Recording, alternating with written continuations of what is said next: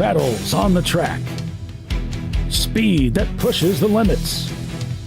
Racing against the clock. This is where drivers test their skill, endurance, and courage. Welcome to the heart-pounding world of auto racing, where every second counts. This is the TireRack.com Champ Car Endurance Series, bringing real affordable endurance road racing to you on North America's most prestigious road courses. With live flag-to-flag coverage of America's best grassroots motorsports racing, AutoZone presents ChampCar.Live.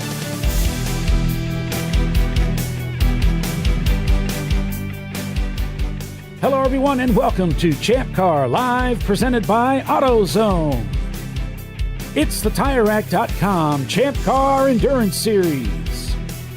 This weekend's race, it's the Flying Wrench Road Atlanta 14-hour for the TireRack.com Champ Car Endurance Series season opener at Michelin Raceway, Road Atlanta. So let's take a look at the thrilling Road Atlanta. As we head out onto the front straightaway, exiting off of turn 12, we're really hauling the mail as we cross that start-finish line and barrel into turn 1 with a lot of speed. But that's good because turn 1 is a very fast, sweeping corner. Climbing the hill, it's so easy to get lost with the continuing crest that never seems to end, and then suddenly turn 2 appears. Drivers have to be ready to whistle through the 2, 3, 4 complex, and car position is so critical here as they'll then dive down the sweeping S's, the car barely hanging on as they accelerate to the hard left-hander turn 5. A quick gear change and you're headed downhill to brake hard for turn 6. With a quick squirt of the power, it's time for the all-important turn 7. We're always seeing a lot of action in this corner as drivers fight for the driving line. And then it's time to see who has the real power under the bonnet. It's a drag race around kinks turns 8 and 9 as teams row up through the gears, racing towards turn 10. But wait, now we have to slow this car down and we're braking downhill, super steep and slow into the 10A, 10B complex. Again, a lot of argy-bargy to get the line off of 10B because it takes us up the steep hill under the bridge for turn 11. But wait, it's not over yet. Turn 12 is very fast and can be tricky over the bumps, upsetting the car. And it's back onto the front straightaway, and that is a lap around the famed Road Atlanta. 2.54 miles is the distance, 12 corners, and that's what our teams will be facing this weekend. This place is off the chain. It is so crazy. Welcome, everybody, to Champ Car Live, presented by AutoZone. It is indeed the TireRack.com Champ Car Endurance Series season opener at Michelin Raceway, Road Atlanta. Welcome, everybody. I'm Paul Veltum, and the guy next to me is Kyle Lockrow. Kyle, good morning, sir. Good morning, Paulie. Good morning, everybody out there, all the teams. Good luck today. It's Road Atlanta, season opener. Can't believe 2025 is already here, and we are getting ready to go green very shortly. Yeah, it's incredible. We had some practice time yesterday on this beautiful 2.5-ish mile racetrack, and the sun was out. We were in the mid 60s. Somehow it still felt kind of hot. Maybe it's because I come from negative degree weather. But and just being out here again, just reminded me of just how insane this racetrack is. You've got some laps around this place, Kyle. I've had the pleasure of racing here twice. The first year was a bit of an adventure, and we can get into that during the broadcast, but I ran this race about 3 years ago with Brew Crew and had a blast and really got to see and understand what is Michelin Raceway Road Atlanta. This place has so much elevation change, blind corners, sweeping corners, corners that you underestimate. You really have to know this place, and there's a reason they carry the Petit Le Mans here in October. Yeah, we got cameras all over the racetrack. Drivers are in their cars. Green flag is supposed to be at 8 o'clock, and I think there's a little bit of administration thing here with the track. We're having a little trouble getting started, but it looks like cars are at pit out, so it's going to be pretty close here as cars are lining up on the grid. And we've got some heavy hitters here this weekend. Roughly, some 66 cars signed up for this event. And let's talk about that a little bit. Absolutely. Let's dive into it. All right, guys, we have 66 entries here this weekend, 13 different manufacturer breakdowns. We have Mazda leading the charge with 19, BMW with 15, Ford, there was a late entry with Section 8 Racing with their 4th entry in the EC class, so that'll bump them up to 8 from the Ford company. Porsche with 6, Honda with 3, Cooper with 3, Toyota with 3 apiece, Nissan and Chevy with 2 apiece, and Hyundai, Infiniti, Lexus, and Scion 1 apiece. The oldest entry we have in the field are 2 1985 and the newest we have is a 2021. 6 car classes just like we had last year: A, B, C, D, F, and our EC class. C class leading the charge as usual. 21 cars, always very, very competitive. 14 in A, 8 in B, 11 in EC, 6 in D, and 3 cars in our F class. That is continuing to grow. Road Atlanta Poly, we know this place is very, very technical. It's very challenging, and it definitely wakes you up for that first race of the year. Yeah, this is it. This is the big season opener. And this track is, I mean, if Road America is classical music, this place is definitely heavy metal. I mean, it is so crazy. I'm standing down here. You know, I came here as a kid, and I forgot just how epic this place is. Where I put this camera down, this is not just looking across the racetrack up into turn 1, or through turn 1 up into 2. This is looking like uphill. This is such a insane steep climb that comes out of that area. You can almost kind of tell. Well, you really can't see over here. Our cameras don't do it justice. There's just no way to see it. Yeah, it's just a crazy cool racetrack. And if you've never been here, you got to get here because it is just that cool. And I can attest to this, folks. He's not blowing smoke here. This place really does have elevation change, like as we talked about. It has so many elements, and it's just such a fast racetrack, and you can't until you've actually driven it and gone up the hill into 1 and you're carrying that speed and going up the hill after 10 and 10A. You really don't understand until you're pretty much going straight up a hill, and you got to know what's on the other side of it. But it's a roller coaster ride. It's definitely the rock and roller coaster of the Southeast. Definitely is. So thanks everybody for joining us. Welcome to the beginning of the 2025 season as cars are getting ready to roll off. This is really exciting stuff. The Flying Wrench Motorsports guys have sponsored the race this weekend. Sure appreciate them. Hopefully we're going to get to see Matt Harper a little bit later today. I think he has a son that's getting married, so he's going to be involved with that. And that he's still planning on getting over here just to come up and say hey. And of course, he's one of the drivers from the Running Bulls racing team car that was destroyed back at Atlanta Motorsports Park late last year, and they rushed to do a build. They did the Herculean stuff. They all had their Superman capes on, trying to get that car done for this race. It just didn't come together. You got to be ready. Well, and you want to make sure the car's tested, especially that team. I mean, Running Bulls has been in the paddock and in this series for many years. They know not to just bring a car out here willy-nilly, take it out, and you want to make sure the car is vetted, it's safe. You want to make sure it's going to be done right. So, no, I commend them. While we miss them, we wish they were here on the grid for this weekend here at Road Atlanta. We understand. Congratulations on new additions to the family. Hope you guys have a blast at the wedding. Have a beverage or two for Paulie and I, sharing the festivities. But we'll look forward to seeing you guys at NCM and everything else going on. Yeah, such a solid race team. And I know Andrew's healing up from that accident. That was a rough ride, a big hit that he took. Glad he's going to be okay. And they are working on that car to join us for the 2025 season. Of course, NCM, the National Championship race. So that'll be pretty exciting at NCM Motorsports Park next month. Well, real quick, we know Andrew's getting healed up, and we're glad to see that he's okay from that accident. But let's give them a quick shout out with Andrew and his wife Jackie. Their daughter, I believe, was Caitlin. Just she graduated from school. She just went in the Navy, and I believe we had saw some stuff on social media about that. So congratulations to the Sides family. That's quite an accomplishment, and following in Dad's footsteps. Yeah, absolutely. You know, that's exciting for that family, and I know it's also difficult on Mama because that means her baby's going to be out of the nest. But yeah, it's always great to see.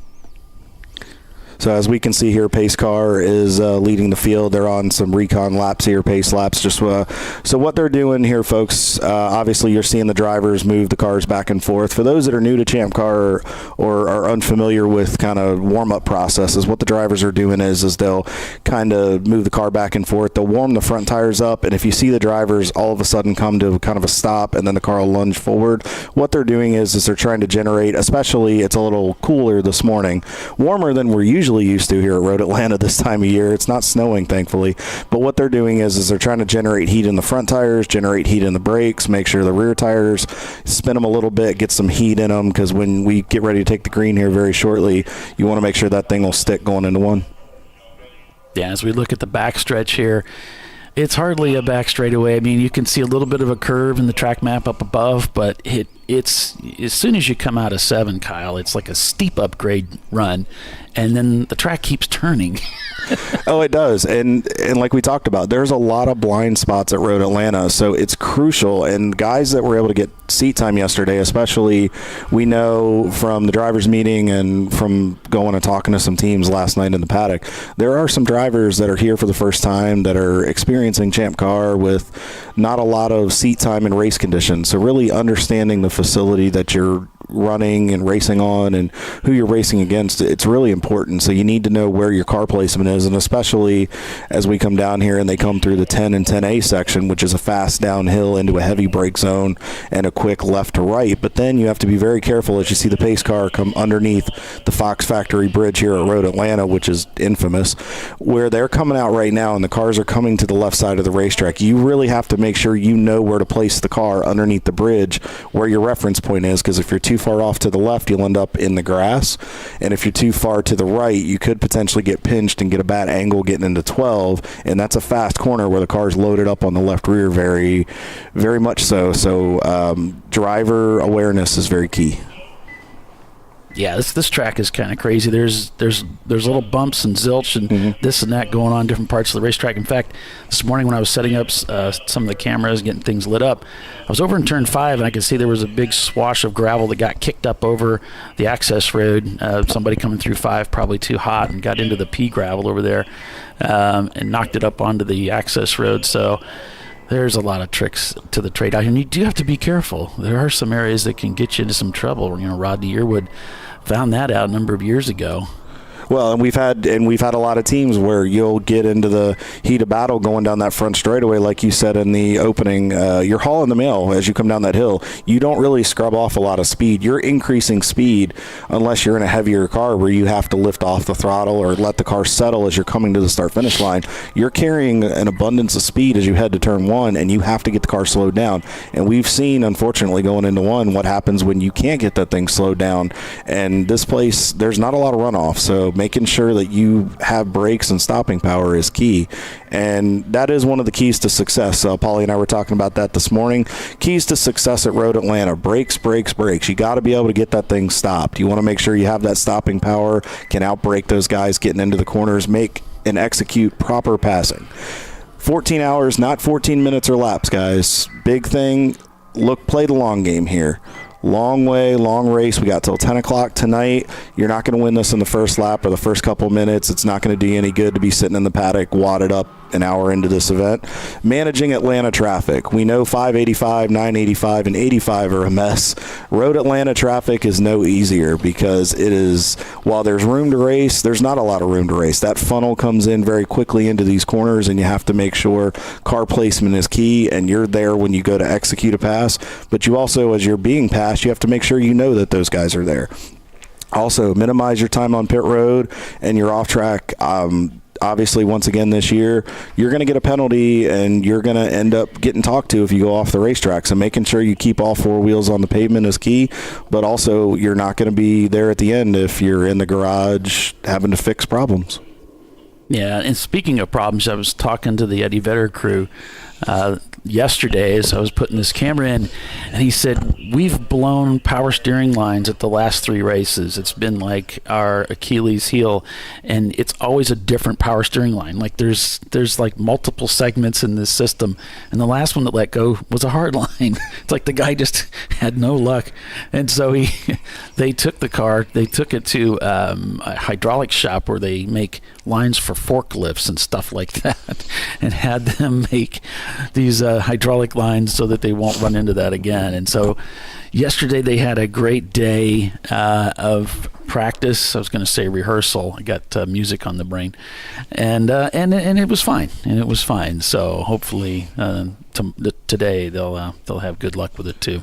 Yeah, I know I was talking to Dan a little bit this morning when we were firing off their camera, and he was very optimistic. I mean, they're the defending champions of this race, and they walked away with this event last year. I mean, they were putting laps down, and they executed, Dan and the guys, they all executed this race perfectly last year, and I know they're hoping to do it again, and hopefully the mechanical gremlins they're gone. All right, cars are coming down the hill. Looks like they're going to take the green this time by as they come down the hill. There's the green flag, and we are underway. The 2025 season for the TireRack.com Champ Car Endurance Series has begun.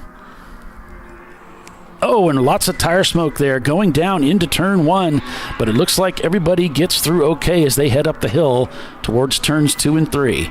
Pretty spread out start here, which is unusual for Road Atlanta, but I think everybody heeded the warning in the drivers meeting today. I think they know we've got a lot of experienced teams and drivers here this weekend, so hopefully a lot of the guys are thinking that long game as we spoke about. On board here with our defending champions, Eddie Vedder. Nice pass there on the right, downshift into turn 1. We'll kind of ride up the hill with these guys. You'll see what we're talking about. This doesn't really do it justice, but you can see just how steep of a hill that is as they're getting ready to try to outbreak the 65 car of Open Throttle, Mike Gorman's guys. I talked to their team yesterday, Bradley Brown, one of their crew members, and chief mechanic. Nice pass right there by Vedder's guys, beautifully executed. They're split between 3 races, the racetracks this weekend, so they've got 2 entries here with specs and F-Class, and then the brand new Faux 30, I was told that's how you say it. So if you're from Emporia, Virginia, you'll know the dialect I'm speaking of. Yeah, I'm Parts Badger here with 2 cars this weekend. They've brought the 630 car out here, but then they also have an F-Class car that they're sporting out here this weekend as well. Yeah, they're very optimistic about that entry. They know that first race with the car, they feel like they have a solid baseline. They've learned a lot with their 97 Miata entry that we're on board with here, which is the flagship car, the 630, as they head down into 10 right here. Good downshift, as I'm talking about, folks. You're really heavy on those brakes. Use those rumble strips as you can. Nice job through there. One of the BMWs got slowed up there. Whoa, a little bit of argy-bargy. And they got through. Beautifully executed pass right there. Very heads up on their drivers. But yeah, they're optimistic on the F-Class car, and they think they can have a good run. Biggest thing is just making sure they don't have any of those gremlins. We're watching these guys come down the hill here, Paulie, under the bridge, and I tell you what, so far, a lot of these guys are given a lot of room, and they're being really smart. Nice move there by the 2023 national champions, Atlanta Speedworks. Good outside pass there.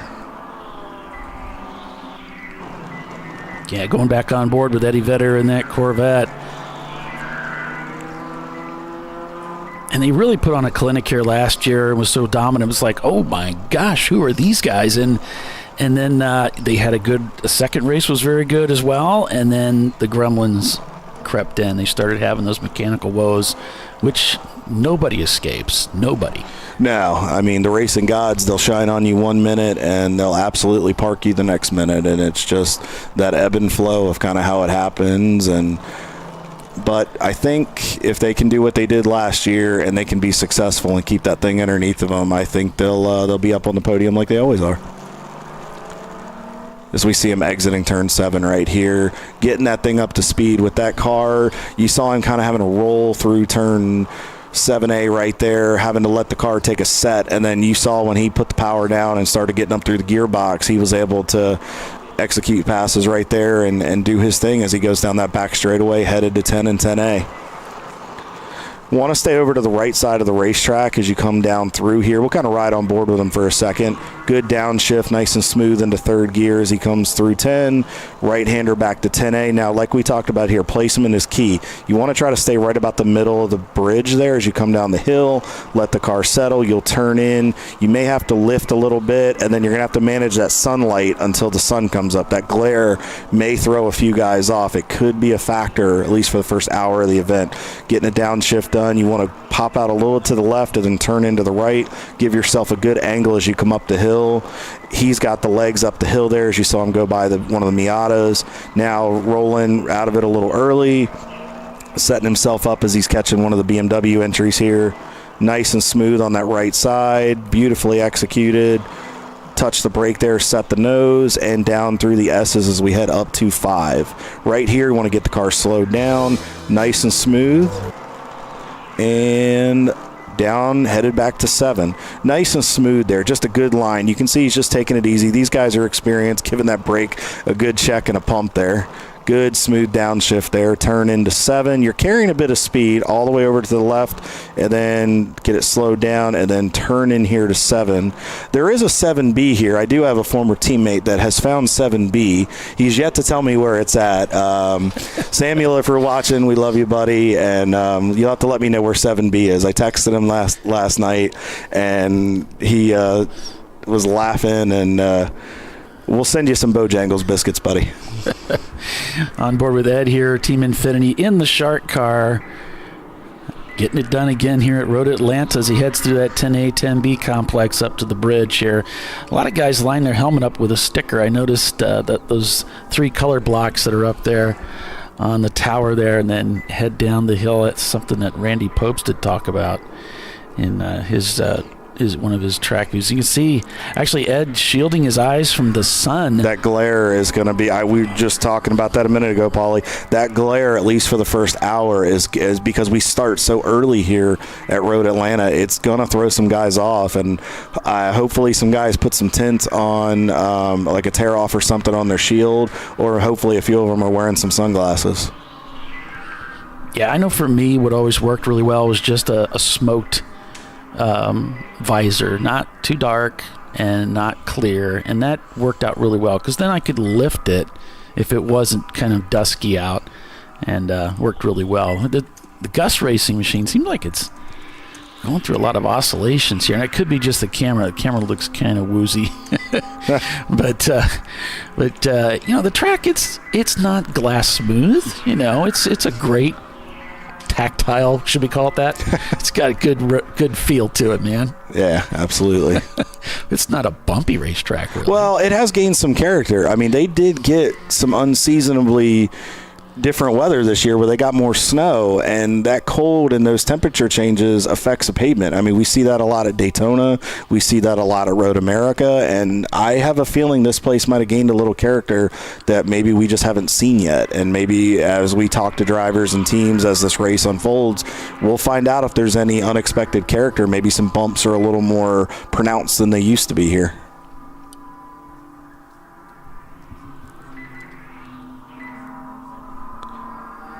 On board here with Gus Racing in their 2006 Mazda Miata 117 car. That's Justin Garvin, who started the car. He's looking to make a pass here going into 1, up into look like 5th gear there, outbraking the 347 Mini.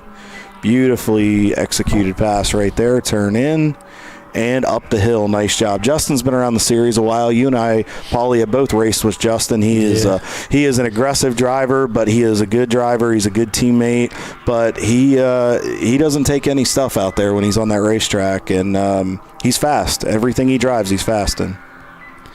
He's a very conscientious person. He's really conscientious about other people. He's a really great-natured person. And he's a very good driver. He's one of those guys that knows how to hang the tail out and push it. We've got a car actually off driver's right at the top of the hill here, Kyle. It looks like he's just driver's right, just coming just after the bridge. Those are our 23. Now it's Atlanta Speedworks. That's the championship. Looks like we're rolling here. Looks like, I'm not sure what happened. Looks like they got it fired. They're all clear, nothing behind them, so they're able to get in, no issue there. I know I got a message from Todd here just a little bit ago, the team principal, Todd Lamb there at Atlanta Speedworks. I believe Todd's in the car right now. I believe the lineup for them will be Todd Lamb, Doug Oakley, Skylar Cottrell, and Eric Rockwell. Did it shut off on him again? Track right, big time. Trying to stay out of the way, it looks like. We'll see if we can follow him, see if he makes it up the hill here, but just left the view of our camera. Yep, there he is. He's definitely off the pace as they're heading up the hill, and he's tracked out to the exit. That is not a good place to be slow right there. So definitely having some problems in the number 1 Porsche. We'll try to get some updates to you guys, or if anybody that's following the broadcast from down in the pits with that entry, it's just a 1-car entry for Atlanta Speedworks. Let us know what's going on, guys. We always going to have people asking about you guys, and not a good start to their 2025 season, but hopefully it's just a minor hiccup and they can get back in the fight. Yeah, on board with 901 Motorsport, Frank here this weekend. I had some dramas at his house. Friday, got basically on Thursday, got no sleep, but back in it again today. Hopefully got some rest last night and ready for a 14-hour endurance race here at Michelin Raceway, Road Atlanta. And we're going to go through a few different phases of this race, Paulie. Right now, sun's coming up. I mean, it's pretty overcast, but the sun, as we see, is starting to peek through. We're going to go through where it's going to warm up. We looked at the forecast today. It's supposed to get up to about between 75, 77 degrees here in the Atlanta area. And then there's about a 30% chance of precipitation around between the 2 to 4 range, and then it looks like as we roll into the evening and into the night, we should be okay, fingers crossed. But you go through the phases. The track will start to heat up. You'll have the grip this morning. It'll go away a little bit, and then as it cools off, you'll get some grip back, but you've also just any humidity in the air, moisture. This place changes. Plus, when you race at night here where there's not a lot of lights, you really have to know your racetrack. Well, and speaking of dramas, Premium Dudes is here this weekend running their Sentinel camera system, and they had some big-time dramas. It's one of those my truck broke down on the way to the racetrack stories. That just horrible situation where they had an engine start knocking in the truck in Knoxville. So truck broke down. I'm not sure how they got rescued out of that situation, but was able to get here. So, well, we're glad to have them. Always good to have the 901 and the 903 entries here. I did talk to Frank a little bit this morning when I fired off their camera, and he said they're looking about 10 races. They're not sure if it's going to be 2 entries for both the events. Just depends on how the ebb and flow of the season goes. But I know they're looking at about 10 races is what he told me this morning. So looking forward to having those guys back again for the bulk of the schedule. Yeah, Track Car Rental, they've got a camera in their car this weekend as well, as we go on board with them in their 95 BMW 325i. And a tip of the hat and a thanks for sending me their live stream today. Absolutely, and this is a great view. So I believe we're on top of the car here. That's a great view. Really gives you guys some perspective here as we go through the S's. You can see really how much curb, especially if you're in a heavier car. Using the curbs here really does make a difference. It kind of, as we call it, because I'm more from the stock car world, we call it de-wedging the car. What it does is it tosses and moves the body weight and body roll over to help transition the weight to where it helps the car rotate a little bit in the corner. And it makes it a little easier where you get that weight transition, the car takes that set, and you can pick the throttle back up. As you can see, he's just kind of rolling through the sections of the track here as he heads onto the back straightaway headed to turn 10. Yeah, it looks like they did throw a meatball out for car number 711. That is the Turn-In Concepts Porsche Boxster. My buddies with Turn-In. Looks like they've been accused of parts falling off the Porsche, so they did get that black flag and have to come in and sort that out before they can return to the racetrack. That's one of the rules of the black flag with the meatball. Well, so you can't have stuff falling off these race cars. We're going way too fast, and things can get really, really dangerous really, really quickly. So you got to be really careful. In fact, that looks like Greg's car pulling out now. There it is, the turn-in composite Porsche pulling back onto the racetrack. And hopefully that's just a minor issue for those guys. I mean, things happen.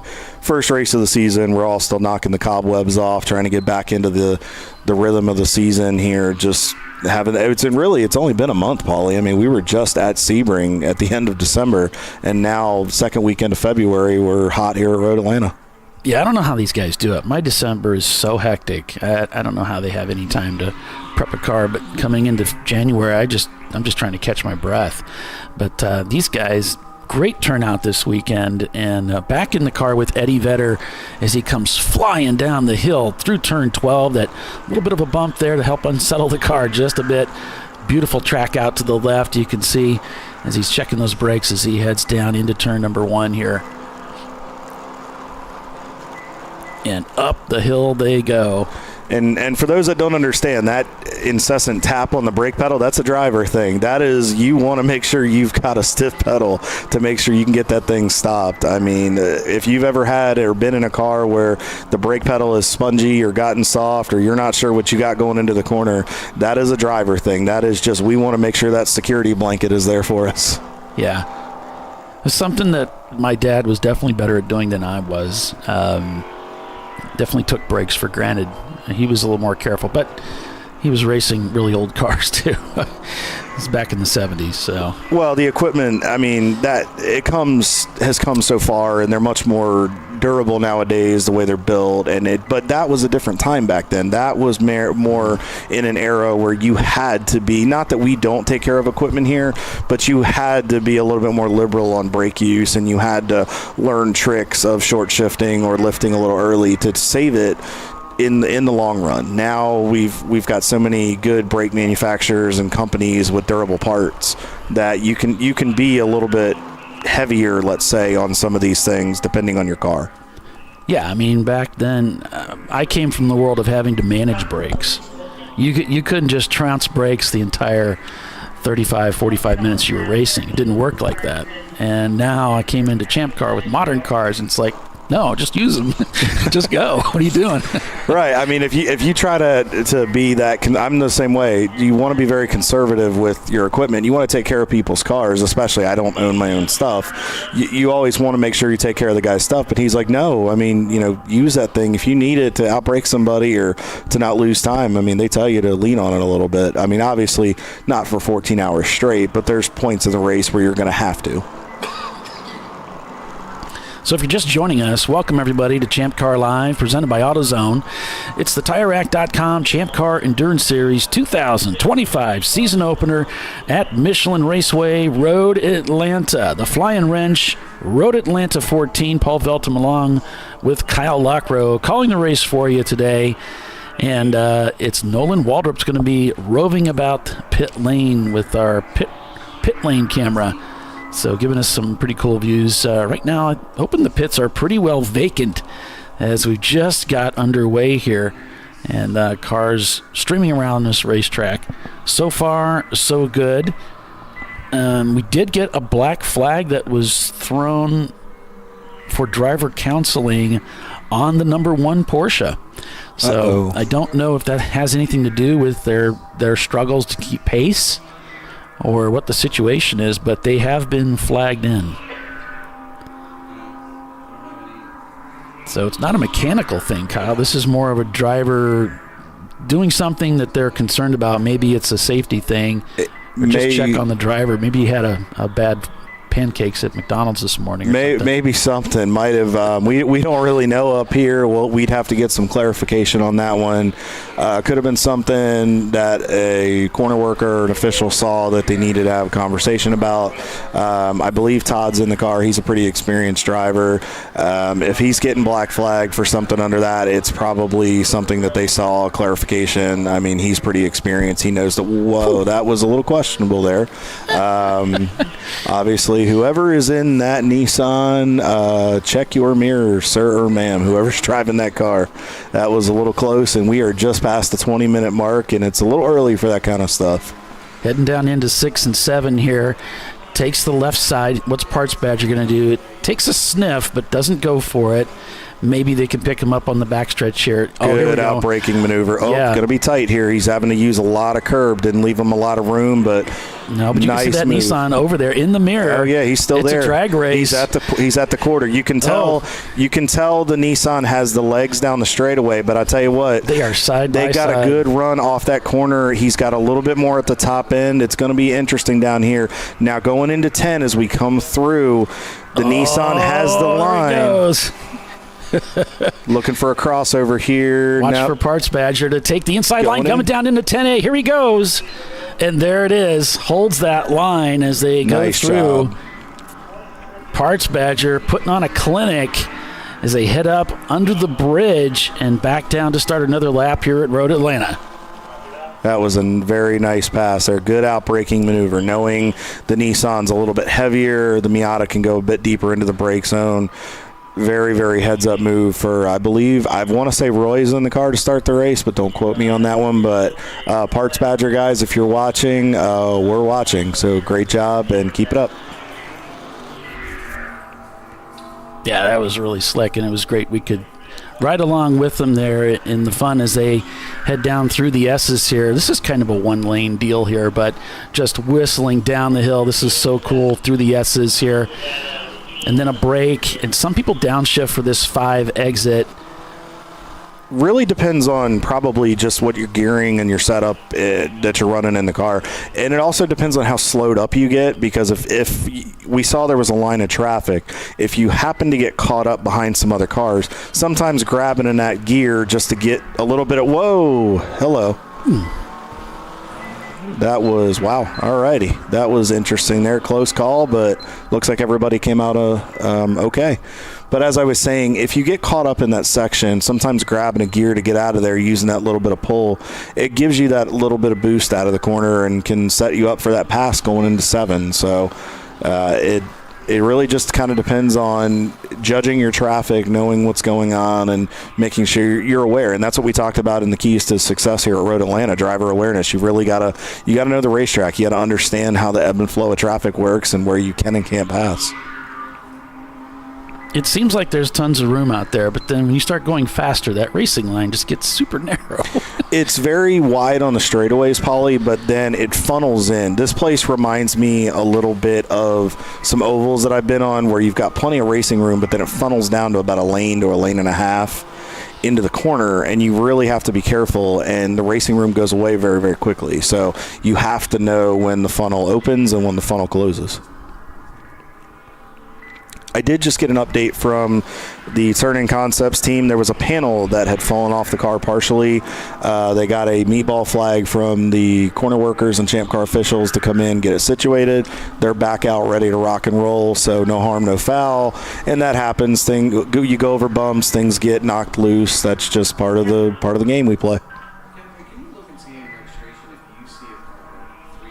So looking at the standings right now, Parts Badger shown leading this race with that B-Class car. Eddie Vedder in second place. Gus Racing is in third. And then we have Team Infinity, Madwag, and Brew Crew. Looking like that's the top 10. We've got several EC cars that are fitted in here this weekend. Just several EC cars that started the race with us today. And, of course, there will be a trophy for the EC class winner. Yeah, it's pretty cool. They're trying something new this year. They've talked to some folks in the paddock, and a lot of people have talked to the board, and it looks like the podium is going to be recognized this year. Oh, got a car off here, got one spinning in front. Eddie Vedder, very heads-up move there. That might have been our friends at Parts Badger. It looked like he might have just gotten in there a little hot, and looks like he's okay, but he did go for a bit of a ride there. Yeah, I believe that was them. So that will give Eddie Vedder the lead of the race. A little bit, and that happens going into that downhill section, guys, where you carry a lot of speed. If you get caught up or a distraction happens, the car can get very upset under braking. The car may have wheel hopped where he went to make a shift. The back of the car started hopping, may have been too quick, and it might have just upset something in the rear end of the drivetrain. So a lot of times the only way to get out of that is to step on the gas to break it. But in that instance, he was able to catch it. So we're still on board with Eddie Vedder here as he's navigating some Mustang traffic here. I'm not sure, that might be Section 8 Racing. I believe that was one of their entries right there. Yeah, I think so. They had a kind of a last-minute entry, did Section 8, bringing that Mustang in, so they made the field. Yep, I mean, Alan Martin always brings a strong group of Mustangs here. Hopefully those things can stay together this weekend, and he can have 4 cars go to the finish. Waving off in front, looks like we got some incident in 7A, Paulie. Yeah. Off to the left, there's a car. It might have been a BMW based on what I was seeing. Yeah, it looks like they've indicated no more money racing in their BMW sedan, the 330i. Currently a spin and continue, but it is a local yellow as a result. So there may be some debris on the track, maybe something kicked up. I'm not sure. Or it could be just one of those things where they spun. They were kind of in a bad spot, threw that caution, and got them going again. So, they've thrown it as a 4-off, stuck and stopped is what they've edited. It looked like he was in a gravel trap, Paulie, off to the left, off of 7A there. I think there's, looks like there's some emergency crews possibly being dispatched to get him out of that kitty litter if he is stuck. That's a bad spot. I mean, you can't, once you get into that kitty litter, that pea gravel, there's really not much you can do. And if you don't realize you're stuck in it, a lot of guys will want to just they'll try to rock the car and get out. But unfortunately, if you spin the tires very, very aggressively, you'll dig the car in harder. And if you get it up to the axles, you got to be real careful because that pea gravel is very fine and it can damage pieces of the car, and you got to be very careful. So it looks like we may be going under a double yellow here, and we may be going to a code 35 so they can get that car freed up. Yeah, it looks like they've decided they're going to have to yellow the whole field and slow everybody down so they can get them pulled. On board with Team Infinity as they've brought their Infinity J30 out here again this weekend. I'm rocking my new One Touch Yi camera this weekend. It's always fun when you get new toys, right? Yeah. Looks like it's working pretty good again this weekend. It's always a plus. You can see emergency vehicles working their way out of pit road. Looks like there's a car stopped there. Somebody coming off pit road there. Emergency vehicles are being dispatched over to 7A to get that BMW unstuck. So hopefully this should be a pretty quick caution, and we can go back green here very shortly. Yeah, it looks like they're talking to that driver. I wondered if maybe they were holding them there, but it doesn't look like it's a hold. It looks like they're just talking to him right now. Might be having a little conversation about either something, or might just be clarification, or they might have been waiting for that 5-minute clock. So if for some reason the way the rules work in Champ Car, for anybody that's new to the series, if you happen to take fuel on your pit stop, you have to stay in the pits for a minimum of 5 minutes. It is a safety procedure that Champ Car has. We don't want these are amateur teams. They don't have the experience of your NASCAR guys, your IMSA guys, IndyCar guys, where they can quickly do this, where they want the car off. They want to make sure proper fueling is done, where nothing happens. We want to make sure everybody's safe and goes home to their families at the conclusion of 14 hours. So they make sure you're in the pits. They might have gone ahead and taken some fuel. We are 30 minutes in here, Paulie. Maybe thinking some pit strategy, trying to, hey, we had to come in. We're trying to get ahead a little bit. So with that, we're going to take a quick commercial break and be back in just a few. So stay with us, everybody. Lots of racing on tap here today at Michelin Raceway, Road Atlanta, the season opener for the TireRack.com Champ Car Endurance Series. Stay with us. We'll be right back.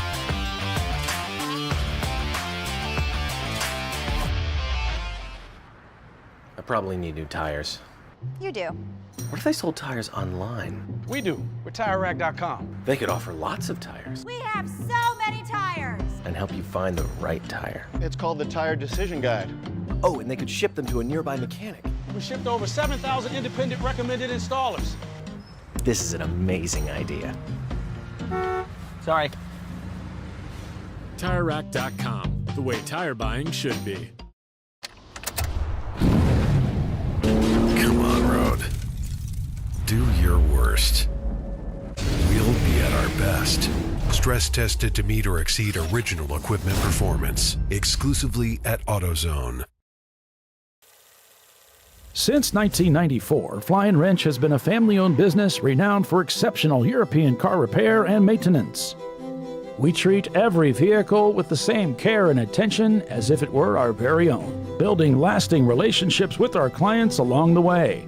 We specialize in high-performance vehicles, offering a range of services that include fabrication, construction, custom wiring, and much more. Visit us at flyinwrench.com. Discovery Parts is a veteran-owned racing and safety equipment company. While we're located inside Atlanta Motorsports Park in Dawsonville, Georgia, Discovery Parts can also be found at the tracks, supporting a number of Champ Car Series events. We take pride in being a reseller of the best of the industry to Champ Car teams and drivers. We know racing, love racing, and look forward to tomorrow to even more racing. Visit us at discoveryparts.com.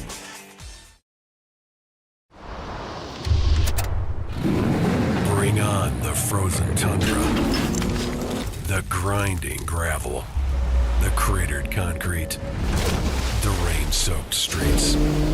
Come on, road. Do your worst. We'll be at our best. Reliable performance in unreliable conditions. Designed to meet or exceed original equipment performance. That's why more auto technicians choose Duralast parts. Exclusively at AutoZone. At Parts Badger, we're not your typical machine shop. When a market-leading mountain bike manufacturer was looking to reshore their hardware components, they turned to Parts Badger. Within weeks, we had deployed a dedicated manufacturing cell, ramped up production, and had guaranteed capacity to meet their demand.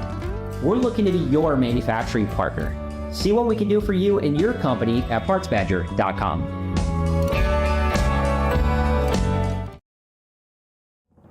Lifeline's continuous commitment to research and development ensures that we supply the most innovative and cutting-edge products available. Used by the majority of the world's motorsport championship-winning drivers, teams, and constructors, Lifeline has a stringent and proven history of success. Lifeline's continuous commitment to research and development ensures that we supply the most innovative and cutting-edge products available. Lifeline's 0360 systems are the result of over 7 years of intensive research and development using 3M's Novik 1230 environmentally safe gas extinguishant. Lifeline uses only the finest quality components. For more information regarding our fire safety equipment and fire safety systems, please contact us at info@lifeline-fire.com. Sentinel is a comprehensive motorsports video solution incorporating live streaming, local recording, 3 cameras with picture-in-picture, flag status, and much, much more. Stop playing with multiple solutions. Sentinel handles it all, including timing and scoring, vehicle data, graphic overlays, adaptive bitrate encoding, network bonding, and more. Sentinel is the solution to sharing your motorsports experience with your friends, family, sponsors, and the world. What are you waiting for? Get your Sentinel today and never miss an on-track moment. www.sentinel.racing. Duralast, designed to meet or exceed OE performance, with 2-layer shims and OE-style slots and chamfers to eliminate noise. Backed by a noise-free guarantee when professionally installed. That's the Duralast difference, only at AutoZone.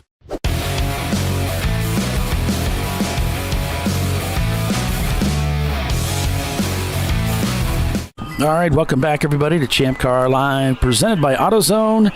We're at Michelin Raceway, Road Atlanta this weekend. The Flying Wrench, Road Atlanta, 14-hour. Paul Veltman, Kyle Lockrow calling the race for you this weekend. We got Nolan Waldrop here as well this weekend. He's going to be hanging around in the pits and giving us some of those live shots from pit road. So we're back to green. So looking good here as the field's coming down the hill. good single file racing right here. Everybody's just minding their P's and Q's as we're approaching the 40-minute mark, just trying to survive here. Getting through that first hour is always key. So got an update from a couple teams on what's going on. First thing I wanted to pass along, I know Todd Lamb, the team principal over at Atlantic Speedworks, wanted to sincerely thank the DIY AutoTune guys for getting their ECU back up and rolling this weekend. Their weekend would have been a little bit tampered with if that hadn't happened, so kudos to those guys. The Hong North in the racing guys in the 8 car. Mike Taylor is in the car to start. Nabil will be in the car after that, and Kevin Boswell. It's a 3-man lineup. They wanted us to make sure Just Track It, AMP EFI, DIYAutotune.com, HIW LLC, Race Wiring and Fabrication. They want to say thank you for all your support. They greatly appreciate it.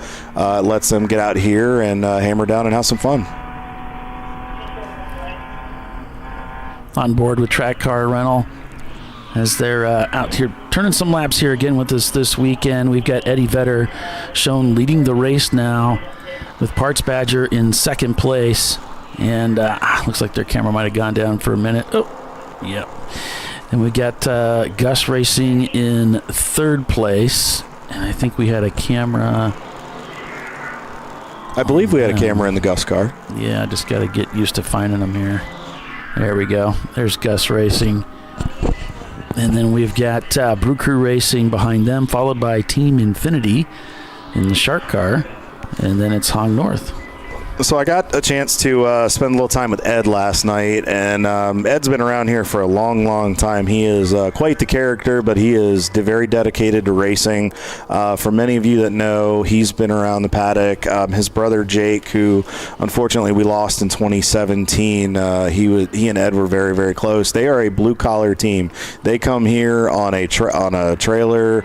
It's a pullback. Those guys work really, really hard. They thrash to get that car ready. That 19 car, it's an automatic transmission car. It is got a lot of cool features to it. Ed was telling me about it. And they're looking to do about 4 races this year, including here at Road Atlanta.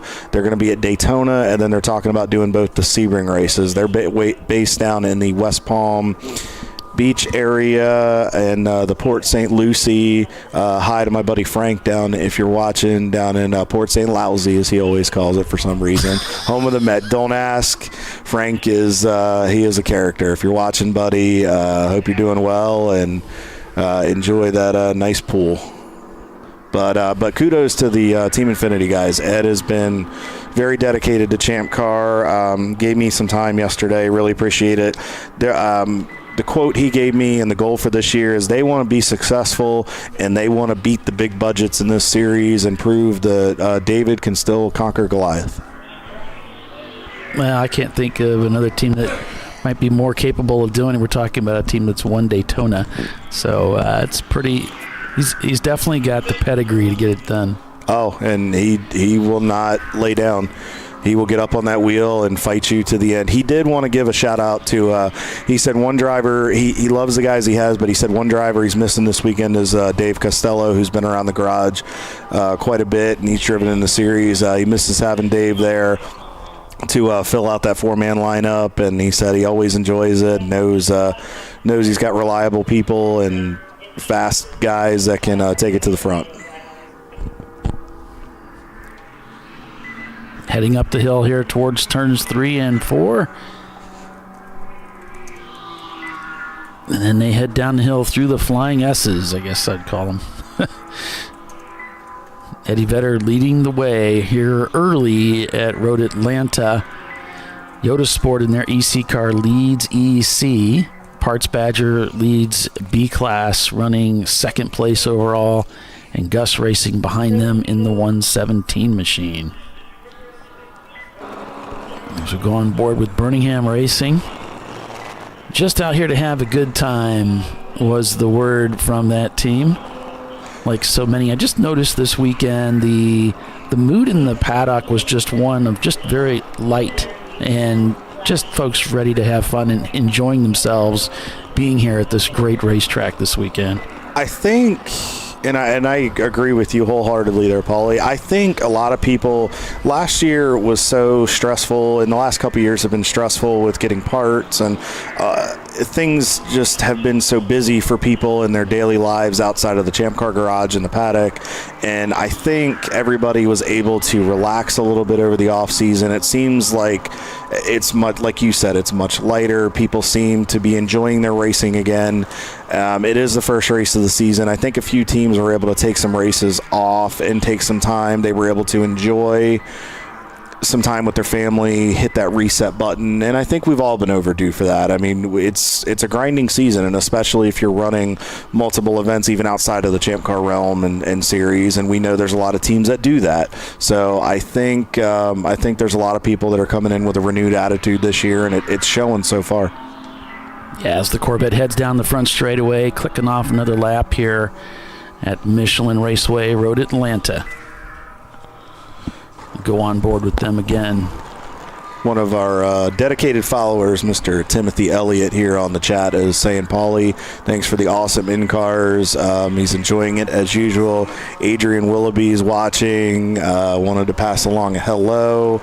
Todd Covey appreciates all the coverage. He's getting the car ready for Daytona, so we'll let him know, Todd. We're hoping to see you and the guys there, and we know Daytona will be a big event, as it always is. Yeah, I mean, it's inspiring to see these cars out here, weekend after weekend. It kind of inspires us to stay after our builds and keep them going. And that's always difficult sometimes. I mean, I know for me it's always been a challenge to stay on top of things like that. Well, it's hard. I mean, we all, outside of this garage, as we spoke about, we have so many things going on between work and personal interests outside of racing. It's hard, and it's just our lives sometimes aren't getting any slower paced. So I commend the guys. Whoa, that was a great outbraking maneuver there by the Vetter Corvette. We got a car stop, track left there, up at 11 there, Kyle.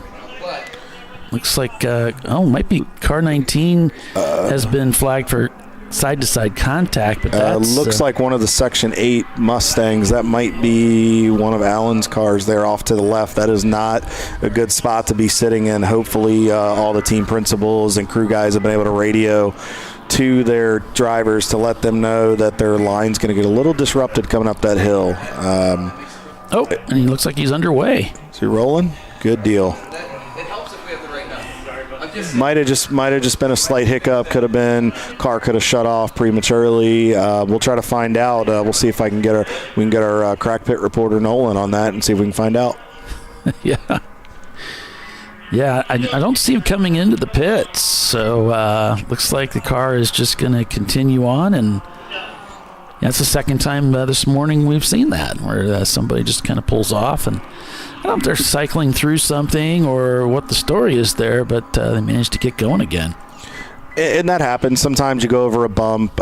First race of the season, we're knocking the gremlins out of these things. Guys are getting the cobwebs knocked off. Things happen. Something could have gotten knocked loose or just could have, like I said, prematurely shut off. Sometimes if you just take that second, get off to the side, cycle the power, fire it back up, and do what you need to do to get back underway, sometimes it can go. And we know race cars are very fickle. They always like to work for us all the time. So nothing odd ever happens to these things.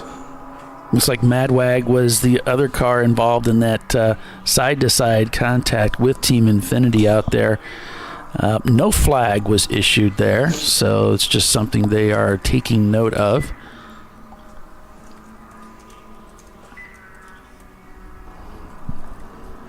As you can see, some of the action in the pits here. And so far it looks pretty quiet on pit road, which is what everybody hopes for. We want to see the cars on the racetrack. Absolutely. If the crew guys are sitting in a chair, relaxing, tracking the race on their phone, watching the broadcast, and that's what you want. The last thing you want is 45 minutes into these guys to have to be thrashing on a car.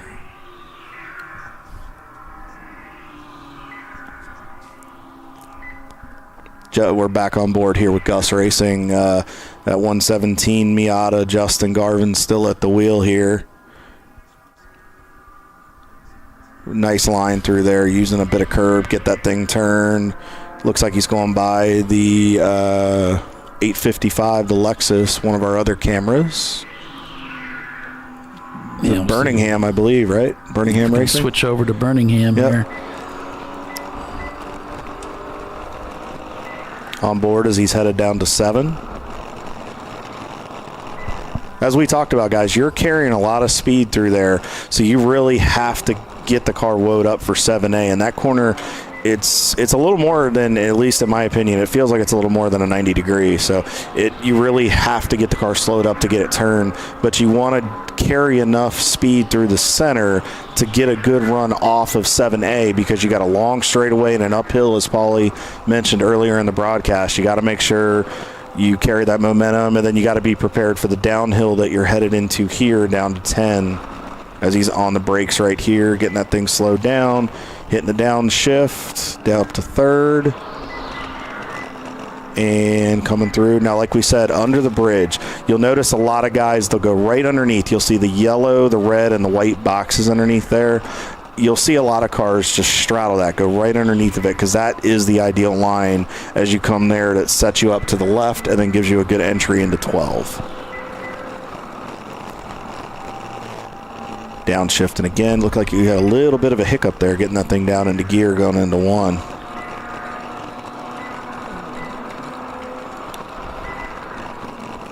You got to make sure you're playing those shifts accordingly. You want to make sure you don't disrupt it. Like we said, if you do it too quick or you got too much brake dialed into the rear, depending on how your master cylinder setup is, you can wheel hop pretty quick. In this place with the bumps, it can cause a wheel hop very quickly, and the wheel hop can damage the back end of that car. It can take you out of a race. So making sure you're smooth on those downshifts is key to being there at the end of the race.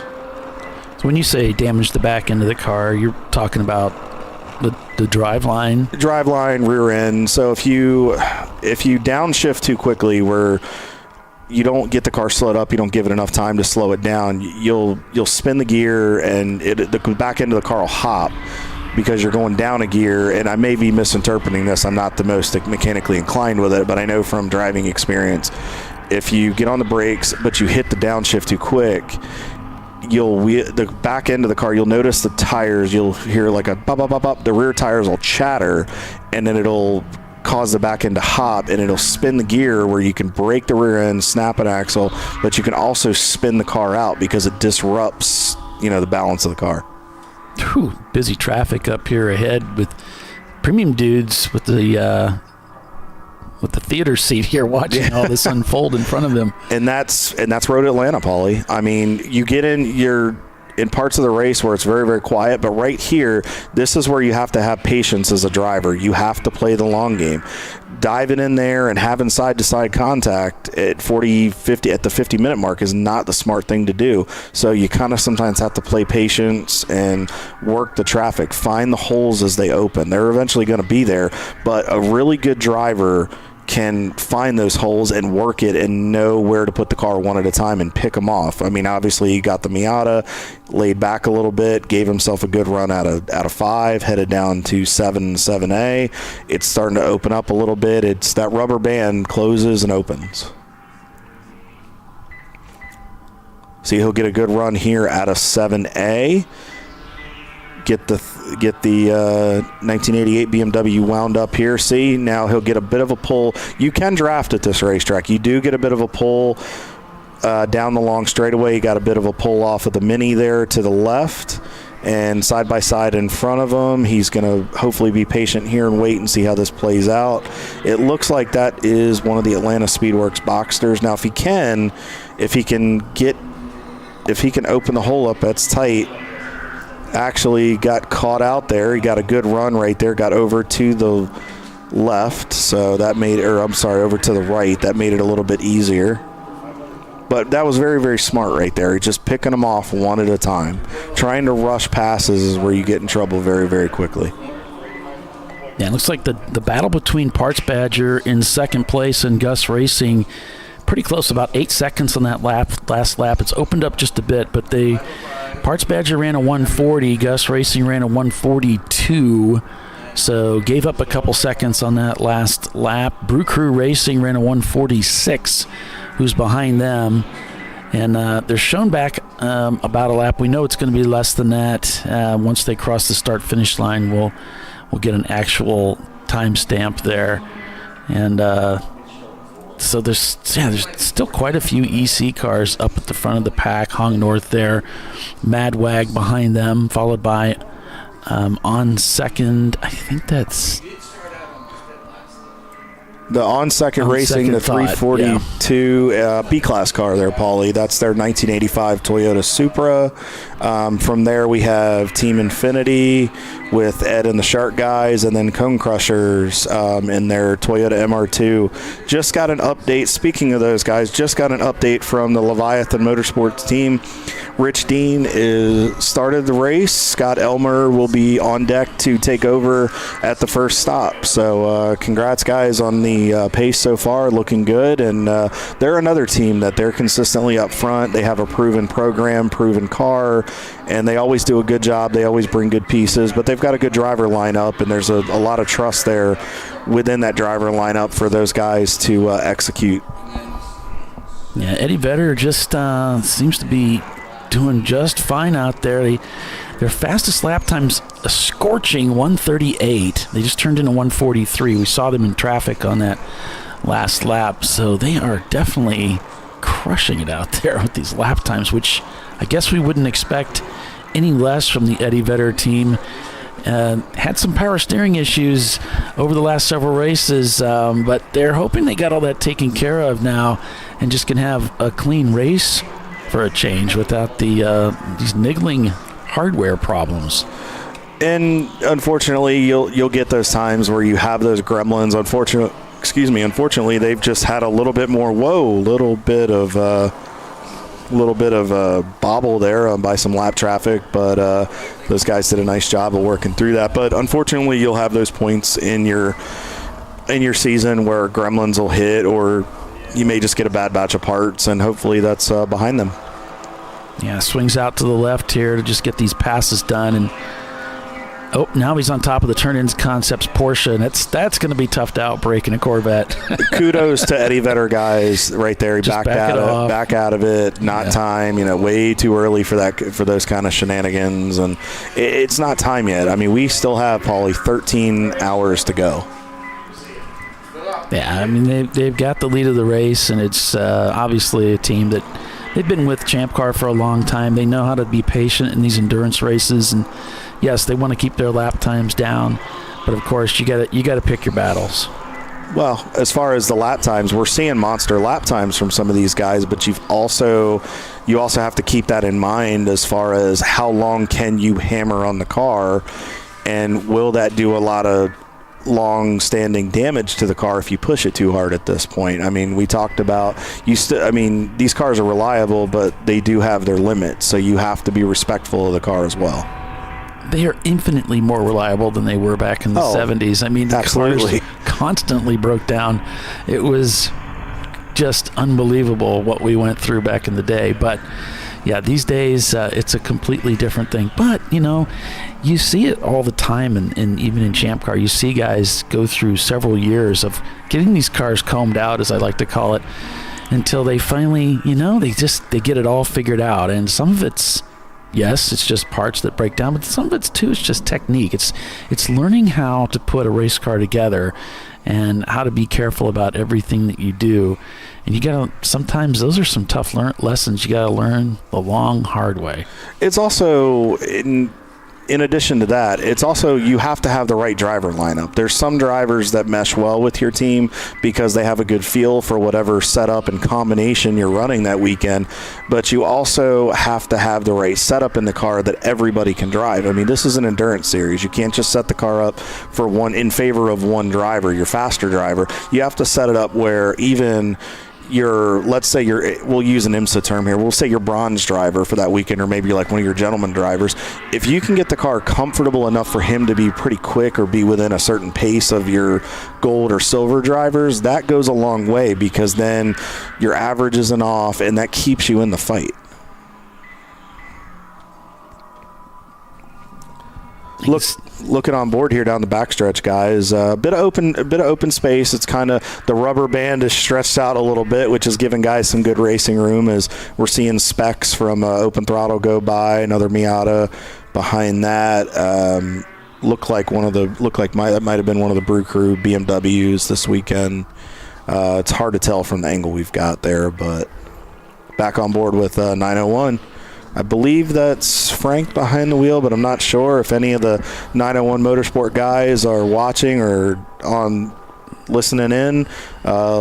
Shoot us a driver lineup if you don't mind. Let us know who's going on so we can make sure we're not giving the wrong driver that's in the car credit.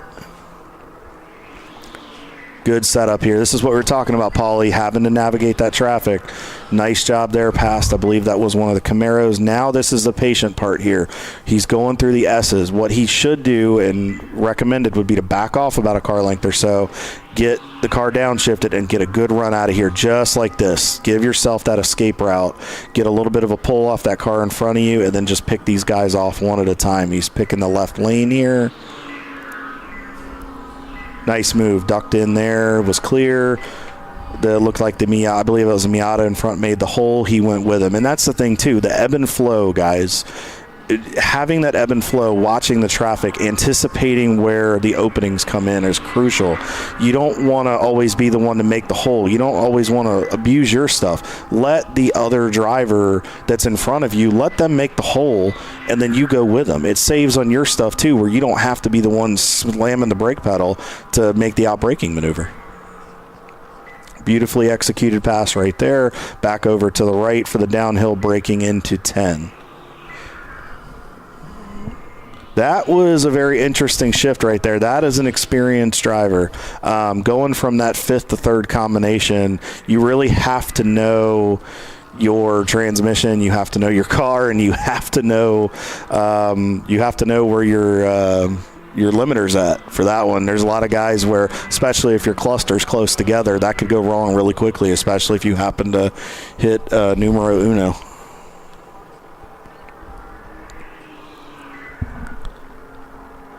So looking good here as he goes up the hill, coming into, I believe, turn 3.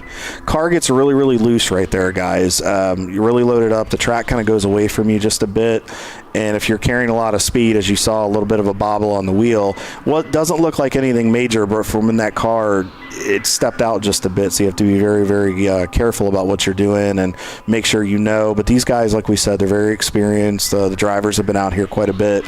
They know what the limit of that BMW is. Heading down into 7 here. He's running a good pace so far.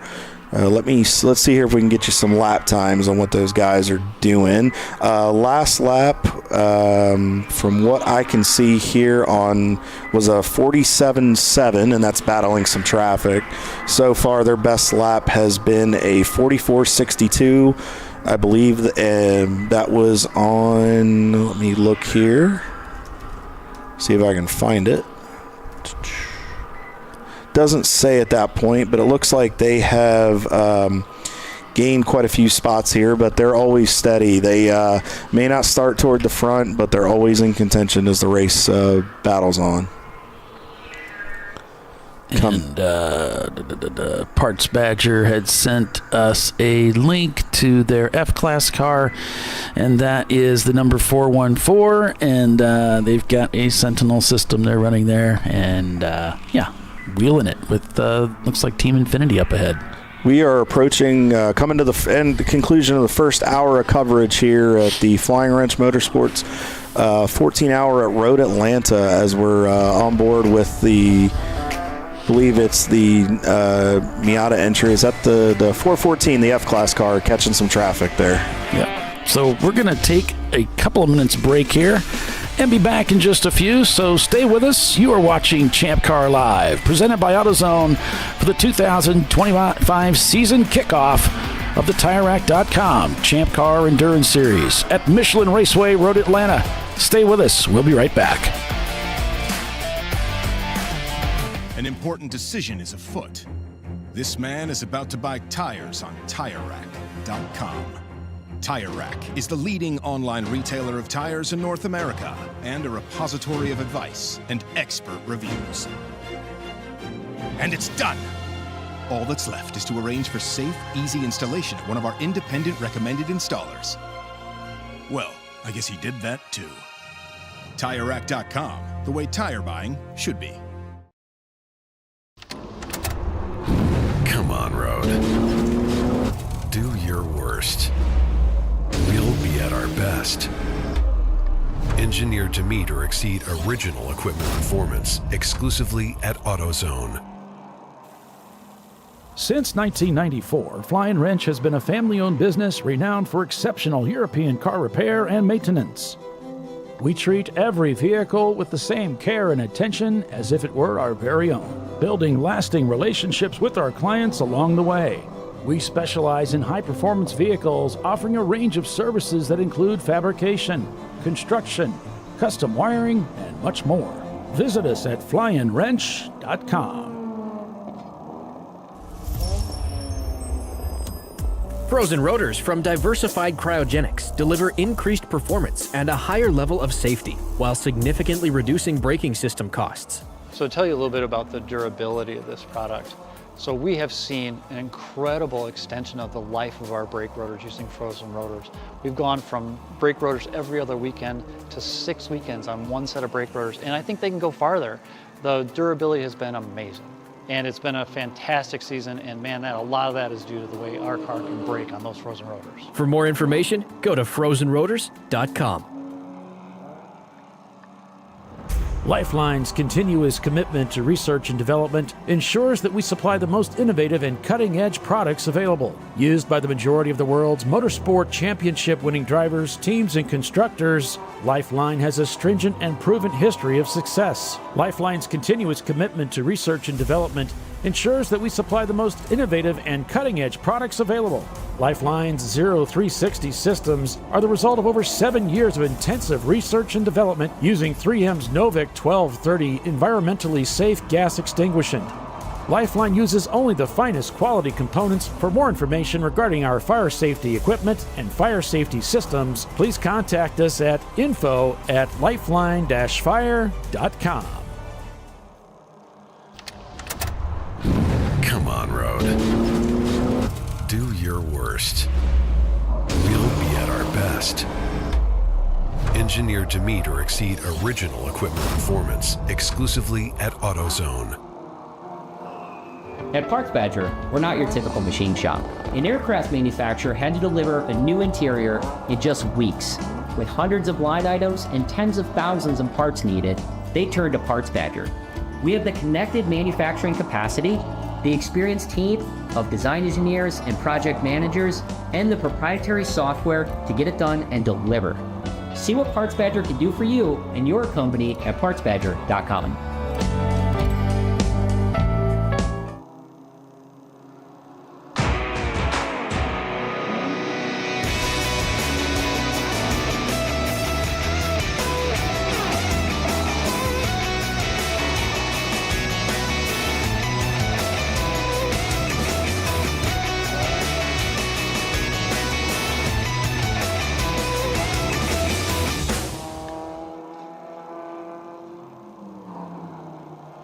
Discovery Parts is a veteran-owned racing and safety equipment company. While we're located inside Atlanta Motorsports Park in Dawsonville, Georgia, Discovery Parts can also be found at the tracks, supporting a number of Champ Car Series events. We take pride in being a reseller of the best of the industry to Champ Car teams and drivers. We know racing, love racing, and look forward to tomorrow to even more racing. Visit us at discoveryparts.com. Sentinel is a comprehensive motorsports video solution incorporating live streaming, local recording, 3 cameras with picture-in-picture, flag status, and much, much more. Stop playing with multiple solutions.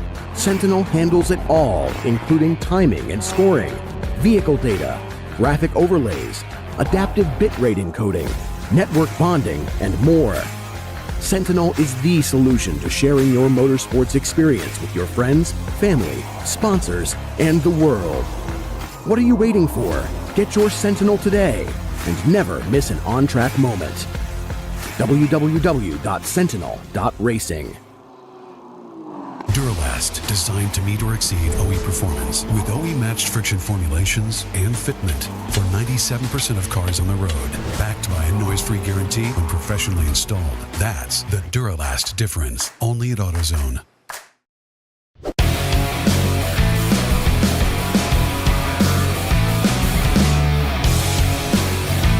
And welcome back, everybody, to Champ Car Live, presented by AutoZone here at Michelin Raceway Road, Atlanta. The leader working lap 34. Who's the leader? It is the Eddie Vedder team in their Chevrolet Corvette, number 91. And they hold the what looks like the fastest lap time of the day, that 138.233, just turned in a 140. A 45-second gap over Parts Badger in the 630 car. And then Gus Racing has dropped almost 13 seconds behind Parts Badger now, trailing in third place. And that's a look at the top three. Then we've got the EC car behind them, back another couple seconds. And then it's Brew Crew Racing, Hong North, Madwag, Cone Crushers, On Second Thought, and Team Infinity. Top 10 there. Paulie, I do want to clear up something. I got some clarification from Andrew Sides about their daughter. She graduated from Navy boot camp, so I wanted to make sure I got the clarification details. Andrew and Jackie are waiting on their flight, and they wanted to pass along that they were watching. We hope you guys have a safe flight. Congratulations to your daughter again. Quite an accomplishment, and thank you to all of our men and women that serve in the military. Thank you for your service, and we greatly appreciate you keeping us safe and allowing us to race in each and every weekend. And then about the 901 Motorsport team, I was given clarification from Andrew that is Brett in the car. Frank and his team were gracious enough to send a driver lineup for both entries this weekend for who's in the car, and we'll go through that as the race develops.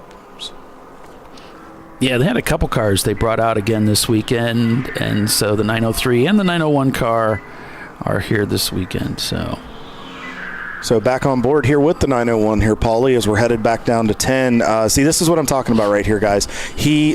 Brett is nice and smooth on the downshift. He let the car in front make the opening. He was able to poke the nose right there. Now he's a little bit offline, headed up the hill, but he's going for a split right there. That was a beautiful move, actually. Got great acceleration out of 10A up the hill. The white car bobbled. I wasn't sure what car that was, but nice move right there, resting his left hand. You get tired on that wheel, especially when you go over the bumps and as you're in the car. When you get a little bit of time to rest on those straightaways, if you can take a hand off the wheel for a second, he's given a point by. That is an experienced driver, letting the Eddie Vedder guys' head go on by. They know their faster piece down the straightaway. Playing big picture racing right now as we're only at the hour 10 mark. So good heads up by Brett right there. Keep it up, guys. 901 Motorsport in 15th place in the standings. Of course, they've got some EC cars up ahead of them. And then it's the John Allen Special Mini Cooper also right behind them. And it's Lester Epps, our buddy Lester, is going to be joining us this year for the broadcast. He's racing the Mini Cooper this weekend. So it's got we got the whole crew here, man. We're having a good time. Just got an update from Frank with 901. Everything is good to go. He is dealing with, I'm using air quotes with this, the stubborn EC cars. So they're having a problem trying to get those guys around them and stay out of the way and things like that. So just, again, navigating that Atlanta traffic. It's not just 85 and 985, guys. It's road Atlanta traffic is just as brutal. Heading up the hill here off of turn 1 towards 2 and 3.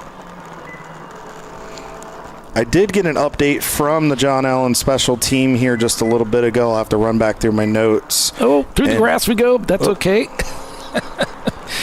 Took a detour there. You know, they got that little agricultural racing there. Yeah, I think just decided, no, this isn't going to work.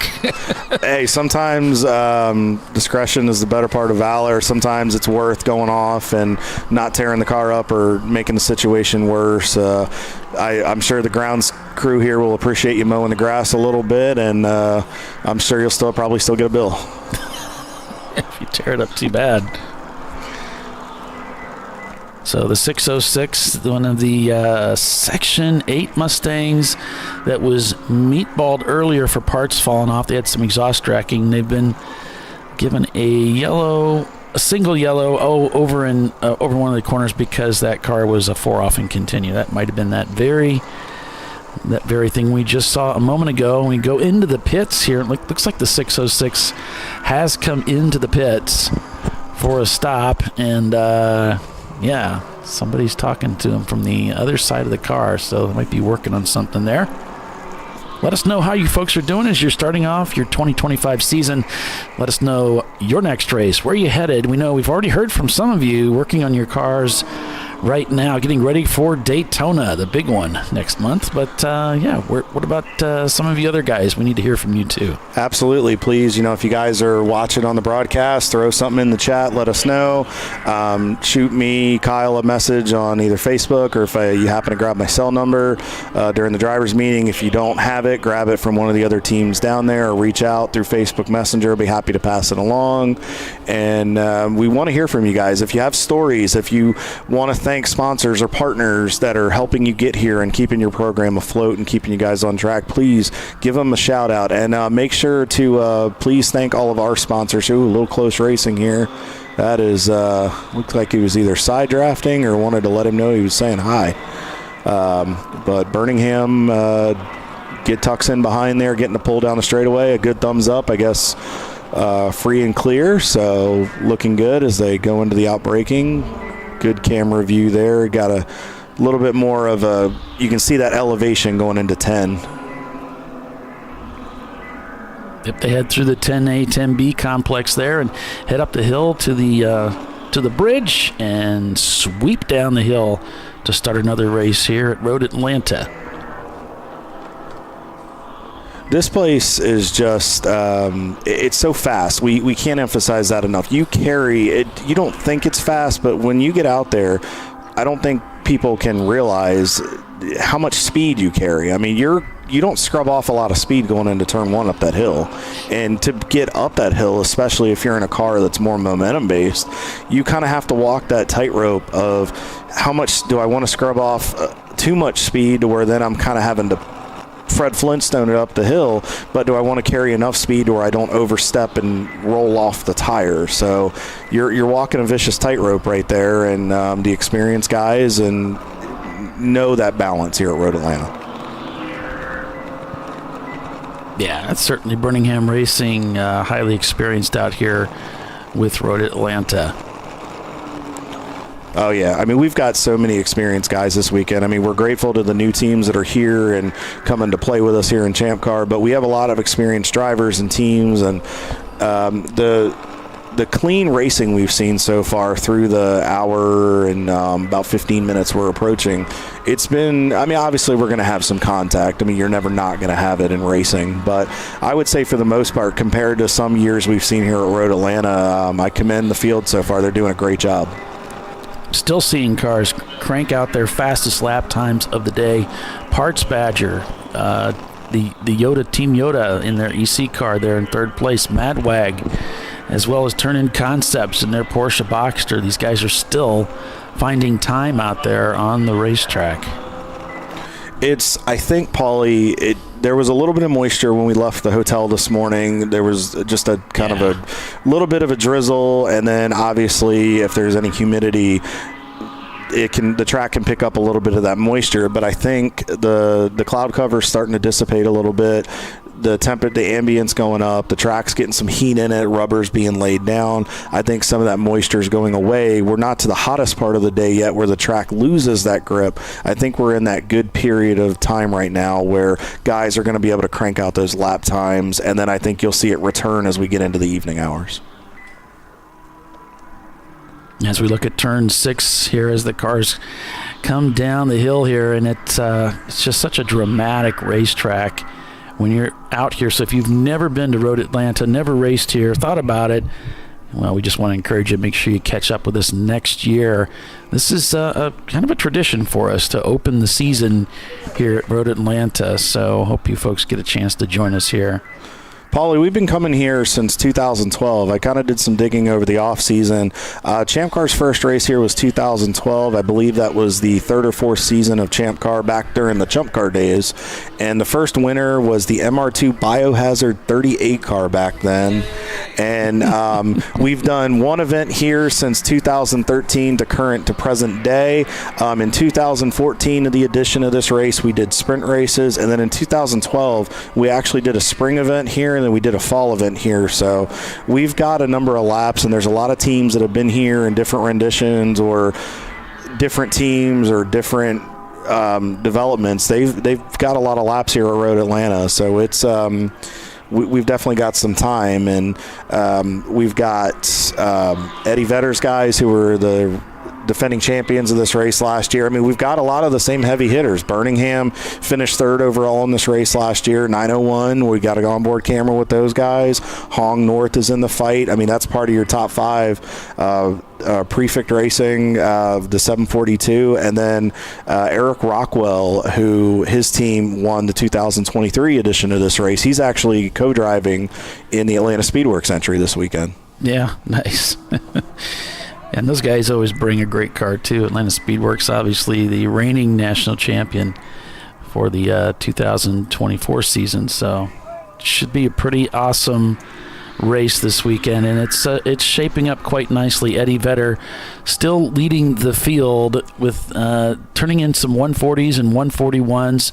Parts Badger just turned in a 143, but similar lap times, not too far off the pace is the number 630 with Gus Racing in third, back about 13 seconds. And then it's Brew Crew Racing now, continuing to push the issue now, still showing about a lap back, but I'm sure it's not a full lap. Just turned in a 144. Their fastest lap time at 141. There it is, about a minute and 9 seconds the gap for Brew Crew Racing in the number 86. Yep, and they've been in this garage area in this paddock a long time. Arjun, his wife Kate, John Stone, one of their co-drivers. I saw him this weekend here in the paddock. They've always got an experienced group of guys. I've had the pleasure of driving their BMWs. I've driven for this. I drove the 75 for them back in 2022. I had the pleasure of driving Arjun's car here, the 86, the flagship entry here in the 22 edition of this race, and then I drove it a few races in 23. It's always a proven piece. I know, speaking to him over the last couple of years, they've been working on making improvements and just continuing to develop that program. He's very precise about how he runs things. He is very particular about how he wants things, but that's just his experience, and he wants to put an IMSA-esque program into this and runs it as such. So seeing those guys up front here, plus this is home for them. So this is one of two home events for them between here and Atlanta Motorsports Park. So they're always going to put a big emphasis on Road Atlanta. Go on board with where the action looks to be with Track Car Rental. Man, the camera's just really not in the mood right now. Yeah, unfortunately, that was as we just got our picture back here. Off in the dirt there. It looked like somebody, I think they went to turn in, Paulie, from what I could tell, when we got our feedback, and it looked like he bobbed to go back the other way to avoid contact, and he happened to go off the racetrack. So, well, and Kyle, I'm seeing reports over in turn 6, which is where we just came out of. There's a report of possible debris on the racetrack. It's funny you say that, Paulie, because I just got some reports from a couple teams. They're saying there's some fluid at various points of the racetrack. Overshot the there corner may there. be some fluid around the racetrack, Paulie, because I'm seeing a lot of guys having that bob and weave where they're getting in, and they may be hitting patches of some type of fluid or some type of debris on that racetrack. There may be some grass or dirt that's thrown up there that's throwing these drivers for a loop. So something we might want to monitor. Nolan, we'll try to get him on it, maybe get him to talk to a few people, and something we need to keep an eye on. Okay, so we have a car that's off at 10. Looks like we got a car off in turn 10 here, guys. It's hard to tell from the angle. It looks like it's one of the BMW entries here. We'll try to get a better angle as much as we can. That is not a good spot to be sitting in. That is a high-speed brake downhill in that zone, and the driver's door is facing the oncoming traffic. Thankfully, we are going full course yellow here. Should be code 35 in a matter of seconds. Yes, we are now under code 35. Thankfully for that, because that is not a comfortable position to be sitting in, and thankfully we have experienced guys in the field, and they were all heads up enough to get woed up. Well, and I'm sure you're right. I mean, we just were on board one of the cars. He had some tire lockup going down into 10A, and here we have a car that's off the track as well, so there has to be something on the track down there. I think there may be some in a few different spots, Paulie. Like I said, we're seeing a lot of guys in some brake zones where the cars are bobbing and weaving more than you would just under some heavy braking conditions. So might be a good time as we're approaching that hour and a half mark in this race to get a once over of the track. We've been going at it since 8 a.m. and might just, with a few incidents we've had, might just have to get some of that junk off the track as we see the safety crews are headed down the hill there to get them out of the kitty litter. Yeah, Nolan down in the pits. We saw that Porsche 944 heading back out onto the racetrack, and appreciate all the compliments, guys. Getting ready for this broadcast and for this season, it's been it's been a bit heavy. It's been a bit of a hectic process as we've turned things up a little bit on the quality. I don't know what I was thinking. It's so stupid. I always said I was going to keep the bar low, and here we go. But thank you for the compliments. Appreciate that. It is affirming. We'll still try to keep the bar as low as we can, guys. I mean, we don't want to set the expectation too high here, because then they expect it from you all the time. I know. We're setting ourselves up for failure come NCM, and especially Daytona. We want to be sitting on a beach sipping drinks here, watching a race at Daytona. Mike could make that happen. We should. We should. We're going to be at the beach, man. Yeah. We don't need to do that, but we just enjoying ourselves. We're on vacation. So really quick before I get this was a running joke from last year. I forget which race it was. I think it was Pittsburgh or one of them. Hi to my mom, Patty, and my dad, Jim. Mom, don't cut me out of the will. So, I want to say hi. Love you guys. Hope you're enjoying retirement. They just moved to Conway in Myrtle Beach. We just got them moved into their new house last weekend. So, Mom, have as my niece calls it, have one of Nini's juice boxes and sit back and enjoy the broadcast. Was that a hi to my family at home? Yep, that's a Scott Pruitt. Hi to my family at home. Okay. I'm not as graceful as Scott Pruitt, so I don't want to take that. And if it's copyrighted, I don't want to get a letter from Scott or his wife Judy or his business saying you owe us money now.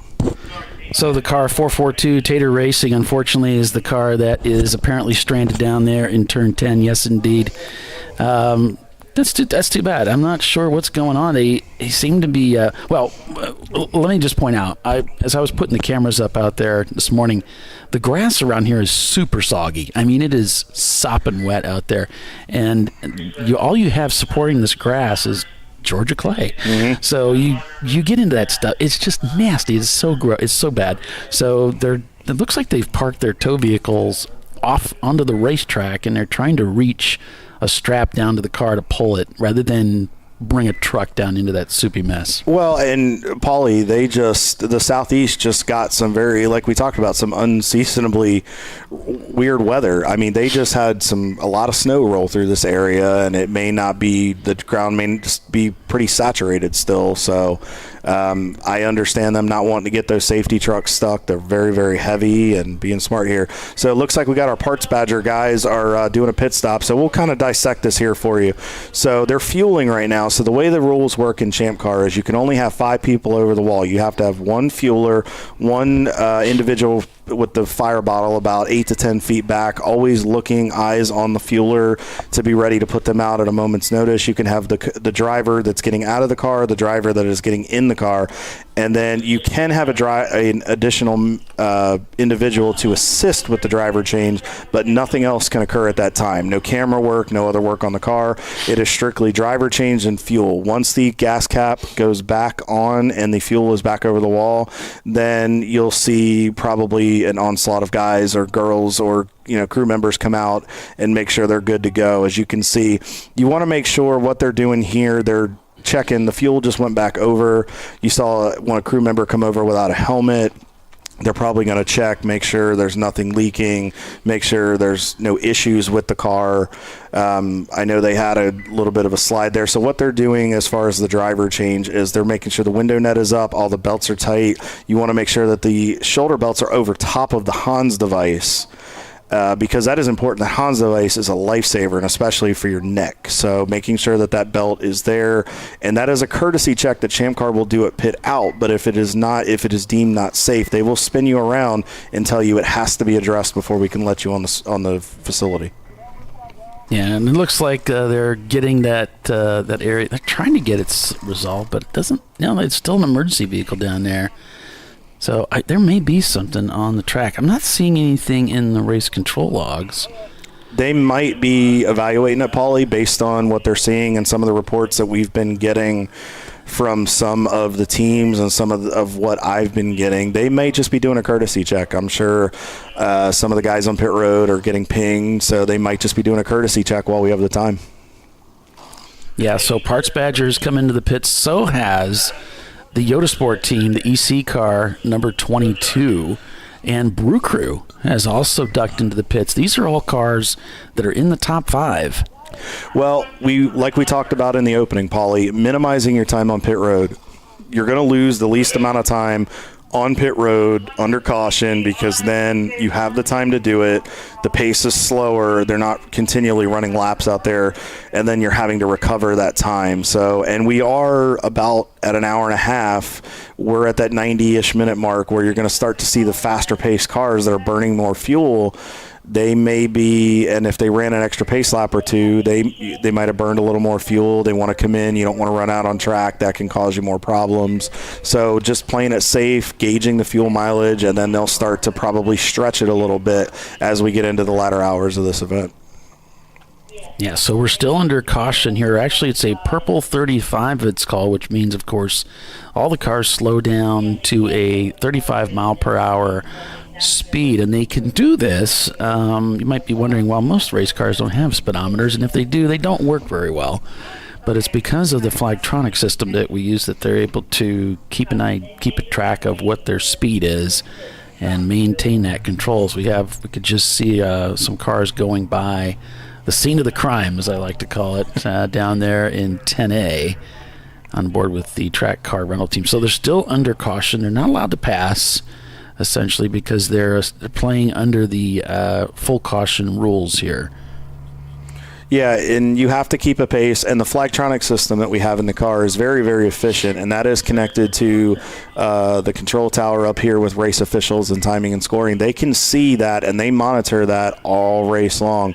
And to give the perspective, if you can see, if we happen to have an in-car, Paulie, if we can queue one up at some point, we could give them a little bit of insight. So what'll happen is if a driver oversteps that boundary, they give you about a half mile an hour to about a mile an hour buffer, let's say, and you'll start to see a flash, and you'll see slow. What it means is a slow down, and it means you've exceeded the limit they've given you. You have to back it down. They'll give you about an 8 to 10 second window to get the car slowed back down, but if you don't adhere to that, they will bring you in, and it is a penalty, and those penalties add up over time.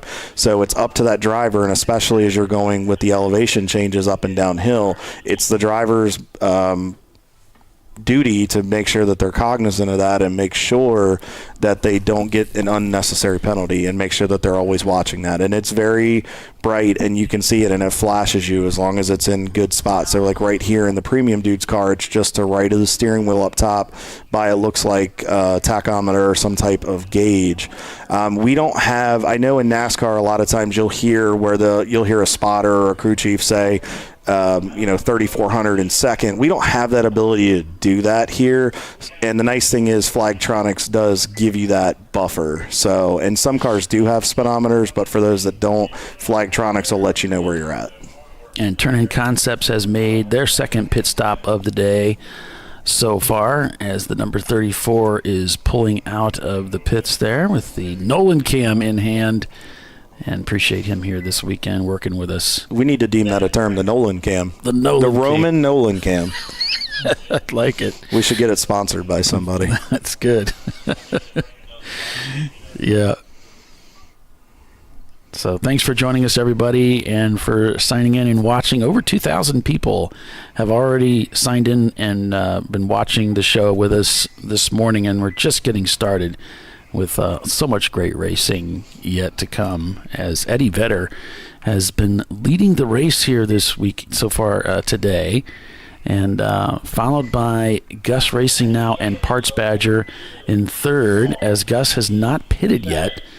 And then it's Hong North, who's not pitted. Mag Wag is also not pitted. Cone Crushers, on second thought, also has not pitted, and Premium Dudes as well.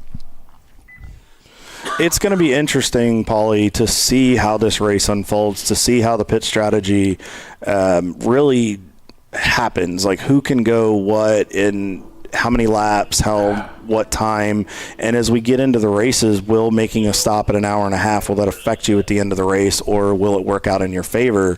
Some guys might be saying, hey, let's go ahead and get in, get this done, get it knocked out so we can go racing. But what you can also do under caution is, if you're a smart driver and you're experienced, you can save fuel. You can short shift. You could put it up in, if you run in third, put it up into fourth. You don't burn run the RPMs up as high. You can save a little bit of fuel. You can coast, kick the car into neutral, step on the clutch. There's tons of tricks that you can do to save fuel in this series. They're definitely concentrating over in this part of the racetrack, turn 10A. Still emergency vehicles there at the site. We got a truck moving back and forth over the asphalt here, so there must be some concern about something on the racetrack. All right, Paulie, I'm going to throw something out here just with the age of the pavement that I'm seeing. I know we see this on the stock car side on occasion at certain racetracks.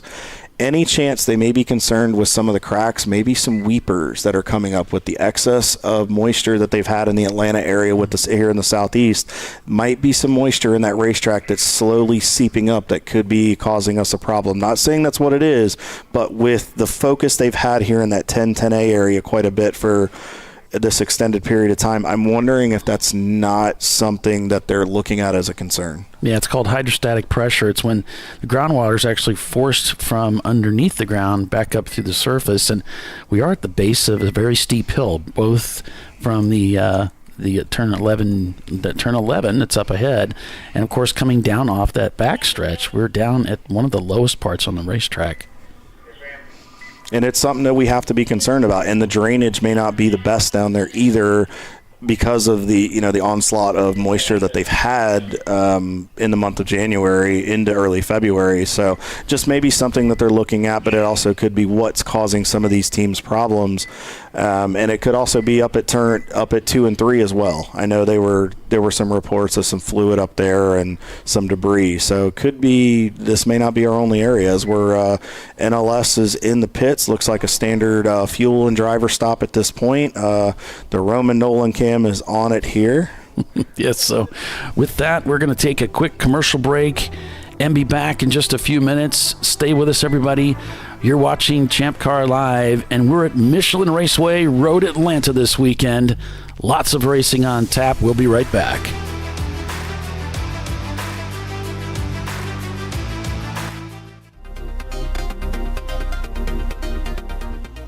Welcome to TireRack.com, revolutionizing tire buying since 1979. With our unmatched selection of branded products, finding what fits your vehicle and is right for you and how and where you drive has never been easier. Through helpful online shopping tools that include our professional hands-on reviews done at the introduction of a tire and consumer reviews that give real-world feedback over the life of the tire, you can make the right tire choice and find exactly what you need. And if you prefer to talk to someone, our tire testers, our sales team, are available on the phone. And that's how we get you the right tire for you and your vehicle for where and how you drive.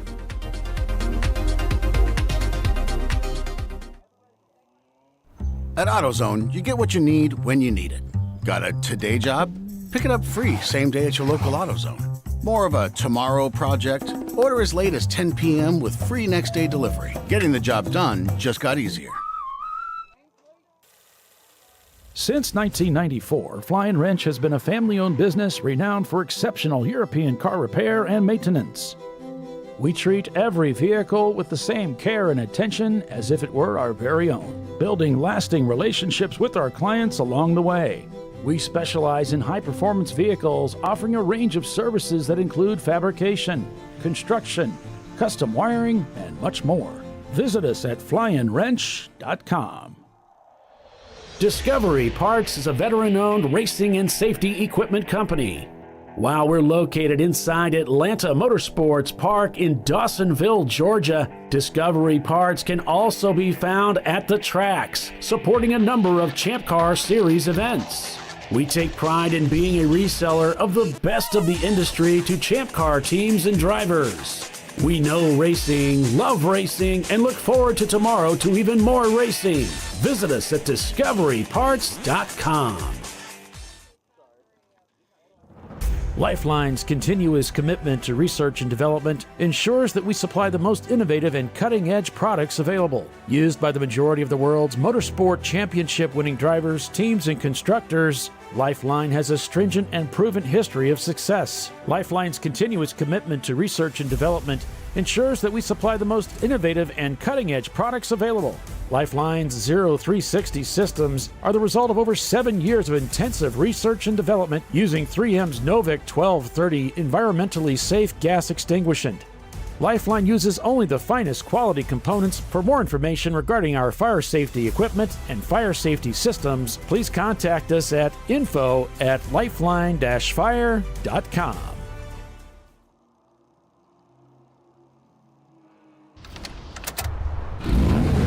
Come on, road. Do your worst.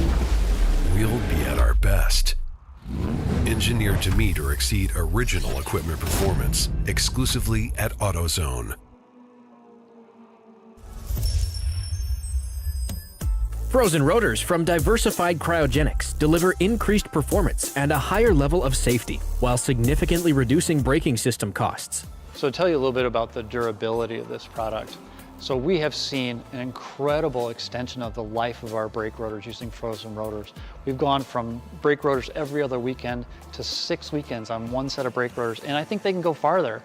The durability has been amazing, and it's been a fantastic season, and man, a lot of that is due to the way our car can brake on those frozen rotors. For more information, go to frozenrotors.com. Sentinel is a comprehensive motorsports video solution incorporating live streaming, local recording, 3 cameras with picture-in-picture, flag status, and much, much more. Stop playing with multiple solutions. Sentinel handles it all, including timing and scoring, vehicle data, graphic overlays, adaptive bitrate encoding, network bonding, and more.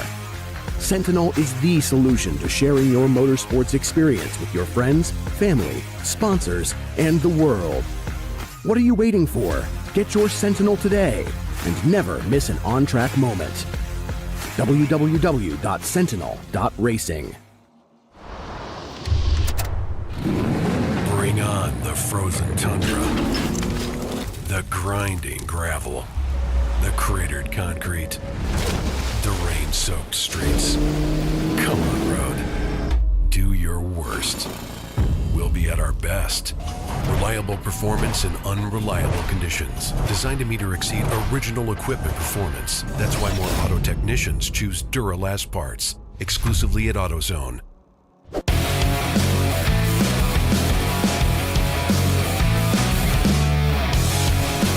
And welcome back, everyone, to Champ Car Live, presented by AutoZone here at Michelin Raceway, Road Atlanta. We're back to green. See the field coming down the front stretch here, Paulie, as we got our turn 1 camera on the action as the cars are coming to us. Got some good double wide racing there. Oh, got a lock up. Looks like one of the Mustangs just went off there. Yeah, he's still riding the rim there as he's heading up the hill.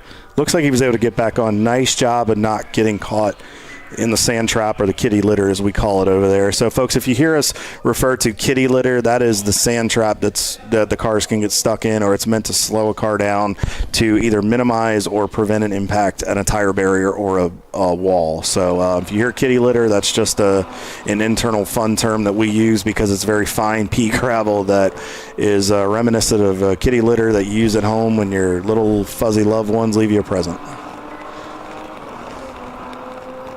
Back on here with Birmingham Racing. I had gotten an info from those guys here a little bit ago. I was told, I think they came down pit road, so I'm assuming, I think Casey's probably not in the car anymore, but I could be mistaken. So if you guys want to shoot something up, clarification, let us know what's happening. Yep, heading down the back stretch here in the Birmingham Lexus. See what we're talking about here, Paulie. We mentioned this a bit ago, how it seems very, very tight in certain sections, but now you're on the backstretch where it opens up a bit. There's room to race. You can be 2-3 wide. You have room to get around, but then the funnel closes in and you go down to about 1.5 lanes of racing, getting into 7. And I say that being on both ends of the stick, being passed in there and being the one passing somebody, it gets very tight. And then having to slow down and make that abrupt for, I believe, for 7A, making that right-hander. So, Samuel, just reach it if you're watching, buddy. Let me know where that 7B is, buddy. We jokingly say that his first time here at Road Atlanta, he was getting a feel for the track, and he came out at 7A, and we've all done it. Everybody's come out of there. You've hit the throttle too hard, and it's just stepped out, and you've done a little 360, and we poke at him for it. But you know what? He did a great job recovering. He fired it back up and took off. But we always call him 7B, and we throw him a little love there. So. Great seeing the car snake down the hill through the S's. Love that shot. That's a great observation area, too. And it really gives you a perspective of just how much the cars are moving around and just how you ebb and flow those S's and how careful you have to be. You want to try to straight line that as much as you can, as we see some real tight pack racing here into 6 and 7 or 7 and 7A, whatever you want to refer to it. Back on board here with the Shark guys with Team Infinity. Yeah, they're heading through 6 and 7. I spotted him coming through there on one of our track cameras. I thought, well, why don't we just follow him through here? Looks like he just outbraked Birmingham right there. Wow. Nice move. That was really real good right there. And Ed was telling me their car is with that automatic transmission. He said, we try to keep the momentum through the corner, but he said where we really shine is, and people don't think about it, on the top end, and you'll see it right here. When that thing gets wound up and gets up into the power band, it just really, as he's adjusting his mirror, making sure he's looking good, he probably knows he's on camera right now. So as he's getting the car, he stressed to me yesterday when we had the conversation in the paddock, the top end is where we can shine. If we can get the momentum out of there, we can beat you down the straightaway and stay right with you. And then with the brakes they've got on the car and the cooling, he was showing me of just how he can keep that thing underneath of him with being an automatic transmission and not having the manual transmission help slow the car down. It's quite a piece. So got our shot here on turn 4 as you see cars coming up over the hill, coming into the S's section. That is a fast corner right there as well, and you really have to set yourself up accordingly. You don't want to turn in too late because you'll go off as we're back on board with the Team Infinity car. You'll see what I'm talking about. Right about that WeatherTech board, I believe that's what it says. You'll turn in, and then you want to try to straight line these S's as best you can. I tend to, and as he did there, you want to put your right sides to stay straight up on the rumble strip to give you the turn in to come up through 5, and then to get a straight run down to head down that back straightaway. He's got himself like a kind of a gurney bump up above there that's reaching out into the sky. I wonder if he's just scooping some air in. He was showing me that yesterday. It's kind of an aero trick that kind of helps with the manipulation of the air. It really, a lot of people don't realize that even in Champ Car Series with the speeds that we do run here, it's even at slower speeds for an amateur division, you still want to manipulate that air, because if you're out there by yourself manipulating the air and any tricks that help get through the slipstream faster, because when you're by yourself, you're trying to push through a wall of air. So really, any way you can open that up a little bit makes it easier, because you're also, when you're pushing through that, you're burning more fuel. So, and those guys, like we talked about earlier, are blue collar. One of the guys on the team, I know Ed was telling me as we had that conversation, is just masterful. I believe it is Mike, their fabricator. Mike, he said, is an absolute genius and just comes up with these random things and says, hey, we're going to do this. As you can see, they're still dealing with the sun and the glare going into one. That should get a little bit better here in the next half hour, 45 minutes, but still a factor as we approach that 2-hour mark. Yeah, someone asking on the feed, how fast down the back straight are they going? I would say it's probably around $130. I'd say buck 25, maybe buck 28 to be safe. That's usually about the top speeds we see here at Road Atlanta before you get on the brakes, which doesn't seem like a lot, but I mean, you're hauling the mail, and it's a good wake-up call for when we go to Daytona next month. Yeah, I mean, that's really where you're going to see your best speeds is in these tracks where you can just sit there and wind and wind and wind and wind and wind. Turn-in Concepts heading into one with NLS Racing behind them. Yeah, it's that's another experienced team. Those guys have been around the paddock for a while. I believe, if I'm not mistaken, they're based out of, I want to say North Carolina, but I could be wrong. They always bring strong pieces here to the Champ Car ranks, and always, if those things stay together, they're always up front and very consistent, and they put on a good show. Looks like I'm seeing Hong North, Paulie. They finished in the top 5 last year, and they're always up front. And they finished 5th overall in this race last year, and they're 2 laps back right now, but they have worked themselves up into 6th place and are slowly working on it. And I did see, as we go through the order, 32nd, I want to give a shout out to Thrive Racing. Those guys wanted us to know that, hey, this is how you pronounce it. It's not Thrive Racing, it's Thrive Racing. So I want to throw those guys. Did they send that to us They sent it to me because they found out I'm relatively new to the broadcast, and they said, don't mispronounce our team name. We know where to find you. I think they send that to us like at every race. It's so funny. Oh yeah, those guys were a hoot, but they were very stressed. He put the emphasis on it and made sure I knew how to say it. So Thrive Racing. We got it. So we got it. I've got notes on it, and if I mess it up, I'm sure I will get put into detention or class later on. Eddie Vedder still leading the race. Showing a lap up on Gus Racing, who's in 2nd place. Parts Badger in 3rd, shown about a lap behind them. Cone Crushers in 4th, leading C-Class. A-Class is behind them, the lead A-Class car. Madwag in there, Mazda Miata. And then it's Hong North on second thought. Premium Dudes is in 8th. Team Infinity is 9th, and 901 Motorsport is 10th. Brew Crew slips to 11th. Just got a report. Our buddies from Turn In, Paulie, Andy Vocal, I believe, if that's how you say it. Please send me, let me know if I'm wrong. But Andy just hopped in the car at the pit stop for their Boxster entry, and he's back in the fight. So as we can see here, as the Roman Nolan cam is back at it on pit road here, I believe this is it's hard to see with the door. I think this is the 865. I think it's Thrive. I really do. But I'm not. Yeah, 865 is the Thrive car. Okay, so so perfect. So it's Thrive, right? Yeah, Thrive. Absolutely, it's Thrive. You were trying to get me in trouble, Paulie. It's going to be a long season if we're going to keep it. Payback is it's going to be there, sir. And they have that historic pit marker on the pole hanging out there. Oh yeah, absolutely. That is character at its finest, and they want to make sure that you stop right at the double D level. So we're good to go. The Brazier's been around for a long time. Absolutely, and you can't miss it. It's pink, so. You know what? We can say this, Paulie. They are big supporters. They are there. They donate to breast cancer. We could do something in October for the races, and we could donate to the Susan G. Komen Foundation.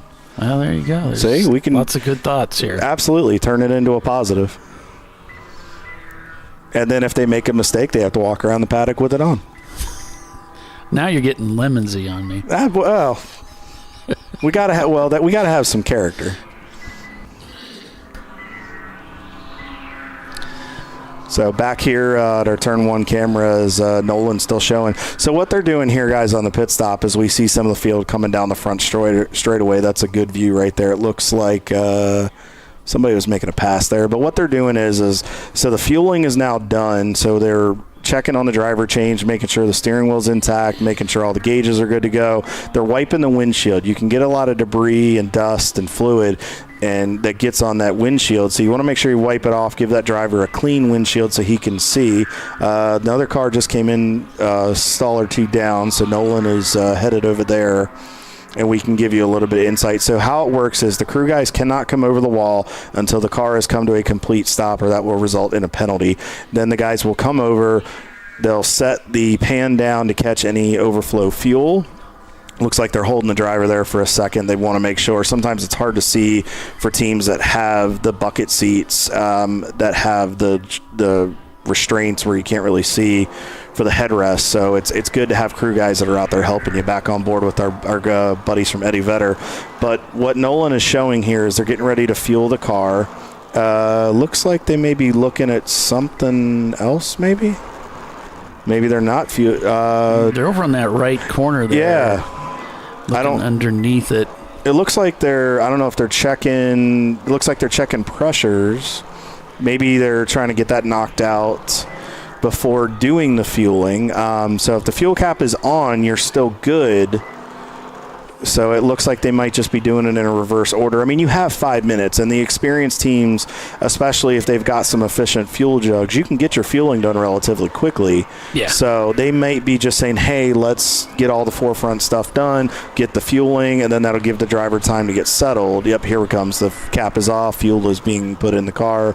So and you don't have to do it in that order. I mean, teams have ways that they like to do it, what works better for them, or if there's something they need to focus on. They might have had a tire that wasn't at pressure or was too high, so they wanted to get that addressed before they forgot about it, especially when you get in the heat of a pit stop. I like how I think they've relocated the fuel filler for this Miata because it's now on the right side of the car, which is a lot safer than having it on the driver's left shoulder. So I'm not sure if that's the case with all the Miata generations, but it's nice to see that it's over there. Yeah. Brew Crew there to the right side of Eddie Vedder. Oh, yeah. Wow. That was a gutsy move right there, whoever's in the Brew Crew car. Very smooth executed pass right there, but got to be careful when you pull moves like that. We are only 2 hours into this race, and if you're not fully clear, you got to be careful. Oh, wow. You could see that slower car up ahead, and you could kind of see what was going on there. Yeah, I mean, very heads-up move by the Eddie Vedder guys right there, seeing that. They're seeing that the Brew Crew guys are in a hurry. They've looks like they've fallen back to ninth through the cycle of some of the first pit stop.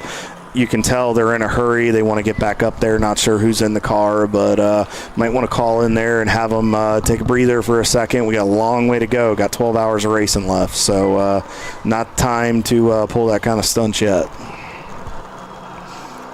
See what I meant here? He backed off a little bit right there, Paulie. Gave himself the run, knowing he's got the legs down the straightaway. Beautiful move to the left side, and still running. Yeah, they come down into turn 6 here and head over to that long backstretch, which is far from straight. I don't think there's a lot of other than the backstretch, the longer one and the shorter one, and maybe the front. That's about the only time you're going straight on this racetrack. So there's a lot of change in direction, and you really have to have a good balance on your car, have to be good balanced under braking to be smart about it.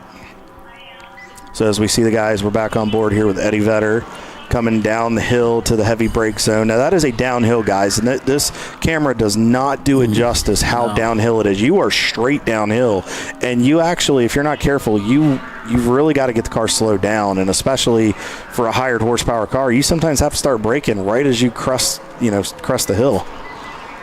So, but I mean, thankfully these guys are experienced and they know the limits of these cars. So, good move right there. Thank you, Timmy, for the Tim Elliott for the compliment there. The broadcast keeps getting gooder and gooder. We appreciate that very much. So yeah, we're trying. As you know, we're very trying. We're working at it here. They scraped the bottom of the barrel. They got me this year, so I mean they're working on it. We're on budgets here. Well, I appreciate you stepping into this role. It's great to have you. So yeah, still coming up at top of the hour here, And it's just been all Eddie Vedder, hasn't it? He's continuing to gradually work himself away from the field. Not the blistering laptops that I expected. But it's not the clinic they put on last year, because I can tell you right now, Parts Badger and Gus Racing and Cone Crushers have come into the fight.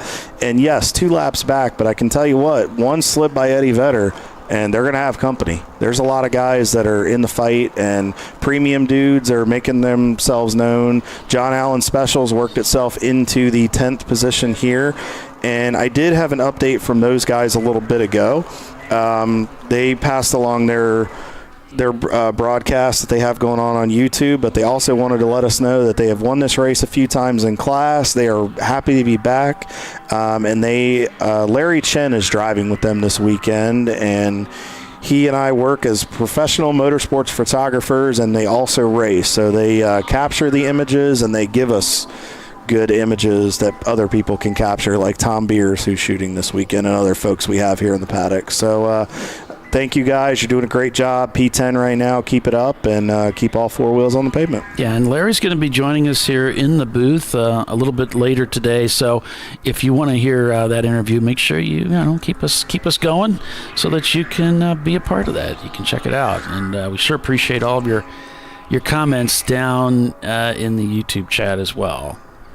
Yeah, absolutely. Birmingham just gave us an update here, Paulie. Roger Cohen is in the car right now, and Chris Preston will round out that lineup, and then they'll go back to the top of the order. Great group of guys. Yeah, they were a lot of fun. I got to meet a couple of them for the first time this morning. They were they were very excited, and obviously they hadn't had their coffee yet, so they were just trying to get woken up and get into the swing of things, but very excited. Like we said, they've been around the paddock a while. They enjoy the racing. They have a good core group, and they know how to take it to the fight. Yeah, they're way nicer than I am. They're some great people. Enjoy talking to Roger whenever he's at the track, and got to spend a little bit of time talking to Casey, Tiffany's husband, too. And that's just good people. Just good people. Yeah, they are good people, and I want to give a shout-out to Tiffany. She's at Homestead this weekend, I believe, with some stuff. So, we miss you, Tiffany. Look forward to seeing you at the track soon. And we miss having you on the broadcast. And hopefully maybe we can get you back soon. You always bring a good fight to the broadcast, and you bring a lot of good elements that make it fun. 901 Motorsport. Down the hill course. Frank on the board of directors, too. It's always nice to have some representative of the board. We've got Frank here this weekend. We've got Roger Cohen here this weekend, both on the board. We've got, of course, Ray Frank, who's almost always at the racetrack, also on the board of directors. And what I appreciated this morning is that Chelsea let us get up there and give our quick spiel about, hey, let us know what's going on so we can talk about you on this broadcast and make sure that we're giving teams their attention and their those types of stuff. But we also appreciated the guys from the board getting up and speaking for a couple minutes and making it known that they're here, they want input, and they want to make the series better. You guys want another live stream in car? When you're ready. So we'll go back on board with the leader here. I got you doused. So we're back on board with the leader here, Eddie Vedder. Shown 1 lap up now over Gus Racing in second place, Cone Crushers in third. That's DB and C class leaders all represented there in the top 3 as the MR2 moves into third place. They have not pitted yet, and neither has Eddie Vedder. If you've noticed, Premium Dudes and 901 Motorsport also have not yet pitted. Well, we're just getting to that 2-hour mark, Paulie. So they may be trying to stretch that fuel. They're probably trying to do it on the least. I think Eddie Vedder may have stretched the fuel a little too long, Paulie. He has run out of fuel. And that is a horrible place to run out of fuel. He's at the top of the hills. Oh, man. Rock that car. I think he's going to make it. He might make it if he can just get over the top of the hill. So folks that don't know it, we use the club pits here at Road Atlanta for Champ Car. We don't use off to the right, just as you come over the top of the hill, is the pro pits when they run Petit Le Mans here in October. But thankfully he was able to get the car. If he can roll it down the hill and get it to the right, he can get into the pits. That's going to cost them some time, but it's not going to put him out of the race. Kudos to whoever's in the car that rocked that thing up the hill. Did a monster job. It looks like they're going to make it. I don't know if pit road is going to let him go. I don't know. Plus, also, if he's out of fuel, will he be able to get an accurate reading to not speed on pit road either? Now, the only thing I could say is he was rocking the car and moving the wheel back and forth. What he was trying to do, folks, is he was trying to get the car to the fuel over to the pickup to maybe get enough to where he could bump the starter and get it rolling and have maybe just enough fumes to get it back to pit road. That's what it looks like. It looks like he had just enough juice to get down pit road and make it to the pit box. He could not have pushed it any tighter. It is 10 o'clock. The official start time is 8 o'clock as we've reached the top of the hour. So we're going to take a quick commercial break because there's so much more action yet to come, but we got to pay the bills. Be back in just a few. Stay with us, everybody. You're watching Champ Car Live, presented by AutoZone. We're at Road Atlanta. We'll be right back.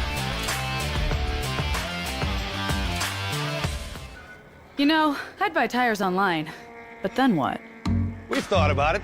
We're TireRack.com. They should let you ship directly to a mechanic. Actually, we call them independent recommended installers. They should have 1,000 mechanics. Try over 7,000 installers. Then you just make an appointment. At a time that's convenient for you. This could change tire buying forever. TireRack.com, the way tire buying should be. Come on, Road. Do your worst. We'll be at our best. Engineered to meet or exceed original equipment performance, exclusively at AutoZone. Since 1994, Flying Wrench has been a family-owned business renowned for exceptional European car repair and maintenance. We treat every vehicle with the same care and attention as if it were our very own, building lasting relationships with our clients along the way. We specialize in high-performance vehicles, offering a range of services that include fabrication, construction, custom wiring, and much more. Visit us at flyinwrench.com.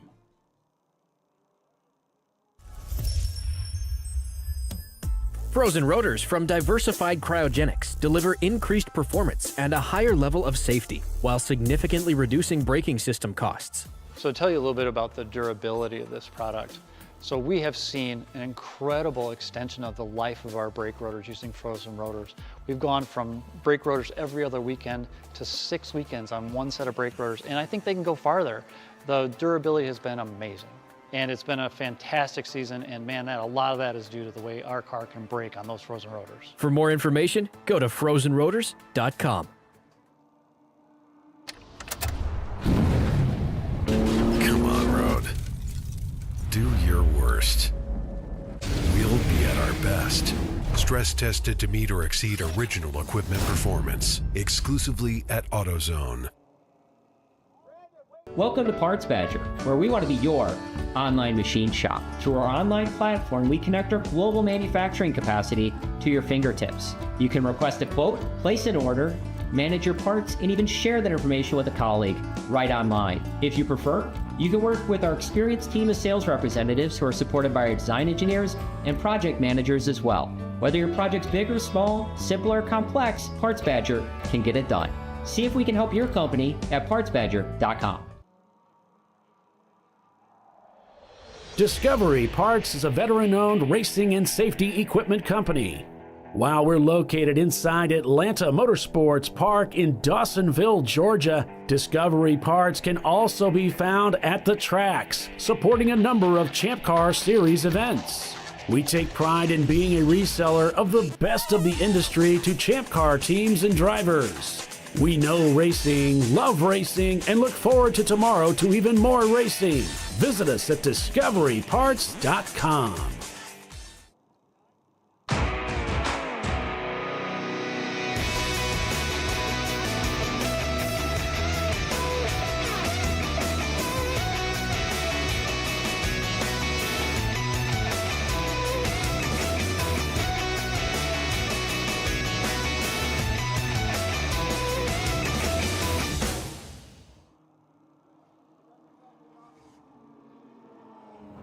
Lifeline's continuous commitment to research and development ensures that we supply the most innovative and cutting-edge products available. Used by the majority of the world's motorsport championship-winning drivers, teams, and constructors, Lifeline has a stringent and proven history of success. Lifeline's continuous commitment to research and development ensures that we supply the most innovative and cutting-edge products available.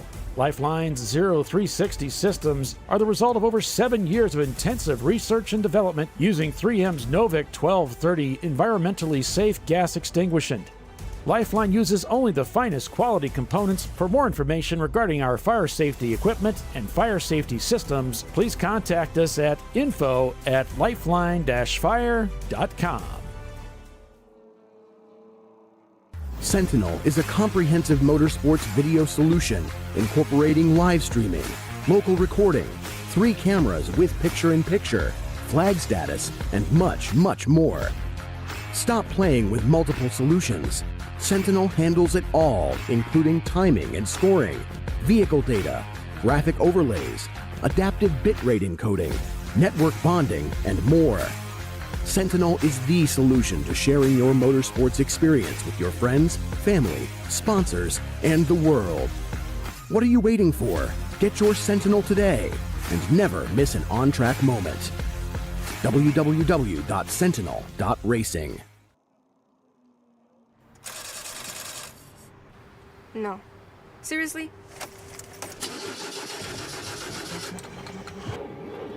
Come on. No. You for real? Dale. Really? Wow. So maybe just a cable? We can help you. Welcome to America's #1 battery destination, AutoZone, your battery solution.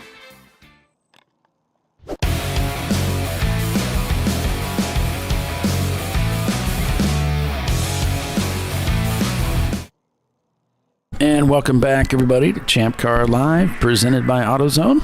We go back on board with our leader, Eddie Vedder. Boy, I don't know. Is it like a cat? How many lives do you have? I mean, that was so close. Now, Parts Badgers pitted, Brew Crew's pitted, like you said. They've dropped to third. They had to have lost some time, creeping up to the top of the hill and then coming in on fumes like that. They lost some time, Paulie, but what I think the advantage was is they were up a lap or so on some of their competitors, so they had a touch of a margin of error, but they did a good job, and whoever was in that car, great job of rocking the car and getting the fuel to the pickup and burping it and doing what you did to get it up the hill. I mean, there's a lot of guys that can't do that or wouldn't have been calm enough in that situation to do it. So kudos to Eddie Vedder's guys. But I think they had enough of a margin to where now they've lost a little bit of time, but they have the pace to make it up. And as long as they don't let the mistake fester and turn into something more, I think it'll be better. Yeah, I'm going to put us on cameras just a second so you're ready, but that is a really good point. And that's one of those things I'm not sure you sit around and talk about to your drivers, like, wait a minute, if you run out of fuel, do you know how to rock a car and try and get every last drop of fuel into the pickup so that you can keep it going? Well, it's also your drivers and your experienced teams knowing where the pickup in the car is. Where's the pickup in the car? Is it on the right side? Is it on the left side? What angle of corner are you in? How do you do it? But it's also doing it not abruptly enough to where the fuel doesn't get there, but doing it smoothly enough that the fuel gets to where it needs to get in the pickup. But then keeping your composure as a driver to run through the motions and not let it turn into something worse. So again, but it's not something you run into all the time, but I have a feeling that now, after seeing this and the fact that we've emphasized this on the broadcast, I bet you there'll be some teams that huddle up with their guys that aren't in the car and go, here's where this is, here's what we need you to do, and it's a lesson learned. Yeah, Bernie's saying the Holly Hydromat is a lifesaver. That Holly mat, or the Hydromat rather, it's a device that lays down in the gas tank, right? And it just absorbs every last drop of fuel, because the stock pickup just doesn't do us justice in that regard. There's always a gap there, right? And it really depends. It depends on how quickly the fuel gets over there, but it also depends on how how loaded up the car is too and where it's at. I mean, but that hydro mat, if you have that in your car, makes a big difference. So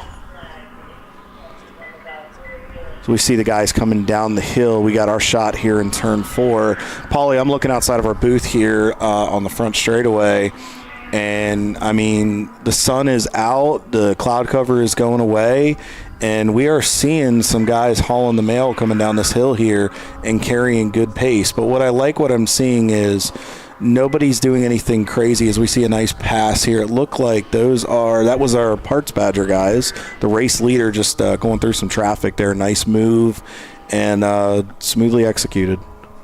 Yeah, Parts Badger having a really good opening portion of this race. I almost said stint, but they've already made their pit stop, and they've got another driver in the car as they whistle up the hill towards turns 2 and 3, starting another lap here at Michelin Raceway Road Atlanta.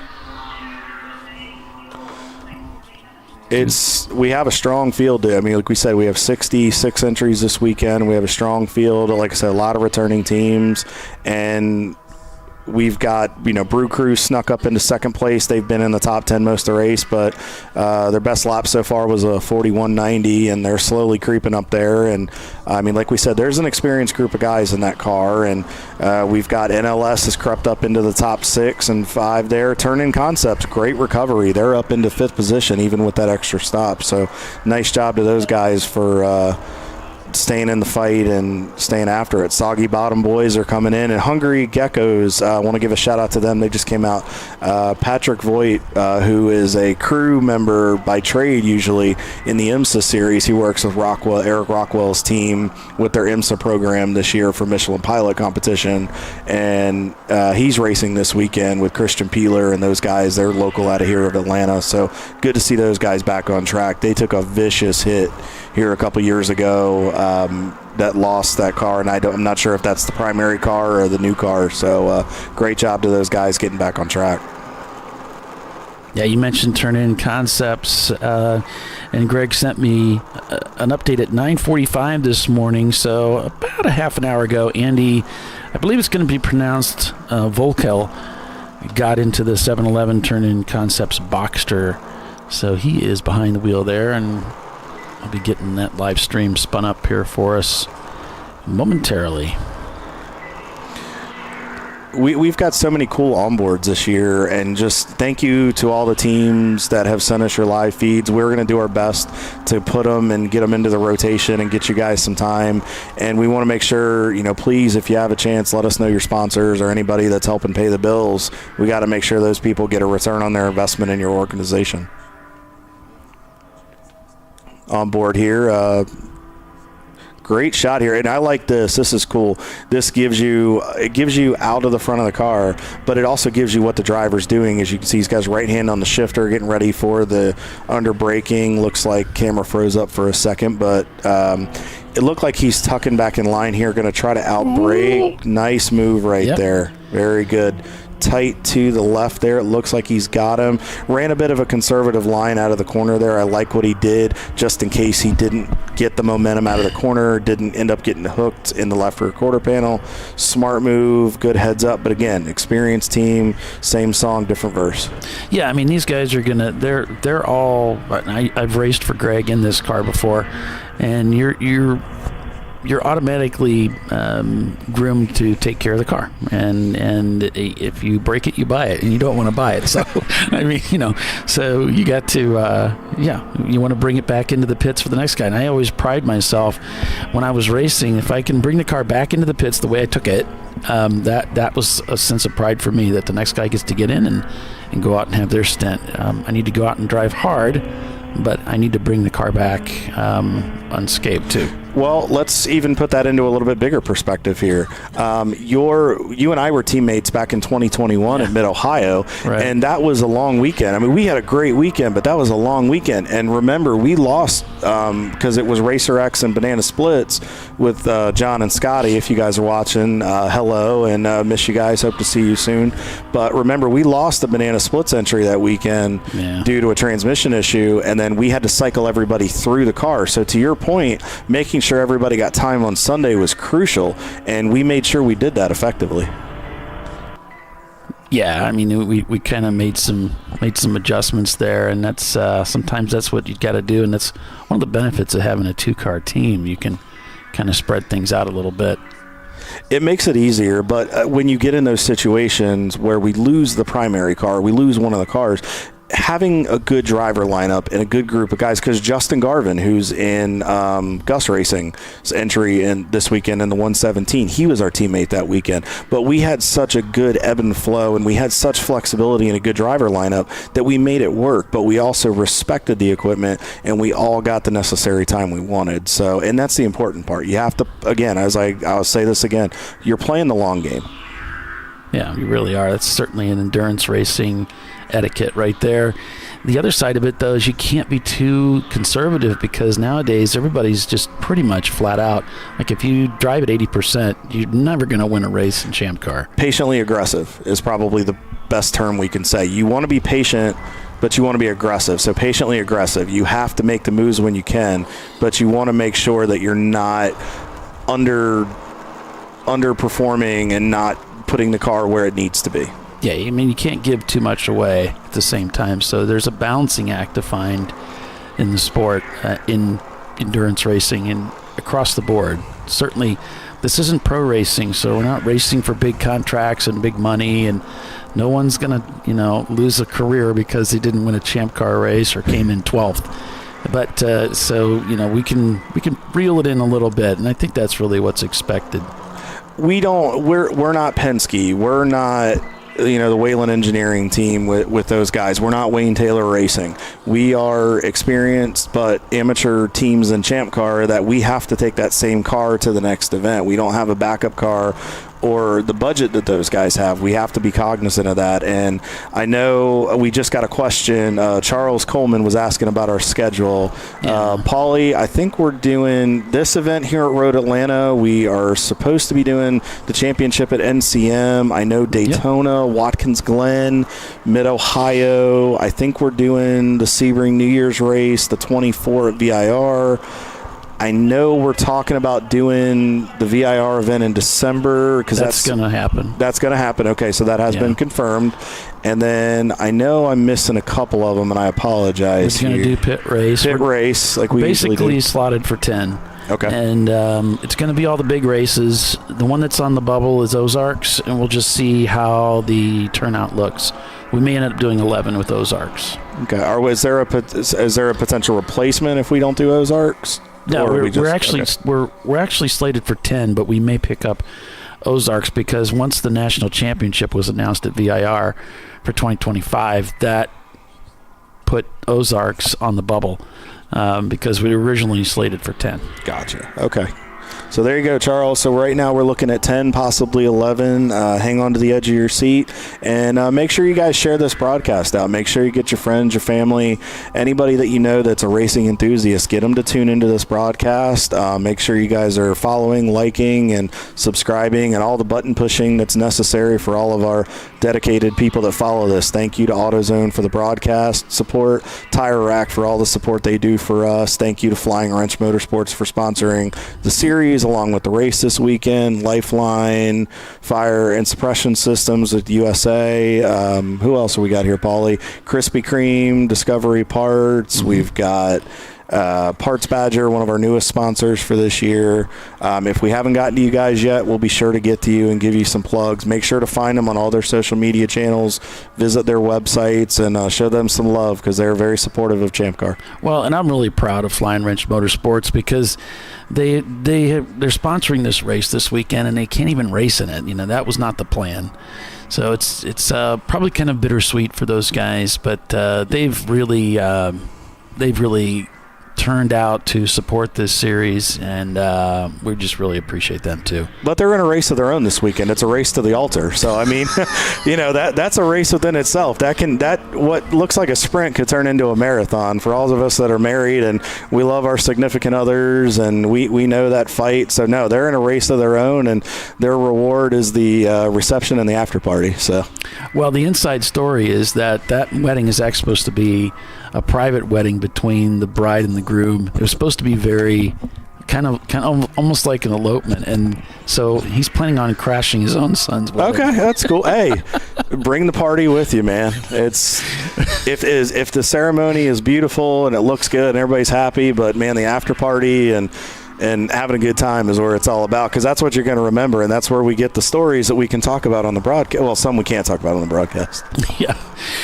So Eddie Vedder continuing to turn some laps here. Turned in a 149 on that last lap of 48 seconds.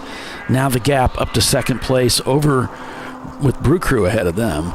Last lap for Brew Crew was a 145.18. They are running within that mid to low 40 mark there, pending probably navigation of traffic, of course. And they are keeping Parts Badger honest.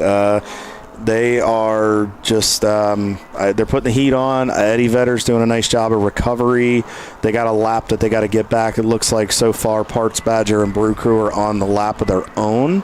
As we see, NLS is here in the pits. Paulie, I believe this is their this is not an anticipated pit stop for them.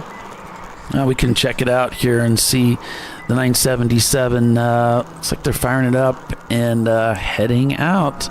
Nolan was down there, caught some of the action for us. So. Looks like this is their second pit stop, so maybe they had... I wonder, you know what, Paulie? I wonder if they came in under that caution and maybe did a top-off, because depending on their fuel mileage, folks, because of it being a 14-hour, and we're going to run into this at Daytona a little bit because of it being a 14-hour, depending on what your fuel range is, when you get a yellow, if you're not going to lose a lot of time, sometimes it may be better to give up that 5-minute, let's say, I don't want to say penalty, but that 5-minute requirement in the pits under yellow than it is to give it up under green, because with the lap times we're running here, 5 minutes to about a little under 2 minutes a lap, it's about 2 and a change in laps, compared to where 5 minutes is about a lap and change under yellow, depending on pace car pace or code 35 pace. So they might be topping off, trying to get ahead on some strategy, and looking later into tonight to pounce. Yeah, definitely. If they can get these pit stops done under caution, you can bet that's what put Eddie Vedder at that disadvantage, and they were looking for that caution, and it just never came. No, and it's hard to recover. And like we said, I mean, they did that was a little close there. And the closing rate too, something you'll notice too, folks, especially for some of your slower cars, or especially now that we've done driver changes for the first time with the rotation, since we're over the 2-hour mark. You may get some drivers that aren't as experienced in Champ Car, or maybe doing this with less experience. So you're going to start to see that closing rate become a little bit more of a concern, and something that you have to monitor, because if you got a driver that's just getting up to pace, they may not be at what the lead driver let off with pace-wise, lap time-wise. So just something that keep in mind. If you see somebody hauling the mail coming up on somebody, you know, the car might not necessarily have a problem. It might be a driver that is feeling a new condition out. They might have made a change to the car, adjusting to letting some air pressures come up to temperature, or it could just be a driver that is here at Road Atlanta for the first time, and we don't know. But if you guys know the story and you want to relay it to us, please pass it along. We'll be happy to throw it out and give it some love here on the broadcast. Yeah, sorry, Lee. I don't know that I have a full. Well, there is a breakdown on the sponsors in the credits at the end of the broadcast. I'm not sure I've got everything accurate. I believe Discovery Parts and Krispy Kreme are back with us as class sponsors. There may be yet another one that moved in there, and I'm not 100% sure where, if that's happened or not. So sorry about that. On the class sponsors, I'm not exactly sure. We'll get a clarification on that at some point, whether it's during this broadcast, or we'll make sure we have that cleared up for NCM. We'll make sure to try to do a good job of that to give a really good breakdown. But regardless, guys, if it's a class sponsor or if it's an overall sponsor of the series, please give them the same amount of clicks, subscribes, follows, everything, because every dollar that is put into this series is very, very important.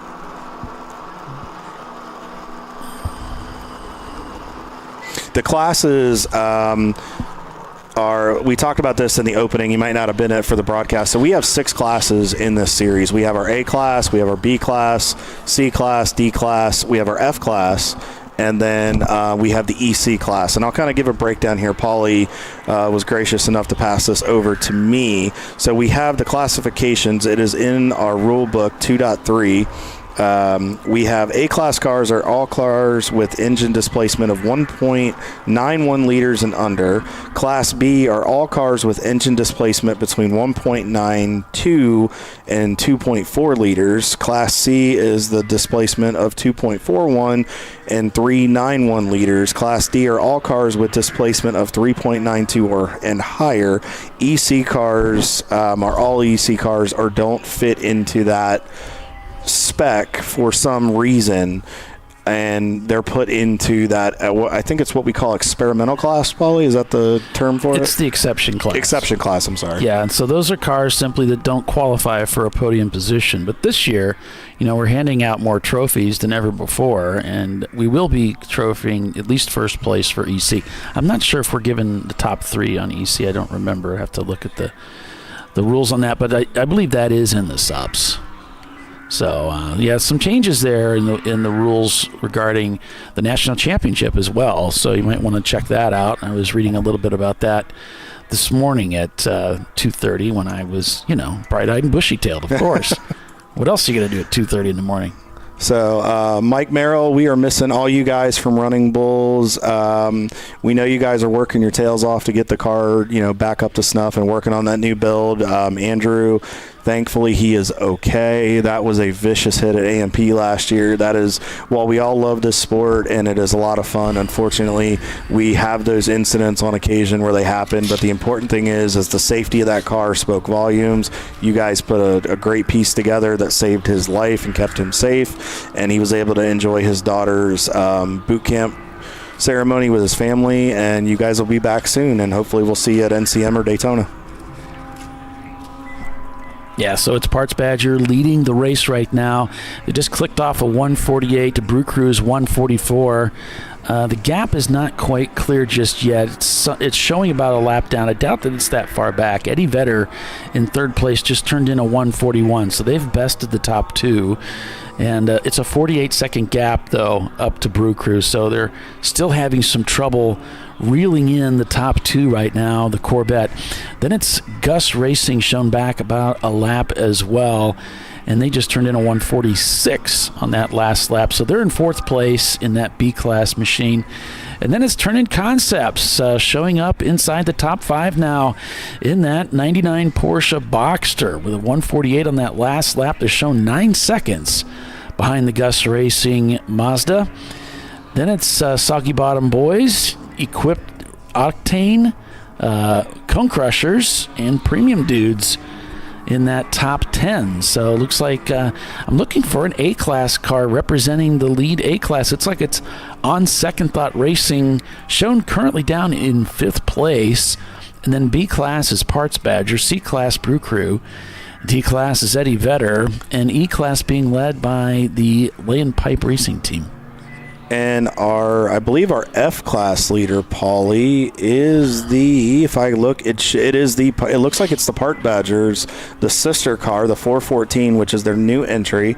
Their last lap was I believe it was a 203 with whoever's in the car right now, but they're 40th in the running order at this point, putting on a good show. But like we said, first time for that car.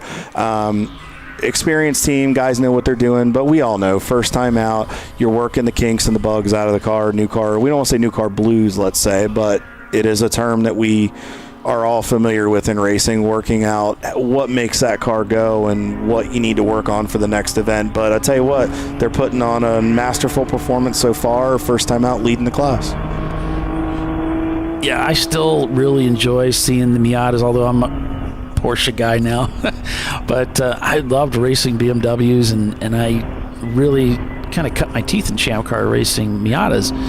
And I love seeing the Parts Badger guys out here still bringing those quality Miatas to the track, and they're working really hard. I mean, these guys are constantly working on these cars. There's just no let up, and you just have to do that if you're going to maintain a car in endurance racing. I don't care what team it is. We had Will Nonamaker in the booth at the last race, and I mean, they have a checklist they go through. It's the whole deal, and there's no escaping that, no matter what your experience level is or how much money you throw at the thing.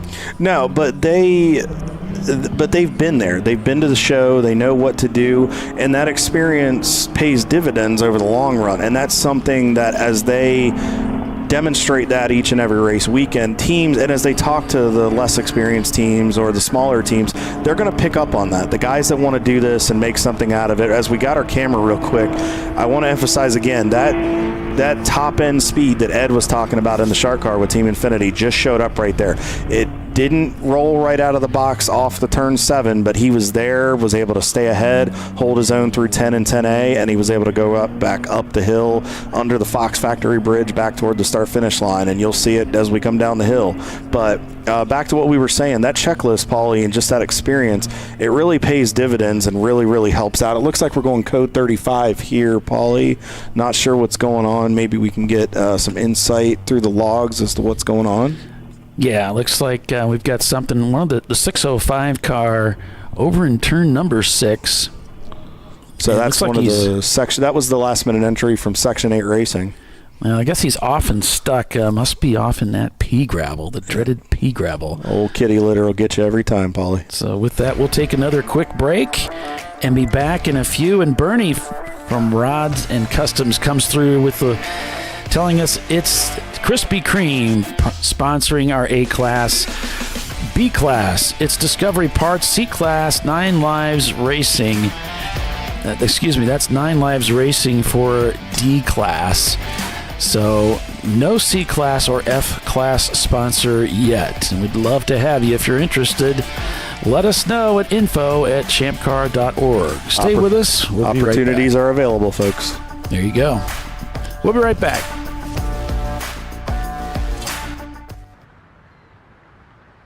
I probably need new tires. You do. What if they sold tires online? We do. We're TireRack.com. They could offer lots of tires We have so many tires. and help you find the right tire. It's called the Tire Decision Guide. Oh, and they could ship them to a nearby mechanic. We shipped over 7,000 independent recommended installers. This is an amazing idea. Sorry. TireRack.com, the way tire buying should be. Come on, Road. Do your worst. We'll be at our best. Stress tested to meet or exceed original equipment performance. Exclusively at AutoZone. Since 1994, Flying Wrench has been a family-owned business renowned for exceptional European car repair and maintenance. We treat every vehicle with the same care and attention as if it were our very own, building lasting relationships with our clients along the way. We specialize in high-performance vehicles, offering a range of services that include fabrication, construction, custom wiring, and much more. Visit us at flyinwrench.com. Discovery Parts is a veteran-owned racing and safety equipment company. While we're located inside Atlanta Motorsports Park in Dawsonville, Georgia, Discovery Parts can also be found at the tracks, supporting a number of Champ Car Series events. We take pride in being a reseller of the best of the industry to Champ Car teams and drivers. We know racing, love racing, and look forward to tomorrow to even more racing. Visit us at discoveryparts.com.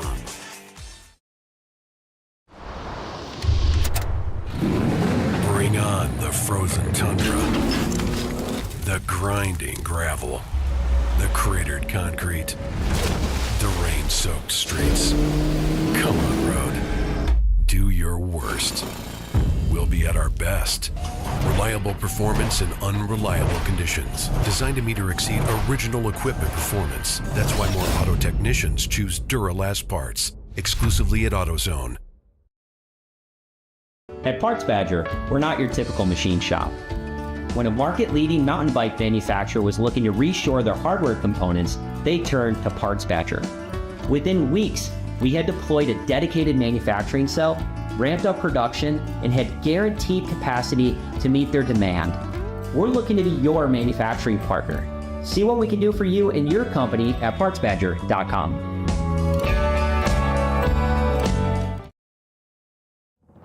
Lifeline's continuous commitment to research and development ensures that we supply the most innovative and cutting-edge products available. Used by the majority of the world's motorsport championship-winning drivers, teams, and constructors, Lifeline has a stringent and proven history of success. Lifeline's continuous commitment to research and development ensures that we supply the most innovative and cutting-edge products available. Lifeline's 0360 systems are the result of over 7 years of intensive research and development using 3M's Novik 1230 environmentally safe gas extinguishant. Lifeline uses only the finest quality components. For more information regarding our fire safety equipment and fire safety systems, please contact us at info@lifeline-fire.com. Sentinel is a comprehensive motorsports video solution incorporating live streaming, local recording, 3 cameras with picture-in-picture, flag status, and much, much more. Stop playing with multiple solutions. Sentinel handles it all, including timing and scoring, vehicle data, graphic overlays, adaptive bitrate encoding, network bonding, and more. Sentinel is the solution to sharing your motorsports experience with your friends, family, sponsors, and the world. What are you waiting for? Get your Sentinel today and never miss an on-track moment. www.sentinel.racing.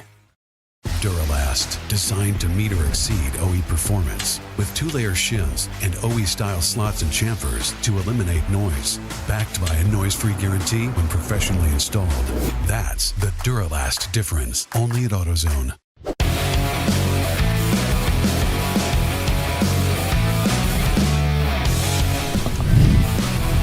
And welcome back to Champ Car Live, presented by AutoZone. Code 35 here, still with that car stranded over in turn number 6. There we can see emergency vehicles at the scene of the crime. Got the rollback right there in 6, so... Just made it back from the restroom. Still trying to catch my breath. When nature calls. Yeah. So yeah, there's the rollback, and it actually kind of looks like one of the Section 8 Mustangs coming out of the pits there. So there's a story here. I'm not sure what the story is, but... Yeah, there's something that we can't see with that camera there. But I wonder if the car maybe got freed up and the rollback was just precautionary, unless the car is no longer running. We'll have to have somebody, if anybody on the broadcast from Section 8 is watching or listening, let us know what's happening. Is that turn in back in the pits, Polly? Mm-hmm. Yeah, that's Turn In Concepts. They've got the deck lid up, and it looks like the owner, Greg, there on the laptop looking at something, and that's not going to be planned, of course. So no. Now we are under caution, so this is a good time to pull the car in if you're having a performance issue, but yeah, this is not what he wants. Now, usually when they go to the laptop like that, they're checking something engine-wise, ECU. Something is not what it should be or is underperforming. So hopefully it's a quick fix for those guys. Yeah, so you can see, they're talking. Greg's talking to the driver there, and he's plugged into actually something in the trunk where he's plugged in. Maybe that's not Greg. It might be somebody else. But yeah, they're obviously still working on the Porsche to see if they can resolve whatever issue they have. Deck lid goes down, picks it back up again. Looks like they're mopping something off the car. So it might be some fuel or something. I'm not sure. I wonder if some fluid or something's getting onto some electrical. I wonder if it's something like that where it's causing a misfire or just performance issue. It almost looked like he had a dipstick, doesn't it? Just checking something now. I wonder if the car threw a code. Maybe I wonder if it was low in oil. We are at that 2.5 hour mark or just past that. I wonder if maybe a sensor's off where it might not be giving an accurate reading on the oil level, because we know sometimes some of these cars that teams have where if it gets to a point, it could fall into a limp mode. Yeah, it looks like that might be the deal here. It's looks like he's just putting the deck lid back down, maybe sending it back out. Troy? He's off pit. He's pitted right now under he's off pit, so that's why he's winning. Troy Tulio is saying that the reason that Parts Badger's leading is because he's pitted twice, and both times were under purple 35. So that strategy that he's been using has really been helping them in this race maneuver to the front. Well, like we talked about, you're going to in a 5-minute span, you're looking more a lap and change under caution at a code 35 pace than you are 2 and change or 2.5 under green based on the pace we're running. So that makes a lot of sense.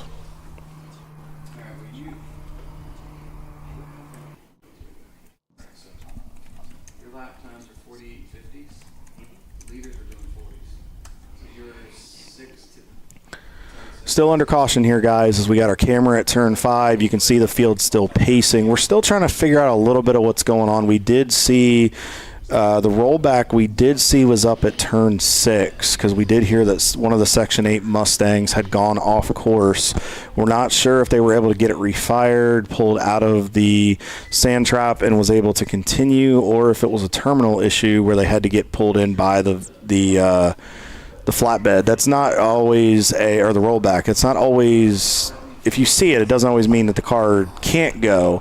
Sometimes it's a precautionary measure where they want to make sure it's there, stage, ready to go, to where we're minimizing time under yellow. So if we get some clarification, we'll try to figure it out. Back on board with Birmingham. I did get an update from those guys.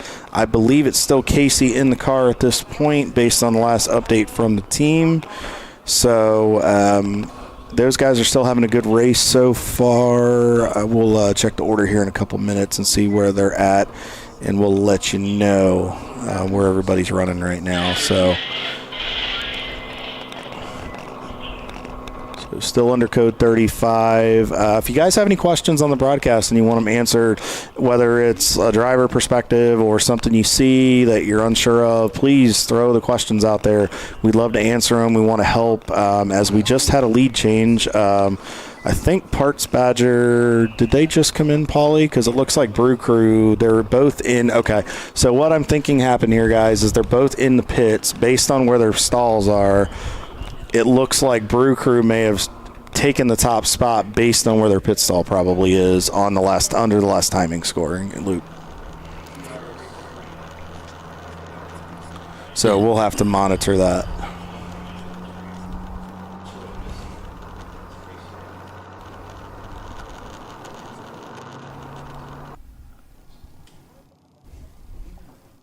Yeah, and I know some of you guys are trying to get up to the tower here, and you're having some trouble with the doors being locked. Just message me, and I'll get you a code so you can get in. They've got that. The front doors are all locked down. Looks like that's Brew Crew. Hood's off. Both 2 crew members under the hood looking at that machine. That may be from driving with that team, Paulie, and knowing kind of how that process runs. That may not be anything to be concerned. I know they have that where it's a quick release where that hood slides off, as you just saw, as they just put it back on with the pins. They may just be checking oil, just be checking struts, anything, checking suspension components. These cars take a pretty good beating here at Road Atlanta, especially over the curb. So may just be doing a precautionary check to make sure everything is still on the up and up. And I'm sure that Arjun and Kate and everybody over there in the 86 will get that thing back out and going. It looks like a standard driver change to this point. The laptop's out there. They may just be doing an engine check, seeing where they're at, seeing if there's adjustments. That the young lady on the camera there is Arjun's wife, Kate.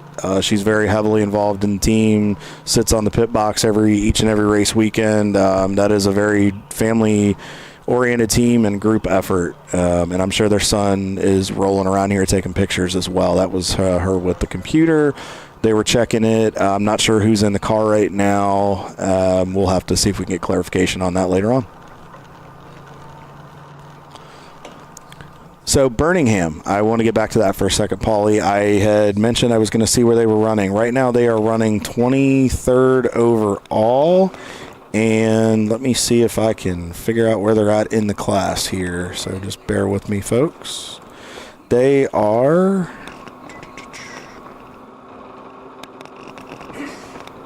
10th in class right now from what I'm seeing.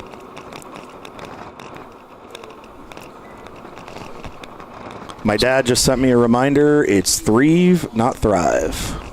So my parents are watching the broadcast. I love. My dad is very particular. He always put an emphasis on me about my language and just using good vocabulary. And he just went, "Dummy, Thrive, not Thrive." As my mom's sipping on her juice box. They're enjoying their retirement way too much, and they're only a week into it down in South Carolina. 66 cars started the race today.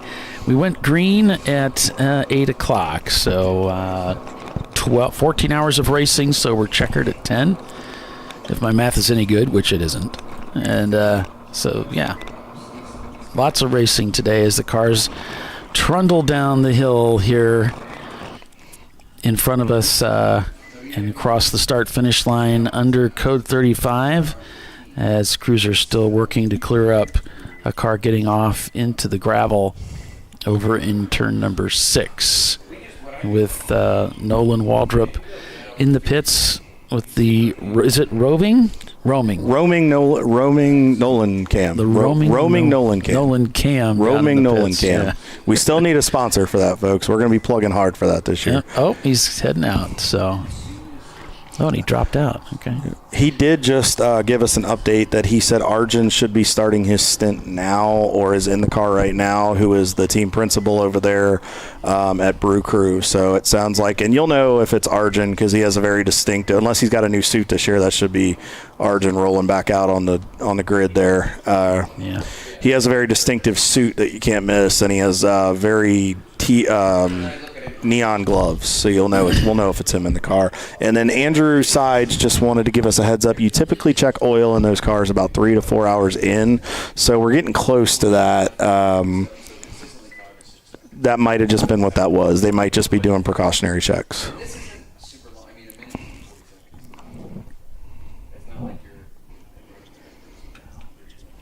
So still under caution here, Ollie. We have been under caution for quite a while. I wonder if they're seeing some stuff over there. I wonder if any of those hydrostatic pressure weepers we discussed are maybe coming into effect here.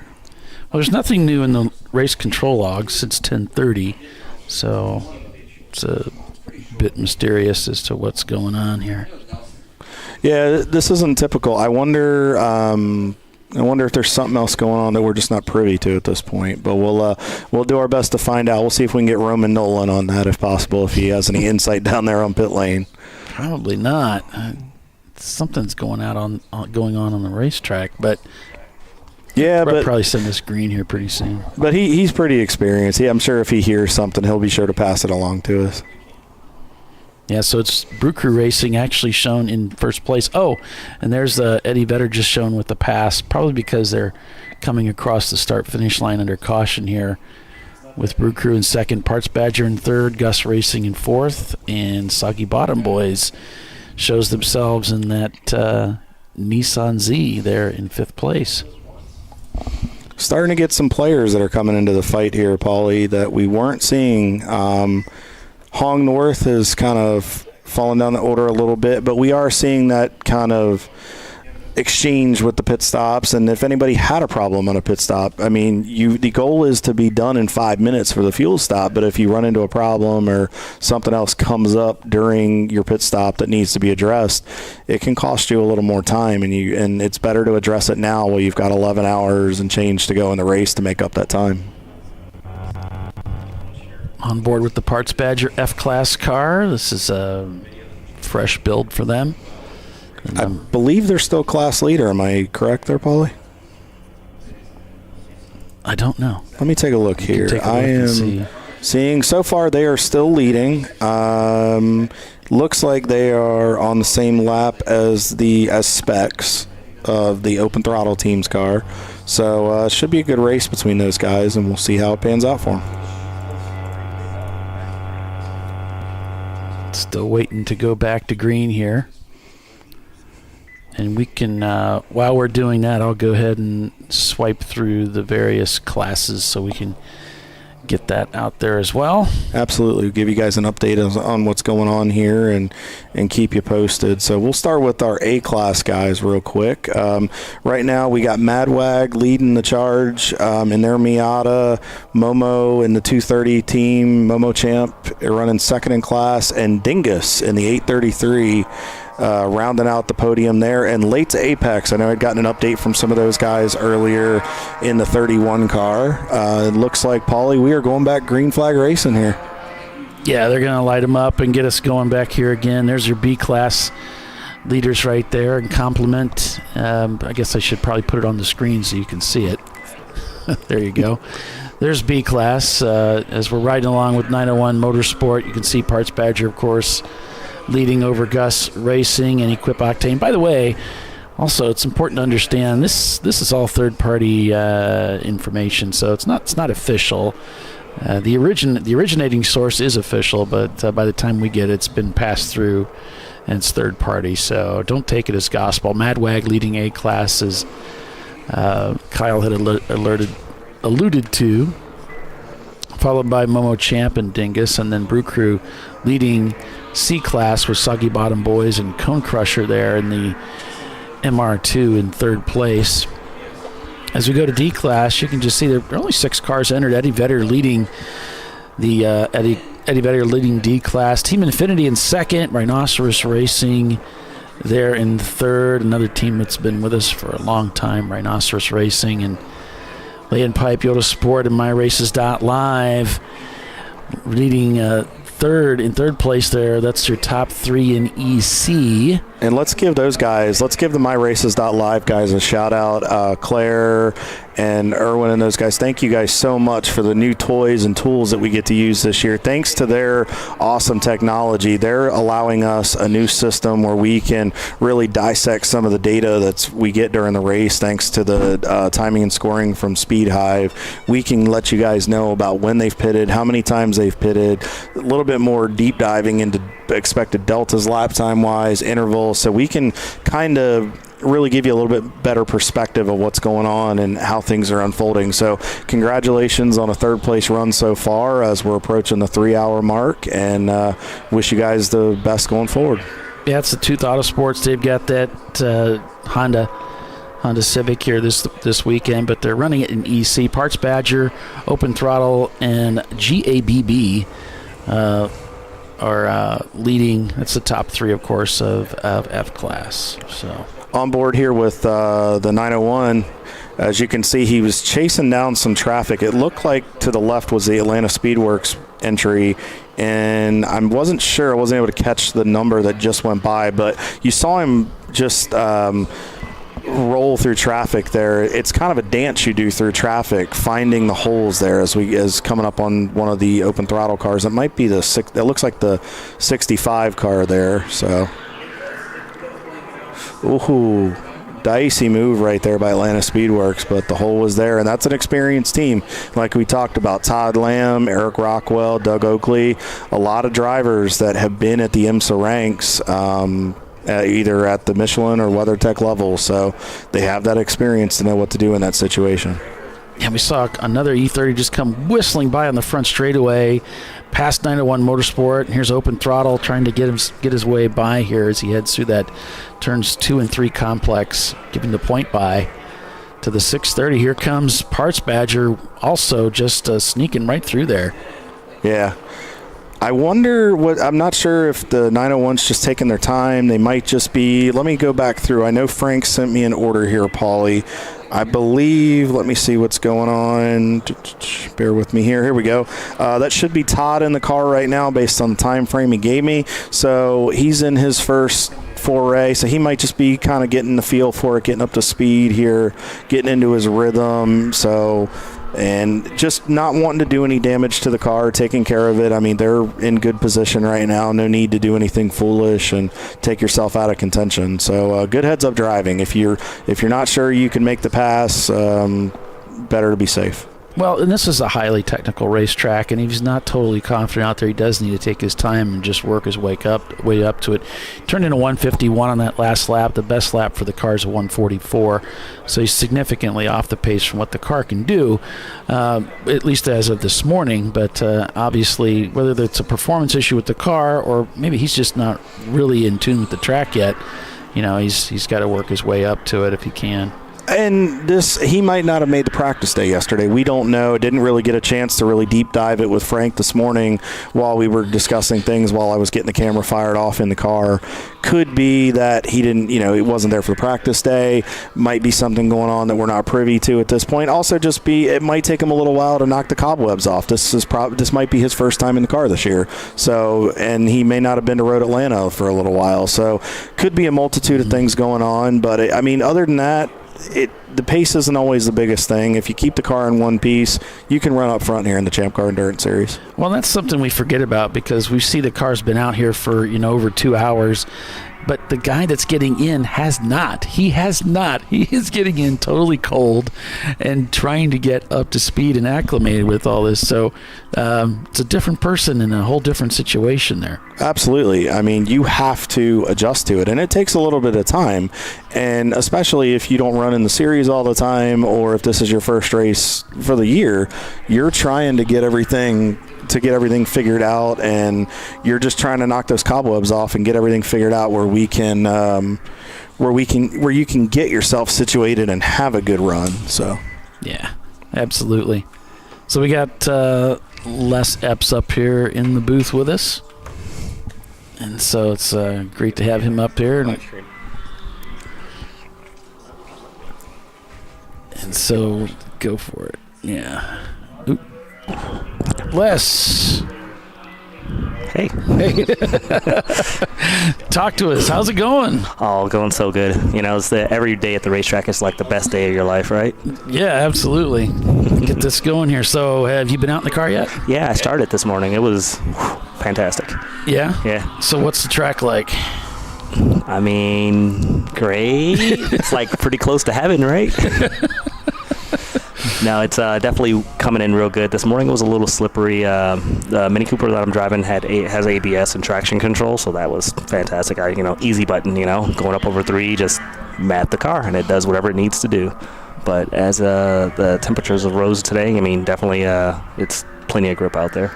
And this place is it's very affected by the ambient. It's very affected by moisture. You just confirmed what we were talking about. We had noticed a few cars were slipping under braking. We weren't sure if it was wheel hop or what was going on, but we appreciate you kind of shedding some light on that it was slick and there was some moisture. We had seen guys have those mistakes. We figured it was something because it was guys that usually don't make those kind of mistakes. So it's good to know that it's starting to taper off a bit and we're having the track come in solid. So what's the game plan going forward for you guys with the John Allen? Well, with a little bit of luck, shake some champagne at the end of the night. But right now we're limited by fuel size, or our fuel capacity. So a lot of times they were telling me, all right, Les, you don't have to run that lap time. Kind of ease off. So a lot of lifting and coasting. A lot of times you would see, if you look at our in-car, you could see me just coming into the brake zone when I know I could be past someone, just like, all right, just let them have it, and I'll tuck back into their slipstream just to try and save a few little ounces of fuel. We talked about this. Does drafting, in your opinion, do you feel like drafting is effective here down the back straightaway in certain areas as it would be going to Daytona? Oh, for sure. Yes, for sure. Down the back straightaway. And it depends on the shape of the car too. Like I said, the Mini Cooper I'm driving is essentially a toaster, so it's going down the back straightaway. But yeah, I would actually see about a 3 mile an hour difference in the draft or out of the draft. So that affects you quite a bit. Especially coming into 10 or just up over the top of the hill in 12 down the front straight too. So that's another gear shift for some other people too. And in that instance where you can also, if you're saving fuel, you can always, not that you want to do it if you're trying to playing catch up, but you can always short shift a little bit too. Get a couple 100 RPMs, 500 RPM. Use the torque rather than worrying about the top end sometimes. Exactly. Yeah. Exactly.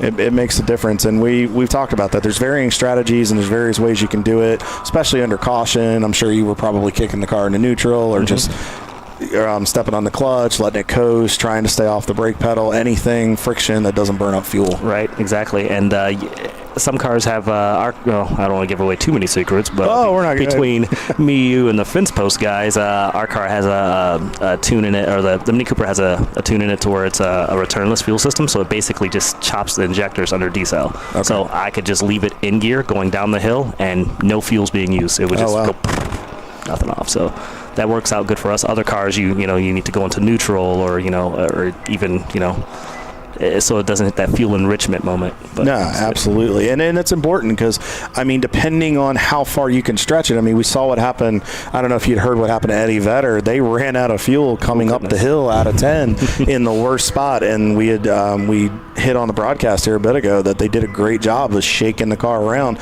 enough to get fuel to the pickup to get up the hill, down the hill, and get into the pits. Mm-hmm. And, I mean, they're back. It looks like they've taken the race lead back, but I think that's due to the exchange of pit stops, Paulie, like we just said, because Brew Crew and others were, I was getting a little close there, and I'm sure that was a nice pucker moment for everybody involved there.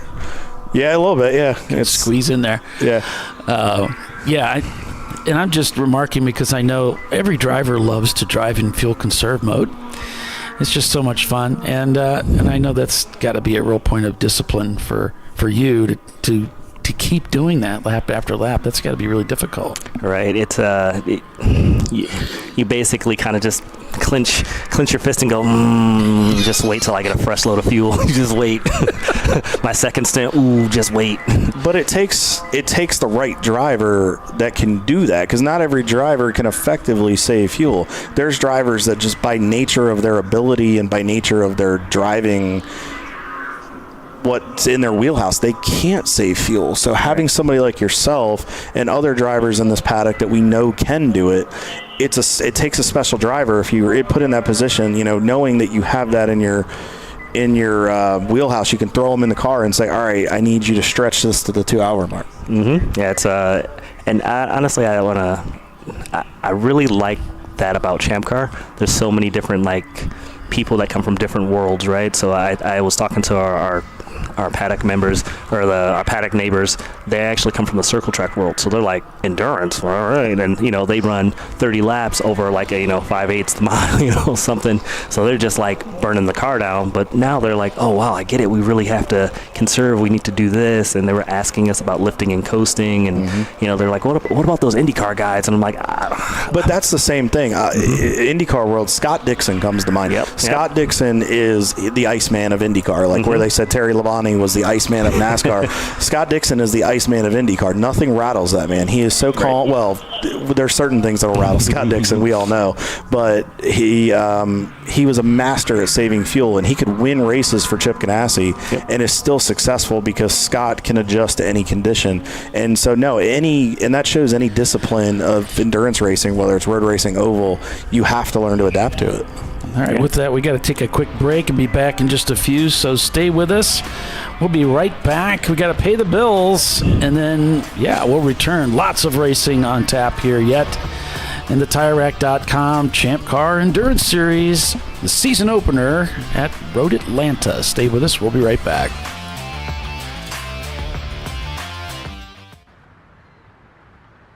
I probably need new tires. You do.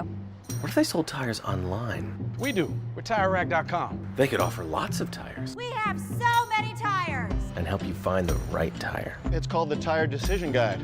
Oh, and they could ship them to a nearby mechanic. We shipped to over 7,000 independent recommended installers. This is an amazing idea. Sorry. TireRack.com, the way tire buying should be. Come on, Road. Do your worst. We'll be at our best. Stress tested to meet or exceed original equipment performance. Exclusively at AutoZone. Since 1994, Fly & Wrench has been a family-owned business renowned for exceptional European car repair and maintenance.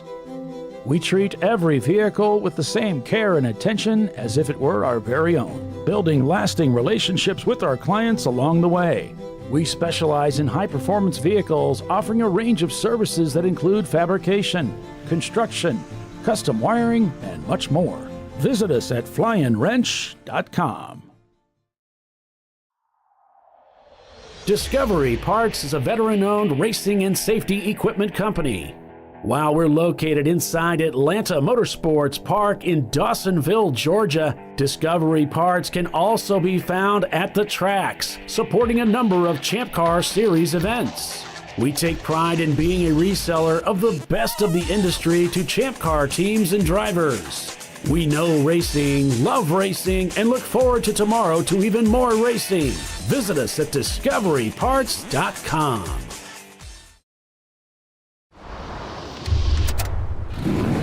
Bring on the frozen tundra, the grinding gravel, the cratered concrete, the rain-soaked streets. Come on, road. Do your worst. We'll be at our best. Reliable performance in unreliable conditions. Designed to meet or exceed original equipment performance. That's why more auto technicians choose Duralast parts. Exclusively at AutoZone. At Parts Badger, we're not your typical machine shop. When a market-leading mountain bike manufacturer was looking to reshore their hardware components, they turned to Parts Badger. Within weeks, we had deployed a dedicated manufacturing cell, ramped up production, and had guaranteed capacity to meet their demand. We're looking to be your manufacturing partner. See what we can do for you and your company at PartsBadger.com.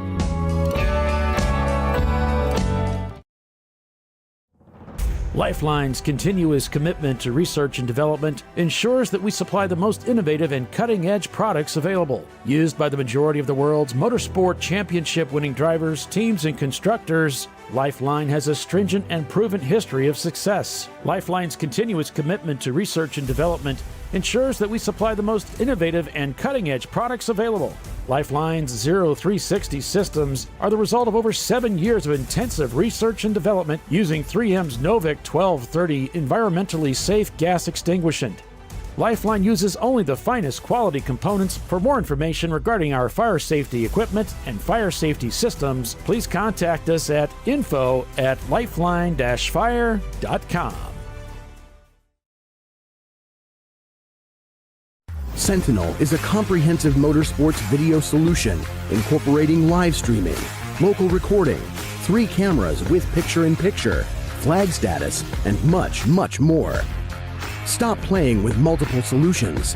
Sentinel handles it all, including timing and scoring, vehicle data, graphic overlays, adaptive bitrate encoding, network bonding, and more. Sentinel is the solution to sharing your motorsports experience with your friends, family, sponsors, and the world.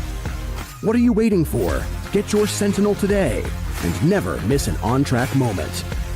www.sentinel.racing. Duralast, designed to meet or exceed OE performance, with 2-layer shims and OE-style slots and chamfers to eliminate noise. Backed by a noise-free guarantee when professionally installed. That's the Duralast difference, only at AutoZone.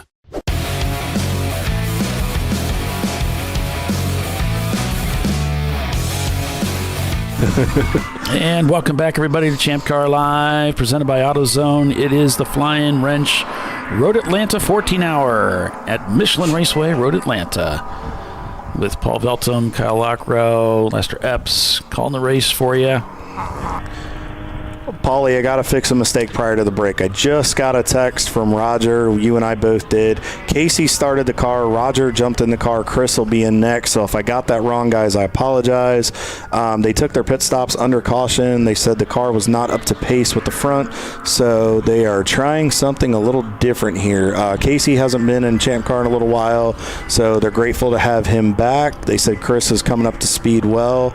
They are defending their 6-year straight podium in 4 different cars at this race with 2 wins, hanging in, and they are hoping for some attrition. So anybody that might have some gremlins, they're placing their bets.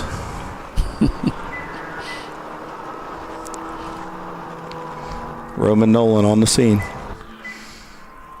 Looks like something going on. That's the Section 8 guys. That looks like owner Alan Martin in the car checking something, and somebody has a nice tasty treat. I think he just told me to steal third.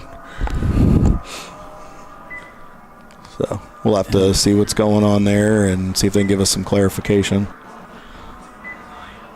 Yeah, the audio's kind of chopped up there, but something's going on, isn't there?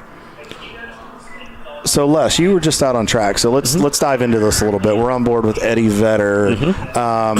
He's coming up on some lap traffic. All right, so you're an experienced guy. You've been around this a while. Give these guys a perspective based on what you've seen on the track conditions, working traffic. What is the key? Obviously, Eddie Vedder, they got the steam and the smoke to just roll with it. In your situation with the John Allen Special, navigating traffic, what does it take to do that? How do you do it effectively? How do you keep yourself out of the trouble? So respect, that's the biggest key right there is you're respecting other people's boundaries. You got to realize that they might not be willing to go as deep on the brakes as you, or they might have more power than you. So you definitely want to not put yourself in a precarious situation on the inside of someone when they don't have the grip, right? Or the outside of someone where they don't have the grip. So you got Eddie Vedder coming down the hill right now, and they can pretty much just pass wherever they want. And see, they kind of just back off. They could have went around the outside of that guy or the inside, but they know they have the power. Actually, I think they're passing my car. No. Whoops, sorry about that. Right. Sorry, Les. Right. But see, they gave you a thumbs up. Right? There's that respect we talked about. It's all about respect, and that's the best part about. I mean, I know I'm going to always plug it, but that's the best part about Champ Car. Everyone here is very respectable. It's. Everyone thinks of it as grass racing. It's like, oh, it's just for fun, but it's fun, but also competitive. We're a grassroots series striving to be IMSA-esque and at a higher level, and we project that, and we have that in our series. We have an abundance of professional drivers to the amateur drivers that are just getting started, and that's the great thing about it. But I think that we have that, and it's a good place you can learn from it, and we have so much grassroots to it. So it looks like we're going double yellow here, guys. Paulie was just giving me a heads up. So walk us through this. When you go through this scenario here, walk us through when you see that, you get the call, then you got to get it down to a code 35. How does that work in Les Epps and in a driver's mind? Well, I guess I'll give away my secrets, but when you see the yellow come out in that particular Mini Cooper, that tells me to floor it. Get as close as I can to the car in front of me, or try and make up as many positions as I can, or get as close as I can. I shouldn't say pass anyone, but get as close as you can, because the code 35, everyone should be doing 35 miles an hour. But under that restart, you can gain some positions, or you can lose positions, but ideally you want to gain positions when people kind of run out of mental bandwidth, because once you're kind of doing a 35, your heart rate comes down, you get relaxed, you almost in a sense like adrenaline comes down, and you start to taper off a little bit. But if you stay in it and you're ready to go, then you gain positions. Now, in that, when you get the car slowed down, we know that we always stress you don't want to just slam on the brake pedal. Right. You have to. Can you stress the fact of you have to take a deep breath, slow the car down gradually, and then get it down to 35, and don't just stomp on the brake, because that maneuver that can get you in trouble if you're not careful. Oh, for sure. The guy if there's a guy behind you and he didn't actually pay attention to the flags or see the flagtronic, he can end up in your hood, and I mean by way of your trunk, he will go straight through you. So you don't ever really want to jam on the brakes, even in unfortunately a red flag situation. You want to come to a controlled stop. But yeah, it's always about just kind of smooth inputs, as you would be going at full race pace, but it's smooth inputs, but just easing off the throttle, letting everything kind of naturally cool itself, and getting ready, keeping your heart rate up. That's for me, my personal is always keeping my heart rate up, being ready to stay on that throttle just in case it goes back to green right away. Now, when you're under caution, when you're under code 35 in this situation, and you said that adrenaline's pumping, and then you slow down and you take that deep breath, as we see we're back on board with Parts Badger in the 414. It looks like Chris is in the car. I just noticed that under the roll bar there, so hopefully that'll give us an indication. How do you keep yourself mentally prepared, especially the long caution we just had for the one Section 8 car or whatever was going on, I think over around 6? How do you keep yourself going to where when that yellow comes back out to get back rolling to go green, how do you not get complacent and then miss the restart? Personally, I usually kind of hum something in my head. I'll just hum a little tune in my head or something like that. I think Ross Bentley has his trait as Speed Secrets. Yes. It's like you do certain things with your hands, or you can put your tongue to the roof of your mouth, and it'll just kind of put you back in that mode where you snap back in. It's how you practice, is how you do everything, right? No, absolutely. And every driver has different ticks. Every driver has different experiences, different ways that they do it, how they go about keeping themselves in race pace and what's going on there. So Bill Strong's in the booth here. We're on camera. So he's showing us a little love here. But no, it's important that you do that, because you can get, like you said, staying up on the driver in front. If you aren't ready on that restart, you get caught off guard. That's how you lose time and position. Right, and you could have been the fastest guy. You could have been shaving like 5 seconds, not 5 seconds, but like half a second every lap off that guy. But if you lose 3 positions in a restart, like all that's gone, and the team doesn't love that. So no, and then that puts strain on the team and stress. And it may not seem like a lot, but that can compound if you let it become. I mean, once it happens. I mean, we all have lapses. We're not perfect. We're human. Mm-hmm. But if you continually let it happen, that is more pressure on the driver later. That may have to push the car harder. It could lead to a gremlin or a problem, or it could get you in a situation that you can't overcome. Right, yeah, you can overheat something. Overheating your tires is actually pretty big on this Mini Cooper, since we're running 15-inch wheels. So we're limited on the width we can run, right? I don't want to give too many of our secrets away, but if you overheat those tires, then like you lose all ability to outbrake anyone, or even acceleration off the corner. The car's turbo, so you can get back on it really quickly because of the gear ratios, and usually overtake someone. Corner exit usually gets you on the top end, but you can outbrake someone. But if you overheat something just by pushing too hard, you'll lose seconds. Then you have to let it cool back down. That takes some time. And then if you overstep, if it gets too hot, you'll start to slide. You can roll off the tire. And then you're playing with air pressures. Then you're getting into a whole situation. We just saw there, Paulie, we saw a rollback there coming at a 7. Looks like somebody stalled out. That's why we're under full course. Yeah, it's the TCR team stopped on track just to the left, driver's left, and so they're picking them up on the rollback, and so that's the reason for this caution today. Well, hopefully it's unfortunate that happens. It looks like they got the car picked up here as we have our backstretch camera. The car's on the rollback and safety's going. It looks like they're checking. Not sure if there's any fluid over there, but it looks like track officials are doing a really good courtesy check for us to make ssure there's no issue. For sure. I want to give a shout out to the Road Atlanta safety team. As I was out there, and we'd have some yellows and code 35s. I mean, they were doing everything that they could to get us back to green right away. I mean, knees to chest, full sprint, like pushing brooms, dryer cars. Like they were doing all they could to get us back to green right away. And I really do personally appreciate that, because that put us in a good fuel window. So I'll give them a swig of champagne if we get to spray it tonight. There you go. And I'm sure they'd appreciate that. But we do, from all of us here at Champ Car and everybody, we truly appreciate the urgency that they have as we see they just they're coming down the club pit entry right there off of the Fox Factory Bridge. But we really appreciate the urgency they have, because we as a club, we want to continue to get back to green flag racing. But we appreciate them giving us the most for our experience. But we know they have a tough job, because they have to err on that. We want to get back quick, but they don't want to put in a situation where they miss something either. So they do a yeoman's job. And you can see pit lane's a little busy right now as we go back to caution, which means we're going to be going back to green here very shortly. We take a look at the starter stand as the cars pick up speed. As Les alluded to, this is the time you want to try to gain a little bit of position as we go back to green flag racing here at Michelin Raceway, Road Atlanta, and the cars spool up to speed and go back into turn 1 as some cars that very busy pit lane. It looks like Parts Badger, one of the cars that was leading today, heads back out onto the racetrack. Yeah, pit road is. Man, they have been nailing these pit stops. But it's the experience. It's the experience level, Paulie. We're talking about it. We have so many experienced teams here this weekend that these guys have been there, done that, got the T-shirt. They know what's happening, and it's just everybody's been in a good flow this weekend. Roger Cohen just sent in. He said the racing has been exceptionally clean this weekend. He said this is the cleanest and smoothest race he's seen probably in 10 years here at Road Atlanta. So kudos to everybody out there doing a great job. We know we're slowly creeping in on that 3.5 hour mark. We know fatigue will set in later in the race. Hopefully with the unseasonably warm weather I want to say we're having. Hopefully everybody's hydrated and ready to go.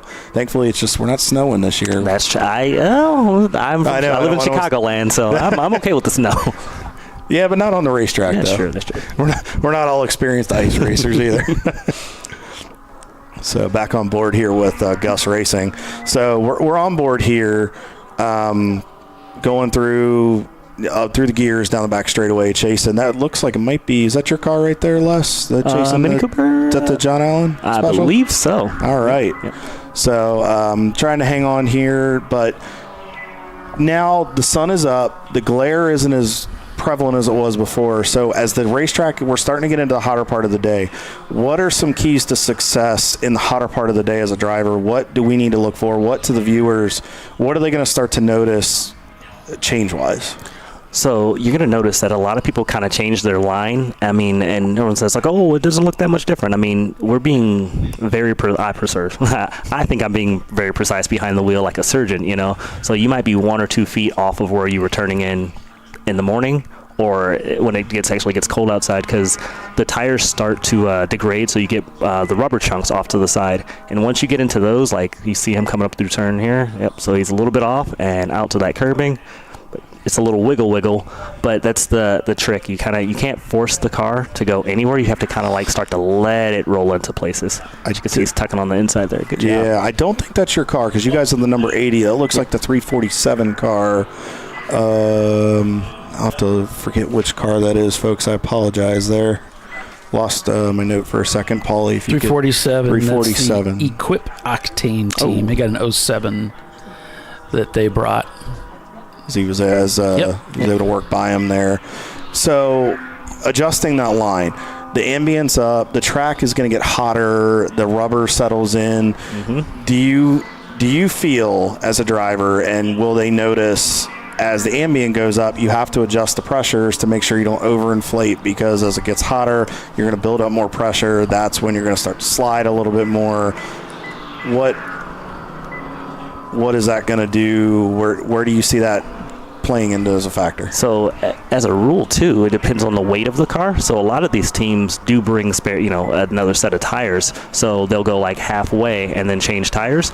But the name of the game is to go as long as you can without actually doing a tire change, because when you do a tire change, you add on more time to that pit lane. And then if you don't do that under caution, I mean, I'm not going to say you're throwing away the race, but it's hard to make up that time for sure. Let's play scenario here. Team that only brought 1 set of tires. Yes, they have a second set that might be their spare set, but most teams know they usually are pretty good at gauging if they can take a whole set the whole 14 hours. It's not the 24 like we do at VIR.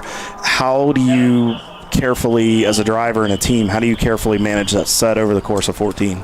I personally, for the Mini Cooper, it's all about the corner exit. So just basically not laying into the power. I mean, when the way I used to say it when I first started driving, it's like when the wheels are turned, if you give it gas, you could get burned. When the wheels are straight, throttle's great. So you're not burning up that inside tire on the power to, just letting it spin up or creating extra unwanted heat. It sounds cool, it feels cool, but you're not going any faster and you're just causing tire wear. So you don't want to do that for sure. Slow down to go faster, right? The old saying they always tell us for years. So, and we're all going, no, that's not right. And then you get in the car and you take that step back and take that breather, and all of a sudden you're like, wow, I just ran my best lap time. And they're like, yeah, because you didn't go in 5 car lengths deep. Exactly. Yeah. So, and back on board here, guys, with Eddie Vedder in their 91 Corvette here. These guys are rolling. They're back up into the lead. So beautiful recovery so far. And they are about a lap and change up on Brew Crew. Gus Racing in 3rd. Parts Badgers in 4th. Premium Dudes round out your top 5 here at Road Atlanta. Flying Wrench Motorsports sponsored event here, 14 hours. Eddie Vedder continues to just show the importance of getting that gap, having that mistake, but the recovery, and that's the experience level. These guys are defending champions of this race. So Les, in that situation where they just experienced something we all fear, especially going up a hill running out of fuel, how do you stay calm in the car? What does it take to stay calm and recover from something like that, especially for somebody that we know those guys are experienced, but what can somebody that may not have that experience level do in that situation? The worst thing you can do in any situation is panic, and you might not have a contingency plan for that, but the worst thing you can do is panic. And we all come from different walks of life. Some people spent all night putting a new transmission in their car, or they spent all week doing new stuff on the car just to get to this one event, and this might be the only event they run this year. So panicking, and you kind of see it all start to fade away. I've been in that position, and you're like, no, I really want to win this. But the worst thing you can do is panic. You kind of, like you said, they went back and forth, sloshed the fuel there, and didn't have to get picked up by the tow truck, and got on in and just relax and let the race come to you. Does it help? Because we know some teams have radios, some teams don't. It just depends on their preference or whatever budget restraints they might be under in that instance. Does having radio communication, being able to tell your crew what's going on, where you're at, does that help? But also having that friendly voice of walking you through the motions, does that help? Oh, for sure. The more communication, the better. So that's why I really love the on car cam and the streaming, because even if you lose radio communication, say at the back of the hill or something like that, your team can be watching you and say like, "Hey, this is going on." And I I came up with the complicated hand signals of saying, turn 7, turn 6, no fuel, no power, and flashing my hands. I usually wear yellow gloves. Flashing hands for me is a check engine light, so. And having that understanding, or that core group, especially teams, while we know there's teams that have rental drivers that come in, arrive and drive on weekends, having a core group of guys that understand the hand signals and the ebb and flow of team of what's going on, does that help things too? Because then it's not as frantic. Yeah, it's I used to think that racing wasn't a team sport, but racing 100% is a team sport. I never played stick and ball sports growing up or anything like that. I was always a loner, I guess. But it's 100% a team sport, because someone just being a friendly voice on the other end of the radio it just talks you through the most chaotic situations. Even if you get the little bit of the red mist, they can talk you off the edge of saying like, "Oh, I'm gonna pass this guy," but everything's fine. And the other end of the radio too, your crew member can go down and talk to another team and say, "Hey, we're about the same speed. Let's work together." Mm-hmm. So you can make some alliances over the radio. And especially the drafting too, like we talked about. And then when we go to Daytona next month, we know drafting is crucial on the banking and through the tri-oval and on the straightaways and stuff. These two cars are right together. Yep, exactly. Right behind them. If you can work together and get two cars in that slipstream, and just you have an understanding where maybe one car's faster through the corners and you're letting them go, but you kind of work a system, does that help you too, where it may be a short-term alliance, but drivers remember that we do have those memory banks, good and bad. Oh, for sure. Yeah. If you know a car, for me myself personally, if I know a car is not in my class and they're coming up on me real hard real quick, I'll just give them the pass. I'll just give them the point off to the right side. If you don't want to defend every position or every turn, if you both can get through the corner quicker just by letting them, you're lifting and coasting into the corner, letting them take the inside, you can get back on the power quicker. And they're already passed. They can get them boogieing down the straightaway, and you're back on the power. So you're making time. They're making time. It's all good. I heard this from Darrell Waltrip from the NASCAR world, because that's a lot of what my world is from before I really got into Champ Car, and I still dabble between oval and road course stuff. I remember watching an old road course race from Sonoma back many, many years ago. I think it was 2001. And I remember it was Jerry Nadeau, who was a very experienced racer, but came from Formula Oval cars. Mm-hmm. Jerry was notorious for finding the spot that would cost him and the driver he was passing, cost them both the least amount of time. Do you feel that fits in this series, where finding the spot to pass that costs you both the least amount of time is the most effective? Oh, for sure. Teamwork can make a dream work. And even if you're not in class, as long as you're not in class, you're fighting for the position, sometimes you got to do the thing, right? Or even if you're fighting for the position of second versus third, and you feel like you could still both catch first, sometimes that's a temporary, like you said, a temporary alliance. Mm-hmm. But yeah, not losing, if you might lose a second, don't lose 10 seconds, per corner, it's big picture racing. Yep, as he called it. I know that was the big terms they used, the big smart racing, big picture racing, and that's something I think we're seeing a lot of today as this race is unfolding. All right, so we're going to give you a quick rundown as we head out to break. So it's Eddie Vedder leading this race over Brew Crew Racing, the number 630 of Parts Badger in third, Gus Racing in fourth, and in fifth place, it's Premium Dudes in their 88 BMW. Stay with us. We'll be right back.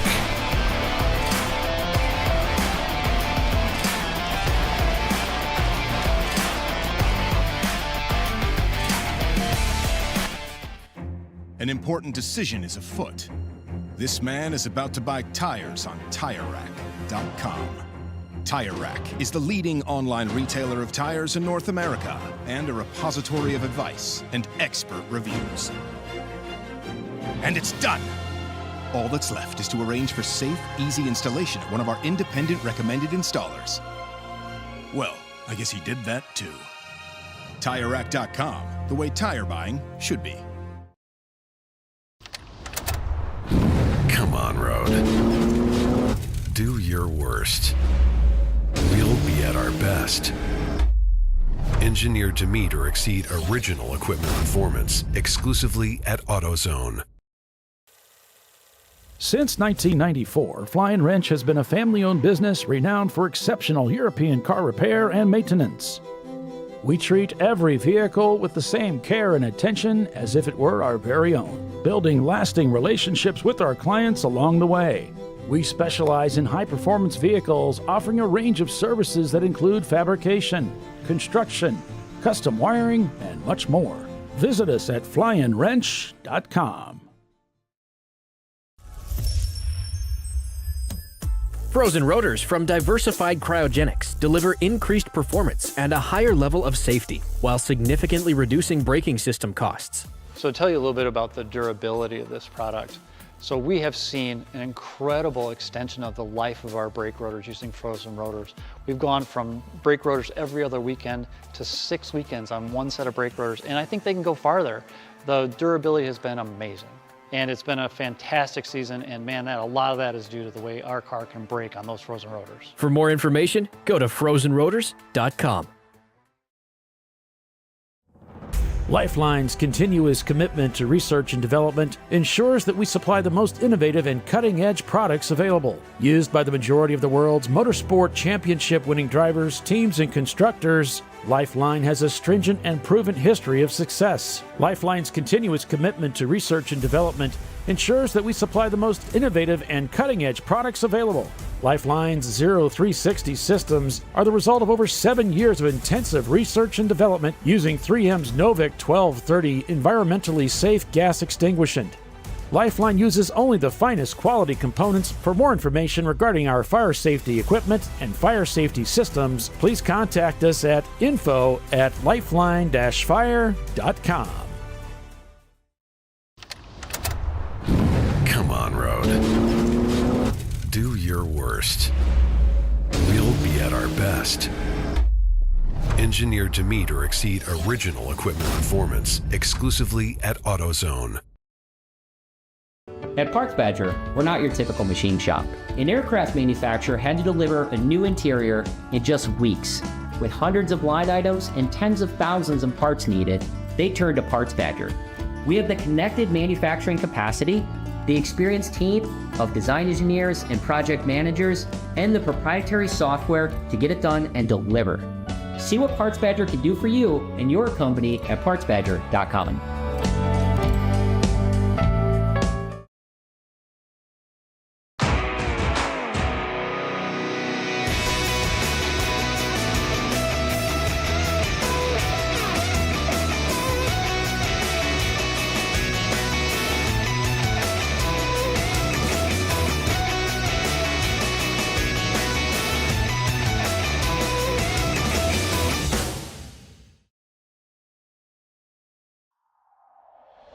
Discovery Parts is a veteran-owned racing and safety equipment company. While we're located inside Atlanta Motorsports Park in Dawsonville, Georgia, Discovery Parts can also be found at the tracks, supporting a number of Champ Car Series events. We take pride in being a reseller of the best of the industry to Champ Car teams and drivers. We know racing, love racing, and look forward to tomorrow to even more racing. Visit us at discoveryparts.com. Sentinel is a comprehensive motorsports video solution incorporating live streaming, local recording, 3 cameras with picture-in-picture, flag status, and much, much more. Stop playing with multiple solutions. Sentinel handles it all, including timing and scoring, vehicle data, graphic overlays, adaptive bitrate encoding, network bonding, and more. Sentinel is the solution to sharing your motorsports experience with your friends, family, sponsors, and the world. What are you waiting for? Get your Sentinel today and never miss an on-track moment. www.sentinel.racing. Duralast, designed to meet or exceed OE performance with OE-matched friction formulations and fitment for 97% of cars on the road. Backed by a noise-free guarantee when professionally installed. That's the Duralast difference. Only at AutoZone.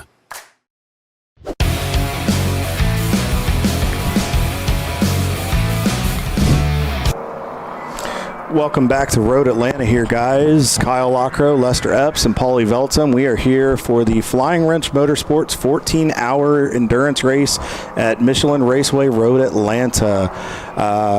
Diving back in, got a good view of turn 1, Les. Let's dive back into the race here. I know we kind of got off topic a little bit here. We were dissecting some race, let's say, procedure and processes here. Let's dive back into the action here. Eddie Vedder and their 1991 Chevy Corvette, defending champions of this race, still leading the fight. Parts Badger, the number 630, in second.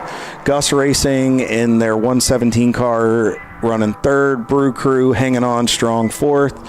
And Premium Dudes round out your top 5. Got our camera here on the front straightaway, watching these guys come down the hill here. A lot of single file racing, seeing some double file, really diving in. So we're approaching the 4-hour mark here as we'll pan out here a little bit.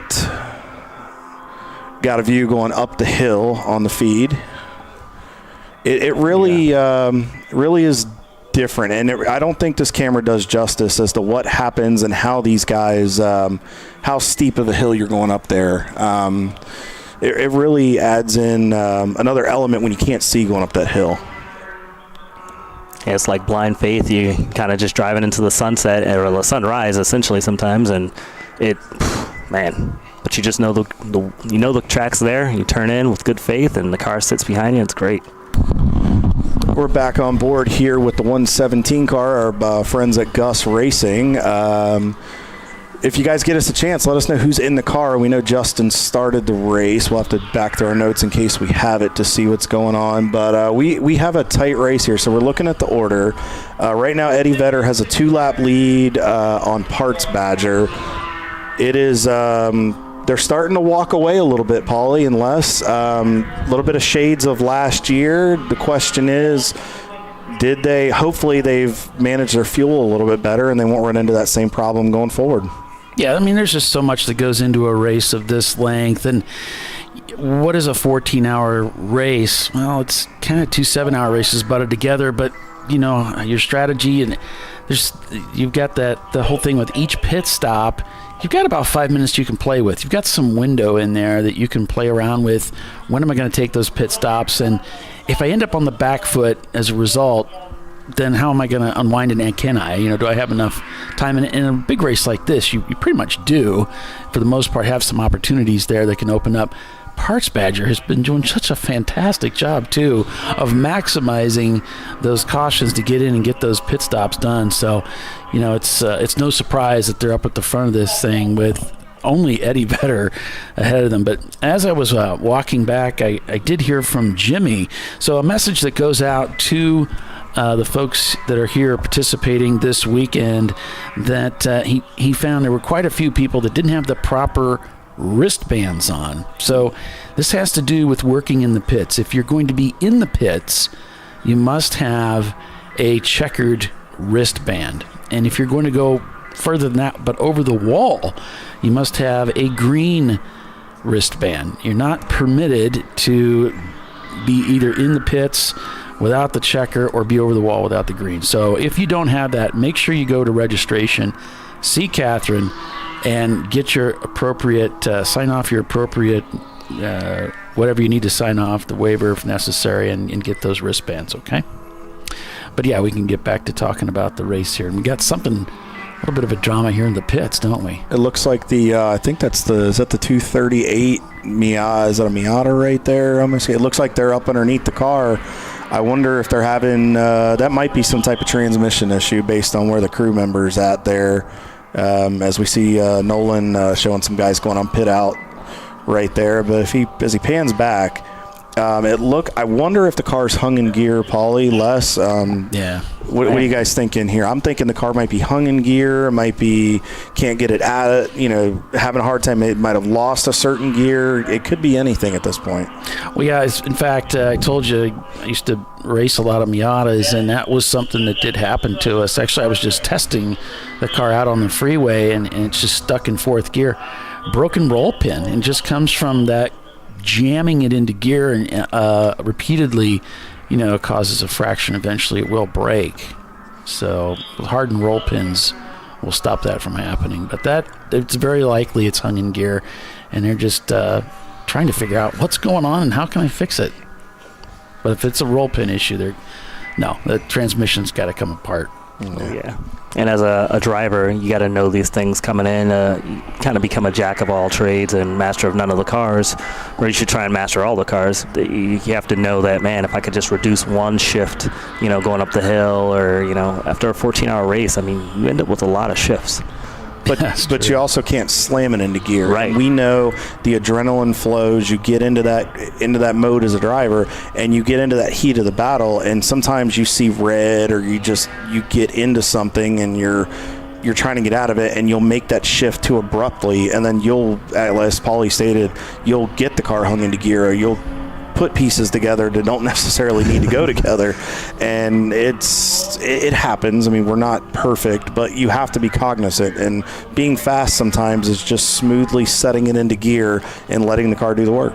Right, yeah, and sometimes it feels better to, why? You got to wring its neck, oh yeah, I made that car do the thing, but these 14-hour races, even an 8-hour race on a transmission, if you're beating on it, it's not going to last. So giving you guys a quick rundown of where we are with the standings, we got Eddie Vedder leading the race over Parts Badger, followed by Gus Racing, who's back 13 seconds from Parts Badger. But it's about a 2-lap gap, roughly a lap and a half to 2 laps for Parts Badger up to Eddie Vedder. And Parts Badger's done 3 pit stops. Eddie Vedder's done 1. Okay, so it's a Miata. So you got Gus Racing in third. Then you've got Brew Crew Racing there in fourth place. They're really having a phenomenal race this weekend. We don't typically get to see them hang on to the top 5 this long, so they're doing exceptionally well. Premium Dudes there in 5th place, and they're back about a lap from Brew Crew. And it's interesting that Brew Crew is only 12 seconds off the heels of Gus, and Gus is only about 13 seconds off the back end of the Parts Badger machine. But then it's Cone Crushers there in 6th place, about 14 seconds behind Premium Dudes. And then we have Hong North back about a lap, Mad Wag in 8th, Soggy Bottom in 9th. 901 Motorsport is in 10th place. We're seeing quite a few cars here, like John Allen Special in 11th place. Only about 11-second gap up to 901. 901 only about 5 seconds back from Soggy Bottom. So there's still some pretty close competition inside that top 20 right now. And even with Eddie Vedder continuing to have the success they're having, back to 13th, if you scroll down the order a little bit, Paulie, down to 13th with the 347, the Equip Octane guys, and the On Second Thought Racing team, we're only looking at 7 or 8 laps back through the top 15 realistically, and that's not a major gap. And like we said, one severe issue, and that can close that gap substantially, and we could have some cars in the fight here that we aren't expecting. And even the second 901 Motorsport, the 903, the sister car, is only back in 17th, and they're within 10 seconds of the Shark car with the Eds guys. They were up in the top 10 earlier, and they're fighting on a skeleton crew this weekend. So for them, the question will be, will fatigue start to set in for those guys as we get into the later hours of the race? Yeah, and On Second Thought, as you mentioned, by the way, is also shown in the pits right now. So they've pitted under green, which is, never ideal, but when you gotta go, you gotta go. As they say. But it's better than running out on track, Paulie. That is true. I mean, gotta get in, get your fuel, get the go-go juice, and go again. So, and sometimes you just don't play those cautions right, or you try to play the strategy right, and it doesn't work in your favor.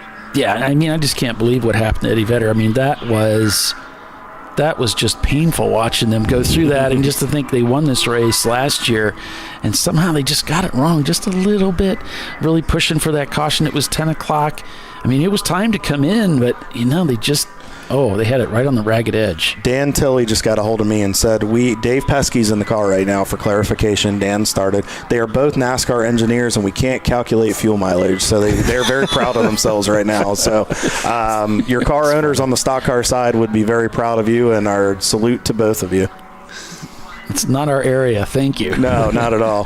More power to you guys. Right? I mean, David works for Chevy and he works for Ford, so he's blaming the Chevy guy and vice versa. He's blaming the Ford guy. We're gonna have an OEM blame game here, guys. Yeah. But kudos to those guys. I would not want to be. I mean, the guys that have to crunch those numbers and sweat it out, and the engine tuners. They're special people.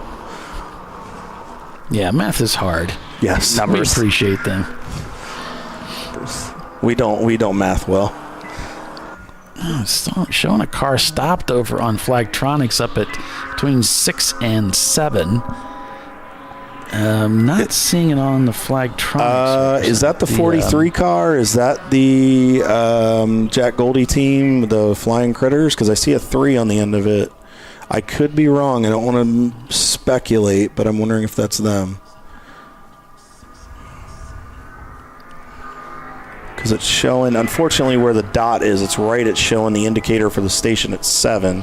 Right. So it's a little blocked for us right now. I'm not seeing anything on the race control logs just yet. But it is showing them stop, so we'll have to get some information. We'll have to see if maybe we can get Roman Nolan to head down to their pit stall.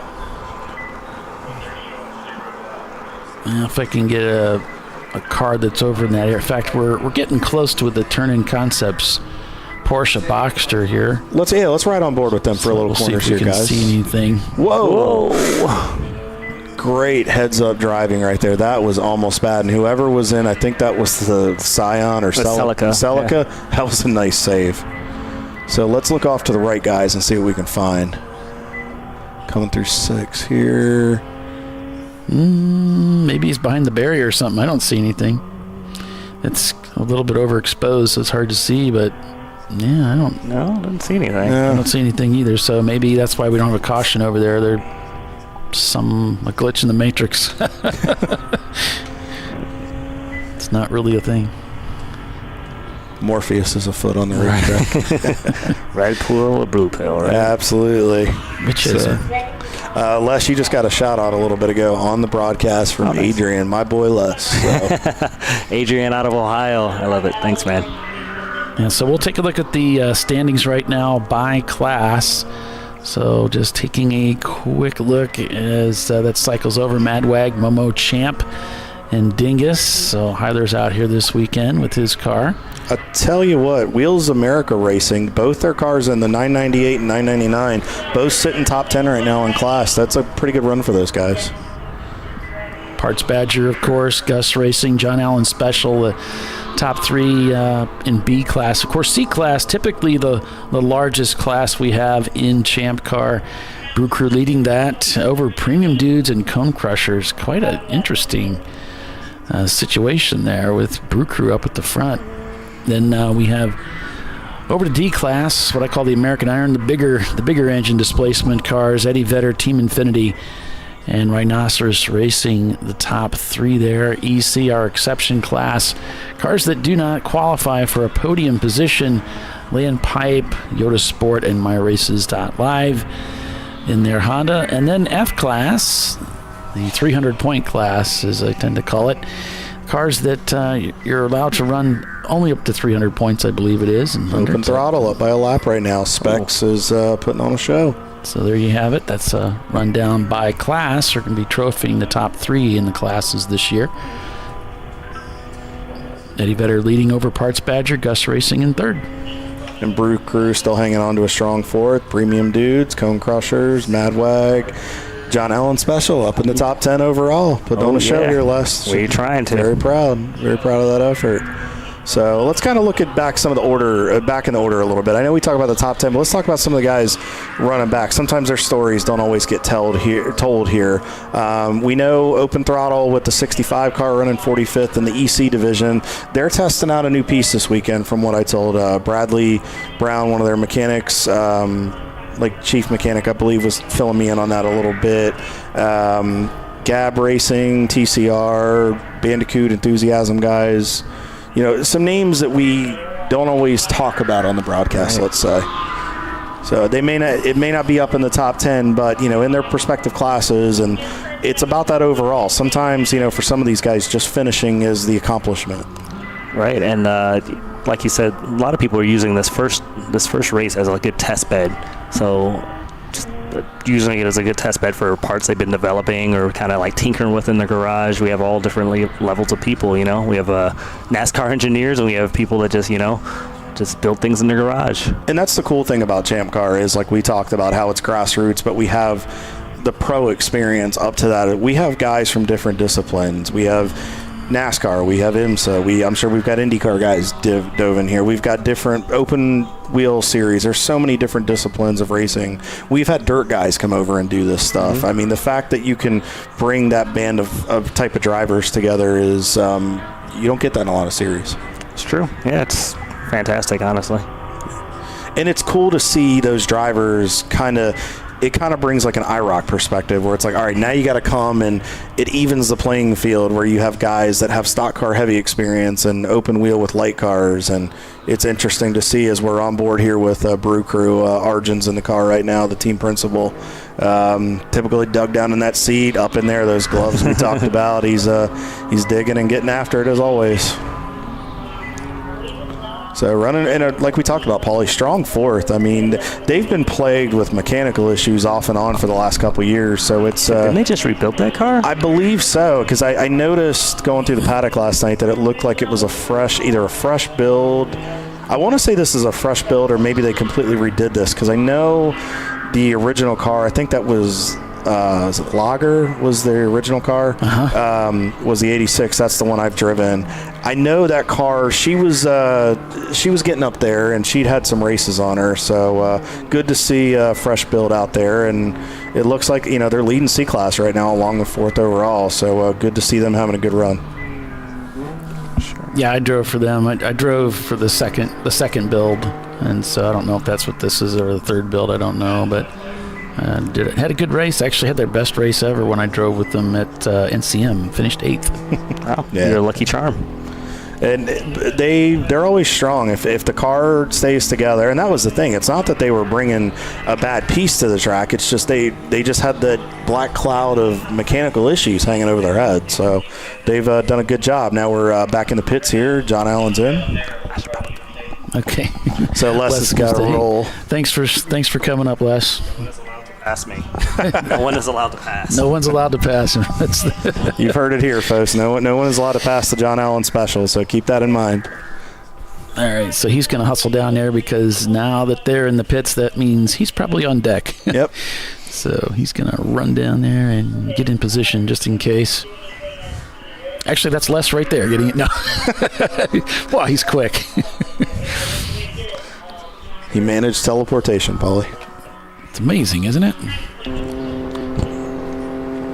So back on board with Brew Crew here as he's headed up the hill out of turn 1. Nice setup right here. Good patience. Trying to make the hole. Got there. Yes, he did it. Nice job there. Arjun's been around this long enough. He knows when you can do stuff, when you can't do stuff, and he's putting that experience to the test.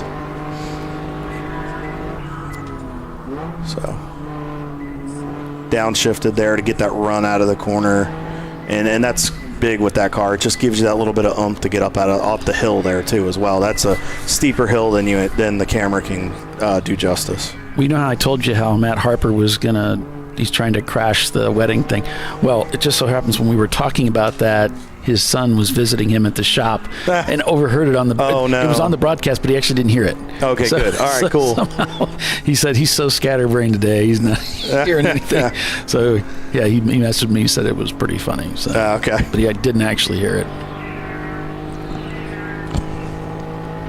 So thanks for joining us, everybody, here today on ChampCar.Live. Appreciate everybody. Over 5,000 viewers have touched base with us today and checked in on the broadcast.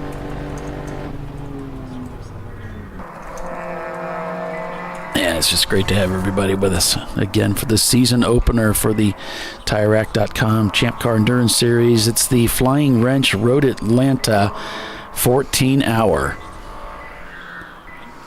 I just noticed the light flash. I believe that was the Brew Crew BMW right there. Might have been a little delayed, or might have been a different car.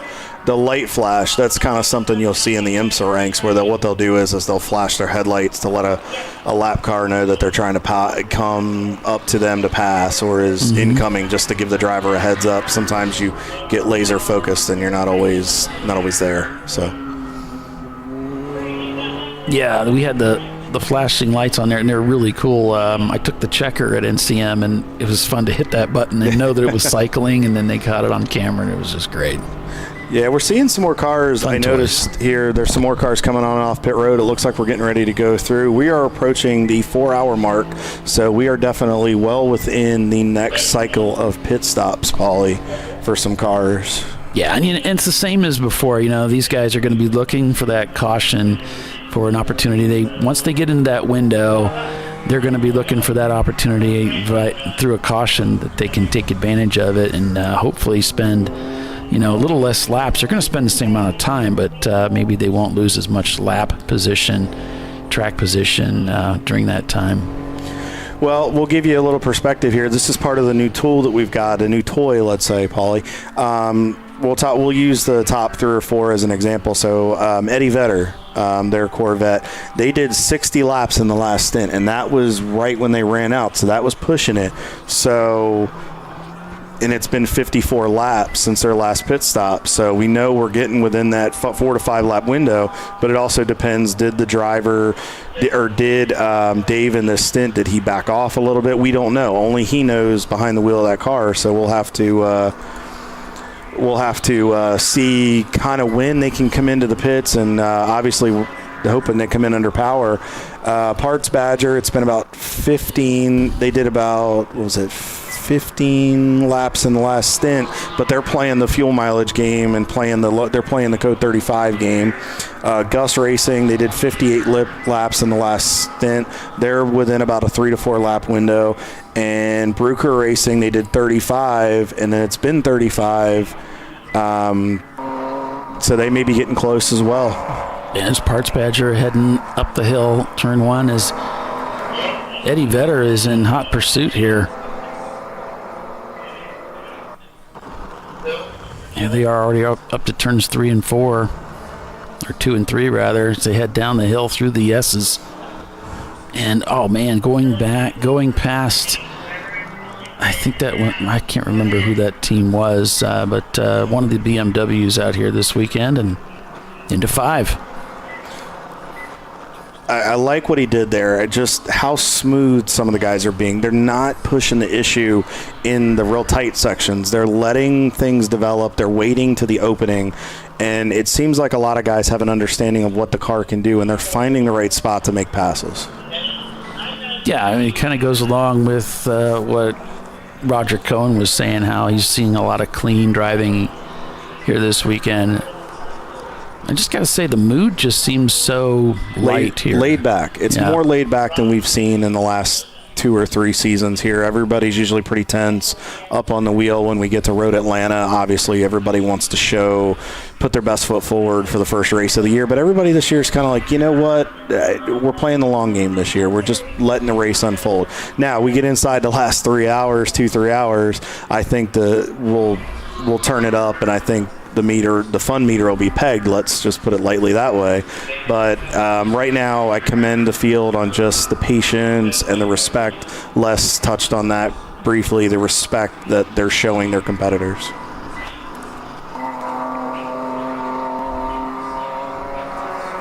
And up the hill we go again.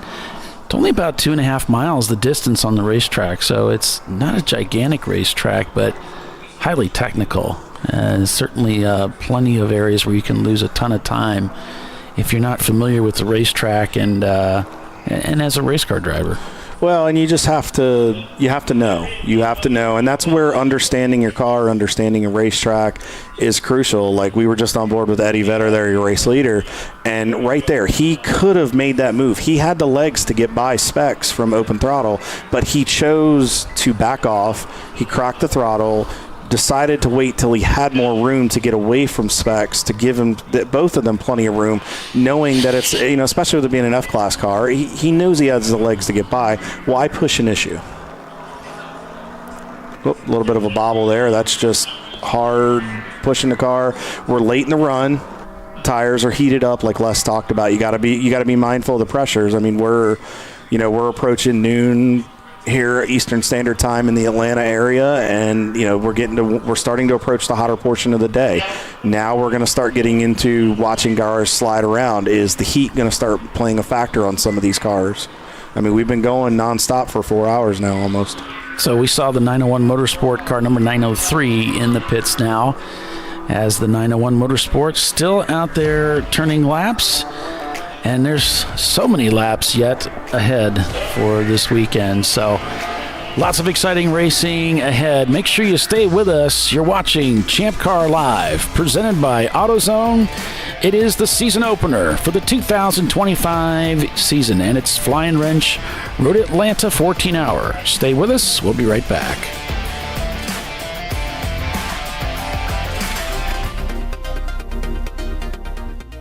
Welcome to TireRack.com, revolutionizing tire buying since 1979.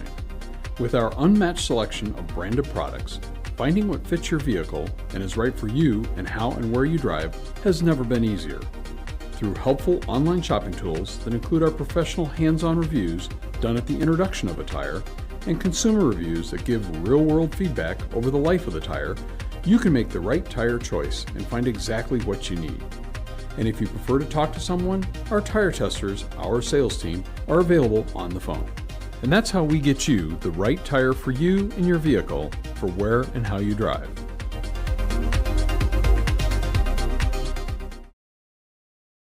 At AutoZone, you get what you need when you need it. Got a today job?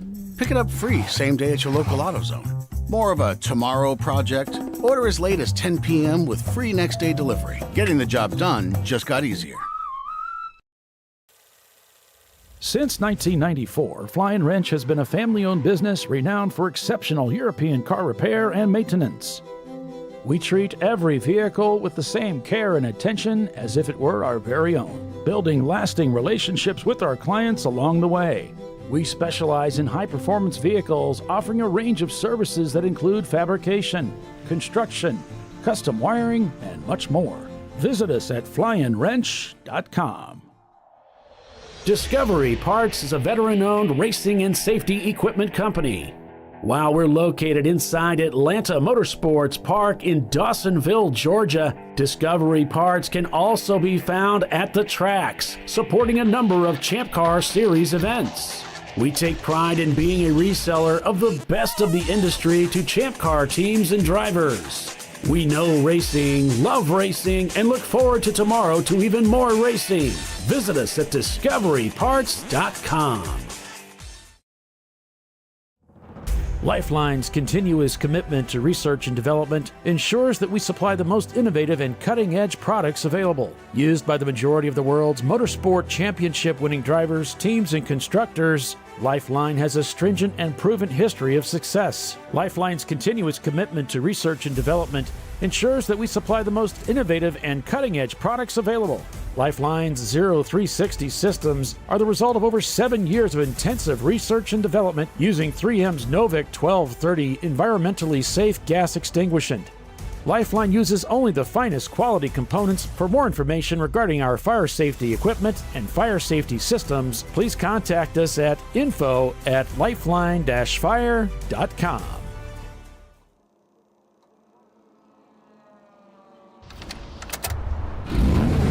Come on, Road. Do your worst. we'll be at our best.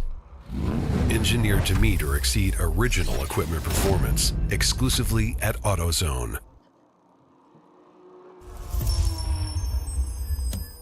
Frozen rotors from Diversified Cryogenics deliver increased performance and a higher level of safety, while significantly reducing braking system costs. So to tell you a little bit about the durability of this product. So we have seen an incredible extension of the life of our brake rotors using frozen rotors. We've gone from brake rotors every other weekend to 6 weekends on one set of brake rotors, and I think they can go farther. The durability has been amazing. And it's been a fantastic season, and man, a lot of that is due to the way our car can brake on those frozen rotors. For more information, go to frozenrotors.com. Sentinel is a comprehensive motorsports video solution incorporating live streaming, local recording, 3 cameras with picture-in-picture, flag status, and much, much more.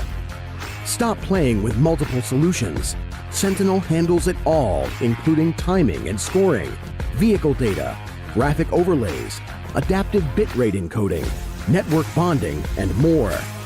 Sentinel is the solution to sharing your motorsports experience with your friends, family, sponsors, and the world. What are you waiting for? Get your Sentinel today and never miss an on-track moment. www.sentinel.racing. Bring on the frozen tundra. The grinding gravel, the cratered concrete, the rain-soaked streets. Come on, road. Do your worst. We'll be at our best. Reliable performance in unreliable conditions. Designed to meet or exceed original equipment performance. That's why more auto technicians choose Duralast parts. Exclusively at AutoZone. And Eddie Vedder leaves pit road. Headed back out onto the racetrack and resuming their dominant performance this weekend. Welcome back, everybody, to Champ Car Live, presented by AutoZone. 118 laps completed by the leader as Parts Badger takes over the lead of the race, unofficially, of course, as Eddie Vedder had to pit under green this time.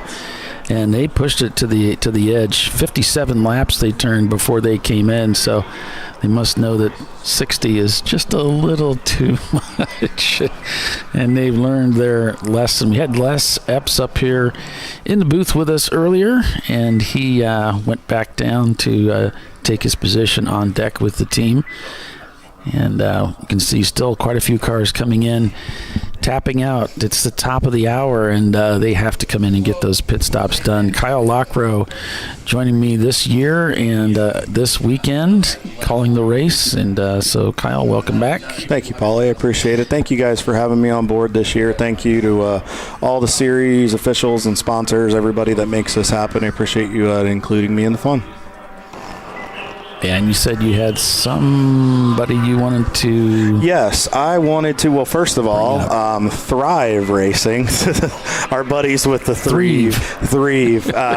David Vandergriff just got in the car a little bit ago, so they wanted to give an update to let you know who's behind the wheel. So the 865 car is still chugging along. Where are we running with those guys, Paulie? Let's give them a little shout here. Let me take a look. They are running 40th overall, and they are... little wiggle there.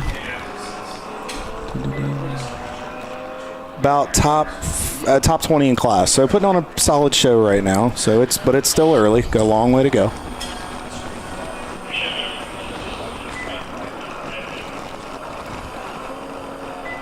You can definitely tell the track's changing a little bit. You can see the aggression starting to pick up a little bit, especially guys that know, okay, we've passed the 4-hour mark. We're inside 10 to go. We got to start making up a little bit of ground here. But hopefully they keep in mind, 10 hours is still a long way to go. We're not even realistically yet to the 7-hour or 8-hour mark that we would do on a double weekend. So a lot of racing left to go, too. Yeah, and I appreciate you guys sending in your streams. I'm sorry if we don't get to your stream. We're actually overloaded. We've got There's only so many I can put in the switcher, and then we run out of space. But thank you, folks. Really appreciate you doing that. Yeah, we do, guys. I mean, if we don't get to it, we're not, please don't think we're excluding you. It's just we have so many teams that send in so many streams. We'll try to cycle them in and give you guys a little bit of attention and love here as often as we can. Back on board here with Brew Crew. Looks like they are still, I believe they're still at class leaders based on the data we're seeing, as Arjun just came in to complete his 118th or 19th lap. So he's downshifting to 4th, headed up into turn 1 here. I remember driving that car similar, and you can really carry some speed up the hill there. If you hit the shift right, get the car planted, and get it set, you can really carry some speed up the hill. And where you may not have it on the straightaway, I know they were talking about putting a bigger, putting a little bit more under the hood there, but it gives you that extra speed. As we're on board with the 117 here, it looks like they're just exiting pit road. Just was checking in with the pit out official there. Yeah, there was some conversation going on. So it might have been checking wristband, making sure everything's good to go. Now the blend line, Paulie, touch on that real quick. That's very, very important, because where you blend on the racetrack here on the left side over by the rumble strip as you come up the hill, that is a very questionable section. And the reason I say that is because you've got guys coming at speed, and especially if you got a few guys that are running double wide through there, or somebody that's carrying a lot of speed, you kind of have to be very careful and cognizant and have your head on a swivel so you don't end up in an accident. You have to make sure you stay as far left as you can so we don't get somebody hurt. Yeah, and that'll get you flagged in for a black flag if you violate that. So the guys at pit out are watching for that, so got to be careful of it. It's pretty dangerous when you cross over it. And that's part of the driver's meeting. So that's one of the reasons the driver's meeting is required, is because they want to make sure you have all that information to keep you safe and keep you out of black flag. We want you to be out there racing.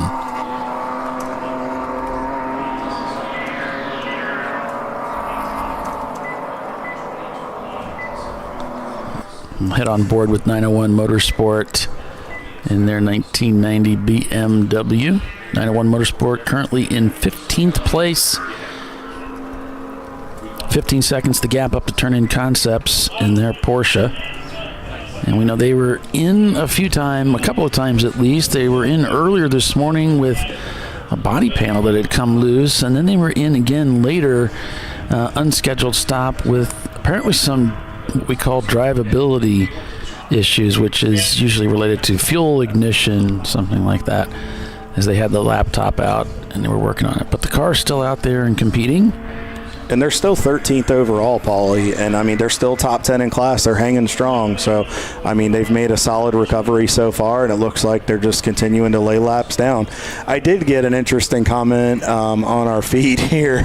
Tony Kart Racer, one of our followers, was saying Eddie Vedder. I'm confused with someone else. So the clarification I just typed out is Eddie Vedder, Vedder, for the lead singer from Pearl Jam. And I said because they run a Corvette, they just spelled it Vetter. And I said, I'll guarantee you, though, none of us can sing or understand the lyrics from Even Flow. I'll guarantee none of us can. It is all just gibberish, and we still just bang our heads, and it's 1991 all over again. So I got to say, I'm liking Momo Champ now. Has taken over the lead of A-Class. And I love that for Heiler and his team, and Matt Wag has slipped into second. But Momo Champ, 12th place overall. We got an EC car. Let's see me count, because that would put them in 11th overall. So with that EC car up ahead, they will be pulled out, those EC cars, at the end of the race from the standings and put in their own group, as the EC cars are not eligible for a position on the podium, that is. So as we are back on board here with Eddie Vedder, our second overall. Parts Badgers back out front. I think this is through the cycle of pit stops, Paulie, because I believe Parts Badger, because of the pit strategy they're playing, it's been about 31 laps. So far, the max they've done is about 43. They're probably within about a 12-lap window based on the data that we're seeing, but you don't know what that driver's doing behind that wheel either. He could be saving you a little bit more than we anticipate. Yeah, I wouldn't be surprised. I think I've had talked to Ron about this before. They don't have, a gigantic gas tank in it. It's a fuel management thing, and this track's going to drink up the fuel, so they will have to make some extra pit stops. And Eddie Vedder really hasn't put a foot wrong, though. And as we're going back to caution here, so we'll take a look and see what's going on here. We do have something that looks like... We got two. Is that one still the glitch up there in 7? I think so. I'm not going to even... Okay. Yeah. So this looks like coming down the S's, Kyle. All right, 220... Was it 229 car?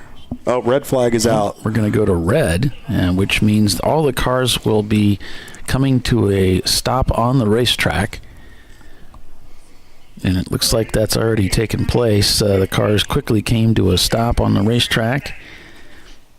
And so this is different than other series, and we barely brushed on this when we had Les up in the booth with us. And so what we ask of you when you have a red flag condition is that you come to a safe, controlled stop on the racetrack, preferably pulled off to the side, one side or the other, so that emergency vehicles can get through. We got one of our buddies is in trouble, and we want to get those crews out to them as quickly as possible. So that's why we go to these red flags, to get everybody stopped. And this is really about getting those emergency vehicles out there quickly.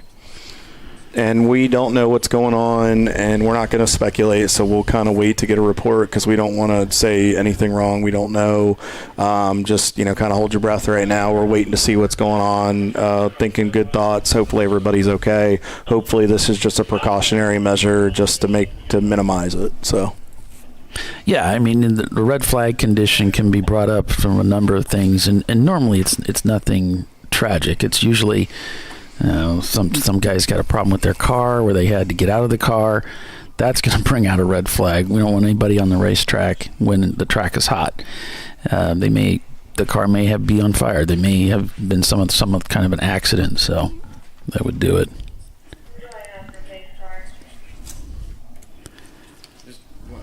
Bill's going to get it for us. So we're just going to... I'm watching the race control logs, and if I get more information, I'll certainly bring that to you. What does the race log say? Yeah, it doesn't say anything. It just says red flag. So we're still waiting to hear, guys. We're hoping to find out. Once we get a little more clarification, we'll dive in a little deeper on it, but we don't want to speculate over something that isn't there. So just out of respect for the team involved and the driver that's in the seat. So at this point, Paulie, so how this will work, just to kind of deep dive a little further into what Paulie's talking about. So what happened is everybody came to, yes, Chris, we are teased, so you're welcome. What'll happen is everybody stop to one side of the track or the other. They will stay red flag until the flagtronics, until the conditions are safe enough to go back to a yellow. And then what they'll do is they'll slowly get the field back up to a pace. And then once they deem it appropriate, they'll put the green flag back out. They shouldn't have to bring the cars down pit road. That's usually a last case scenario in that instance. So hopefully this will be a quick turnaround.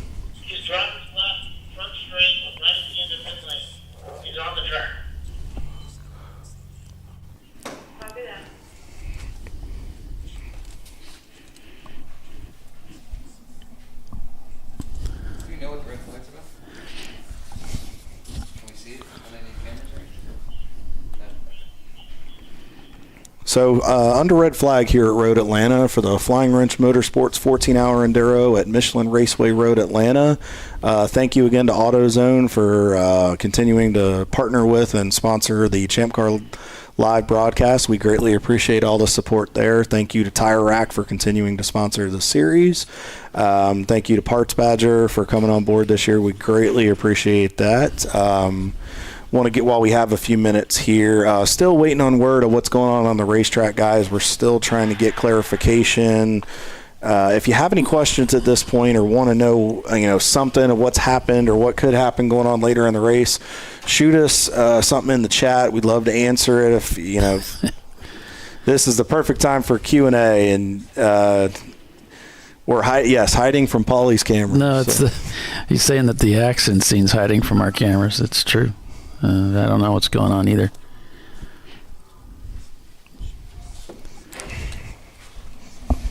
So this is a good time to grab yourself a sandwich and. But we'll just give you some information of what we've had so far today. It's really been Eddie Vedder very early on. He started a few spots back and made up those positions quickly. I'm showing 31 positions were passed. 31 passes were made for position by Eddie Vedder in a Corvette. Rose up to the front of the field quickly and maintained there. And we had some good feelings about Eddie Vedder. They did win the race here last year. They went through the woes. Looks like the cars are circulating again, so whatever the situation is, it's been resolved. They did have some issues during the season as it progressed, mechanical issues. And as I talked to him yesterday, he said it was a lot of it. The last 3 races, it was power steering lines that kept blowing. Turns out there's several segments of the power steering system, hoses, and so finally just went to a forklift company and had them make all of these hoses. Even the hard line broke, and to take care of it, and then it seemed to be fine. And so they were looking forward to today, and of course put a camera in your car and it's good luck automatically. So here they are doing really well today, and things seem to be going smooth. They've just been strong all day, and they did put a foot wrong with that first pit stop where they pushed it too far, ran out of fuel. We actually caught it here live on the broadcast, and so that was something that that was a heart stopper. They almost didn't crest the hill. They almost didn't make it over the hill, turn 11, to get back down into the pits, but then they did. So it was kind of a I think I can. Made it back down into the pits, got fueled up, and they had just enough fuel to get from the pit in stop that they had to make to pick up the clock to their pit stall and get fueled up. Went back out, resumed the lead pretty quickly, and although they're shown back on Parts Badger, not sure how all that's going to work out right now as far as those pit strategies and so on. But for right now, Parks Badger is shown in the lead over Eddie Vedder. Then it's Brew Crew Racing, Soggy Bottom Boys, Gus Racing, and Premium Dudes, Cone Crushers, Equip Octane, Birmingham Racing, and Hong North. That's the top 10 unofficially that we show here so far at 123 laps into the race. Speaking of Gus Racing, Justin Garvin has crashed the party up here. Good to see you, Justin. Welcome to the broadcast. Former owner of Average Joe's Racing and racing with Gus Racing this weekend. So we saw you led the charge. How's it going so far?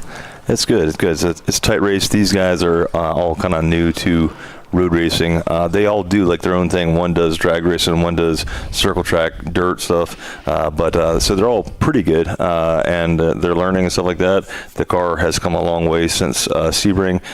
You guys got to hear this story.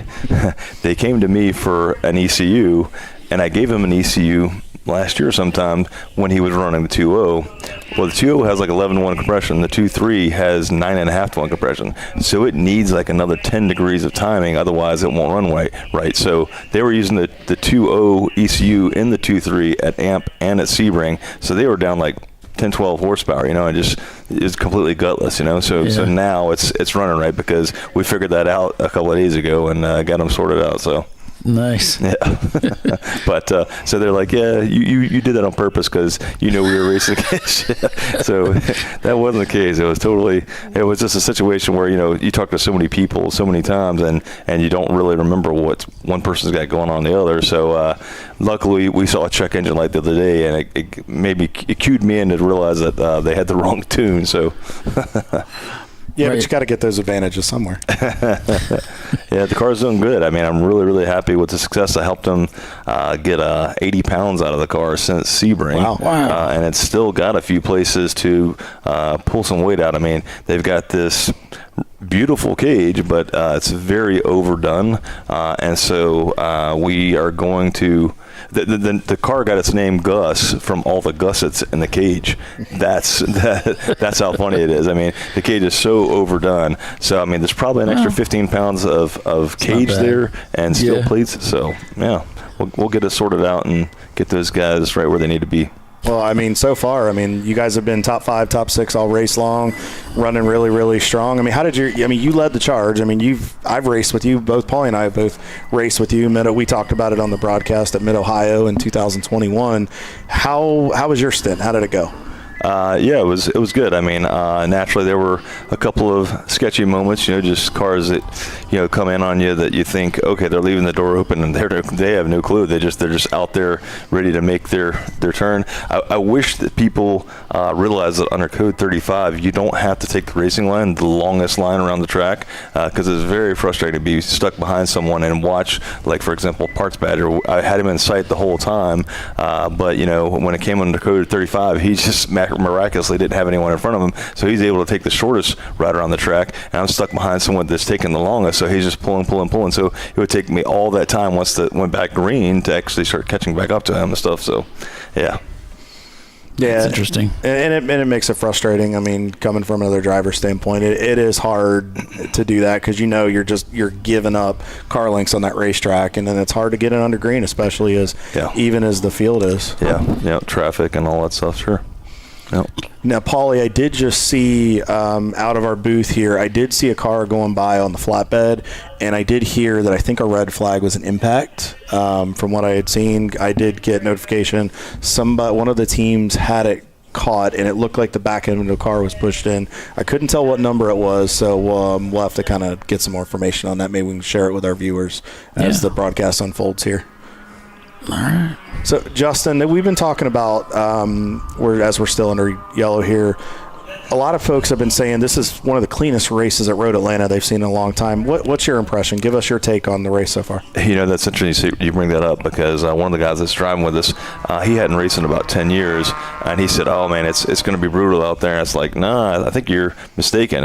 Champ Car has definitely laid down the line and said, look, we're not going to accept crashes and stuff like that. You're going to be penalized. And I think everyone really realizes that, and they put that in perspective, and they run a cleaner race and stuff like that. And I'm really appreciative of everybody doing that because, man, I mean, it's a lot more fun when you're out there racing versus sitting on the sideline, Do you feel the warnings that they're throwing out where they'll give you the one pass, and then after that, when they start hammering on you, not necessarily in the pits, they're with sitting there pointing the finger at you, but those lap penalties, do you think they're finally getting the point across?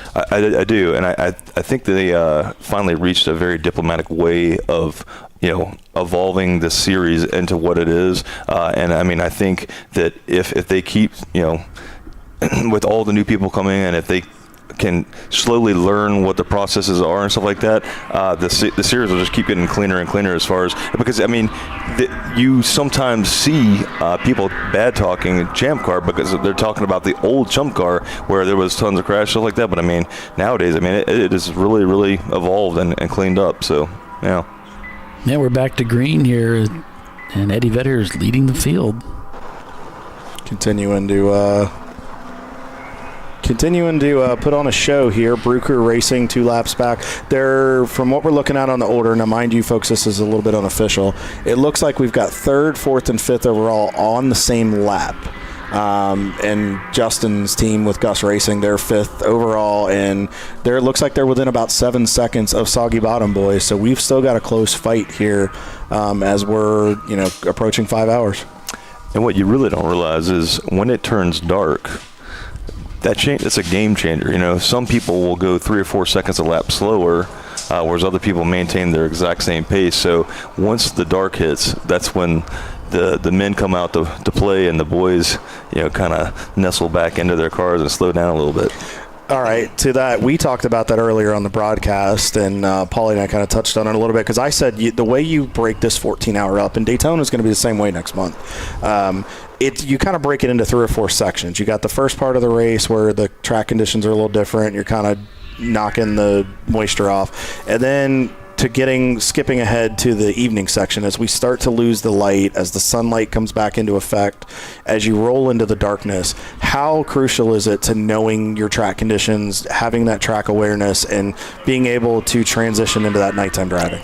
Yeah, I tell you, man, the Flagtronics is so crucial in this series. I mean, it should be in every series. It's so nice when it's on point, when it's right, because it really helps you. Whereas you may not be able to see a flagger yet, but it kind of gives you an alert as to what's coming up ahead. But I mean, when it comes to dark, I mean, obviously having proper lighting and stuff like that, that's really crucial. But yeah, that's an interesting point. I haven't thought about how it breaks up the race and stuff like that. And I mean, the night is its own little race essentially. Absolutely. I mean, we've all driven, myself, Paulie. I mean, we all understand that, but knowing that track, getting, if you have access to an iRacing simulator where Road Atlanta is on there or Assetto Corsa is getting on there with limited lighting, does forcing yourself into those unknown conditions, do you feel like that would make you better, or experiencing that? Do you feel like that brings the men out where the boys necessarily have to kind of settle in? Well, unfortunately, so many people just get into this rut of doing the same thing over and over again, but they don't really pay attention to their turn-in points and their braking points, stuff like that. And it's so crucial, specifically at this track, because you got so many blind turns. Up at the top of 3, going down into the S's. I mean, this year is the first time that I've been able to hold it wide open coming out of 3 and actually continue wide open, not even lift, to go down to the S's. I've always had to lift before, so I mean, we've got this car set up well, but if you don't pay attention to those turn-in points, when it gets dark, you're really going to slow down, because of course you're going to be trying to see where the track's going, but you couldn't really see it during the daytime, but at night you just get that much less comfortable. So let's get back to the race here. So Paulie's got a camera. We're looking at turn 10 right now. There is a gaggle of race cars coming into that heavy brake zone right here. Now we're in the 10B section. Justin, what are you seeing here? Talk to us here. Let's kind of dissect this down a little bit. And we're seeing a lot of cars. We're starting to see that rubber band kind of come back together a little bit. Yeah, well, I mean, obviously it just restarted, after the red flag. So it's going to take a little time for the separation there. The quicker cars got to get through some of that traffic and stuff like that to get that separation. But I mean, I'm so impressed with, we're looking at 10A, which coincidentally there was an incident right in 10A in front of me while I was out. But outside of that incident, I mean, it's been a very clean race for the most part. I mean, it's usually that is usually one of the problem children that we fight year in and year out here. And, we're approaching that 5-hour mark. So we're starting to see maybe a little bit of fatigue set in as Part Badger still continues to lead here at Road Atlanta. Eddie Vedder running second, but within about a lap, Bruker Racing, we're still running third. Soggy Bottom Boys, Justin, the Gus Racing guys are still hammering down in 5th place. Premium Dudes in 6th. Cone Crushers, Leviathans in their 91 Toyota running 7th. Hong North still going in 8th. Quip Octane, the Mini, has, I think, if I'm not mistaken, that is the Octane, that is the Canadian team, and they have snuck into the top 10. And I had a chance to talk to those guys yesterday, and interesting group. It's a 3-man lineup, and they said they felt like they had a good shot at it. And rounding out your top 10 is the Momo Champ, the 230 car. That's always, they're always strong. They always come into the fight about this time. Yeah, I'm not sure which car that you're referring to specifically, but there is a Mini out there that pulls the NC Miata that I'm driving. It pulls it down the straight. I mean, like, if I can just get in their draft enough, I can, for the most part, stay with them. But even in their draft, they're pulling away from me. So I guess that's one of those turbocharged or supercharged Minis. I'm not sure. Might be. And they're really, really good on the brakes, too, because I thought, all right, no problem. I'm going to get them on the brakes in a 10A. And they've got that car dialed in pretty good. Now, I might be mistaken it. I'll have to check my notes here when we go to commercial next time just to verify. But if this is that same team, this is their first time at Road Atlanta. Man, that's incredible. And they're still, from what, now they could have been fibbing. They could have been lying to me when I told them about the broadcast. We have a million laps on the simulator. Absolutely. But they said this was kind of their first time kind of feeling it out, and they said they're looking to do some races this year, and I think their next one is Daytona. So I think they were using this as the kind of get ready for it. Gotcha. Ironically, this is the first time for all the guys that I'm racing with, and I'm really proud of those guys. I mean, the last guy, Jan, that was just in, got down to under a 43, got into a 42. Wow. His first time here. I mean, very, very. I mean, but again, those guys, like I said, one's a drag racer and one's a circle track racer.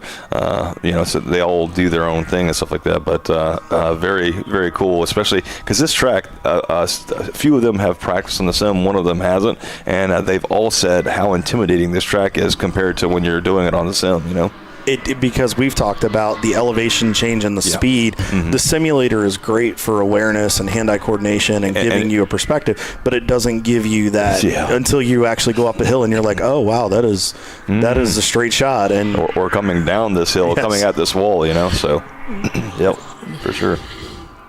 I just wanted to bring up Turning Concepts is in for an extended pit stop, so still having some trouble with the Porsche. Looks like they're looking at the right front there, Paulie. I saw one of the crew members or mechanics looking at something, so I wonder if there might have been some contact, maybe something must have happened there that they're taking an extended look at. Back on board here with Ed and the Shark guys with Team Infinity. Last I looked, I think they're about 25th overall. 24th, 25th overall in the running order. Still out there. I know they're not having the day that they wanted, but I know Ed, emphasized they're running on a skeleton crew this weekend, and they're just trying to survive. Mm-hmm. Were you guys able to get our stream up? Because initially we didn't have sound, but then we found out, that's one of those new My Races Live cameras that they sold to Wayne, and it's pretty cool. I mean, it literally has the hotspot built into it and stuff like that, and they set it all up for him and stuff, and so it's pretty cool. But initially we didn't have sound because he didn't realize that they had set it up for an auxiliary microphone, so he's changed the setting, and now it has sound. It sounds very windy. Yeah, we're definitely hearing that in the background in certain shots. But no, we've had you guys up for quite a bit of the broadcast. We got to see, we knew it was you with the orange helmet. We definitely got to see you making some passes out there. And you had the car up in the top 3 at one point, and I was leading the race actually a couple times. Yeah, at one point, yeah. And I mean, it was fun to watch. Cool, thanks. Yeah, it's actually a USA helmet, so it's red. Oh, is that Just red? Want to clarify. Okay, no, it's. I always thought it was orange. So no, it's USA. It's blue on the one side, red on the other side, and a white stripe in the center. Something just happened to him. I heard some grinding. Oh, who's that? And I think this is your guy, isn't it? Oh no! Don't tell me that. Yeah. He missed a shift. I heard some grinding, and then he pointed some people by, but now it kind of looks like he's back up to speed. Well, let's see what happens when we get down the front straightaway. He might have gotten caught in traffic, might have just, we're getting to that point, a little bit of fatigue setting in, might have just slipped a little bit. It happens. Let's see going down the front stretch. Let's see if he has that same fight. It might have been he just said 3 to 4. Let's see if it was a 4 to 5 issue. Coming down out of 12 across the start finish line here. So Justin. No, he's clean. Look good there. So his downshifts go. Downshift was clean. Cool. I think he just missed a shift. So did my heart. Yeah, we're hoping we didn't just give you the announcer's jinx right there, buddy. I was afraid that you guys are going to tune into our channel early on, and of course when I'm on a caution or just before the race, I'll do the little heart symbol, and that was for Holly and my mom, not for you guys. All right. Well, we took it as that too. I mean, we knew you were throwing us some love there too, but we figured it was for Holly and the family. But no, it looks like he's back up and rolling. It might have just been a glitch there, just might have gotten caught up in some traffic, and so. All right, so I got to take a quick commercial break here, Justin, and then we'll be back in just a minute. So Justin might stick around with us. I don't know. He's a busy guy. He's got a race to run too. So stay with us. You're watching Champ Car Live, presented by AutoZone. We're at Michelin Raceway, Road Atlanta this weekend for the season opener for the TireRack.com Champ Car Endurance Series. Parts Badger is your leader. Stay with us. We'll be right back. An important decision is afoot. This man is about to buy tires on TireRack.com. Tire Rack is the leading online retailer of tires in North America and a repository of advice and expert reviews. And it's done! All that's left is to arrange for safe, easy installation at one of our independent recommended installers. Well, I guess he did that too. TireRack.com, the way tire buying should be. Come on, road. Do your worst. We'll be at our best. Engineered to meet or exceed original equipment performance, exclusively at AutoZone. Since 1994, Fly & Wrench has been a family-owned business renowned for exceptional European car repair and maintenance. We treat every vehicle with the same care and attention as if it were our very own, building lasting relationships with our clients along the way. We specialize in high-performance vehicles, offering a range of services that include fabrication, construction, custom wiring, and much more. Visit us at flyandwrench.com. Frozen rotors from Diversified Cryogenics deliver increased performance and a higher level of safety while significantly reducing braking system costs. So to tell you a little bit about the durability of this product. So we have seen an incredible extension of the life of our brake rotors using frozen rotors. We've gone from brake rotors every other weekend to 6 weekends on one set of brake rotors, and I think they can go farther. The durability has been amazing. And it's been a fantastic season, and man, a lot of that is due to the way our car can brake on those frozen rotors. For more information, go to frozenrotors.com. Lifeline's continuous commitment to research and development ensures that we supply the most innovative and cutting-edge products available. Used by the majority of the world's motorsport championship-winning drivers, teams, and constructors, Lifeline has a stringent and proven history of success. Lifeline's continuous commitment to research and development ensures that we supply the most innovative and cutting-edge products available. Lifeline's 0360 systems are the result of over 7 years of intensive research and development using 3M's Novik 1230 environmentally safe gas extinguishant. Lifeline uses only the finest quality components. For more information regarding our fire safety equipment and fire safety systems, please contact us at info@lifeline-fire.com. Come on, road. Do your worst. We'll be at our best. Engineered to meet or exceed original equipment performance, exclusively at AutoZone. At Parts Badger, we're not your typical machine shop. An aircraft manufacturer had to deliver a new interior in just weeks. With hundreds of line items and tens of thousands of parts needed, they turned to Parts Badger. We have the connected manufacturing capacity, the experienced team of design engineers and project managers, and the proprietary software to get it done and deliver. See what Parts Badger can do for you and your company at partsbadger.com.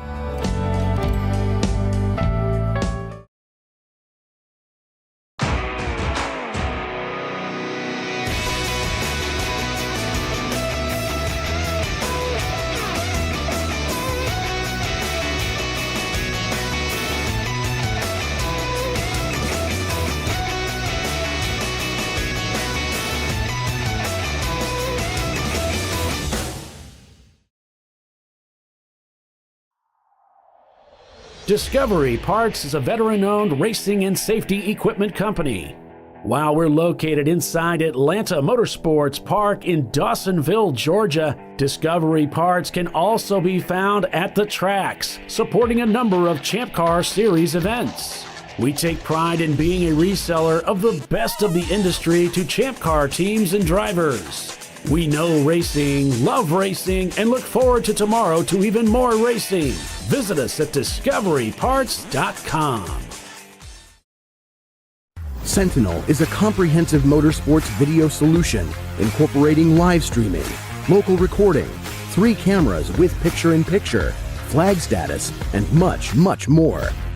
Stop playing with multiple solutions.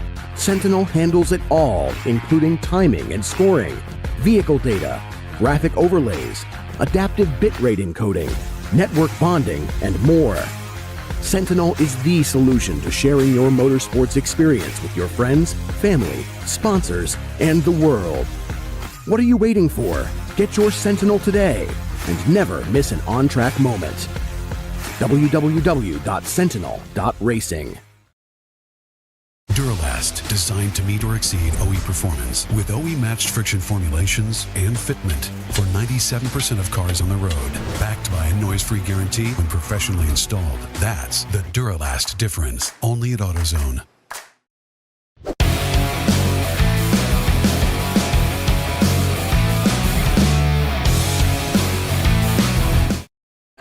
Welcome back to Brazelton, Georgia. We are live here at Michelin Raceway Road Atlanta. Kyle Lockrow with Justin Garvin, Paulie Veltum. We are here bringing you the Flying Wrench Motorsports 14-hour Enduro here at Road Atlanta. And Justin and I were just talking a little bit during the break, and I know Paulie can emphasize this. All three of us are drivers, and Justin's out there in the action today. Parts Badger still your leader, Eddie Vedder in second, and Brew Crew Racing rounding out your top three. Justin, you were talking about something very, very crucial. We are in a very unseasonably warm event here at Road Atlanta this year compared to the last 3 or 4 years. You were telling me something really important that we want to stress to the teams and drivers on pit road. What was that? I had just helped the team do a fuel stop just before I came up here, and I was simply holding the fire bottle. And when I leaned down to get the fire bottle, just that odd position that I got in gave me a really bad back spasm because I guess I was dehydrated, which I couldn't believe it because I made sure to drink plenty of water, drink plenty of Gatorade, stuff like that. And honestly, I drove the first stint when it was the coolest, so I would have not thought that I would have been dehydrated, but I got a cramp. So I just want to emphasize to everybody specifically today, because this is probably the warmest Road Atlanta race that I've ever been to in the last 11 years that I've been doing this. So make sure you drink plenty of fluids. Absolutely. I concur with that, Paulie. I mean, what is it? The last 3 or 4 years we've been dealing with snow and cold, and we all look like Eskimos when we come down here to Road Atlanta. And this year we're in T-shirts, and we feel like we're already at Daytona in March, and it's very different. So maybe got to emphasize hydration, and eat a banana, or if you do the other one, drink some type of pickle juice, something to help cramps stay away. Yeah. Sure. Yeah, I mean, the hydration for me before we started doing all the cool shirt stuff, and I still think the hydration is king. I mean, I've had cool shirts fail in 95-degree weather. The hydration is what pulled me through it. Sure. It's just the hydration. Being well hydrated is just can't. I mean, it is so much better than anything else you can. You can bring yourself to the racetrack. Being prepared. And we didn't even bring their brand new chill out system because I've told them it's always cold at the track. And then wouldn't you know, like we're on the way up here and we're seeing that it's going to be like 75 degrees, and we were astounded because I don't think it's ever been. I mean, in the last 11 years that I've been here for the Champ Car Series race, it's not been that warm. Well, they hit a record high out here. And so I was watching that on the news at the hotel. So it is unseasonably warm. Gotcha. And it's going to catch some guys off guard because, to your point, and we never expect this. So you wonder, again, I keep mentioning it, fatigue. I think when we get to the halfway point and beyond, I think we're going to start to see it set in. Sure. 3-4 o'clock, hottest part of the day. We'll see who's still in the fight and who can hang on. So yeah, for sure. Speaking of which, I'm going to probably head down there and go drink some more water. So it's awesome. good seeing you guys. Justin, pleasure. Justin. Thank you so much. Good luck to the rest of Gus Racing, and keep us posted on what's going on, and Thanks. we'll make sure to talk about you guys. I'll sure to message you guys, and I appreciate you guys having me. Absolutely. All right. Cool. All right, guys, take care. See ya. So back on board here with Premium Dudes in the number 32 BMW, running 6th and 3rd in their class. Fighting some traffic here a little bit.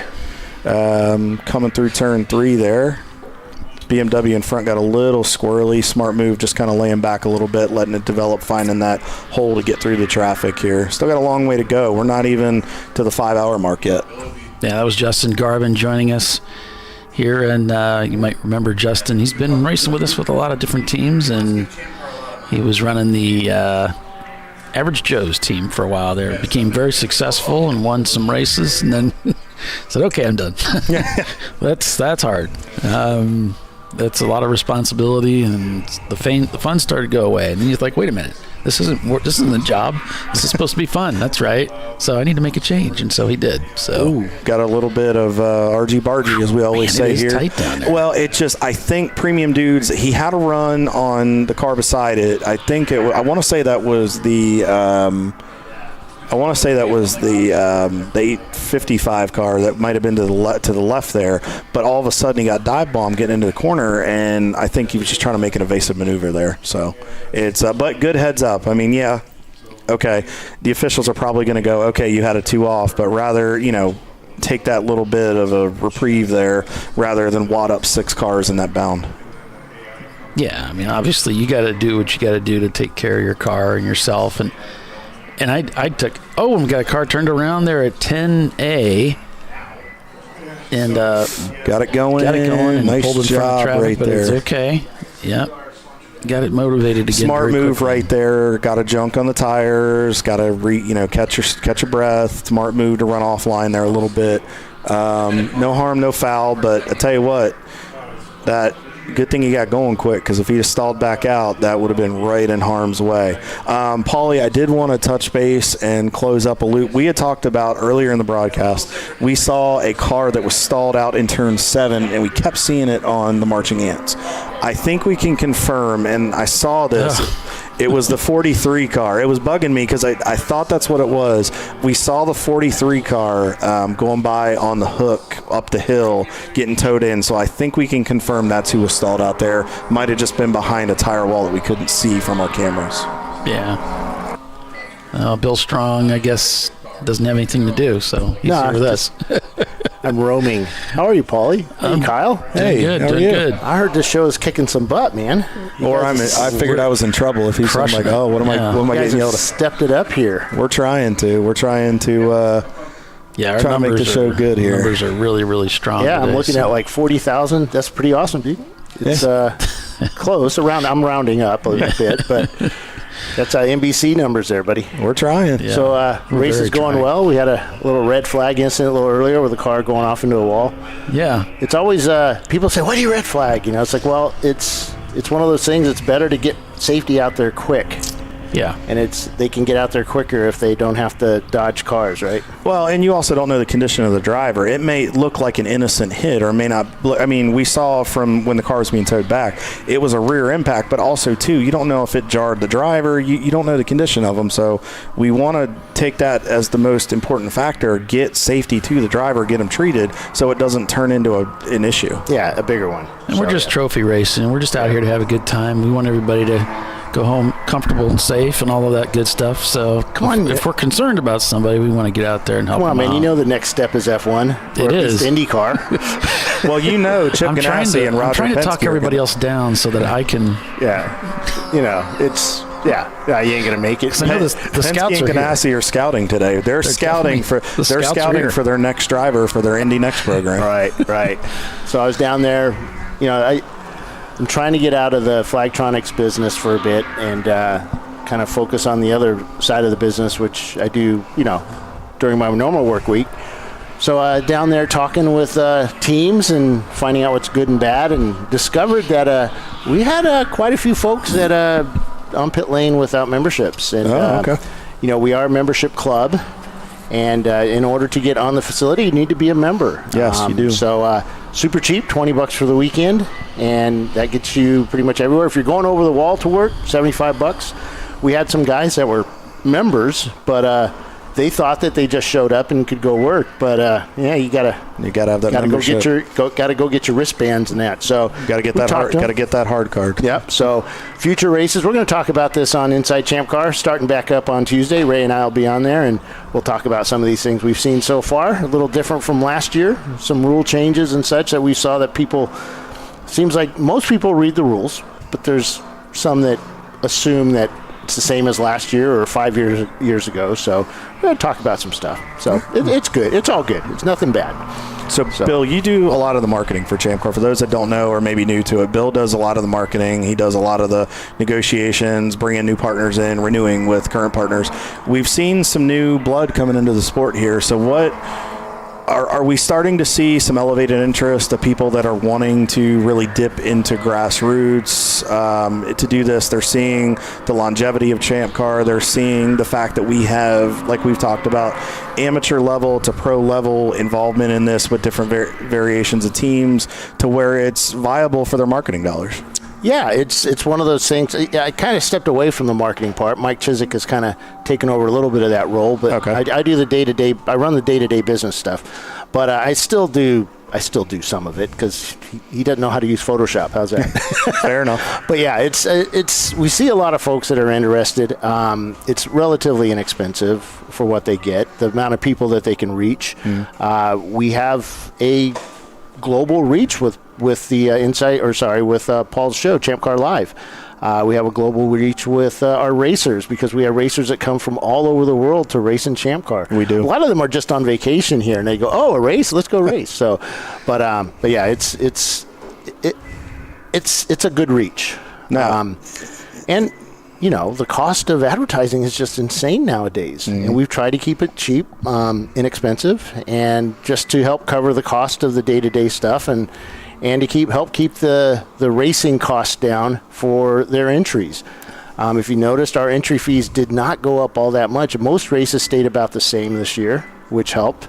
And by keeping the cost of of racing cheaper, that allows you to do more races. So, and everybody wants to race more, right?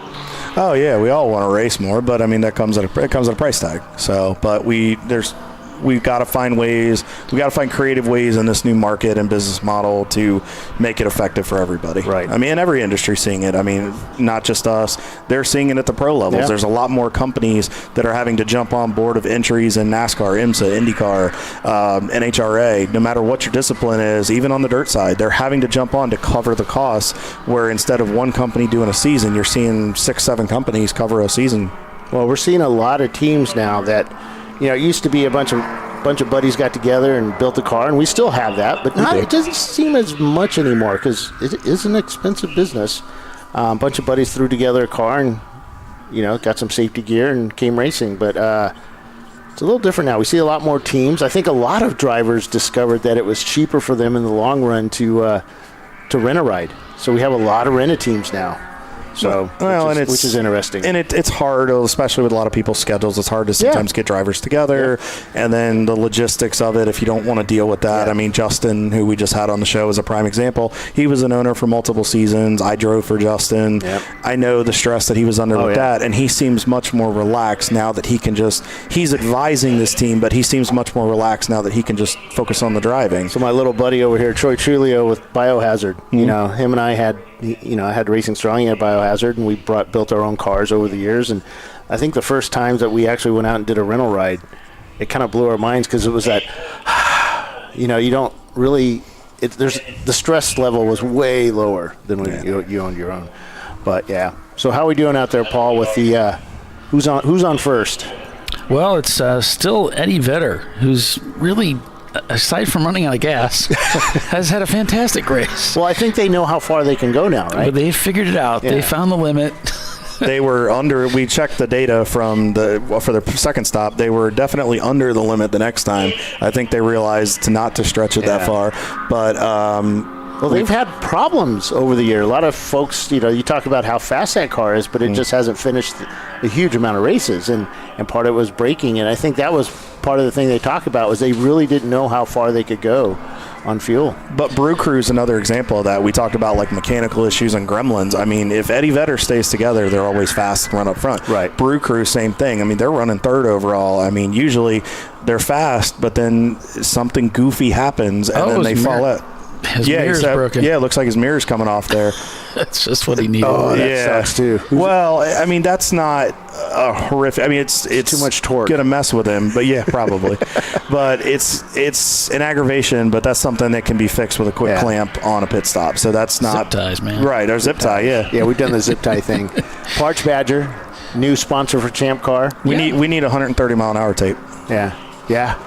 That might not be there much longer. No, I think that may come off there. How much longer does he have in his stint? Well, let's take a look at the stuff here, Bill. Let me pull it up and see. Yeah, it wasn't too long ago that they're about halfway-ish, maybe a little under halfway through their run. So it's got a long way to go. So that might be something that you do. You just take some 500 mile an hour tape. The not duct tape. What's the Gorilla Tape? You just put a piece of Gorilla Tape up there that you can peel off real quick and tape things down. Just in case. We call it, in NASCAR, we call it the 200 mile an hour tape. But Champ Car, we call it 130 mile an hour tape. Yeah. And that's pushing it, man. I know. That's pushing it. It is pretty funny, though, when people start talking about how fast their cars are. And I'm looking at Flagtronics going, no,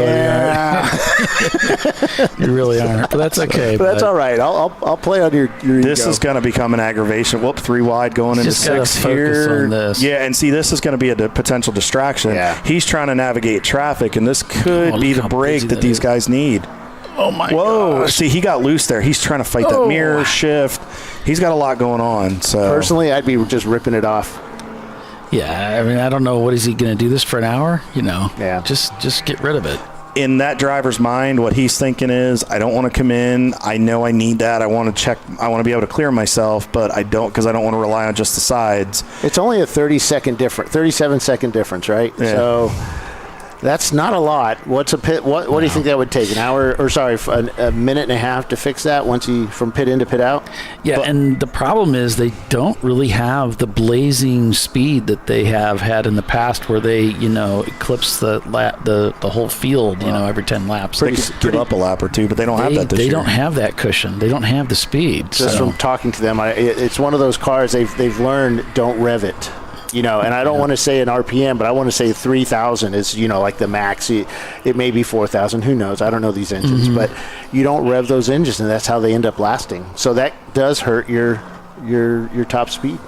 Yeah, I mean, sometimes short shifting pays dividends. Yeah. So somebody over revved it. Is that why this broke? Is that what you're saying? Too many ARPMs. Absolutely. But yeah, I mean, that's an aggravation, and it's distracting too, because you're focusing out the front of the windshield. You're trying to decipher your closing rates, especially right there. I mean, you got two cars, you got a Miata in front of the Mini. You're trying to be cognizant of that, and then not only this, you're fighting a mirror that's bouncing in your vision, and your eyes are going to go right to that, and it's going to mess with you. So, I mean, I commend. I don't know if that's Dave in there. That might be Chris in the car. No, it's probably still Dave in the car. What's on? No, it's probably Chris in the car. We should call them and tell them to fix it, because it's distracting us. Distracting to our viewers. Absolutely. Our viewers keep saying, "Fix that, Kyle." It's distracting, Kyle. Can you fix that? It really is. So I can only focus on one thing at a time. My wife can tell you that very, very carefully. All right, so we're off at commercial, guys. We'll be back in a little bit. Tire Rack is the leading online retailer of tires in North America and a repository of advice and expert reviews. And it's done! All that's left is to arrange for safe, easy installation at one of our independent recommended installers. Well, I guess he did that too. TireRack.com, the way tire buying should be. Come on, Road. Do your worst. We'll be at our best. Engineered to meet or exceed original equipment performance, exclusively at AutoZone. Since 1994, Flying Wrench has been a family-owned business renowned for exceptional European car repair and maintenance. We treat every vehicle with the same care and attention as if it were our very own, building lasting relationships with our clients along the way. We specialize in high-performance vehicles, offering a range of services that include fabrication, construction, custom wiring, and much more. Visit us at flyinwrench.com. Frozen rotors from Diversified Cryogenics deliver increased performance and a higher level of safety, while significantly reducing braking system costs. So to tell you a little bit about the durability of this product. So we have seen an incredible extension of the life of our brake rotors using frozen rotors. We've gone from brake rotors every other weekend to 6 weekends on one set of brake rotors, and I think they can go farther. The durability has been amazing, and it's been a fantastic season, and man, a lot of that is due to the way our car can brake on those frozen rotors. For more information, go to frozenrotors.com. Lifeline's continuous commitment to research and development ensures that we supply the most innovative and cutting-edge products available. Used by the majority of the world's motorsport championship-winning drivers, teams, and constructors, Lifeline has a stringent and proven history of success. Lifeline's continuous commitment to research and development ensures that we supply the most innovative and cutting-edge products available. Lifeline's 0360 systems are the result of over 7 years of intensive research and development using 3M's Novik 1230 environmentally safe gas extinguishant. Lifeline uses only the finest quality components. For more information regarding our fire safety equipment and fire safety systems, please contact us at info@lifeline-fire.com. Come on, Road. Do your worst. We'll be at our best. engineered to meet or exceed original equipment performance, exclusively at AutoZone. At Parts Badger, we're not your typical machine shop. An aircraft manufacturer had to deliver a new interior in just weeks. With hundreds of line items and tens of thousands of parts needed, they turned to Parts Badger. We have the connected manufacturing capacity, the experienced team of design engineers and project managers, and the proprietary software to get it done and deliver. See what Parts Badger can do for you and your company at PartsBadger.com.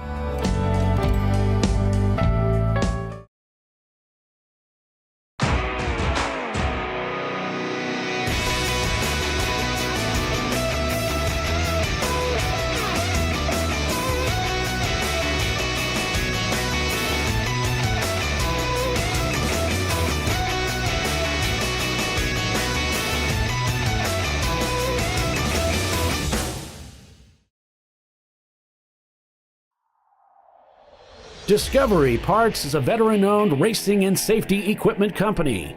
While we're located inside Atlanta Motorsports Park in Dawsonville, Georgia, Discovery Parts can also be found at the tracks, supporting a number of Champ Car Series events. We take pride in being a reseller of the best of the industry to Champ Car teams and drivers. We know racing, love racing, and look forward to tomorrow to even more racing. Visit us at discoveryparts.com. Sentinel is a comprehensive motorsports video solution incorporating live streaming, local recording, 3 cameras with picture-in-picture, flag status, and much, much more. Stop playing with multiple solutions. Sentinel handles it all, including timing and scoring, vehicle data, graphic overlays, adaptive bitrate encoding, network bonding, and more. Sentinel is the solution to sharing your motorsports experience with your friends, family, sponsors, and the world. What are you waiting for? Get your Sentinel today and never miss an on-track moment. www.sentinel.racing. Duralast, designed to meet or exceed OE performance with OE-matched friction formulations and fitment for 97% of cars on the road. Backed by a noise-free guarantee when professionally installed. That's the Duralast difference, only at AutoZone.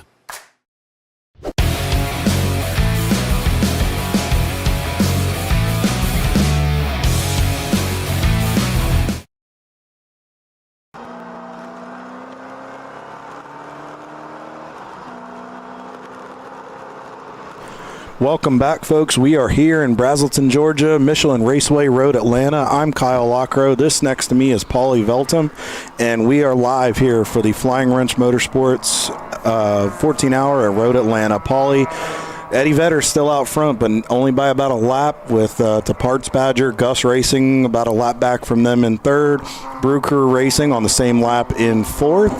And a lap back from that, Cone Crushers Leviathan team, motorsports team, is back in the fight in the top 5. Yeah, and we saw Team Infinity was waving off traffic behind them, so we might have a local yellow here. Yeah, 104, we have it on the race logs. Got a car stopped on track in turn 7. Real quick, while we're queuing that up here, I just got an update from our friends at Team Brick City Racing, car 241 in B class.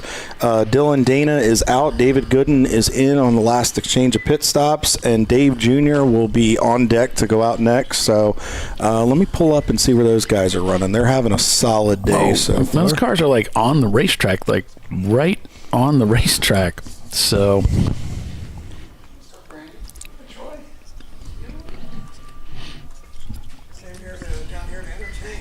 Hey, Randy Popst has come in. Hey, Randy. Good to see you. This is Jack, my car owner. I was going to say, is this the guy that's accused of being a friend of yours? Yeah. Hey there. Randy Popst has joined us in the booth, so just shaking hands while we're under caution here. So our buddies at Brick City Racing... Our buddies at Brick City Racing right now are 7th in the B class, and they are 45th overall. Probably not having the day they want, but they're still working at it, trying to make something out of it. But we still got 9 hours and change to go here, so they're not out of the fight just yet. So Randy Pope's in the booth with us. Randy, you've been around racing a time or two. You know, we got 9 hours. We can still win this. You can still do it. Our car's been dead. Well, that's the kind of positive mindset you have to be successful in racing, right? You know, the drivers need to be optimists, that everything's going to be all right. But the crew chief needs to be a pessimist, that everything's not going to be all right, and try to make sure it is, right? Right. But our car belongs to my great buddy Jack Goldie from down in Port Orange near Daytona. It's a V6 Mustang, which is in fact the worst car to choose for the Champ Car rules, by the way. But we bought it to run everywhere and have fun, and we're having a good time here with Champ Car. And we were at Sebring as well a few weeks ago. Mm-hmm. Yes, you guys were. And the darn thing died, and we fixed it, and it died, and we fixed it, and it died, and it kept teasing us. Every time we'd say, oh, this is it. Faultless. This has got to be what's wrong. We'd put some new part on it, drive for a while, it would run perfect. You know, you put the part on, it runs perfect. It's fixed, right? Yeah. No. After a certain amount of time, somewhere between an hour or 20 minutes, it quit. So mechanic guy on our team is Chris Ramsey. He does most of that work, and he's a beginning driver. So I rode with him yesterday on the test day, and he did a great job. In fact, we drove the Mustang for 2 hours yesterday, ran perfectly. And Chris put a setup on the handling, and it's way better than it was at Sebring. At Sebring, the good cars were just killing us everywhere. And I'm like, well, the Mustang's kind of heavy, which it is, 3,000 pounds or more. And we run these Yokohama 8009 tires that they last a long time because we don't like tire changes and we don't like buying tires. We want to run the whole race on one set. And I figured, well, you know, they're not the super stickies like the A052s, Yokohama, or the Bridgestone RE71 RS and blah, blah, blah. By the way, I saw Champ Cars changing the rule next year to kind of go along with the Grassroots Motorsports tire tests and get 200 tread wear tires that are real 200 tread wears. I love that. I think that's a great move by Champ Car to allow only tires that last a long time, because there's no enforcement of the 200 tread wear rule. And if you race a lot, you realize that there's some 200 tread wears that are soft and fast, just like they were a 100 or an 80, but they put a 200 on it. And that's going to be a great rule. Good for the series. Long races. It's basically budget endurance racing, right? You know, if you want to go IMSA and buy a $700,000 GT3 car, go ahead. But if you want to buy a V6 Mustang and come here, that's in a lot of ways it's more fun. Do you think it'll level the playing field to their expectation of what they're hoping, or do you think it's going to cause a little bit more of a divide? Because we've already seen some stuff where people are frustrated about it, some people are happy about it. How do you've been around this a long time, Randy. You got a lot of experience. You've seen things happen at a pro level and at a grassroots level. How do you think what's your vision? How do you think it'll play out? I think it's going to be great for the series. If you want to buy new tires every time you come in, go run IMSA. That is not what Champ Car has been for ever since it was Champ Car 10 years ago, 15 years ago plus. And so it is the right move. And I can only imagine the only people that will complain will be the people who have enough money to be buying tires all the time. And that's not what Champ Car is about. Well, we know tires are getting cheaper by the day. Yeah, that's right, sure. But if you got a tire that'll last 14 hours instead of 4 hours, tires typically on a race team budget, that's the biggest single item in the whole budget. And the idea of being able to put a tire like the Yokohama 8009 on the car, it's got tread. It'll last, I don't know if it'll last 14 hours, but it might. I've got enough experience to know it will last a long time. And it's got tread. It's good in the rain. You don't ever have to change a tire. Do you think that with this tire rule, it's going to take teams getting some of their hot shoes, let's say, maybe having to back the pace down a little bit, to the tire conservation is going to come into effect a little more? I don't think so. You don't think so? Because they're going to be on tires that last longer. If they last longer, I just meant to where, just playing devil's advocate here, I'm just thinking we have guys in this series that are lightning fast. Yes. But we were talking about this with a couple of our guests, Les, and I know Justin and I touched on it briefly.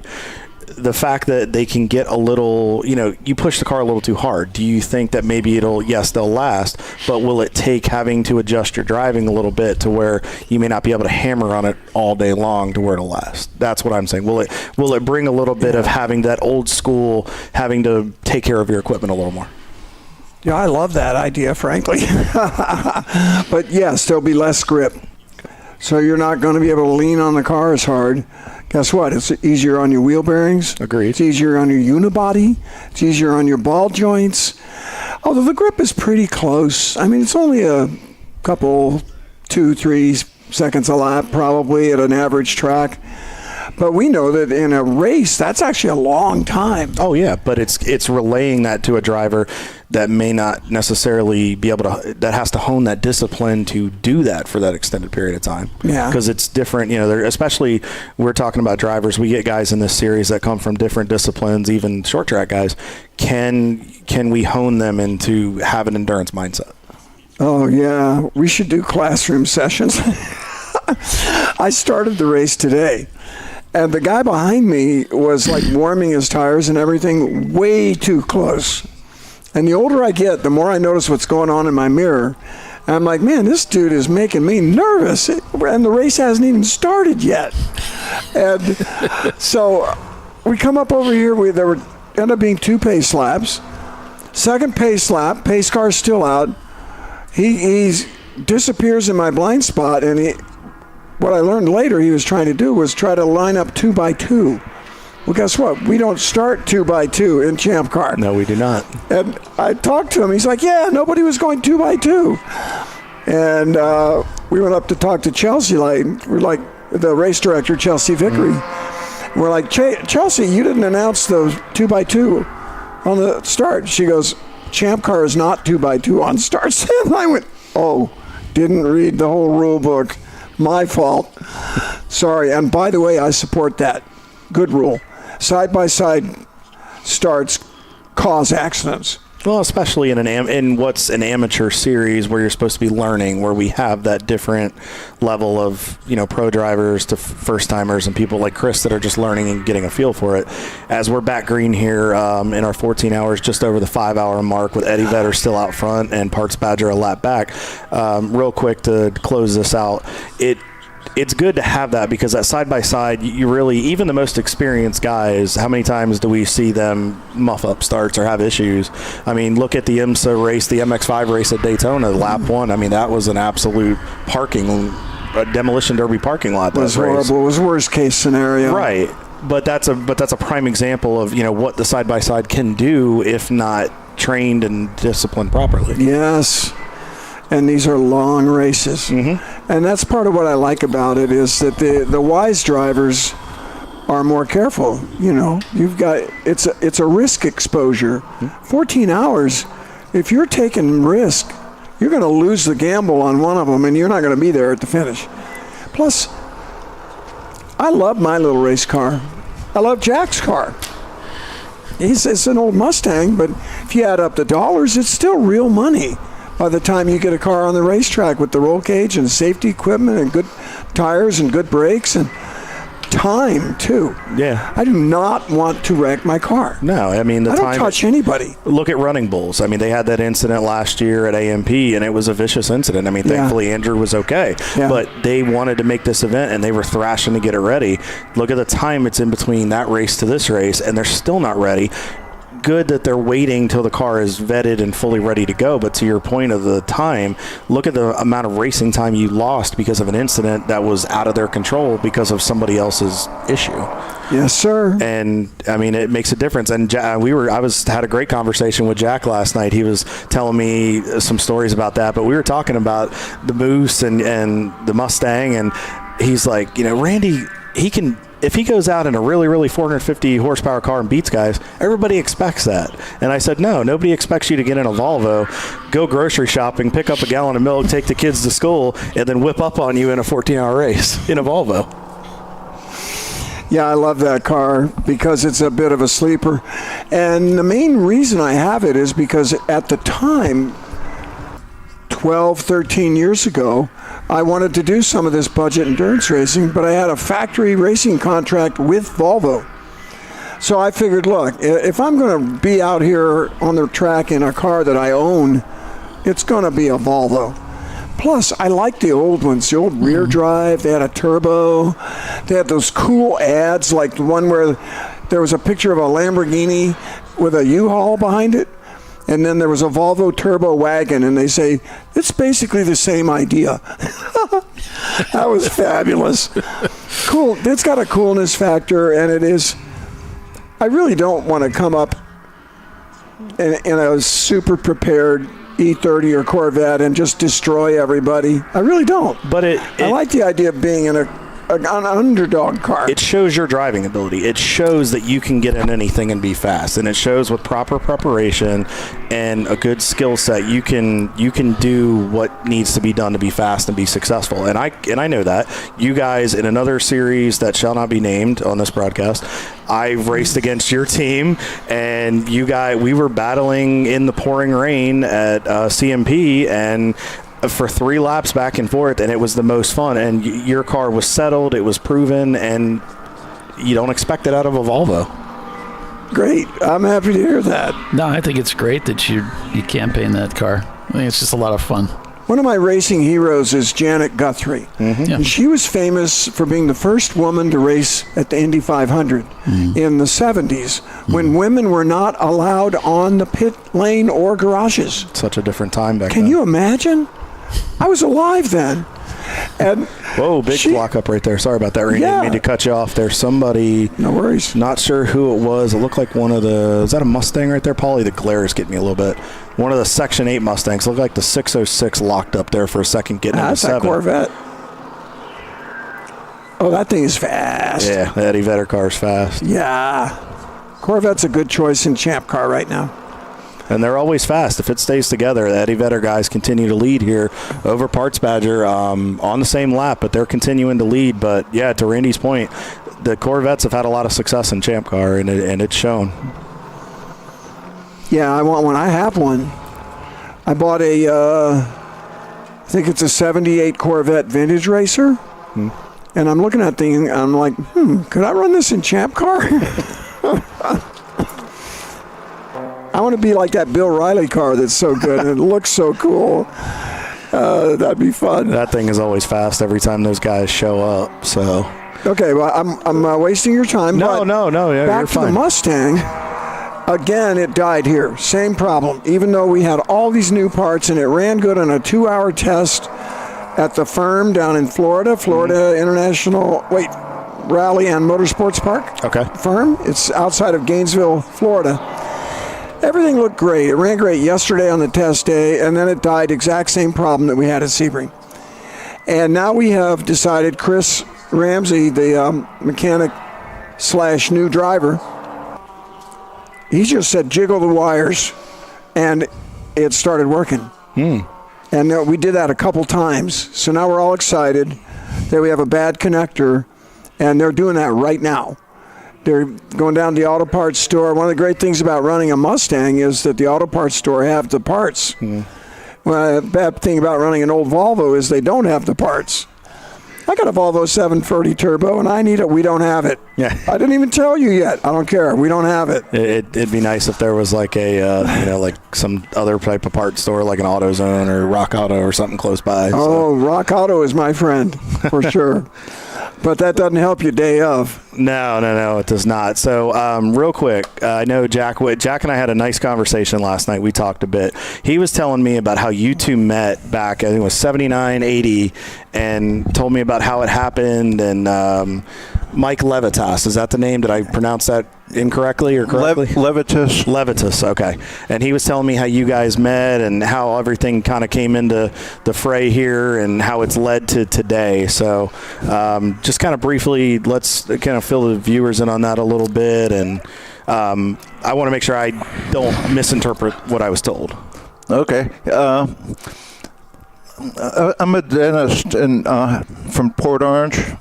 I'm retired now. And Mike Levitas, he was a student at Embry-Riddle. I got involved with Corvettes, and Mike was a Corvette guy, like mid-year Corvettes, and we became friends. And then he graduated. I bought his Corvette back then when he was moving back to Maryland, Jessup, Maryland. And then fast forward around 2002, Mike calls me up, and he wants to do the 24 hours of Daytona. And you can't just show up, so he started with the Grand Am series, and somehow he got hooked up with Randy. And now, that was back in the day, real quick, just to give some clarification. Jessup, Maryland, because I'm actually from Maryland myself. Jessup is outside of Baltimore. And then the Grand Am series you referred to, that was the Rolex Grand Am series back during the split before the American Le Mans series and the Grand Am series came back together to what is now the current day IMSA, correct? I believe so. Okay. It was the Motorola Cup, possibly. Okay. It was around that time. And then we had a vacation house up here near Gainesville, Georgia, where Randy lives, and I love motorcycles, and we just had a lot in common, and we became friends, since then, since whatever. And now 20 years later, from the Grand Am series, IMSA, to now just having fun in Champ Car. And you had a quote yesterday you told me that kind of stuck out, and you said your goal, you're to a point now where you've gotten to have a lot of success in racing, you've gotten to do a lot of cool things, you've gotten to prove a lot of things, but your goal is stay involved, whether it's driving or spending time with friends, and you just want to enjoy the adventure. Did I get that correct? Yes. And a lot of people, to stay in the hobby, they become flag people or marshals or whatever. And there's a lot to do and I still drive. But right now I'm interested in building a good team, and we're all friends, and we all have talent, I think. So. And you've gotten good additions like Laura Vernon, Chris Ramsey. You've gotten people into the series that really just, as we're getting ready to go local yellow here, guys, we'll have to check the marching amps. Didn't mean to interrupt you there, Jack. We'll get back to it in just a moment. Looks like we got something. I'm checking the marching ants here, Paulie. I'm not seeing anything stopped or significant. But there is debris flags that are being thrown. Okay, over there off of turn 5. Yeah. So looks like we're going code 35 here. Eddie Vedder's still out front, folks. Parts Badger in second. Gus Racing third. Brew Crew Racing fourth. Cone Crushers round out your top 5 here. We'll close out with that real quick. So you're just wanting to have fun. There's ways to still stay involved. And for you, your relationship with Randy, thankfully you've been able to do a lot of cool things, and you're still involved, whether it's driving, crewing, and the experience and the people you've got around you seem to make it fun to come to the racetrack each weekend. Yes, it's real emotional. Like, I'm really bummed out now because we tried so hard. I mean, we've been chasing this problem for a few years now, and we did everything we could, and it's we always hope that it's done, but fingers crossed. We'll be good. And unfortunately, this, and I mean, Randy, we all know this. Paulie, myself, we're drivers. The luck of the lady luck in racing. Sometimes you have the good, sometimes you have the bad, and the indifferent, and you just kind of have to roll with it some days. So, we know your race hasn't been what you guys had hoped for, but as long as you guys have been around, how do you feel about the race? Do you like what you're seeing? I mean, we're seeing a lot of clean racing for what normally is a very hectic road Atlanta race. Yeah, I agree. Even the driver meeting, Chelsea, when she was speaking, she called it, was it respect, or what was it? She said that's good. You're all out there, and you have to respect each other. Randy, he says don't hit what you can see, but that word respect, it kind of tells it all too, No, and it's showing. I mean, the respect that's being shown, we know contact is inevitable in racing, but the respect that's being shown between the competitors today, and we had somebody say this is the cleanest Road Atlanta race they've seen in about 10 years. So we just wanted to get your perspective of it and see if this is something that's across the board and see if it's noticing. And hopefully this will continue as a positive trend for Champ Car, and it'll continue to attract more fresh blood to the series. Yeah, I agree. And, I like the changes that you guys, sometimes you get kind of PO'd about some of it, but in the end, it's a good move, Yeah, I mean, it's a lot of positivity there and a lot of things to look forward to for the series, and we're just getting rolling. I mean, this is just the season opener. Now, you were telling me you guys are looking about, 5 to 6 races this year? Yeah, between my car, the Mustang, and I'm still involved with the Moose, Randy's Volvo. I'm kind of an alternate driver now. And Sam Collier, he's not here today, but he's the main mechanic on the Moose, and he's a really good guy and a good driver, and he's part of the team. Hi, Sam. Yep. Hey, Sam. Raced against you at CMP and had a lot of fun, and a very fast driver to what Jack is saying, and miss having you here, buddy, and we'll hope to see you at another one. So, Paulie, we're under caution still, it looks like. You said you had mentioned about debris Alpha 5 down the back straightaway potentially a little bit. Have we gotten any updates through the logs as to what's going on? Yeah, they're showing the car 605 is stopped off the track. So I don't have 605 on my sheet. So I'm not sure who it is exactly. But Section 8 Racing. I think that was the last minute entry from that came in this weekend. It's one of their Mustangs. And I believe, pardon me here, Jack, I'm going to scoot in here and just check some notes we've got here. I believe, from what I had, that is the EC car, the 2016 Ford Mustang entry. Section 8 guys, if that's incorrect, please shoot me a message and let me know if any of that was not correct. Also, Rad Racing, car 970. Robbie Lawler is in the car. This was as of about 10 minutes ago. Dalton Hart is on deck to go in the car on the next stop. Oh, they got the car on the hook, so should be able to get us back to green here pretty quick. It looked like it was a BM. I don't know if it was kind of hard to tell. I saw there was a BMW around there as well. So you're thinking, you said 5 to 6 races. So what's your next event after Road Atlanta? Daytona or NCM? Well, I race Champ Car or STCA, and they have some enduros, and so we do a lot of that. But as far as the long enduros, I don't have a next plan really. It might be at that Carolina, or somewhere in the other series, which is good. You're all good series. It's seat time. It's seat time. It does pay dividends down the line there. So we got the emergency vehicles heading down the backstretch here. Yeah, we're towing one car. It looks like BMW on the hook, Paulie. I don't. It's kind of hard to tell. Yeah. So I don't. That's doesn't quite square up with what we have in the logs. So not sure. I wonder if this is something that might have occurred later on, or might have been an after the fact with that, because it was in that section where we were seeing the debris. So maybe they ran over something. We'll have to find out. I guess it depends on the person and how fast, but still.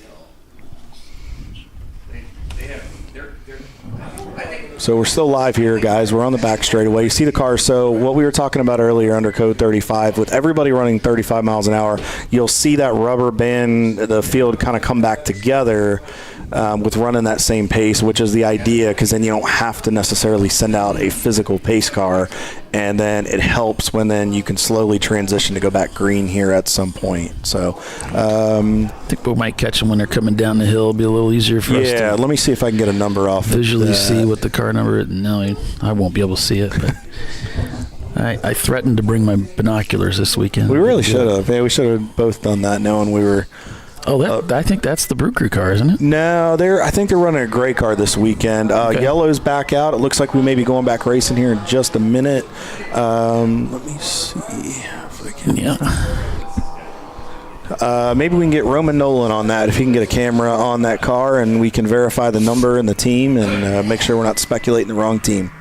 His camera's not up right now. Not up right now. Had some battery woes, so he's getting that taken care of. That was Andrew Sides is telling us that TATR? Tater? Okay. Tater. Might be Tater.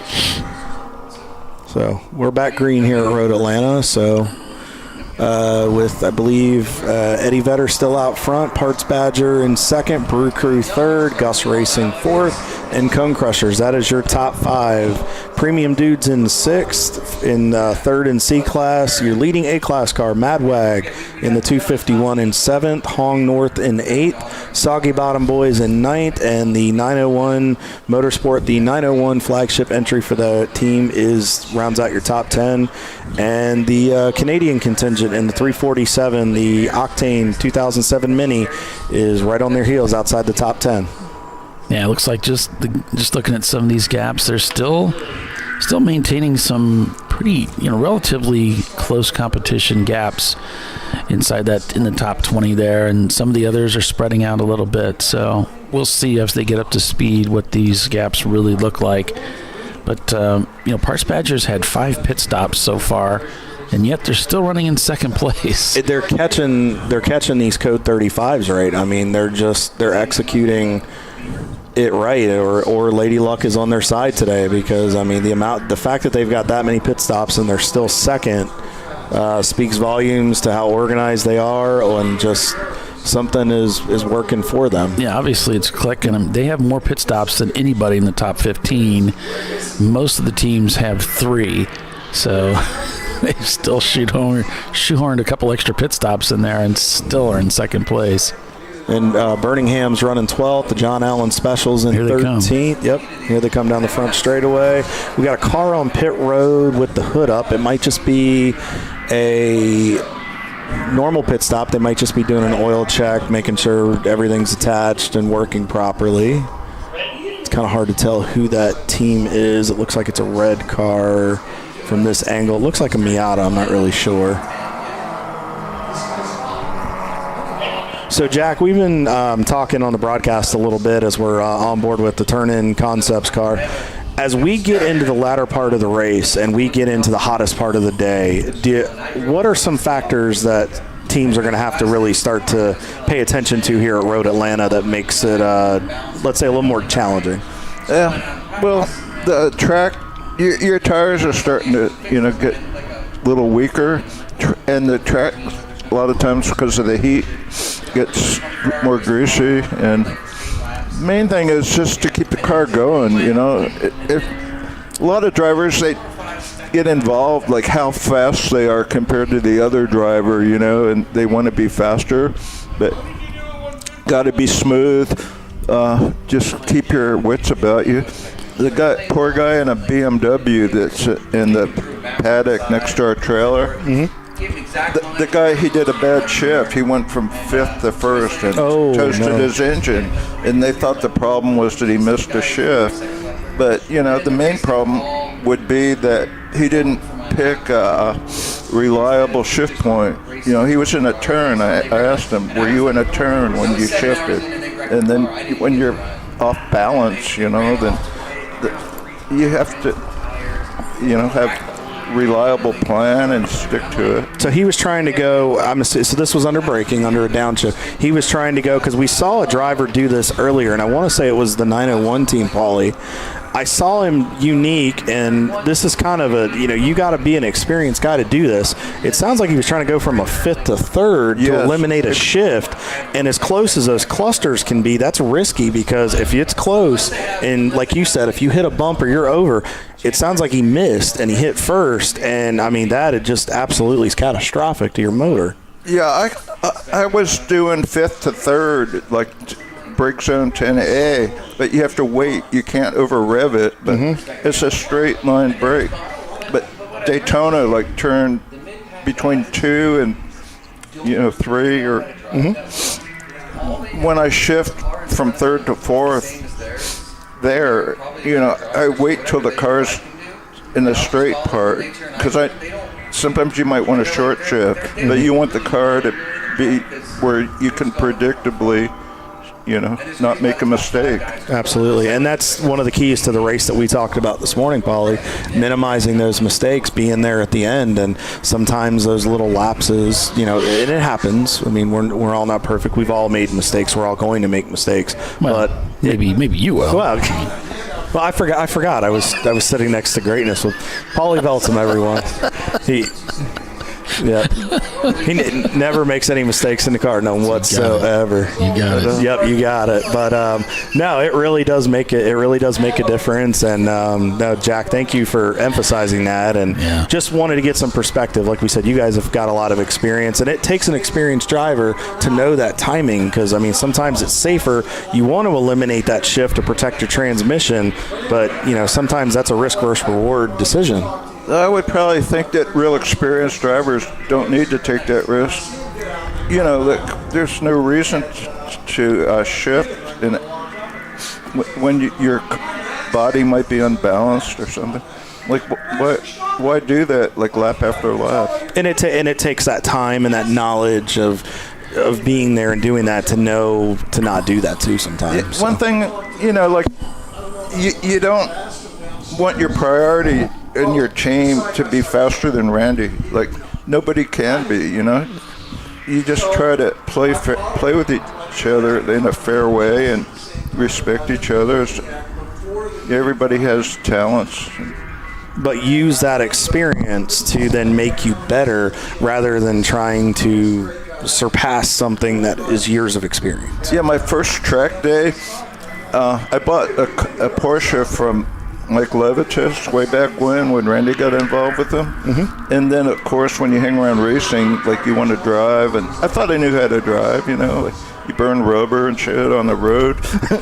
But Randy, he used to like grab I would do things wrong, and he would like grab my leg and pull my foot off the accelerator. And, I did my first track day at Daytona with him. Oh, wow. And that's when DEs were kind of new. The Audi Club was one of the first DEs at Daytona. It was like an experiment back then, and it went well. That was about 2003 or 4. Okay. Because you had said that you had gotten hooked up with them at that point, and it had kind of grown from there. So I just noticed this premium dudes coming into one that time, Paulie. Did you see the car jump? He went in, I don't know if he just because there was a car he was trying to get by. I noticed he was dancing a little bit under braking there, and I'm noticing that too. So to where you brought this up, Jack, about the heat, I wonder if we're starting to see a little bit of that. I mean, we're getting close to that 6-hour mark. I wonder if that track heat and the tire degradation is starting to come into play. Yeah, it definitely could be, and so that's something that the teams have to be aware of. And as a driver, I mean, you can just tell when a car is starting to go away, and you have to adjust for it. Yeah, absolutely. Eddie Vedder still out front here, folks. 3 laps now up on Parts Badger. It looks like Eddie Vedder's kind of got their kink worked out there a little bit. Parts Badger second. Brew Crew still running a strong third. Cone Crushers has worked their way into 4th. Premium Dudes is now up into the top 5, and Madwag is slowly and quietly working their way up into the fray, up into 6th. Soggy Bottom Boys 7th. Hong North 8th. Gus Racing, not sure what's going on. I wonder if they're having that issue that popped up, because they're back to 9th all of a sudden, Paulie. And 901 round out your top 10 in the 901 BMW entry. Well, I can see that Momo Champ swapped positions for the lead A class with Madwags. They've jumped up to 6th, and Momo's slipped down to 14th. So some big change there. And, we can see they zip-tied their mirror up there, which was the perfect solution. Absolutely. To get that taken care of. So they got that taken care of, so no more shaking mirror, and they can get back to focusing on racing. But, they are leading the race. They're showing up 3 laps over Parts Badger at this time. And so things are looking pretty solid for the Eddie Vedder team. Yeah, it's looking we're starting to see some shades of a year ago. So as we get into the latter stages of this race and start approaching halfway, looks like Eddie Vedder, if they can keep it together, may be on their way to a 2 in a row here at Road Atlanta. Could be. Lots of racing left to be had. We've seen some heartbreaking failures within the last 15 minutes of the race. So it's just, you never know. You gotta stay after it all the way to the very end. You need that checkered flag. You need to at least turn more laps than everybody else when that checkered flag goes. You don't have to actually finish the race in Champ Car. You just need more laps than everybody else. Absolutely, and we've seen that before. If you can get that cushion and something happens, at least you can hold that position. And that really goes for all the positions. And so, yeah. I'm noticing here, just you can watch the flow through traffic. Just who's in the car right now. They've got a good sense of what's going on, of traffic, just being smooth and predicting the closing rate. And that's something you got to keep an eye on, especially now we're into the race. And we talked about there may be some drivers that are, now that the field's kind of spread out a little bit, you're getting drivers that don't have the pace that a lead driver. So you notice right here, being patient, real fast right here, going to be 3 wide for a minute. Should clear that going into 1. Smart heads-up move right there. Didn't try to force the issue. Yeah, I'm impressed he saw him coming in, just held it wide.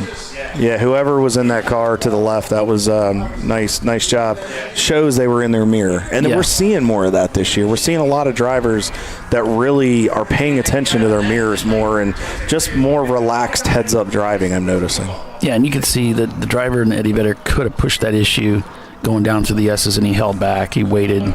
So it's a combination of this give and take that Mike has been so adamant about for years, is that, look, you guys got to give and take each other.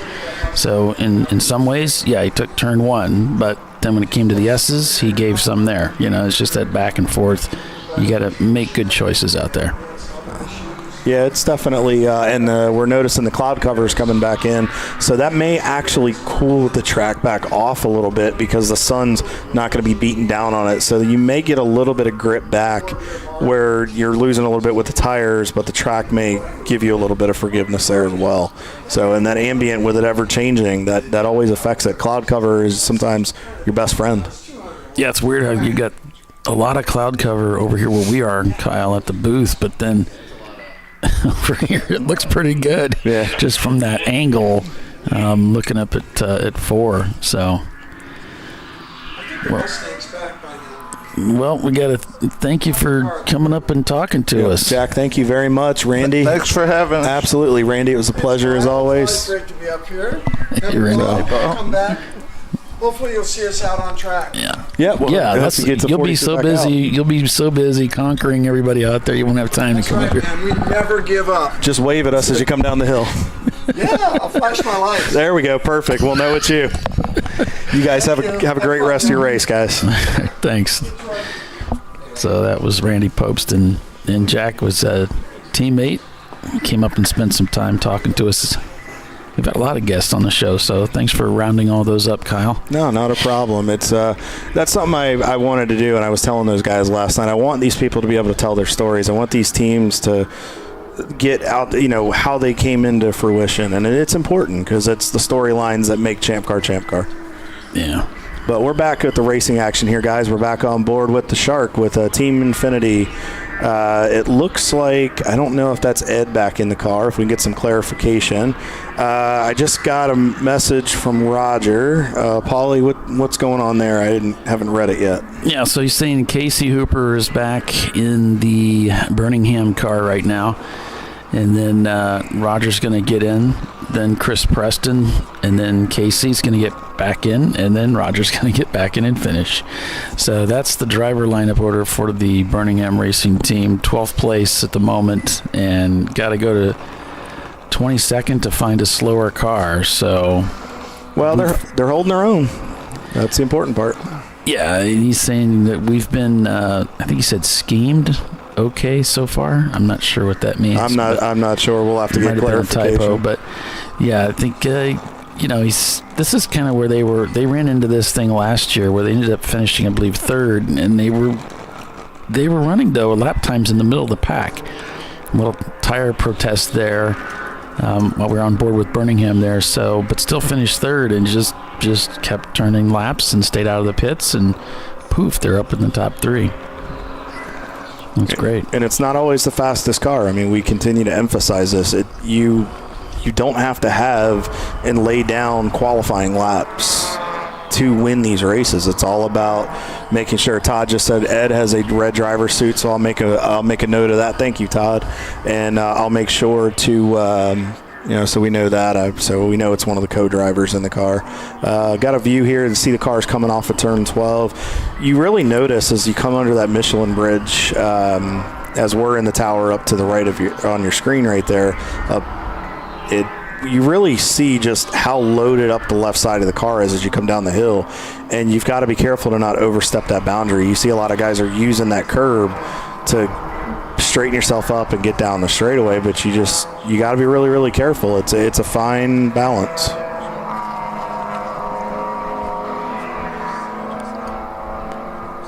So we are approaching the 6-hour mark, Paulie. We're slowly creeping to halfway here. It's getting interesting. 166 laps turned so far, with Eddie Vedder shown leading about 2 laps over Parts Badger. Brew Crew Racing is in third, back about 2 laps from Parts Badger. And then 15 seconds behind the Brew Crew machine is Cone Crushers. Back about a lap from them is Premium Dudes. And then we have Mad Wag, Soggy Bottom Boys, Hong North in 8th, Gus Racing in 9th, who we heard from Justin earlier, and 901 Motorsport in 10th. I noticed NLS is creeping back into the fray here. They're in 13th place, and I believe they are, looks like about 8th in the C class right now. They're having a strong run, but they're always a contender if they stay out of trouble and that thing stays together. So we know they've got a good driver lineup. Back on board here with 901 Motorsport and the 901 car as he's coming through turns 3 to 4 down through the S's. Very smooth through here. Now you'll see the cloud cover over the racetrack here. The shadows, I think, as we get into the day, that'll start to come into effect too. You got to make sure you don't let your eyes start to fool you as we approach the 6-hour mark, and you don't want to get tired and end up making mistakes here. He's giving himself plenty of room. Saw the faster car come in, the Turning Concepts Boxster. Now, see, this is smart right here. The Boxster lets him, he makes the hole, and then he goes with it to where he lets the Boxster use up his stuff. So, yeah, we're going to have about, I don't know when dusk hits, but somewhere around 7 o'clock, I would guess, and then 6 or 7 o'clock, and then we're going to check her at 10. So at least 3 hours in the dark here. Now, as we start to approach the nighttime hours, Champ Car has a rule where your headlights, where you have to have, you can only have 4 lights now, and you can't have the light bars that we used to have. I think that's the rule now, but I think lights have to be on by 5 o'clock if somebody wants to correct me. And if not, you have to make sure that if you're not, Champ Car is going to black flag you to come in to address the issue. Yeah, it looks like some of the teams already have their headlights on, and I think it's a good idea to get him kicked on early. So on the next pit stop, go ahead and turn them on, make sure they're working. That you don't have to remind that guy to turn them on or worry that there's going to be a communications issue and you won't be able to tell them to turn them on. Then they have to black flag you. So just get it knocked out early, and then you don't have to think about it. I just got an update. My wife Tanya just shot me a message here and said 6:19 is the anticipated sunset for today. So I have a feeling it's probably they have to be on by 5 o'clock. So, but it's good, like Paulie said, it's good to just go ahead and turn them on, make sure it's there. Plus, with the overcast conditions, as the sun does start to set and we lose the light, it's there, and it actually might help you a little bit, especially if you get to a darker part of the racetrack where there's, especially down in the S's where there's a little more tree cover and there's not as much natural light. Yeah, Parts Badger coming down on the front straightaway with that F-Class car, and great to see them doing so well. They didn't really spend much time on the track with it yesterday, which Troy and I were talking, so it's like, shouldn't they be testing this car? They seem to be doing just fine. Well, it could be they might have just been saving the car. I know a lot of times on practice days when I'm driving for a team, I kind of want to do the bare minimum. Not that I don't want to get seat time and get comfortable, but we're here to race. We're not, practice is great, but you want to save the car for once you go out and run 5-6 laps and the car is solid. if you feel like you can park it and save it and save laps and time on the car and the components, sometimes that works out a little bit better. But if you have drivers that need the time, or you're trying to work out bugs with that car where it's the first time, it's understandable you're going to be on track a little more, but they might have felt that the piece was good and they're going to let it ride. And obviously they made a good decision. So back on board here with Team Infinity. So as they're coming up the hill under the bridge here, nice and so smooth, like we talked about earlier. This is an automatic transmission car. Biggest focus with this, you don't have to worry about having to shift the car. I know when I talked to Ed, he said just being smooth and not just putting it to the floor. You want to be smooth, you want to roll into it, and just be patient with the car. The car has the speed at the top end. Carrying the momentum through the corner is really what's kind of been one of their keys to success. Yeah, we did get something on the race control logs about contact between Momo Champ and Madwag, but it's been deemed a racing incident, so no action taken by the officials. And sometimes, it can get heated either way that goes, and you really, if it's a corner worker or the officials up top that see it, it's kind of, we've all been on both sides of those calls, so. As we get a view down the front straightaway here, we see open throttle that looks like the 65. I saw they had been towed in at one point. It looks like they got it back on track, so good for those guys. Back on board with Eddie Vedder. Goes by another, it looked like a Camaro there. It looked like somebody was offline right there, so hopefully, they backed off a little bit and give themselves a run. That was smart. Looks like Parch Badger behind the Cone Crushers MR2. Used to be the Leviathan car.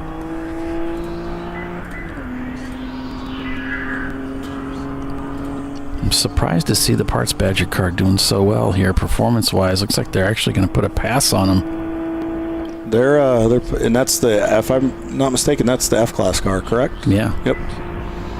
Running really, really well in the car. I mean, they're just solid and smooth, and about to put 6 hours on the board and 8 to go. So if they can just keep it up and they can stay out of trouble, I think they're in for a good day. Yeah. So. Heading down from 11. Yep. Down the hill go, super steep. Very fast right hand. You can see him just kind of pedaling it through there, just being careful.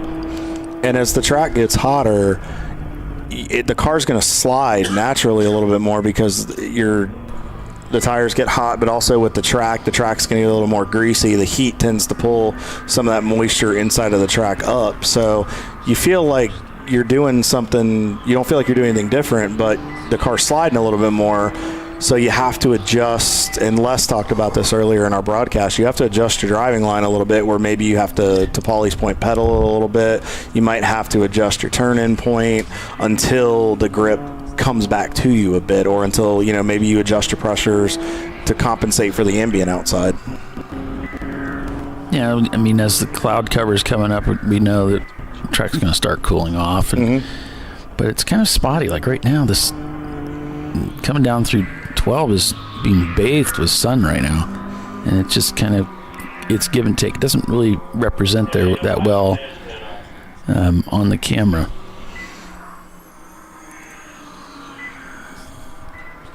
So, Paulie, do we have the John Allen special on there? Did that? I don't remember. I know Les just wanted to get a clarification if we had that one. I don't think I have that one. So okay. Let me. I think I popped it over to you, but they were just asking if we had it, because then I think Les was wanting to wave hi to us when he got back in the car. Cool. So we're looking at turn 12 down the hill here, guys, and ooh, that was a crazy pass right there. It was very just definitely interesting for the driver that got caught on the left side there, and you gotta definitely set that up accordingly, because if that isn't done properly, that can go wrong quickly. But yeah, with that being bathed in sunlight, Paulie, I wonder if we're starting to see cars sliding out a little bit more through there.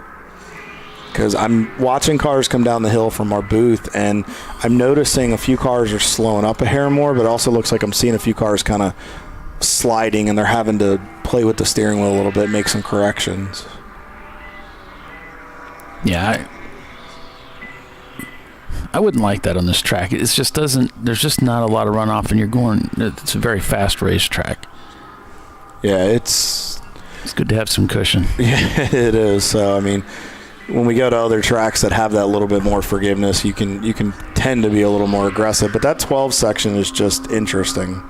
Let's see here. I just got something from somebody.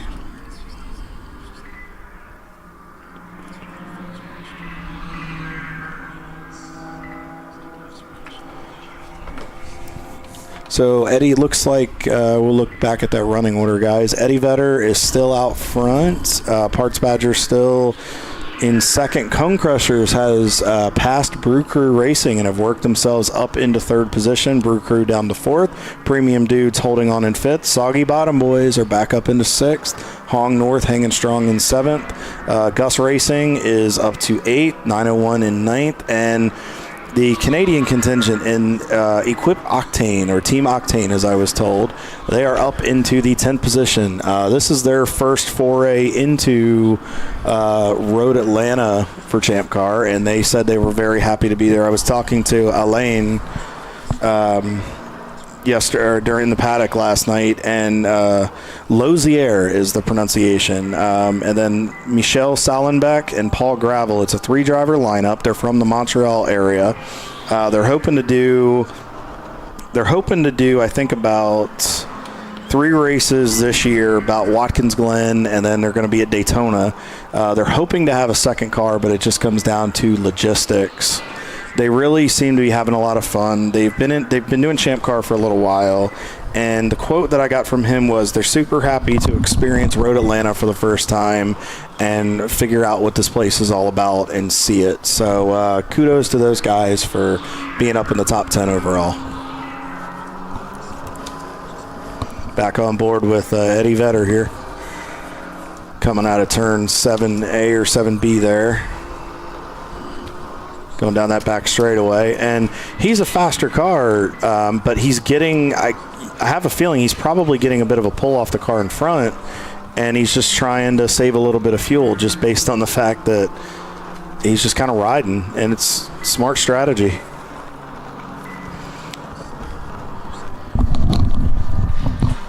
And it looks like we've got...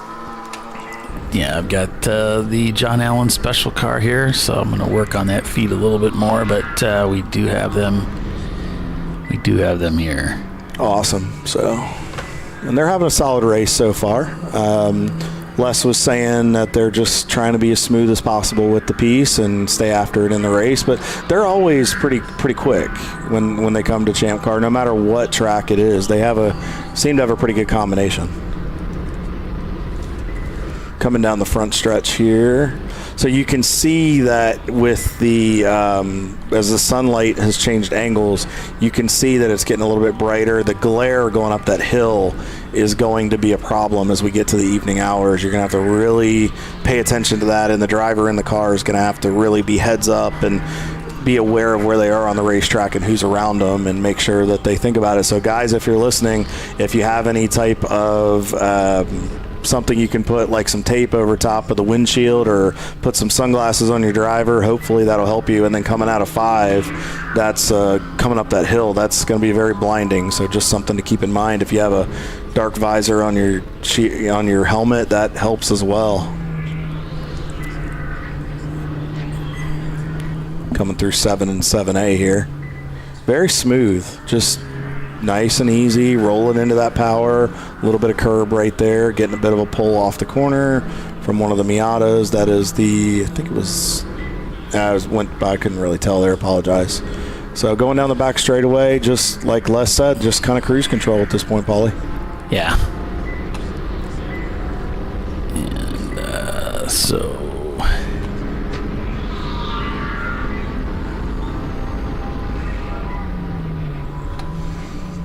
Coming down into 10 and 10A. NLS looks like they've worked themselves up into 12th. Still, and you know, the funny thing, 901 has only had 2 pit stops, and so has Cone Crushers. Everybody else is 3 and above, and those 2 teams are still on 2 pit stops. So I think as we get into the later part of the race, we'll have to keep an eye on Cone Crushers, and even 901, if they can make some ground up, eliminating that 1 pit stop could make a difference tonight. Yeah, and I'm really surprised that the MR2 has only done 2 pit stops. So they must be running a modified fuel cell something situation there to be able to do that. Or they took a master class on fuel mileage, one of the 2.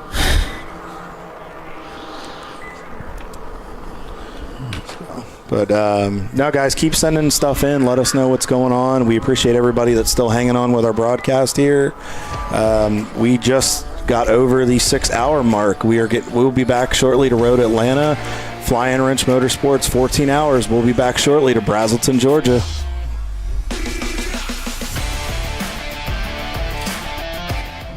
An important decision is afoot. This man is about to buy tires on TireRack.com. Tire Rack is the leading online retailer of tires in North America and a repository of advice and expert reviews. And it's done! All that's left is to arrange for safe, easy installation at one of our independent recommended installers. Well, I guess he did that too. TireRack.com, the way tire buying should be. Come on, Road. Do your worst. An important decision is afoot. This man is about to buy tires on TireRack.com. Tire Rack is the leading online retailer of tires in North America and a repository of advice and expert reviews. And it's done! All that's left is to arrange for safe, easy installation at one of our independent recommended installers. Well, I guess he did that too. TireRack.com, the way tire buying should be. Come on, Road. Do your worst. We'll be at our best. Engineered to meet or exceed original equipment performance, exclusively at AutoZone. Since 1994, Flying Wrench has been a family-owned business renowned for exceptional European car repair and maintenance. We treat every vehicle with the same care and attention as if it were our very own, building lasting relationships with our clients along the way. We specialize in high-performance vehicles, offering a range of services that include fabrication, construction, custom wiring, and much more. Visit us at flyinwrench.com. Frozen rotors from Diversified Cryogenics deliver increased performance and a higher level of safety, while significantly reducing braking system costs. So to tell you a little bit about the durability of this product. So we have seen an incredible extension of the life of our brake rotors using frozen rotors. We've gone from brake rotors every other weekend to 6 weekends on one set of brake rotors, and I think they can go farther. The durability has been amazing, and it's been a fantastic season, and man, a lot of that is due to the way our car can brake on those frozen rotors. For more information, go to frozenrotors.com. Lifeline's continuous commitment to research and development ensures that we supply the most innovative and cutting-edge products available. Used by the majority of the world's motorsport championship-winning drivers, teams, and constructors, Lifeline has a stringent and proven history of success. Lifeline's continuous commitment to research and development ensures that we supply the most innovative and cutting-edge products available.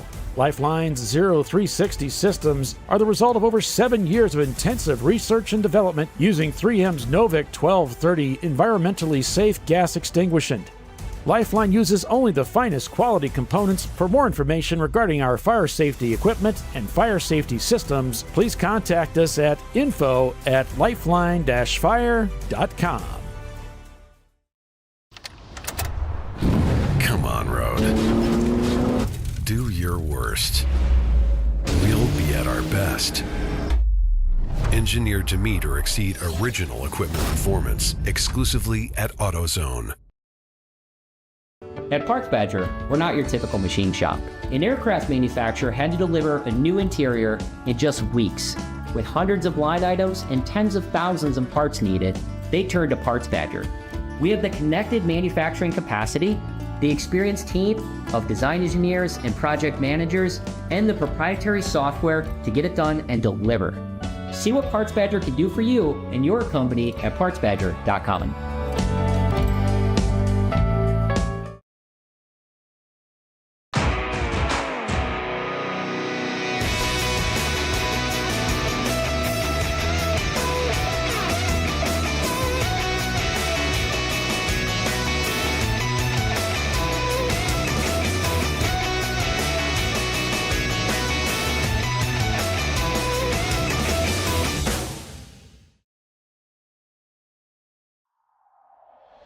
Discovery Parts is a veteran-owned racing and safety equipment company. While we're located inside Atlanta Motorsports Park in Dawsonville, Georgia, Discovery Parts can also be found at the tracks, supporting a number of Champ Car Series events. We take pride in being a reseller of the best of the industry to Champ Car teams and drivers. We know racing, love racing, and look forward to tomorrow to even more racing. Visit us at discoveryparts.com. Sentinel is a comprehensive motorsports video solution incorporating live streaming, local recording, 3 cameras with picture-in-picture, flag status, and much, much more. Stop playing with multiple solutions. Sentinel handles it all, including timing and scoring, vehicle data, graphic overlays, adaptive bitrate encoding, network bonding, and more. Sentinel is the solution to sharing your motorsports experience with your friends, family, sponsors, and the world. What are you waiting for? Get your Sentinel today and never miss an on-track moment. www.sentinel.racing.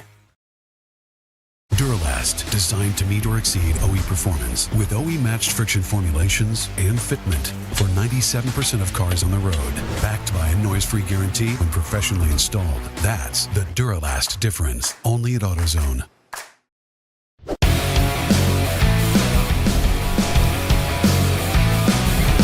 All right. Welcome back, everybody, to Champ Car Live, presented by AutoZone. It's the TireRack.com Champ Car Endurance Series race. The Flying Wrench Road Atlanta 14-hour at Michelin Raceway, Road Atlanta. And yes, the Eddie Vedder team has pitted from the lead. And looks like they're just going through a normal pit stop, as best as I can tell. Yeah, it looks like business as usual in their pit stall. Nothing frantic, nothing urgent. Just fuel check. Well, maybe I take that back. It looks like they are working on the left front corner of that car. It's a bit. They might be doing it. It looks like they were just. It looks like they were. It doesn't. I don't know. It doesn't look anything major. They might just be checking some hubs, make sure as much as they're leaning on it. I mean, we'll just have to kind of see how long they're in the pits. Let's see if they go over that 5-minute mark. They might just be precautionary. Could be redoing tire pressures, making sure the torque and lugs, things like that. And they're definitely on that left side, that left front. So maybe it was a tire. Oh, that's a tire change, most likely. Okay, down goes the car. Yep. But they definitely had the wheel off. Oh, and here goes. Yeah, now they're torquing the wheels down, torquing the lug nuts down. So, it's a clockwise racetrack.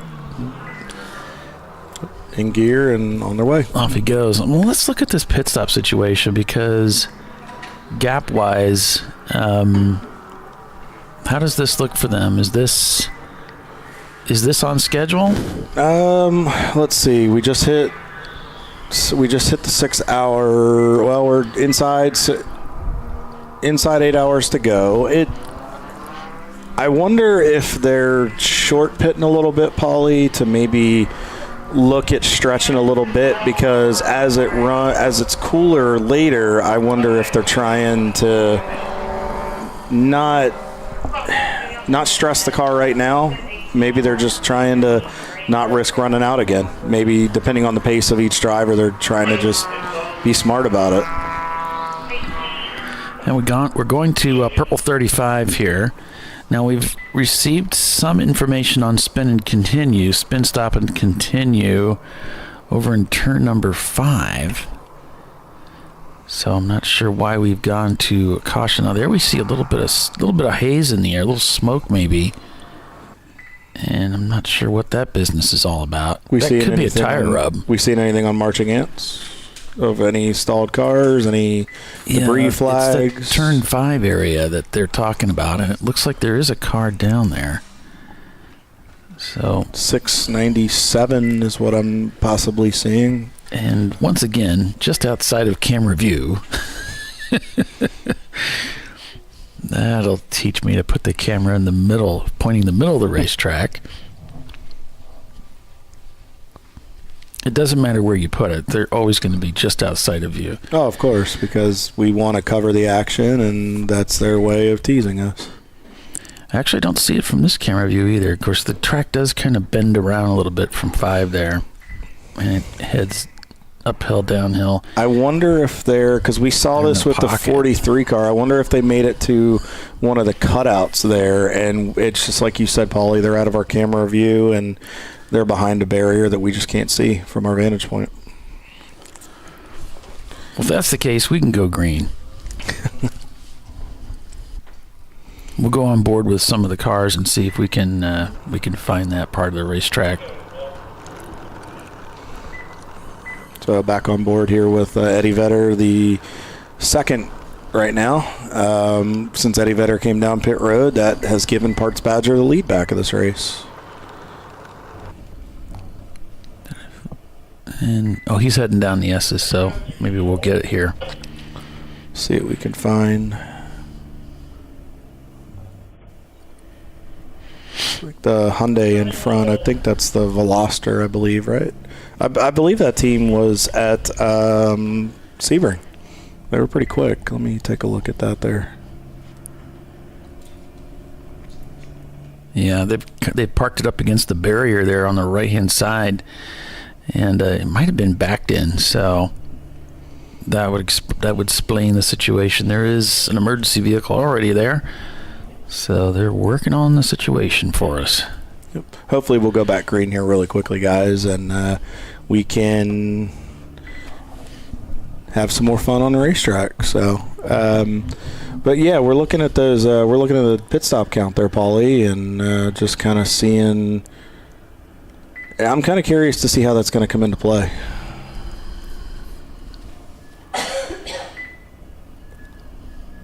It'll be interesting to see what kind of strategy some of these teams want to play later on. So if I'm reading this right, the pit laps, they pitted Eddie Vedder on lap 60. Remember, that's when they ran out of fuel. Right. And then they pitted on 117, so they didn't take it out to 120. So then it was 148, which is significantly shorter. I think that was a full course yellow. Oh, that they pitted under? I'm wondering, just based on that number, I'm wondering if they saw the opportunity and they figured I'm sure they've been watching Parts Badger. I'm sure they're probably trying to play the same game, knowing that they've got a pretty solid pace right next to them. So they went from pitting around 55 laps to 30 laps. Right. They did it twice. I wonder if the next one, I'm wondering if they saw the car off the racetrack, the driver might have called it in, because you notice they came in and the caution came out. Yeah. So I'm wondering if they saw it thinking it was going to come out quicker, because now they got back out, and the only thing is it might have pinned them there a little bit, but I mean, they do have the pace. So it'll be interesting, but also the fact that they changed tires, looks like we're starting to go back yellow here. So yeah. I wonder if maybe they decided to play it a little conservative, change the tires while they had the chance, do it now, and then be ready to roll as the evening sets in. And we're back to green as the cautions have been pulled in. It looks like Birmingham is in the pits getting that driver change done.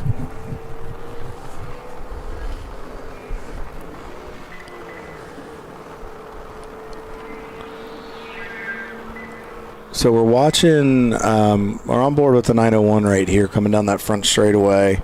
And that was the sister car right there that just went by.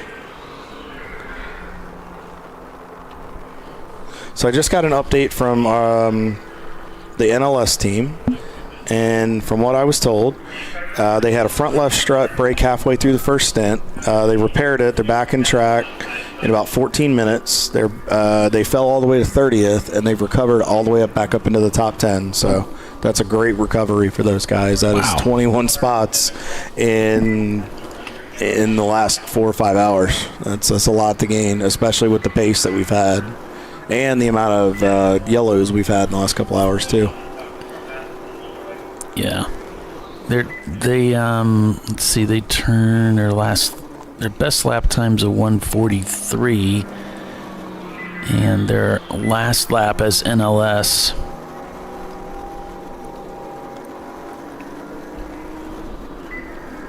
last lap was I think that was a pit stop. Yeah, that's not a good measure because it's showing 4:11. Or no, that might have been just coming off the caution. The caution. Yeah. So we'll have to definitely got the pace. If they can, that'll really make a big difference, and it could bring them back up into the fray. As we're on board with them right here in their 1993 240 SX entry. Whoa, that was wow. Okay, that was interesting, but a nice evasive move there. I think Team Infinity got caught off guard with the closing rate of the car in front, and he had to make a move, and then NLS happened to be back far enough where they could kind of split the gap. So nice move in here inside of that Miata. Looks like business as usual here. Hits the shift up to down to third gear, rolling into the power, down to fourth, and just down the back straightaway. So, and as you can see, just nice relaxed grip on the steering wheel, folks. Nothing crazy. Just you want to stay, especially when you're doing 2-hour stints in races like this, you want to keep yourself calm. You want to keep your body relaxed. If you tense up when you're behind the wheel, or you have a death grip on the steering wheel as he outbrakes the Camaro right there, that'll cause you to exert more energy out of your body. All of a sudden, you're going to get more tired. And especially if you're doing more stints in a race, you've got to make sure to preserve that energy as much as you can. Rest on those straightaways and just try to be as relaxed as you can. And especially right here, he's the driver's by himself, nothing crazy going on. Sometimes it doesn't hurt to just back out a little early, take care of the car. This is where that conservation and taking care of your equipment comes into play, because then you can just use not overexert it and then not use the car and yourself up. As he goes through turn 3 right here, or turn 2 that might have been. So Greg Platt just let me know a little bit ago that he had just gotten out of the car after having some issues with that Boxster. And we're back on track with Josh Halka at the wheel. And that's in the number 711 Turn-In Concepts Porsche Boxster. Awesome. That was the team we saw. They were in the pits, and they'd been flagged in earlier today with some body panel coming off, and then they were in the pits with the laptop connected to it. Some issue they were working with he didn't describe. NLS is actually coming right up on Josh right now as we speak. So got in behind him, getting a little bit of a slipstream in the draft there down the back straightaway. You can see what the air does, and you'll see this when we go to Daytona next month. The air, even behind it, if you can see a car, you're getting some type of pull, and the air is causing that flutter in the hood right there, and it affects kind of what the air does and how it's manipulated across the car. Because you'll notice as you increase the speed and as the air gets more turbulent, you'll notice that the vibration become a little more relevant. Yeah, as he comes through turn 12 here, nice late apex, just hitting the marks, rowing up through the gears, trying not to lose contact, trying to get closer to that Porsche. I'm noticing that too, Paulie. I'm watching guys out of our booth come down the hill, and I'm noticing about a half a car length to 3/4 car length later entry into the corner. Probably some guys having to lift a little bit, maybe crack the throttle. just to get it set and then rolling it and then getting it to the floor to come off the corner, but that also may be track condition. We know Les alluded to that earlier today.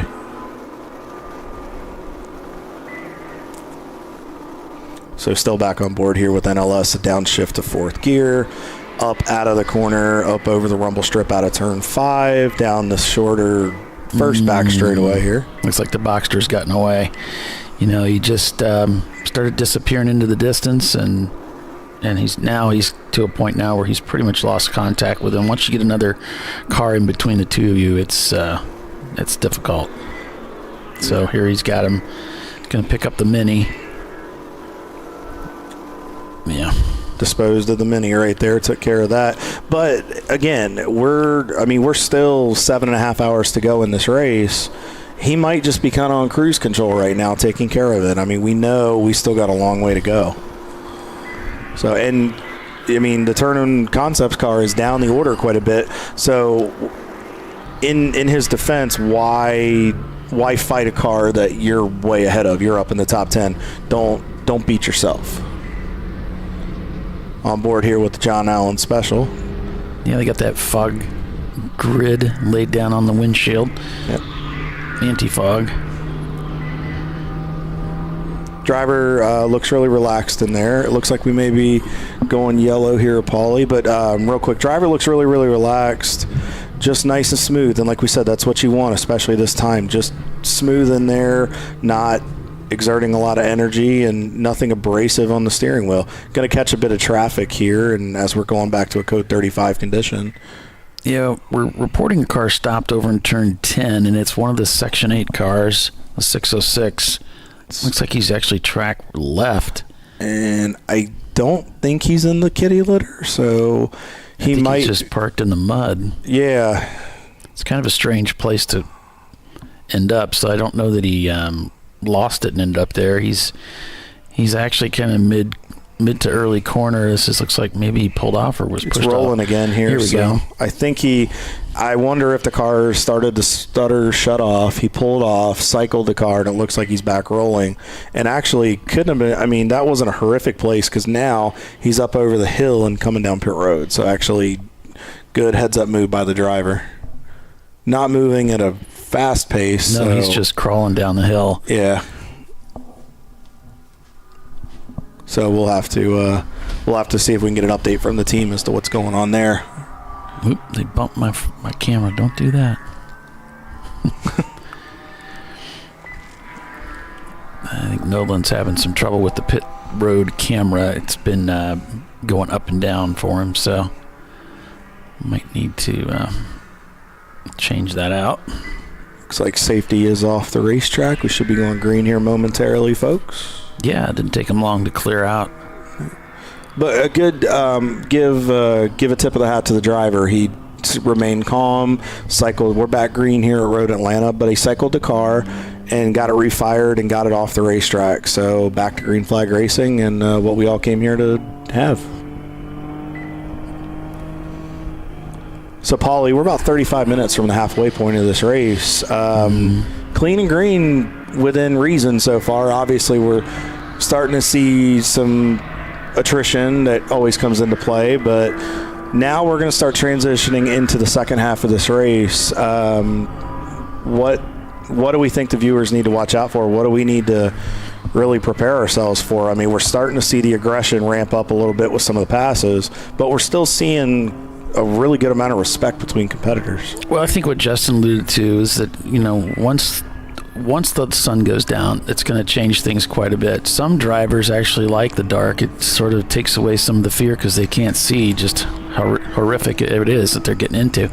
And others are more timid and they have a little bit of trouble. The ones that maybe are a little more practiced and simply more comfortable at night, you really won't see much of a change in their lap time, not from a driver's perspective. Now, the track can cool, and I know from drag racing, and certainly the track cools off, it gets more grippy, it's great. As long as it doesn't get cold, you don't want it cold. I don't think there's any risk of that this year. But I think when the atmosphere changes, especially for a carbureted car, it really does help the performance, and the grip improves too. So Yeah, I think typically what we see is the cars just kind of maintain over all of that a relatively consistent lap time from what they were doing in the daytime, which is always kind of surprising to me. But nevertheless, that seems to be what happens. No, absolutely, and it's really now you gotta think about that, and that's something when you come to Road Atlanta, you have to keep that in mind, where you have to have that diversity in your driver lineup of guys that can handle at night. I'm looking at the forecast real quick, Paulie. From now till the end of the race, we're about the mid to low 70s. We're going to dip into the 60s by about the checkered flag tonight. The lowest we should get down to is about 65. There's going to be about an 7 to 8 degree difference by the time we take the checker, but I think it's not going to be. We're not going to see the frigid temperatures we've seen here in the past. So I think Chamber of Commerce weather to the finish. Yeah, it's looking good. And we got another new guest up in the booth with us, and it is Larry. Is that correct? Yeah. All right. Hey, just jumped out of the car. Yeah. Figured I'd come and say hi. Yeah. Now, who are you racing with this weekend? Just racing in the Mini Cooper with my friends Halston Pittman, motorsport photographer, as well as Justin and Les. Was just driving my first stint ever here at Road Atlanta, and it was incredible. I've been shooting at this track for over 15 years, and it feels so different to be on the other side. Yeah. So when you say shooting, you're an accomplished photographer, so tell us a little bit about that.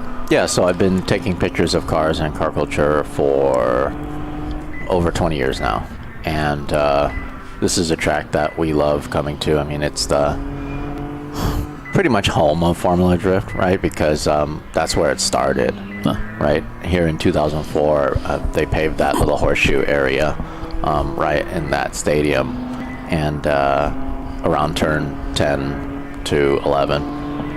It's such an incredible track, and to be able to drive here, so cool, so much fun. Yeah, that's great. So you're in the John Allen special. Yeah, in the John Allen. Yep, that's right. In the Mini. I keep thinking John Blair special. No, you're fine. Yeah. No, so you're in the John Allen special. Les was hyping you up quite a bit. We were hoping to get you up here. So give us. You said you've never raced Road Atlanta, correct? Okay. Yeah. As we're looks like we got our pit cam back here, Paulie. Roman Nolan's back, and Ronan, as we see a car coming into the pit stall. How was Road Atlanta? Give us kind of a brief take. What was it like for you compared to the pictures? Does the elevation change from behind the wheel? Does it really now do it justice? My only experience from this track is from the sim, but also just looking at it from the outside, having shot drifting and also time attack, grid life, couple events here, couple racing events here over the years. It feels narrower when you're in the car, like a lot narrower. But from the outside, it looks so big. Yeah. Right? But it just goes by so fast. And I mean, turn 12, there's nothing like it. It's insane. Turn 1, also a lot of commitment, but it's just such a fun track. I only got my competition license this past year, and I started doing wheel-to-wheel racing because for so many years I was just observing from the outside, and I figured, hey, I might as well participate finally because I'm tired of watching everyone else have fun. I want to have some fun too, so this is definitely a bucket list event for me, and being able to race is just so cool.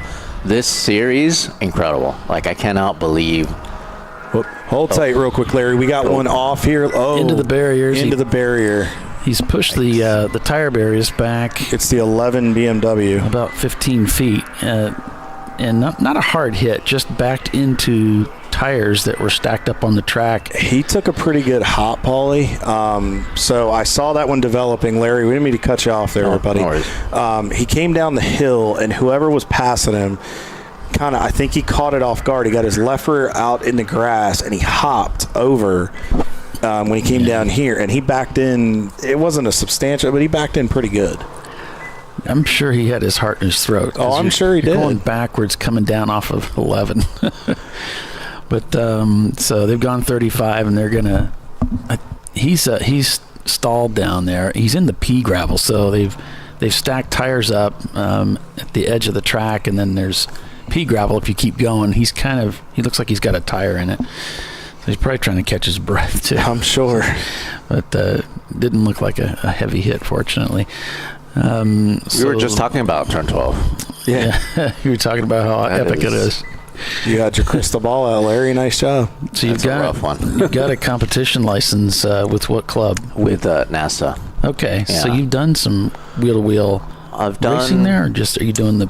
Yeah, I've done a bunch of wheel-to-wheel racing last year with NASA. I did the Nationals also in Utah, which was a lot of fun. Okay.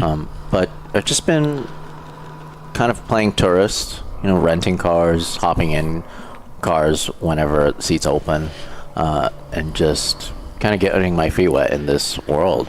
And part of it is because a lot of people were asking me when I was getting into it, they're like, how is it that you, being surrounded by this culture for so long, you have so many questions, and you're jumping through so many hoops just to get behind the wheel.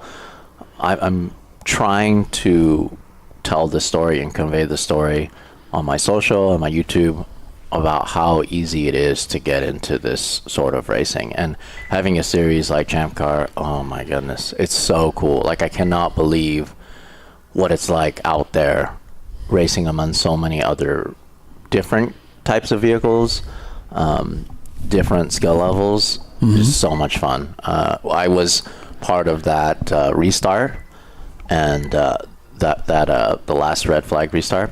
Yep. What a crazy lap. It was so insane just being in the middle of the entire field. Yeah. And just navigating that. Yeah. And just giving up a little bit just to stay out of trouble. Yep. I had some pretty hairy incidents happen in front of me. Do you feel that your experience in NASA, because we know that a lot of these other series pay dividends as far as experience, do you feel what you learned in NASA and the skills you learned in some of the wheel-to-wheel, do you feel like that helped you be successful and not be as caught off guard in that situation? Because like you just alluded to, Road Atlanta is very tight. A lot of people don't realize how much lack of racing room there is in a pack. Do you feel like that experience helped you get through that more effectively? 100%. It helped so much. NASA's competition school, they take it so seriously. It is very, very detail oriented. They really pack a lot of information into one weekend of instruction, and they really prep you up until that point too, right? Having you just somebody off the street, going through HPD 1 all the way to level 4 and maybe into time trials, and then maybe getting into getting allowed to go into competition school. Right. Of course, if you have some track experience already, even if you're not part of that HPD NASA program, you can apply to go to their competition school. And I urge anybody that wants to, if they're close to any NASA club, I urge them to take that step to get that competition license, because with that, you can race so many places. You can jump into a car here at Champ Car, and you can feel comfortable, running door to door with other people. That's good. Yeah. So you, by primary trade, you're a photographer. It looks like, real quick, it looks like the car in question, the 11 car down out of 12, it looks like we just saw it pull into the garage. It looks like the track crew is down getting ready to reset the tire barrier. And we still have Parts Badger as your leader, Eddie Vedder's second, Premium Dudes is now up to third, Cone Crushers in fourth, Gus Racing is back up to fifth. Looks like Brew Crew's fallen out of the top five, but that may have just been on a cycle of pit stops, so we'll keep that in line. But your primary gig, Larry, back to you, was photography. So what is some of the coolest race experience, track experience that you were able to shoot as a photographer that got you got you the bug to where you wanted to drive it? My journey started with a love for cars to begin with. dawned on me pretty quick that I wouldn't be a very good mechanic, car builder, racing driver, but for me to be able to still be a part of the culture and be surrounded by the culture, I picked up a camera and started telling stories, taking pictures, and that just quickly snowballed. It's pretty slowly, because like I mentioned, I've been shooting for over 20 years. I've shot, I feel like, pretty much every type of racing. I shoot a lot of off-road, endurance racing. I was just at Daytona. I've shot motorcycles. I've shot over 50 countries, cars and car culture. And it doesn't have to be just racing. You know, it could be some random person's garage build. I just want to see like a low budget, what they can do with what they have, or maybe even the million or sometimes $1 billion collections. You know, it's so many different facets to car culture that I am interested in, and that I feel like it's part of my duty now just to showcase what's out there. You know, part of it also is because what we grew up with, we enjoyed reading magazines, car magazines. That was kind of one of the ways that we enjoyed cars, and we found out about what was happening. That doesn't really exist anymore, you know, so I'm trying to fill that gap with YouTube, with the stuff that I'm posting on social,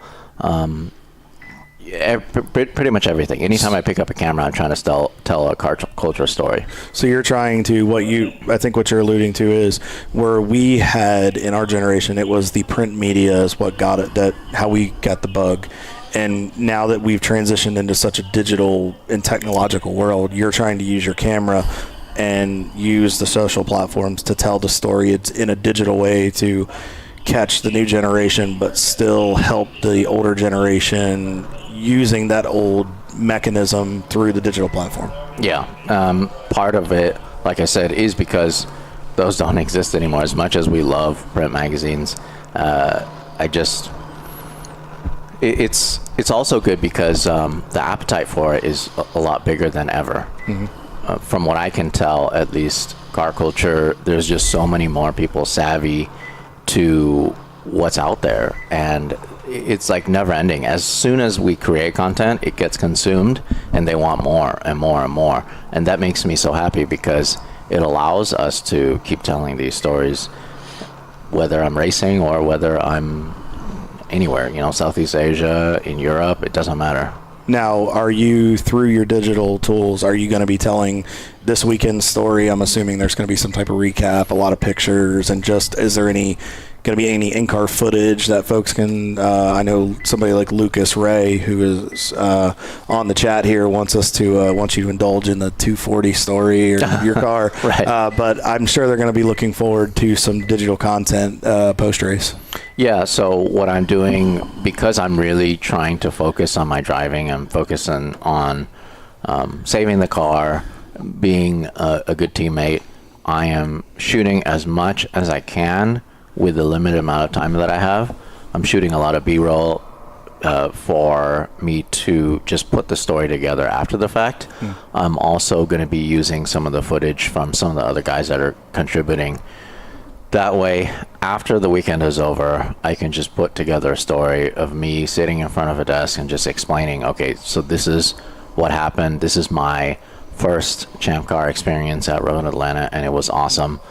Just doing that 1.5 hour stint just now was incredible. It was just everything that I imagined it could have been like. You know, it was just like, I just locked in, I was just in the zone, and I just was driving, and it was just so much fun to drive this Mini Cooper. That's awesome. I mean, we're looking forward to hearing that. You have quite a following. There's a lot of people that we're pulling for you, and we're looking forward to us interviewing you at some point. Real quick before we close up, that some of the safety team is off. It looks like they have got the tire barrier reset, Paulie. Looks like a bit of pit road frenzy here. Some guys are taking advantage of the code 35. We're going back yellow. Should go back green. So, Larry, are you going to be back in the car at all, or are you one stint and done today? Yeah, I think I'm going to get in for the sunset tonight stint. Okay. So they're kind of saving that one for me as an experience. That's cool. And I'm really, really looking forward to that. It's a good group of guys that I'm. Yeah, if you've got Les, you got a good group of guys. Yeah. Les is incredible. He's such a wheelman. He's so fast. He's a good teammate, too. Yeah, he's really good. I'm about 2 to 3 seconds slower than him, but I think I just want to save the car and just bring it home and do my best. I'm not trying to impress anybody. I just want to enjoy this race. So have you talked about your social channels and how we can get connected to those? Yeah, if you guys want to follow me on Instagram, just search up Larry Chen. And if you want to follow me on YouTube, we have a show on the Haggerty YouTube channel, as well as my personal YouTube, which is Larry Chen. So, yeah, I appreciate you guys. C-H-E-N. Yeah, okay. Yeah. Is it Larry _Chen _photo? Yeah. Okay. Yep. All right. You'll see a blue check next to it. It's a verified account. Just got a new follower right there. Awesome. Thank you so much. Not a problem. Yeah, I appreciate you guys. Not a problem. Yeah. I'm going to go back to the RV and prep for my my next stint. Yep. Go get some rest, get some water, get hydrated, and we'll talk to you and keep us posted. All right. Thanks for coming up. Appreciate you. Yep.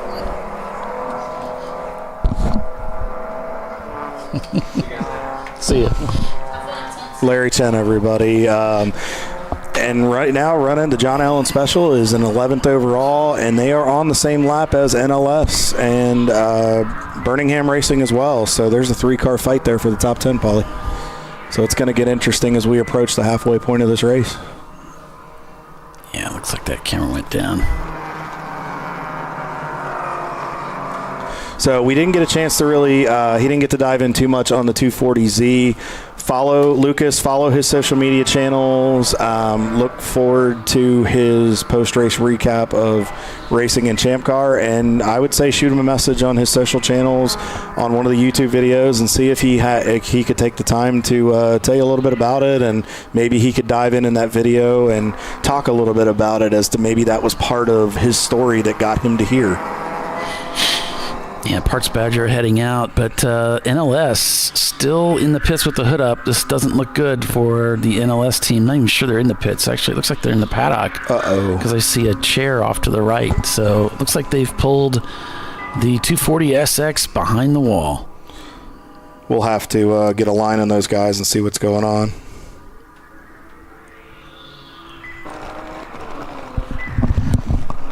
So Eddie Vedder still shown leading the race up about 2 laps over the number 630 of Parts Badger. Premium Dudes is in third. Cone Crushers is fourth with about a 4-minute gap up to Premium Dudes. Then it's Gus Racing and then Hong North with about a 10-second gap up to Gus. Brooker Racing shown in 7th place, back 29 seconds. Soggy Bottom Boys back about a lap in 8th. And then it's On Second Thought Racing back about a lap in 9th. And again, back about a lap, it's John Allen Special in 10th place. So looking at the standings here, we'll go ahead and shift things. Looking at the standing by class. So taking a look at A class, you can see it's Madwag, Dingus, and Momo Champ, the top 3 there.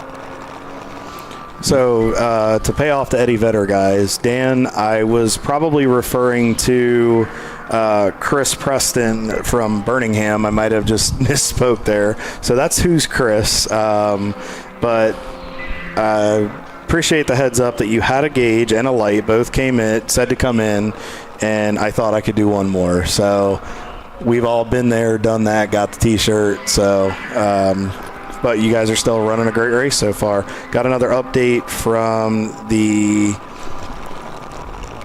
Brick City Racing guys. This was just a little bit ago. Dave Martin Jr. just got in. They had a fuel line issue in the tank. Car was running lean.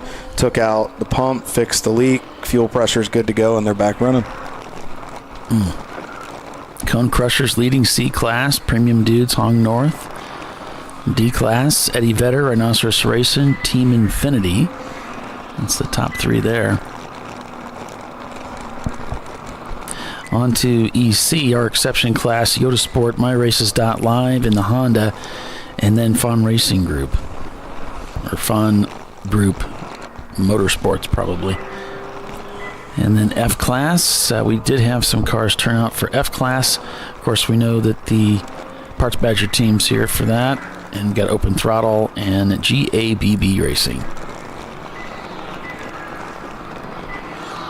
So still on board with Birmingham right here as they come up over turn 5 and clear track ahead. So we've seen the sun is still kind of being pesky here, Paulie. It's still peeking out at different points, and you wonder what that's doing to some of the racetrack as we get into the afternoon hours. I mean, we're approaching 3 p.m. Eastern here, like I said, about the halfway point, and we'll do another 7 here and get to the end of this 14-hour event.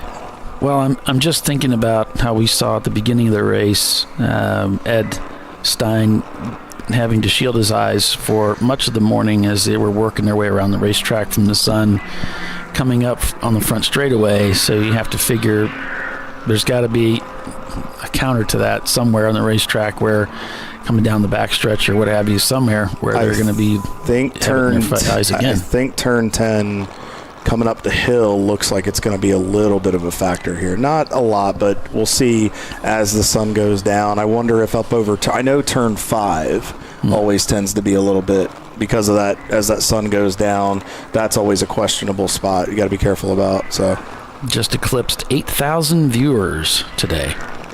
Unique IP addresses. So thanks everybody for signing in and checking in with us. We really appreciate you guys, all the support. Just remember, please make sure you go like, follow, subscribe, everything and anything Champ Car related, Tire Rack, AutoZone, 9 Lives Racing, Money Shift Racing, Flying Wrench Motorsports, Krispy Kreme, all of the partners.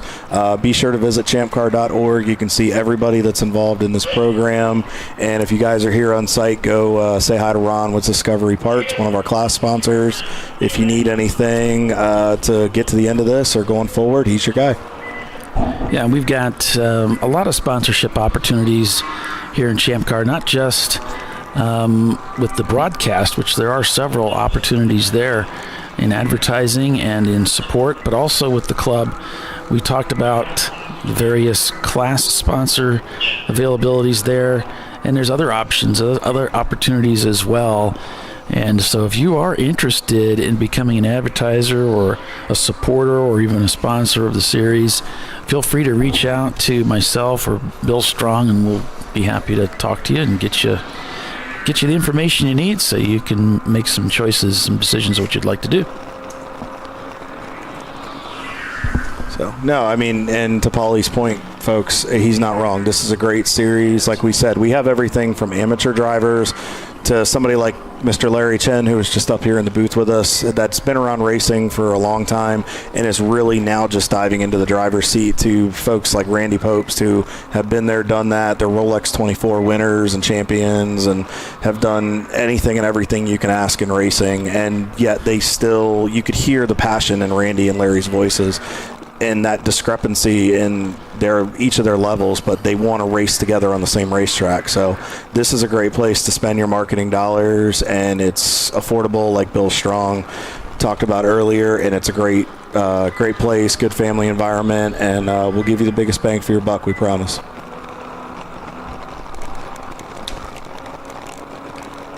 So as we're still on board here with Birmingham Racing, coming up the hill, I like the patience I'm seeing right there. I mean, it's good to see now we're still in different cars as he was catching up to looks like the Hyundai right there.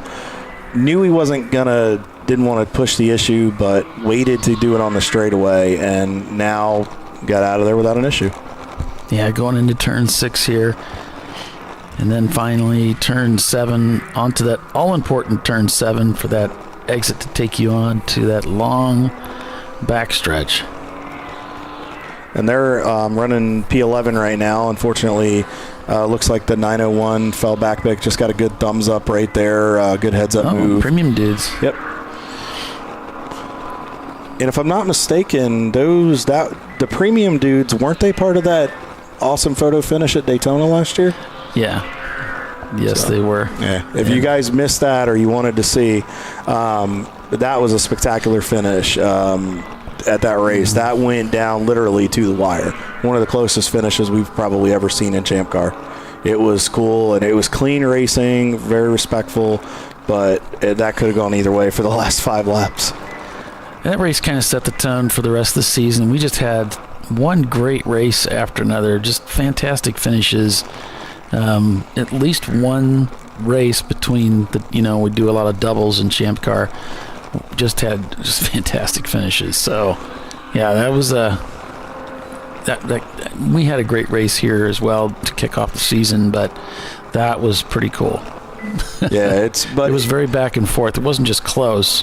Those two guys were swapping position back and forth several times in the last several laps of the race. It made it fun to watch, and I was running for Atlanta Speedworks at that event, so I got to watch them come through the tri-oval at the Checker. I mean, that really, another 50 feet, and that would have gone a different direction, and it was a lot of fun to watch. But that's the beauty of Champ Car, everybody, is just the close racing, but just how competitive the field has become and the series has become. But it's fun racing, and it's events like that where drivers get out. Yeah, you're frustrated you lost, but it gives you that urge to come back and do it again. And what's funny is I was wanting to put a camera in his car, and he's like, "Oh, I wish you would have." And I said, "Well, I thought you guys didn't want." I get confused. Some people don't want a camera in their car, and he's like, "No, you could have definitely done it."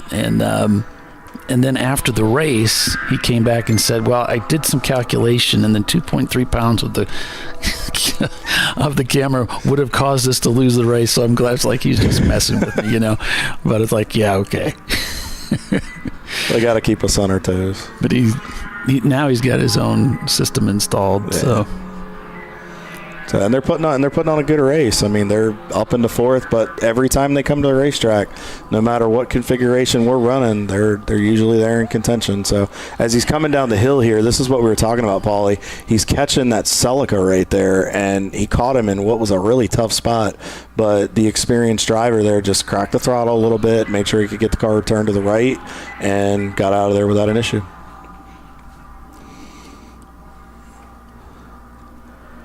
So Premium Dudes, according to Lucas, he said they posted the last hour of the race from their in-car on the YouTube channel, and he said it is awesome footage and worth the watch. So if you guys get a chance, go check out their YouTube channel, and you can see what we're talking about. And, I mean, what Paulie and I are telling you it won't do it justice. You got to go see it for yourself. It was a lot of fun, and kudos to the drivers of Salins and Premium Dudes that battled it out. I mean, they put on a show. So if we didn't mention it, Chris Huggins has joined the Premium Dudes team as a driver this weekend, and so Nathan said it'll be fun to see how our quote-unquote identical cars compare. Okay. So, yeah, it'll be interesting, he said, to see what Chris's take is on his car, because I don't think he's driven it before. I'm sure by the end of the weekend or post Road Atlanta, I'm sure the Huggins experience will be, imported into that car. And those that have, gotten their input and have worked with their organization know what I'm referring to with what they bring to the table as far as BMW experience. So, man, this is going to be a pretty close pass coming up here as they come down the hill looking for this right-hander. If this is who I think it was, look at the right side. Ooh. Timed it right, though. Yikes. Yeah. Probably a little uncomfortable for the driver, but yeah, got it done. Anyway, so Nathan's saying, what else did he have here for me? Weather looks good. His money's actually on Eddie Vedder to win the race. He's betting on another team to win. And I told the Eddie Vedder guys that too. It was pretty funny. We had some good laughs. Dan from Eddie Vedder said we were joking about the Even Flow thing earlier from one of their popular songs. He said if they win, they'll do karaoke in post-race and sing Even Flow. So at least we have that to look forward to. Troy Trulio. I think he's the guy that won the first race here for us in the old Chump Car days. Yeah, when I brought that up, I heard a woot woot from the right side. So that's this guy right here. I heard Paulie say Biohazard win 2012. I'm like, yes, we did. Back in the day. So what was that? Was I mean, hard to believe 13 years ago. What was that first Road Atlanta experience? And that was like? actually our first win ever. And we've led a ton of races before then, but we kept on failing all the time. And then actually James Ballinger engineer James had me go to what we call the 1,000,000-point checklist. He's like, write down every nut and bolt, every single thing on the car, and we're going to put it on a scheduled maintenance. Yeah. And it wound up being 662 lines in my Excel of like every nut and bolt, and then race. And if a wheel bearing has 2 races on it, change it. Doesn't matter if it has tie rod. And we did that. And then that year we did really well. And that was our first race. And then and me and James are in the middle of the race, and we're at the end, and we look over and we look at Bill, and Bill had a failure, like 2 failures. And they're like a wheel bearing and something, and like a ball joint or something, just things that we put on our maintenance schedule. On your schedule. And we're like, look, out. see, he's like, it worked. I'm like, yep, he sold me. Yeah, if you went to Bill really and said, when did you last change that race or that bearing? Right. You'd probably say, I don't know. We were in a clean race, and we got lucky on some of the. I remember that race because I was in the first stint, and it was like an hour and 20 in. And down at turn 10, it was an RX-8, a silver RX-8, and it went into at like 120, it like lost brakes or something and went to the right. Yeah. Carnage, like total yard sale carnage across the whole thing. And I pulled into the pits, and my team wasn't even ready. I'm like, throw fuel in it, do it quick. And they did it, and I had the driver in there. And we did it in like a minute and a half, and I sent them to the end with like 3.5 minutes to go, and because I knew a red was coming, and then like a red came, so it saved us multiple laps. That's awesome. So it's being prepared with experience helps too. Yeah. Now, how long had you guys been in Champ Car before you got that first win? Had you been there since the start? I started, and we did Bill's like the 3rd race, and then like 5 other races.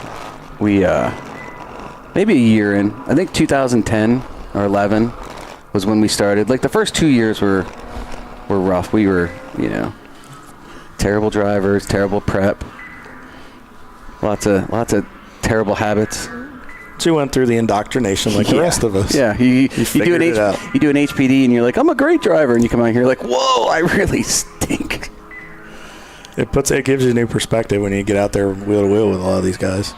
Yeah, and to see him progress over time too. And now I race other series sometimes too that we can't mention. Right. But shall not be named. But I'd say that the top teams here and top drivers here are going to be top drivers really anywhere.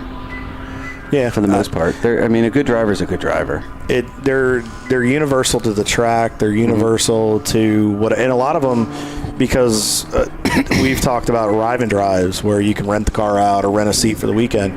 I'm noticing a lot of guys are starting to drive different cars to figure out how to hone their driving skill and be able to adapt and jump in something different, because there's ultimately going to be that one car that you just can't figure out. But you're noticing the universal, most of our guys can jump in anything in our series or series that shall not be named and be fast and be podium contenders.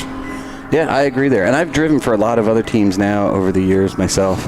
And I got to the point where being a team owner is fun, but it's so stressful. Like until you're one and worrying about car and driver and budget and 8 million things, and then you're trying to get in the car and you're worrying about if the next guy's going to even have the gas ready for you and stuff. So half the time in the past I was renting seats just like everybody else, and it's so nice. Once you get that, it makes a difference. Once you're a stressful driver and then you go out and rent a seat for somebody, you're like, you can go to the bathroom and find somebody, talk to them for 20 minutes and not feel like you're like, what's going on with the call, Going to be 3 wide here real quick. I mean to interrupt you there, Troy. Road. 901 Motorsport to the left there. And he just went 3 wide, got by Atlanta Speedworks and heads up driving. We just passed the halfway point, so, and they're in 5th. They're trying to stay in reach of Cone Crushers and these other guys. So we're getting to that point. We're going to start seeing more of these moves for guys that want to stay ahead of the curve. Yeah, so with that, we're going to take yet another commercial break. time to pay the bills. We're going to take a quick break and be back in just a few minutes, so stay with us. You're watching ChampCar.Live, presented by AutoZone. It is the Flying Wrench Road Atlanta 14-hour at Michelin Raceway, Road Atlanta. Eddie Vedder is your leader. We'll be right back.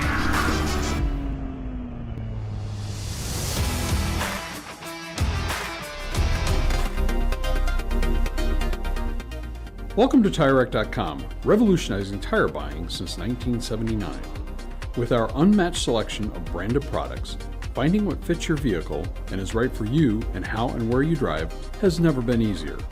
Through helpful online shopping tools that include our professional hands-on reviews done at the introduction of a tire and consumer reviews that give real-world feedback over the life of the tire, you can make the right tire choice and find exactly what you need. And if you prefer to talk to someone, our tire testers, our sales team, are available on the phone. And that's how we get you the right tire for you and your vehicle for where and how you drive.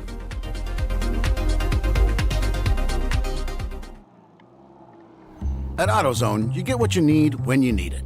Got a today job? Pick it up free same day at your local AutoZone. More of a tomorrow project? Order as late as 10 p.m. with free next day delivery. Getting the job done just got easier. Since 1994, Flying Wrench has been a family-owned business renowned for exceptional European car repair and maintenance. We treat every vehicle with the same care and attention as if it were our very own, building lasting relationships with our clients along the way. We specialize in high-performance vehicles, offering a range of services that include fabrication, construction, custom wiring, and much more. Visit us at flyingwrench.com. Discovery Parts is a veteran-owned racing and safety equipment company. While we're located inside Atlanta Motorsports Park in Dawsonville, Georgia, Discovery Parts can also be found at the tracks, supporting a number of Champ Car Series events. We take pride in being a reseller of the best of the industry to Champ Car teams and drivers. We know racing, love racing, and look forward to tomorrow to even more racing. Visit us at discoveryparts.com.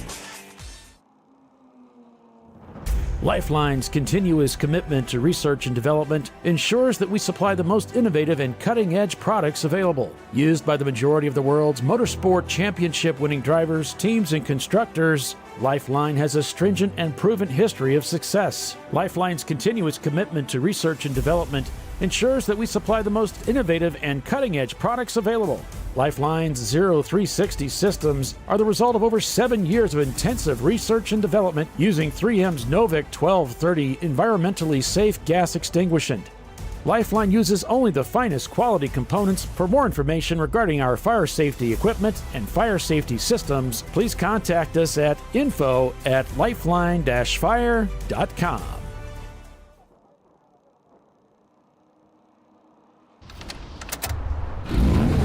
Come on, Road. Do your worst. We'll be at our best. Engineered to meet or exceed original equipment performance, exclusively at AutoZone. Frozen rotors from Diversified Cryogenics deliver increased performance and a higher level of safety, while significantly reducing braking system costs. So to tell you a little bit about the durability of this product. So we have seen an incredible extension of the life of our brake rotors using frozen rotors. We've gone from brake rotors every other weekend to 6 weekends on one set of brake rotors, and I think they can go farther. The durability has been amazing, and it's been a fantastic season, and man, a lot of that is due to the way our car can brake on those frozen rotors. For more information, go to frozenrotors.com. Sentinel is a comprehensive motorsports video solution incorporating live streaming, local recording, 3 cameras with picture-in-picture, flag status, and much, much more. Stop playing with multiple solutions.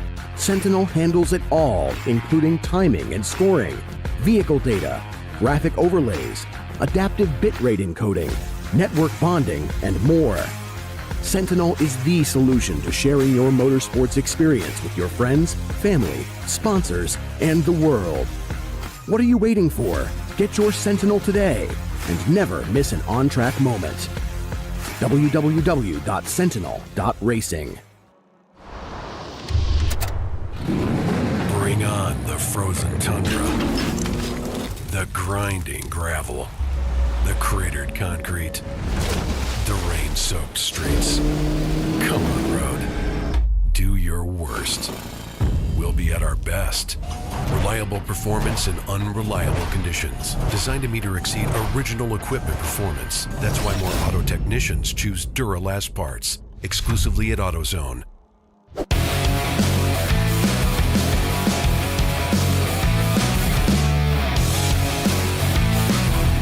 All right, welcome back, everybody, to ChampCar.Live, presented by AutoZone. Back on board with Premium Dudes and the roaming Nolan Cam down in the pits, as he's, down in the pits with a camera. He's been helping us out, too. It's been great. He's been a good asset. Yep. So I hope you folks are having a fantastic weekend. We're at the racetrack. I mean, this is so cool. And I was talking to a customer of mine yesterday, and I was helping her out with some technical problem. I have several customers that I do IT work for.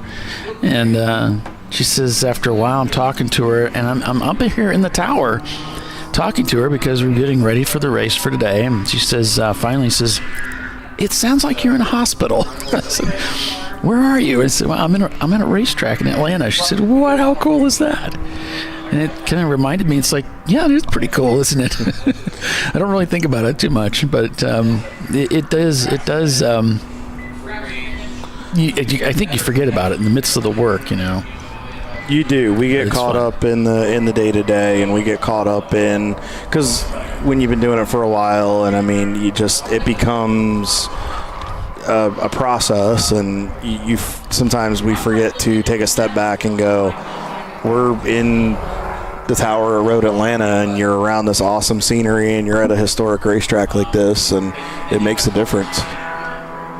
Yeah, and now I got to tell you, the people here, the track workers here are just really great. I've had a really good experience this weekend, and we ran into some technical issues, and they very quickly responded to those issues. And we also had some track access concerns for this morning, and very quickly reacted. We have a car coming in quite slowly down pit lane. They came off the top of the hill. And it's one of the Miata entries. I can't see the number from here. Yeah, it looks like he picked up good speed just as a result of coming down the hill. So there might be some power issues there.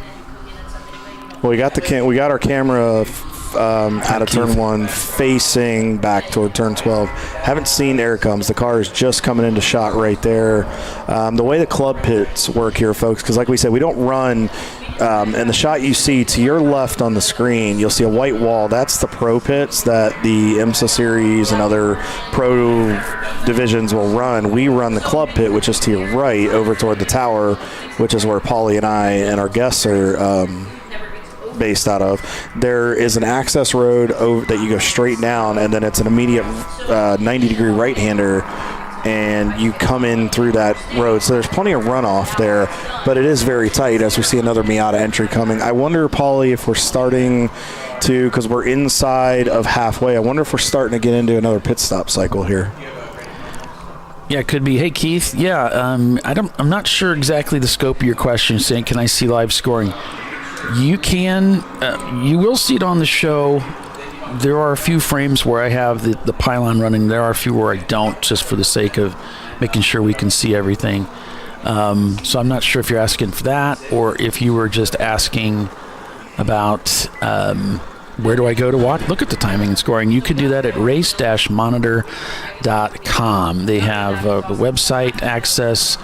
They have an app in the App Store. That one I think is paid for, but you have to pay for it, but it's pretty cheap.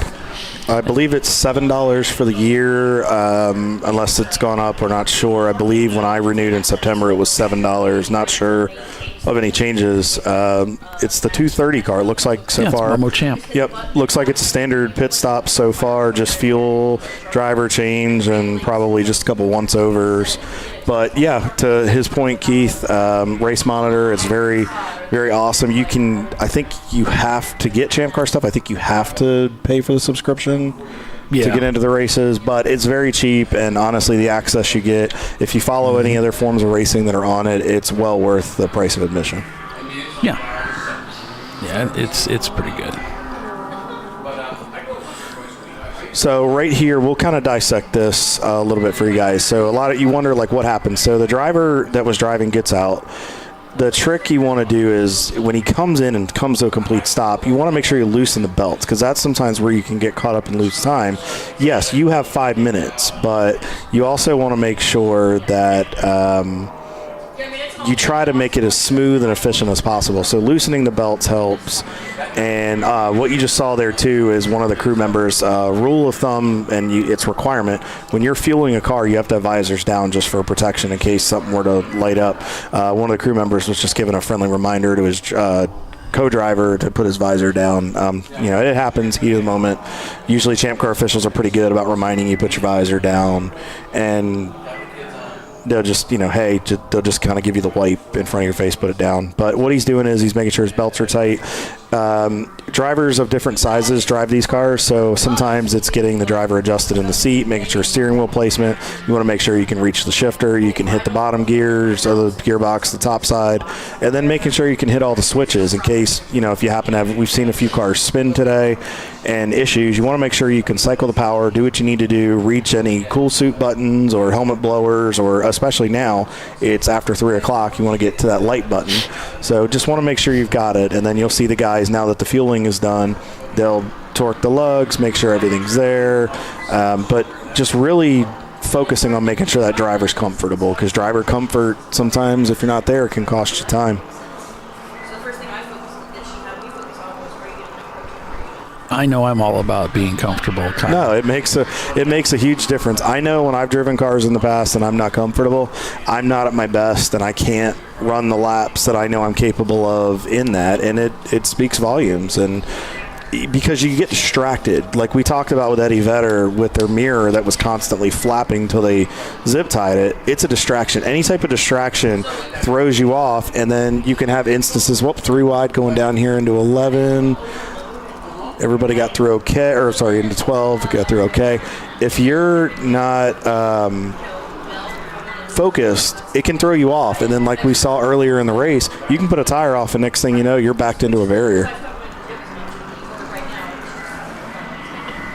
So.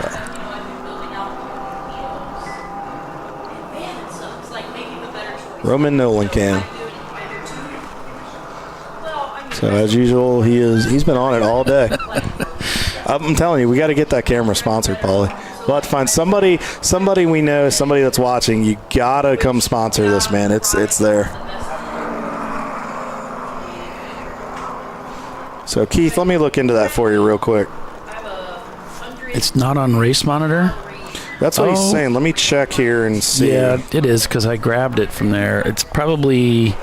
So if you go to the live section and you're going to look for the Flying Wrench Motorsports Road Atlanta 14-hour, you'll see the Champ Car logo to the right side under the live. So it is there. Make sure, Keith, just a friendly thought, check the left top of the screen on the bar. Make sure you're toggled onto road racing. If it's amongst everything that's not filtered, it can get buried. It might be farther down to when it started. So filter to road racing, it came up as about the 5th option. I think I might be able to paste the link in here for you that comes off of it. There you go. Perfect. So, Paulie, I think I figured out where the glare is going to affect the Champ Car race today. It's going to affect us. Yeah, you do tend to get baked in here. Yeah, it's not as bad as CMP, but no, that's a whole other animal. There, we do get nailed with it. It's all right.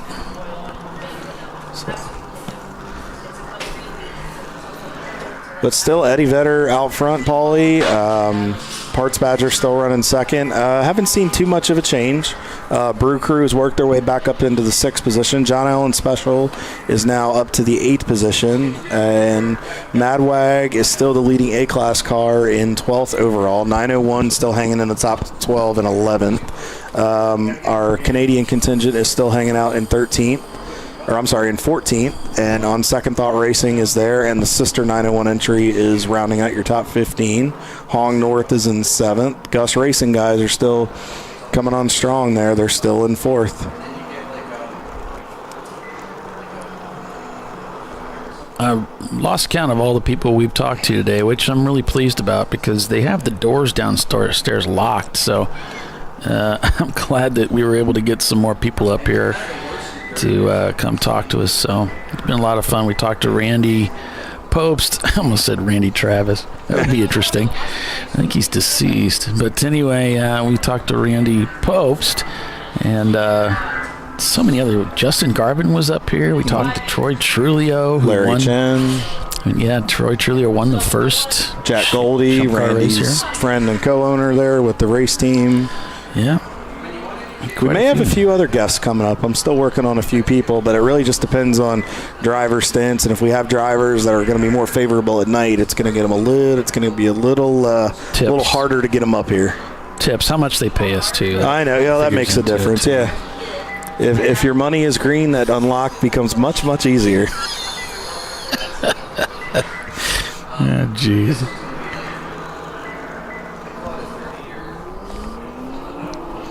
There we go. We could do it looks like we're going yellow here, Paulie. Oh. Whoa, we got we got a car coming. No, into the wrong. We have a Mini that's coming into the pro pit. It seems to happen once every year, and They probably raced here before. yeah, that's a 57.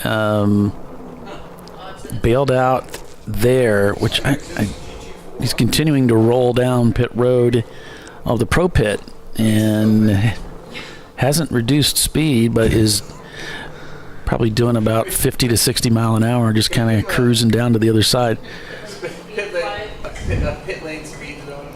which would that might skip the pit loop or the racing loop. So I'm not really sure what the point of that was, unless he felt like he had to bail out. Unless he felt like he was he might have had a problem, but you'd think it had come to a stop. But it looks like he's working his way back out onto the racetrack. Increasing speed up the hill, so I guess we'll Nolan, you're on, buddy. Let's find out what it is. 57 car. That is Gab Racing in the F class car. So if you can find out what happened there, and make sure to remind him we're in the club pits this weekend. But if he had a problem, smart move to get off the racetrack and just keep everything going here. But we are back under code 35.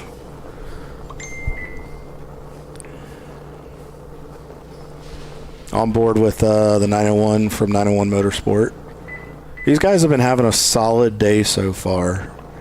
I mean, both cars are running. Last we checked here a few minutes ago, they're both in the top 15 and just putting in solid drives. And we still got a long way to go. We still got about 6 hours, 41 minutes to go.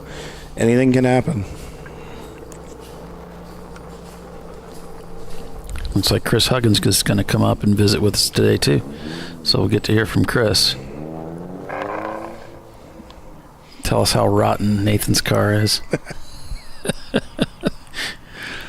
He'll give us his honest opinion. We don't have to worry about that. I'm worried. I'm a little concerned he won't be completely forthcoming on the details and the truth of the situation. So the guy in the yellow outfit there, that's going to be Les. And, less is more. Well, he said jack of all trades, master of none. So announcer, driver, fire bottle. Me. I'm a mile wide and an inch deep. There you go. The number 80. So they just completed. So what we were talking about, once the fuel is over the wall, now the visors can come up and you don't have to worry about that anymore. So probably doesn't take long to put 3 gallons inside of a Mini, right? So probably not. That's probably it. That's probably all it takes. He can sit there, have a cup of coffee and relax for the remaining probably 3 minutes. Don't forget to check your Facebook and update. Absolutely. And comment on the ChampCar.Live broadcast. And send it out to all your friends to subscribe to it. And Keith said he found the timing and scoring. Great.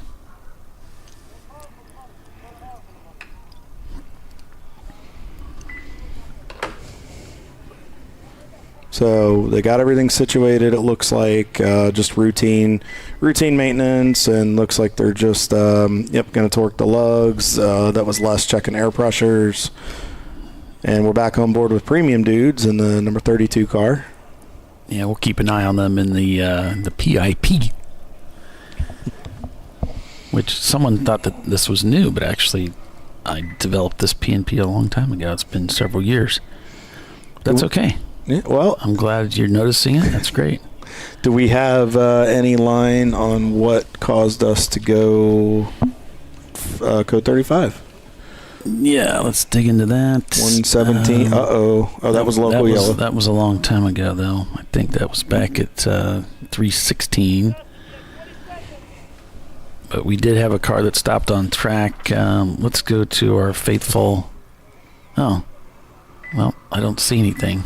So looks like they may have gotten the car moving again, which is taking good. lunches or no? Lunch is way over. Yeah. So don't know. But we did have a car that stopped on track number 117. That was Gus Racing and the Miata. Paulie, they still may be stopped. I'm looking at timing and score, or I'm looking at marching ants, and it's on turn 2.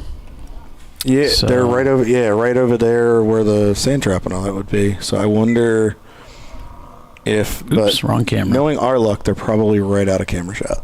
There's that one. Yeah, they're hiding between the two. We've had no luck with that today, have we?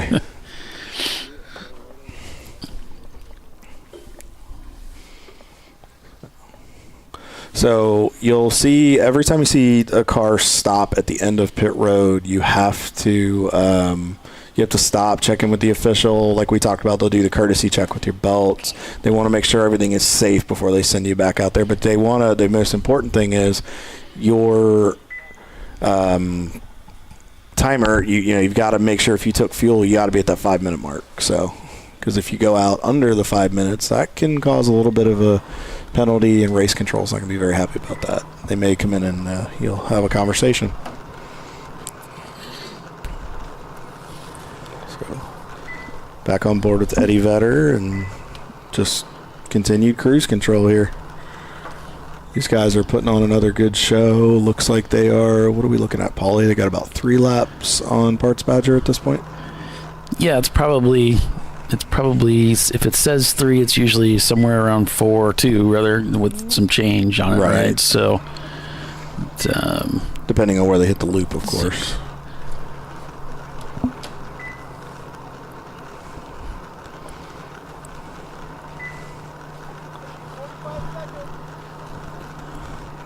You can hear them calling out 45 seconds. Mm-hmm. They're counting that clock down.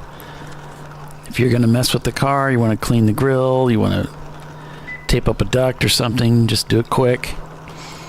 And what they're doing when they're calling that out, they're letting you know you're getting to that limit. But depending on where your pit stall is on pit road, you want to make sure you try to time it where you send the driver up there right at the 5-minute mark so you're not losing any additional time. And then you can try to get right out, and then you try to time it a little bit based on if there's other cars waiting to get out on how busy pit out is. So it's kind of, you're really having to watch it. It looks like they're looking at the right front, Paulie. I wonder if they're checking. I guess everything looks okay. I wonder maybe they were just checking to make sure nothing was hung up in the right front wheel. We are going back to yellow. We should be going back green, and we are back green here at Road Atlanta. All right.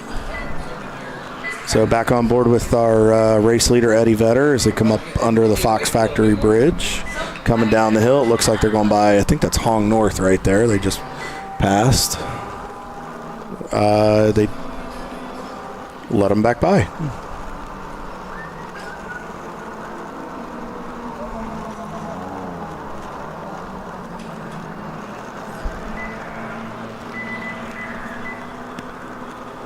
And just working on getting you some more camera views here. So while Paulie's working on that, guys, I'm going to give you a recap of our top 10 here. So Eddie Vedder continues to lead, about a 3-lap lead up on the field. Parts Badgers running second. One of our new series sponsors this year, their 2-car effort, but this is their Miata. The 630, that's the B-Class Miata, is running second. Cone Crushers, Leviathan Motorsports in third. Premium Dudes has worked their way up to and is holding on to a strong fourth, while Gus Racing is now in the top 5. They're currently in pit road, or on pit road. We're trying to find out what's going on. I'm sure we'll get Nolan on that as soon as possible. Brew Crew Racing is also in the pits. So it may just be a routine pit stop here since we're approaching 6.5 hours to go. Wow, big split the middle right there for Eddie Vedder. In 7th, Hong North in their 1993 Mazda entry. Birmingham Racing in C-Class in 8th, and in 9th, the John Allen Special. Nice recovery for those guys. And Soggy Bottom Boys in the C-Class car rounds out your top 10. So it's definitely we have our heavy hitters. We're starting to see who is going to be a contender at the end of this race. So we're hoping that hopefully we'll get some guys that can maybe chase down Eddie Vedder's guys. Not the repeat performance of last year, but they're starting to stretch it out a little bit. But we probably need to look a little bit deeper here. Because I know, Paulie, you said there's a few of them that are about on the same lap, I believe, and it's starting to tighten up in some of those races within the top 10 and around the top 15. Yeah, I think we were looking earlier at the pit stops and the way that they were set up. I did notice some things about Eddie Vedder where he was stopping every 30 laps when he really didn't need to. He could have pushed it quite a bit more than that. But I think he was just picking up those cautions, so there was some hypothesis there going on. Well, I'm looking at it right now, and this, mind you, this is unofficial, but Eddie Vedder's 3 laps up on Parts Badger, who has a lap up on Cone Crushers, and then another. They're kind of, we're noticing some of these guys are kind of on their own lap for the top 5, and then Brew Crew Racing looks like they're about on the same lap as Gus Racing. And then Hong North is a lap behind them. And then from there, Birmingham is on the same lap as Hong North. So 7th is getting interesting. And then a lap back from that is John Allen. And then Soggy Bottom Boys and the 901 are on the same lap there. And actually, so is the On Second Thought Racing car in B-Class. So it's getting interesting, and we're starting to get a bit of a change here in the top 10. There's some guys that may come into the fray before we get to the end of this thing.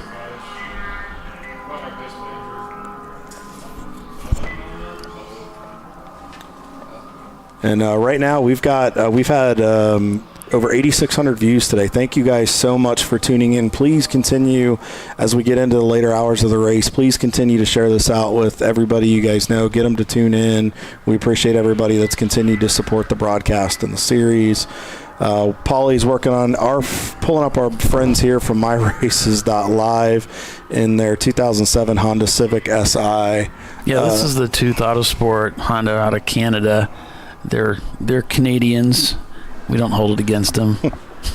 They're not the only Canadians in the race. No, they're not. We're definitely seeing some Canadians that come down and participate in Champ Car here. Yeah, they come down and take our trophies is what they do. They do, and I know.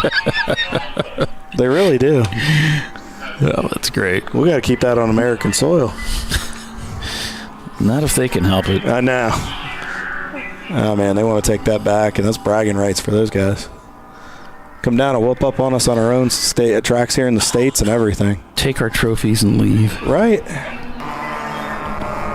But to Bill's point earlier, the global reach is there, and that's a good thing. It is. And the fact that we do have drivers that come from various countries that do come and run in Champ Car, and it shows the reach we've got, and it shows that we're continuing to grow as a series and a club. Looks like Premium Dudes is just coming off pit road there. That was them that accelerated hard off of pit road on the access road, and they're coming back on and looking at the timing. Yeah, still showing Brew Crew in the pits. So I don't know if this is routine. We'll still have to keep an eye on that. Back on board with the John Allen Special as they come down into turn 10. Turning into 10A or B right there up the hill. See, I talked about this earlier. He put the car right underneath the blocks. So it's like right in the middle of that bridge. It just seems like that's the ideal line to come down to set you up for 12, and then, you know, trying to get to that patch, and then about turn in, putting your left sides on the patch for the turn into 12 to then come down the front straightaway. It's what it appears. From what I've seen up here in the broadcast booth, that seems to be. Now that sunlight poly is really starting to come in to effect here up the hill into 3. So I think up the hill or into 2 and 3 through the S's, not so much at the bottom end, but when you start to come back up the hill into that brake zone for 5, like, oh yeah, that's right in your eyes. That's gonna be vicious for the next couple hours. Yeah, they're gonna love that. Especially some of these guys, they run the old windshields. They're all peppered. So having a fresh windscreen is nice. So if you guys need it, I'm sure Ron is he's willing to sell you some Windex. Yeah. So we may have a guest coming into the booth here very, very shortly. I think we're going to have a visit from Mr. Chris Huggins.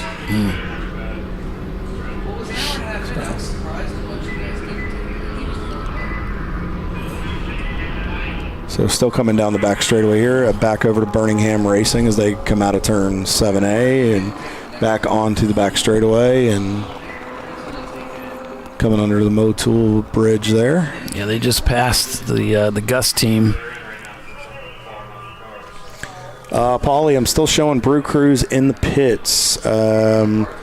I'm wondering if the bad luck bug has gotten to them a little bit, and Gus Racing is still, I think they're off the racetrack from what I'm seeing, right? No. Are they still running? I got a camera, fresh feet on them. Are they on the racetrack? Well, here it shows that they are. This is showing they're live. Okay, because I'm looking at timing and scoring here, and I'm showing those guys in pit lane. So. Okay. It might not. Let's see if when they cross the line here, they might have just come back out on the racetrack. So we'll see what we got. Indeedy. Just got a report. Tony Barber is now in the 7-Eleven. I think that's our buddies at Turn-In Concepts. Yeah. In the Boxster. So. Yep.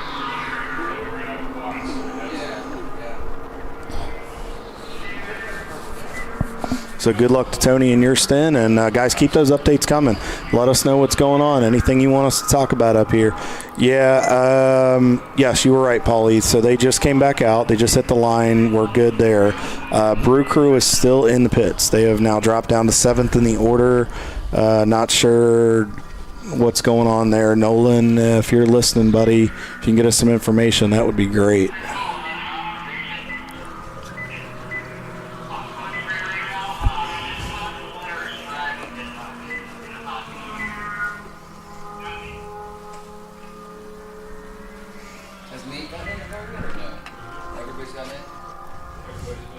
So we're on board with the Gus team right now.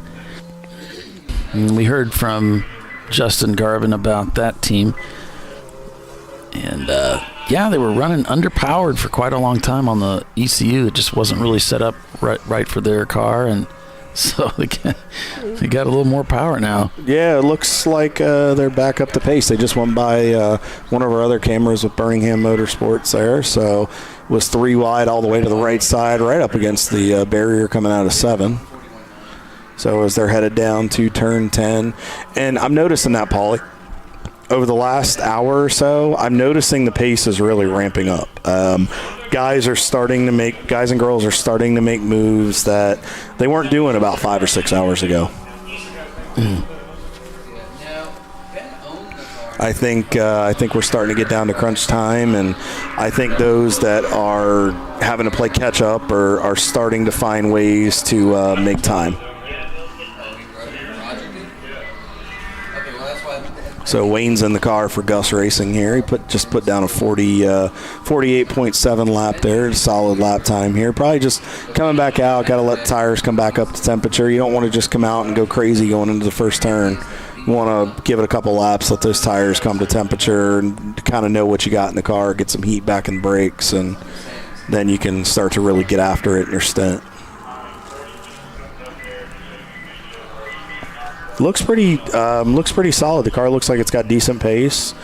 Still third in class from what we're seeing here on the screen. He doesn't look to be in a huge hurry. Doesn't look to be frantic. I like that MPI wheel right there. Ooh, that was a little close. Nice job there. Good heads-up driving. So I think he thought that he was going to be able to tuck in and go on the inside of the corner, and then I think the car on the inside bobbled a little bit, and then the Fox body, I believe it's a Fox body in front. I think he decided that was going to be the better way to go. All right, well, I missed our commercial break, so we'll take another break and be back in just a few. So we're at Road Atlanta this weekend for the 2025 season opener for the TireRack.com Champ Car Endurance Series. With 6 hours and 23 minutes left on the clock, plenty of racing left to be had. Stay with us, we'll be right back.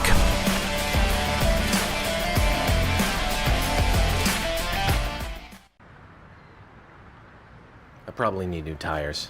You do. What if they sold tires online? We do. We're TireRack.com. They could offer lots of tires We have so many tires. and help you find the right tire. It's called the Tire Decision Guide. Oh, and they could ship them to a nearby mechanic. We shipped over 7,000 independent recommended installers. This is an amazing idea. Sorry. TireRack.com, the way tire buying should be. Come on, Road. Do your worst. We'll be at our best. Stress tested to meet or exceed original equipment performance. Exclusively at AutoZone. Since 1994, Flying Wrench has been a family-owned business renowned for exceptional European car repair and maintenance. We treat every vehicle with the same care and attention as if it were our very own, building lasting relationships with our clients along the way. We specialize in high-performance vehicles, offering a range of services that include fabrication, construction, custom wiring, and much more. Visit us at flyandwrench.com. Discovery Parts is a veteran-owned racing and safety equipment company. While we're located inside Atlanta Motorsports Park in Dawsonville, Georgia, Discovery Parts can also be found at the tracks, supporting a number of Champ Car Series events. We take pride in being a reseller of the best of the industry to Champ Car teams and drivers. We know racing, love racing, and look forward to tomorrow to even more racing. Visit us at discoveryparts.com.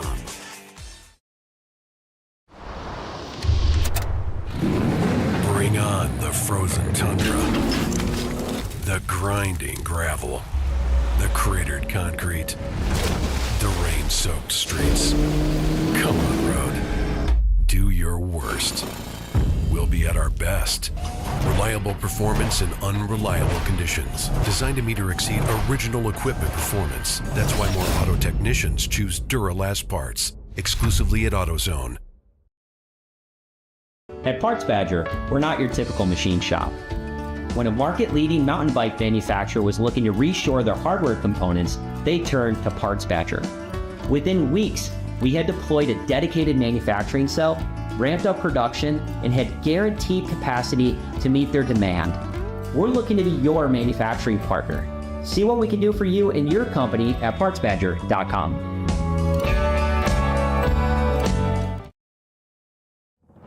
Lifeline's continuous commitment to research and development ensures that we supply the most innovative and cutting-edge products available. Used by the majority of the world's motorsport championship-winning drivers, teams, and constructors, Lifeline has a stringent and proven history of success. Lifeline's continuous commitment to research and development ensures that we supply the most innovative and cutting-edge products available.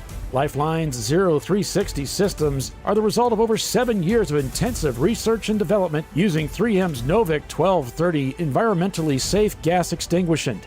Lifeline uses only the finest quality components. For more information regarding our fire safety equipment and fire safety systems, please contact us at info@lifeline-fire.com.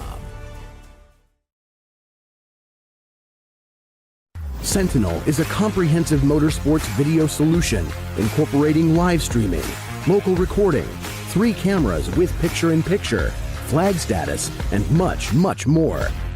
Stop playing with multiple solutions. Sentinel handles it all, including timing and scoring, vehicle data, graphic overlays, adaptive bitrate encoding, network bonding, and more. Sentinel is the solution to sharing your motorsports experience with your friends, family, sponsors, and the world. What are you waiting for? Get your Sentinel today and never miss an on-track moment. www.sentinel.racing.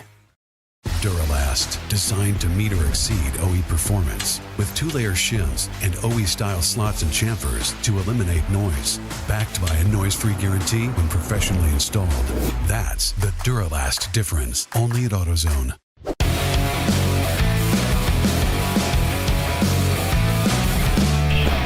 And welcome back, everybody. Welcome back to Champ Car.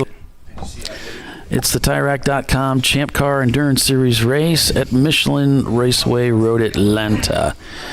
Paul Velton with Kyle Lockrow and another special guest joining us here in the booth. It is Chris Huggins. Chris, how are you? Good afternoon, gentlemen. Happy to be here. Yeah, so not driving your typical cars, so driving with another team this weekend. That's right. Still an E30, though. Still an E30. So what do you think about it? It's the Premium Dudes machine, and Nathan, I know, was pretty interested to have you drive the car in competition and get your evaluation. What do you think about it? It's a great car. Yeah. Man, what a great build. These guys are very welcoming, and I'm honored to have the privilege to drive the car. You know, I'm in the company of heroes, effectively. Yeah. Yeah, it's a great car, and I agree. I've had the privilege. I think they lost their sense for a few races and let me race with them. That's right. Yeah, you've been with the R-Bank guys. Yeah, and they got their judgment back, and no more of that. Yeah, so cool. It's been good to compare, you know, two fairly similar cars on track with different strategies. You know, skinny tires versus fat tires, same build. Always fun to make some laps here. This crazy track, big walls and big hills, and so many cars out there on one go. Are they going to stick in at night, or what's the situation? Oh yeah, I'm getting back in as soon as the sun goes down. Looking forward to it. I don't know, 500, 800 laps here. I think I can just turn the headlights off and fool some people. Yeah, you got a few laps around this place. Done pretty well for yourself. Done in a time or two. It's a fun racetrack too. So, people that maybe have some racing experience but have never been to this racetrack before, what are some Chris Huggins suggestions? First of all, don't pass the 32 car. What else? Don't try to pass in the S's. Yeah. It's going to end badly. Just let's keep a single file through there. Hold on to your hat when you come over the bridge, or come under the bridge and over the hill, because you won't be able to see the track. Forza and Gran Turismo don't do it justice. Yeah, it's pretty intense. So do you like the iRacing Forza thing? Do you think that helps people get prepped for something like this? Oh yeah, absolutely. I was on iRacing the last 3 or 4 weeks, just refreshing my memory, even being here, it's got such a good scan. You got the trees that you look for to spot, the little dot on the bridge that everybody says to look for. I mean, all your landmarks are there. Mm-hmm. The only thing you don't get is the feel of the G-forces, the bottoming out of the car when you hit the bottom of the S's and the hill stops and goes the other way. That's the only thing they can't give you in the game. Yeah. Yeah, so you drove, which stint? You drove the second stint? Yeah, second stint. Okay. Second stint in the car. So, car's working pretty good today? No complaints with the car. The car is perfect out there. It's getting great fuel economy. It's doing exactly what it's supposed to do. We got these Maxxis tires on that are holding great in the turns, and all that BMW horsepower. We're able to keep up with the Mustangs on the straightaways and only lose a little bit to the Miatas in the turns. Yeah, that's great. So that's great to hear. I'm glad you guys are having a good weekend. That's kind of what we aim for, right? I mean, that's the whole purpose of this work, all the work that goes into this, that Nathan and the guys put into this thing, was to get you to the racetrack and just go out there and have some fun. Yeah, I mean, fingers crossed, everything's gone almost perfectly so far. We just struggle sometimes with strategy calls, but everybody does, right? It's pure chance. You just have to be there to make it happen. But everybody's been able to get in the car and make laps and have a good stint, so that's a win. Absolutely, that's the important part. So when's the last time you were at Road Atlanta? You said you spent the last few weeks just doing some recon work, so when's the last time you were able to turn laps here? It was 2022, the national championship was here. Okay. So we had my Lexus and both of my 830s here that weekend. Yep, I remember that. Yeah, I was with the Brew Crew that weekend. You guys had a fast piece, and but you guys always bring good stuff to the show when you show up to race. So yeah, I mean the goal is to not turn any wrenches once you get here. Do all the wrenching at home and the air conditioning, other than just basic adjustments. But yeah, exactly. That's as we're getting ready to go back green here, folks. Under a yellow and a green flag is back out. We are green. What do we got left, Paulie? About 6:13 to go. Here, Eddie Vedder's still out front. We are talking to Chris Huggins, who is with Premium Dudes this weekend.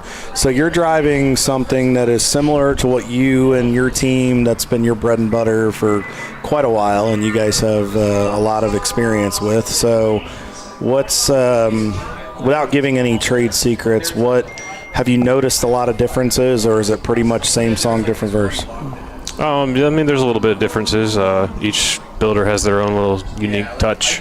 But I got in the car, and within 4 or 5 laps, I was set, ready to go. Felt like home is what I told the car owner, Feels just like I expected. So that BMW platform is pretty similar, let's say. Yeah, I'd say these cars are very well matched. My car's got a little more tire, but probably a little more weight as well. So gives up a little in the straightaway, gains a little in the turns. It's a driver's choice, right? Kind of like a setup decision. Right, absolutely.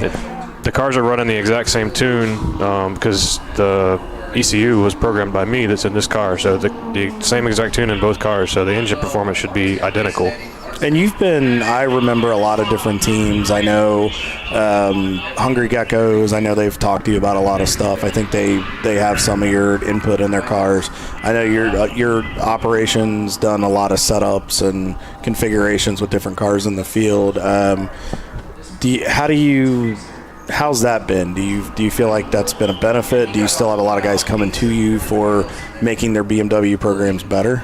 Yeah, it's been wonderful. I mean, it was kind of an accidental thing. People just started asking me questions, and I went and incorporated a little business, and I've started selling parts and selling advice, and I'm hoping to kind of convert that into something more over the years. I've been building and building and building, and I'm happy to help any BMW teams. Obviously, E30 is my bread and butter, but I do a lot of E46 stuff too.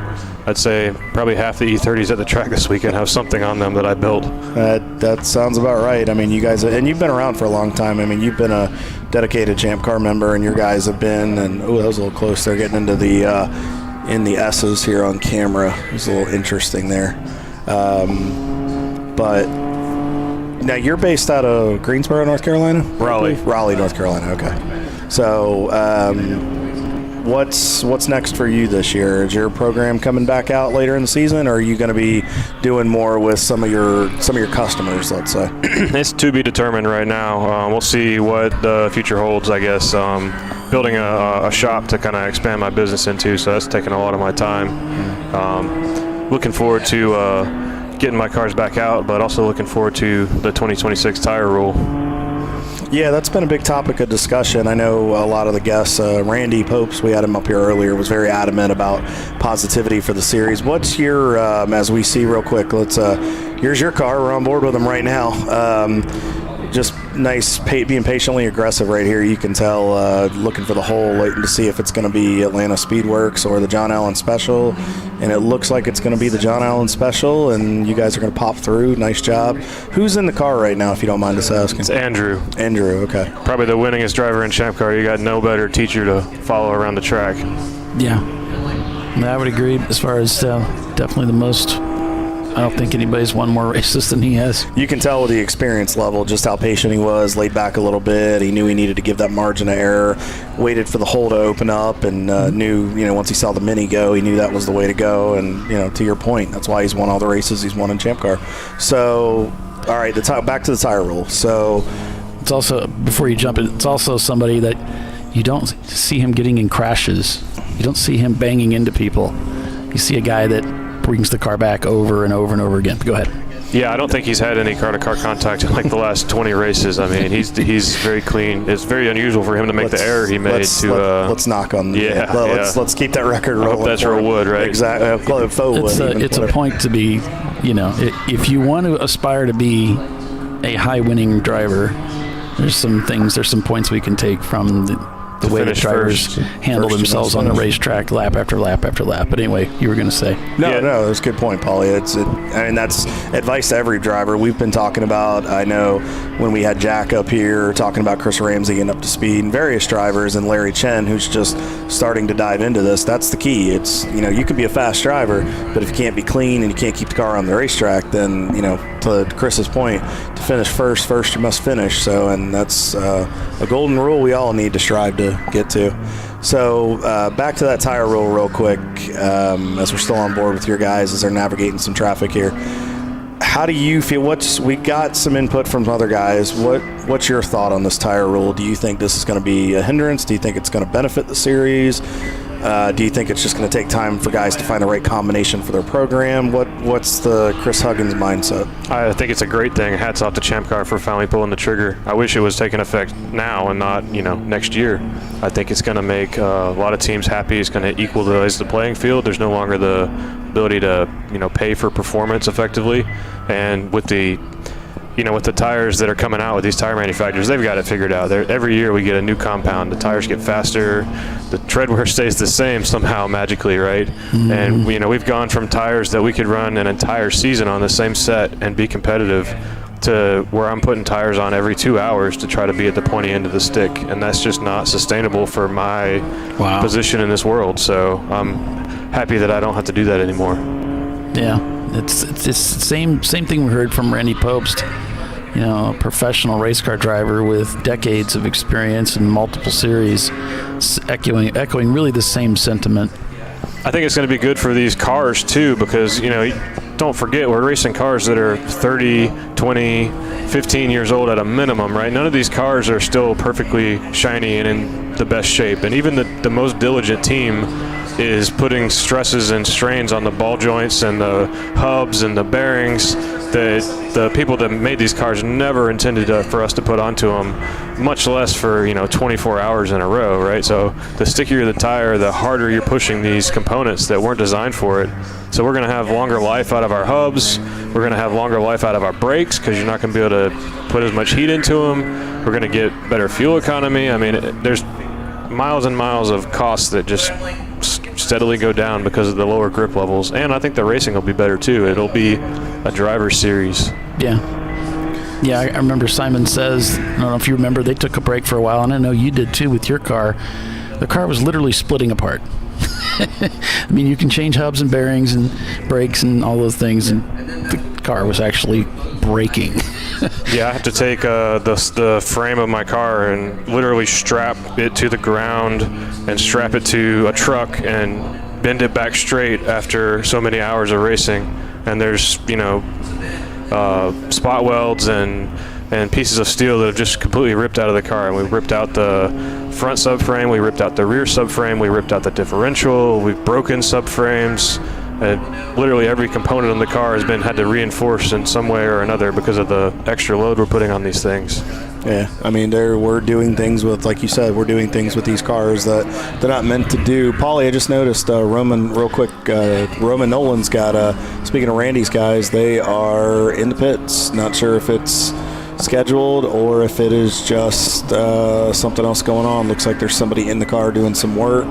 That looks like he might be strapping in the driver. Yeah, that's what I was wondering. So. But, yeah.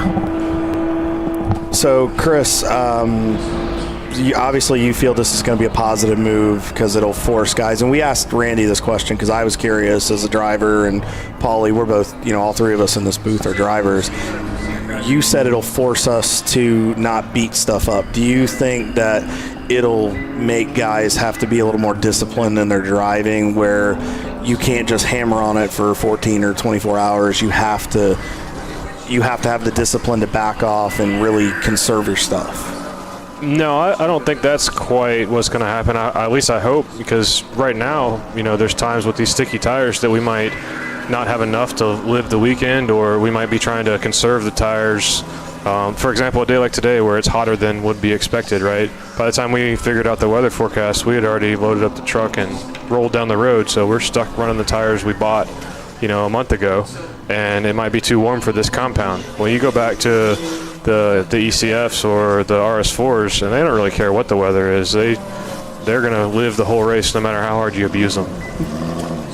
No, and that's a good point. And we're just getting different perspectives, yourself, Randy, others. It's interesting to see. I mean, so far it seems that the consensus is going to be a benefit for Champ Car. So we'll just have to play it out and see. And I mean, I think we've got smart enough people in this garage and in the club that can dissect it and carefully put it to test.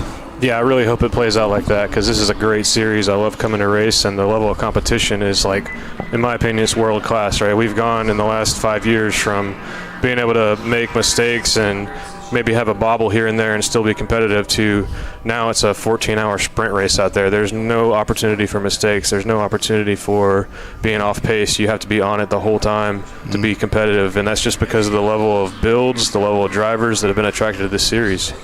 Yeah, it definitely has stepped up the competitiveness, and it's not. There's not a lot of room for error anymore. None. So. Well, all right, guys. Thanks for having me up here today. I appreciate it. Thanks, Chris. Chris, good luck tonight. Be safe on track, and appreciate you, brother. We'll make sure to follow along on your stream. All right. Thanks, man. Yeah. Thanks for coming up. So that was Chris Huckins. Yeah. We were talking about Andrew Johnson, so sorry, I guess we didn't clarify that.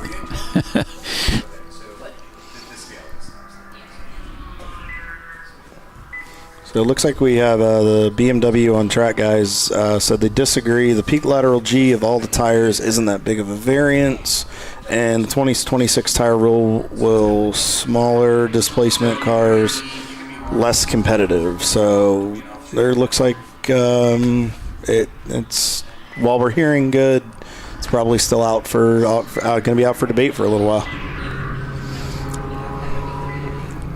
So coming up on 4 o'clock Eastern here in the Atlanta area, on board with the John Allen Special as they just went by the 65 EC entry of Open Throttle Racing.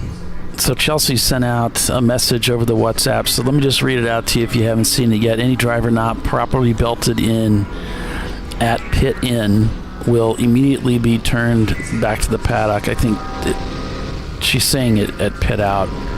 Will immediately be turned back to their to the paddock and then back to their pit stall to fix the issues. Please make sure to have belts over the Hans, belts tightened, and suits fully zipped. That's the one that I would always forget. We'd get all the incidentals, important stuff done. And zipped up all the way. Maybe it's not all the way up the neck, whatever. So make sure all that stuff gets done. So that's the belts over the Hans, belts tightened, not loose and floppy. It should be hard to breathe. And suits fully zipped up. Yep. They're going to turn you back. That glare, Paulie, it's getting worse. And I'll tell you what, they're going to have to be prepared. I noticed the driver in the John Allen Special has a tinted visor. It's not down all the way, but it looks like it's down enough to just taper that sunlight that is hitting him right in the eyes. And right here through 5, you wonder if that's going to come into effect later. Now, that's our camera angle, but you wonder at his eye level what that's doing for him, because, I mean, until we can get that sun down and that light out of there, we know passing through there is questionable to start with. Will that have an effect on, closing rates? Will guys make mistakes with that? Something I would really be talking to my drivers about if I was a team owner or principal. Just, hey, continue playing that long game here. Yeah, so with that, we're going to take another break and be back here in just a few minutes. Eddie Vedder leading this race over Parts Badger, Cone Crushers, Premium Dudes, Hong North, Gus Racing, Soggy Bottom Boys, John Allen Special, On Second Thought Racing, and 901 Motorsport here at Michelin Raceway, Road Atlanta. Stay with us. 6 hours of racing remains. We'll be right back.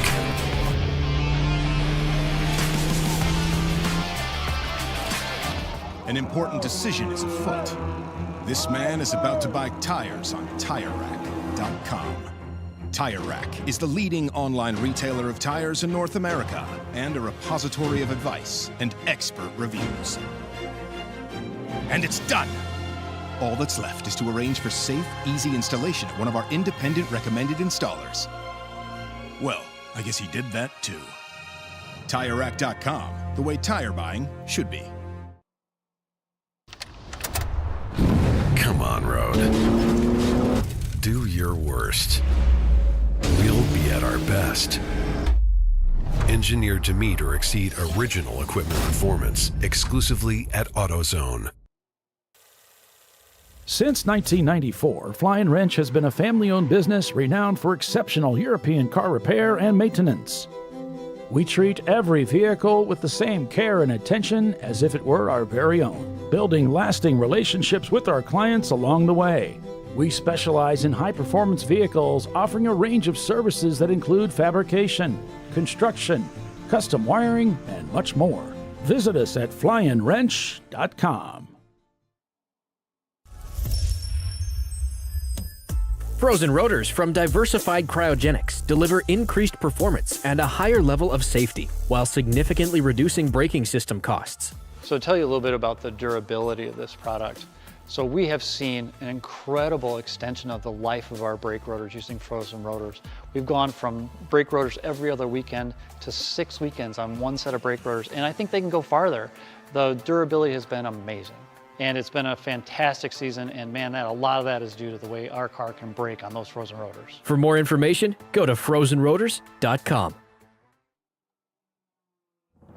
Lifeline's continuous commitment to research and development ensures that we supply the most innovative and cutting-edge products available. Used by the majority of the world's motorsport championship-winning drivers, teams, and constructors, Lifeline has a stringent and proven history of success. Lifeline's continuous commitment to research and development ensures that we supply the most innovative and cutting-edge products available. Lifeline's 0360 systems are the result of over 7 years of intensive research and development using 3M's Novik 1230 environmentally safe gas extinguishant. Lifeline uses only the finest quality components. For more information regarding our fire safety equipment and fire safety systems, please contact us at info@lifeline-fire.com. Come on, Road. Do your worst. We'll be at our best. Engineered to meet or exceed original equipment performance, exclusively at AutoZone. At Parts Badger, we're not your typical machine shop. An aircraft manufacturer had to deliver a new interior in just weeks. With hundreds of line items and tens of thousands of parts needed, they turned to Parts Badger.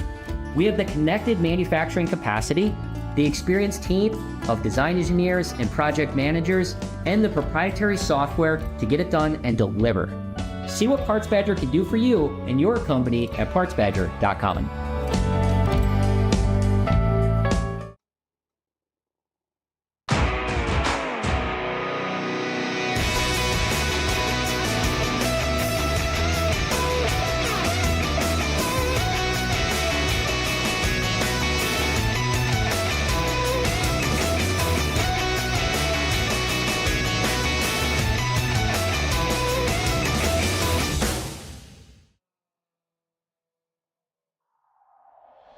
Discovery Parts is a veteran-owned racing and safety equipment company. While we're located inside Atlanta Motorsports Park in Dawsonville, Georgia, Discovery Parts can also be found at the tracks, supporting a number of Champ Car Series events. We take pride in being a reseller of the best of the industry to Champ Car teams and drivers. We know racing, love racing, and look forward to tomorrow to even more racing. Visit us at discoveryparts.com. Sentinel is a comprehensive motorsports video solution incorporating live streaming, local recording, 3 cameras with picture-in-picture, flag status, and much, much more. Stop playing with multiple solutions.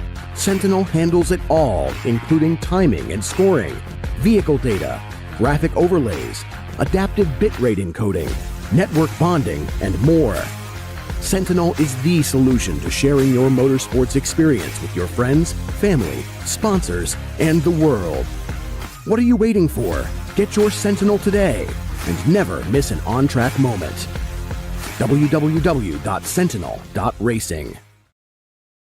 Duralast, designed to meet or exceed OE performance with OE matched friction formulations and fitment for 97% of cars on the road. Backed by a noise-free guarantee when professionally installed. That's the Duralast difference. Only at AutoZone.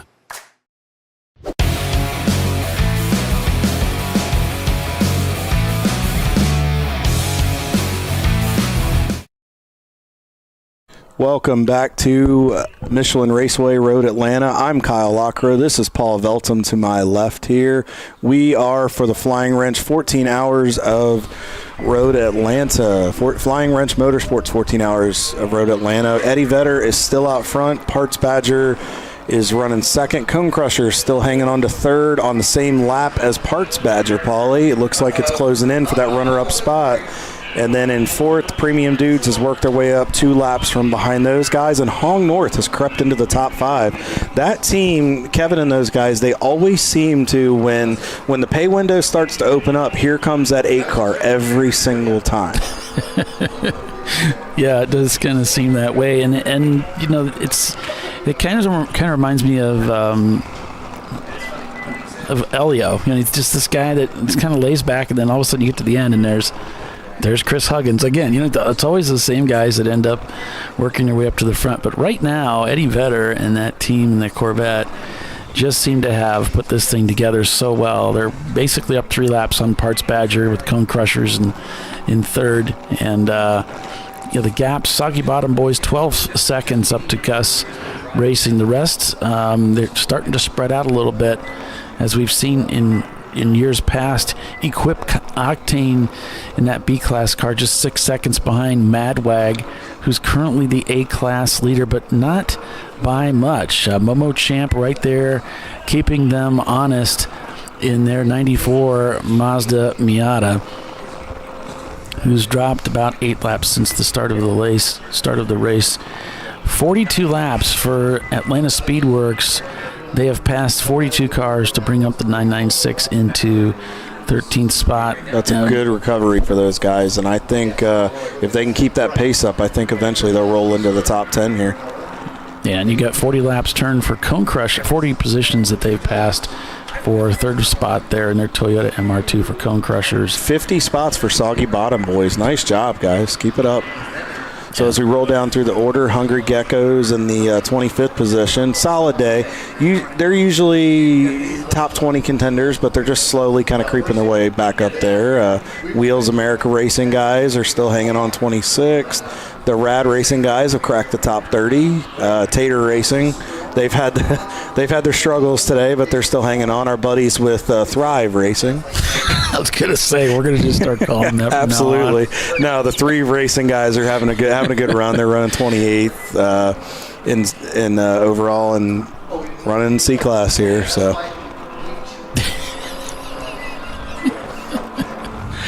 What's funny about it is if you hadn't said it, I was gonna say it. Yeah. And that's what's really. And then I've got my dad giving me a hard time about it over a text message because he's watching the broadcast.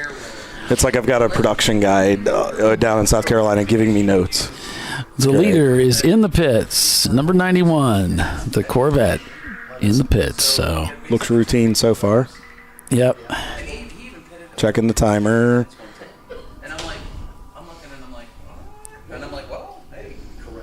You good? You good? Want a cup of coffee? Anything? And rolling back out. Yeah.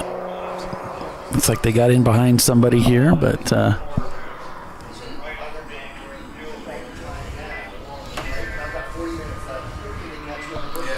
so they'll take it to pit out here, and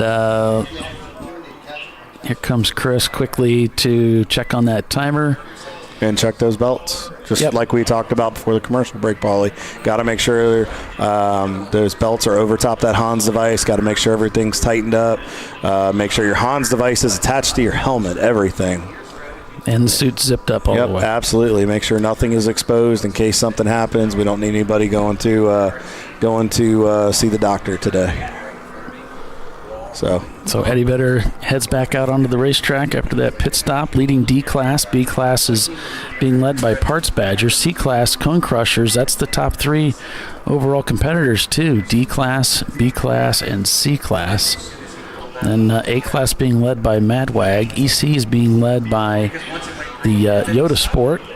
Looked like Madwag just jumped up to the 13th position there, Paulie. It looks like they just leapfrogged the 903. I think they're on the racetrack. Looks like they're within a couple seconds of each other. So it looks like it was a fresh pass in the last lap.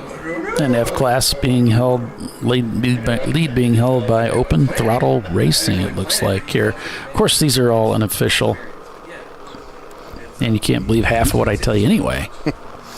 So our buddies at Threve Racing just wanted to, this was about 20 minutes ago. Clint just got popped out of the car, and Mike Dayton will be, it was at 3 o'clock, and then Mike Dayton will be in the car till about 4:45. So it looks like that'll be about their next pit stop. But sometimes if they're sitting on the pit lane, once in a while, they'll sit there long enough that, like, let's say the lap time. So we're after 4 o'clock Eastern here in Atlanta, so we are inside of 6 hours to go. Sun is starting to go down. We're starting to get into that evening hours. We're starting to see the attrition take effect here, Paulie. Guys starting to push these cars a little harder and really leaning on them. We're starting to, I think we're really starting to see issues that could plague some teams, and hopefully they can, so we're starting to see some guys overcome mistakes too. Well, there's so many teams that are accustomed to running 7 or 8 hour race and then parking it for the night, and then you refresh the car either that night or in the morning. You do what you need to do so it's ready to go for the next one. You don't have that luxury here. These are 2 7-hour races butted up against each other. There are no brakes. You have to continually run the car all the way through. So brakes need to make it all the way. Tires, well, probably may make it all the way, but they need to make it all the way. Everything needs to make it all the way. Otherwise, you're going to be working on it in the pits or the paddock. And you think about all the times you've done a 7-hour race and pulled the car off the track. You're like, oh my gosh, look at that. We got to fix that. Mm-hmm. Well, they're not going to have that opportunity. They're going to have to fix it while the track is hot. Yeah, and I mean, you have to be disciplined when you run this race. I mean, you have to think about it. Like you just said, you're running 2 of these same races, these 2 7-hour races back to back, and you don't get that break where you can come in and try again the next day. You've got to be spot on or you're going home. So back on board here with Birmingham Racing and their Lexus entry, headed down to turn 10. That light is starting to the glare a little bit, I'm noticing, Paulie. Not as bad as it is up in 5 through the 2 to 5 section, but you can see the drivers starting to kind of move their hands a little bit because the light's getting there. I think coming down here, the light bouncing off the tower a little bit where we're at is that may have a little bit of an effect. Looks like we're going code 35. Yeah, we saw some yellows. I see something, unfortunately, for our friends with Turn-In Concepts, the number 711 Porsche Boxster. Oh, no, he's off the track and stuck somewhere. I'm not sure where. 711 up there. Okay, he's at 5 again. So we'll go over to turn 5 camera and see if we see anything. What would be the fun of that, though? No, we don't see him at all. Because they're probably stuck based on where they're at. I'll bet you they're right over behind the Chevy sign where we can't see them. So there you go. So we'll have to find out what happened, unless they were. Is there another? Oh, that was a different camera there. Looked like there was. This is the camera heading down the top of the S's, and then this is the one at the base of the S's, and then this is where they're shown. Whoop. I wonder if they got it rolling, because I don't see them there anymore. I wonder if they were able to get it out. It looks like it's not there. Flytronics showed them as 4-off stuck stopped. I see them up here at the top. It looks like maybe they're moving again. Oh, okay.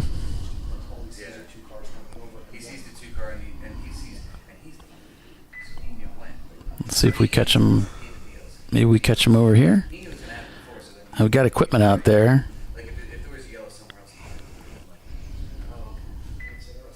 Go back to your marching ant shot there real quick, Polly. Okay, it looks like... is it just going through the 6? Yeah, but it looks like it's stuck there now, so I don't know if it's a if it's a GPS glitch there, or if that's actually where they're stuck. Oh, I see tire tracks. I see tire tracks in the pea gravel. Yeah, that might explain. That's not good. No. Wow. And the fact that here come the safety crews and Road Atlanta track team. Man, so I think really blew that corner. I mean, not just a little, really just went straight on. I wonder if he got forced off, or if something gave out on him.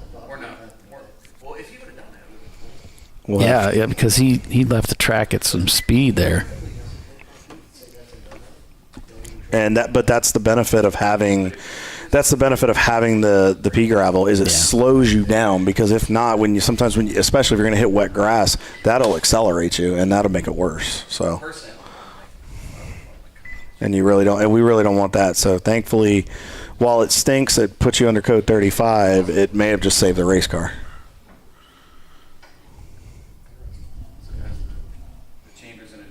So, and then the trick to that, folks, when you get out of the sand trap and out of the gravel, you have to really go slow as you're headed back to the pits, because that stuff is very fine and gets underneath and into some components you really don't want it to get into. Everything, man. And and it can beat your car up. So you really want to be careful until all that stuff is out of there, and you want to make sure your crew guys go through it carefully.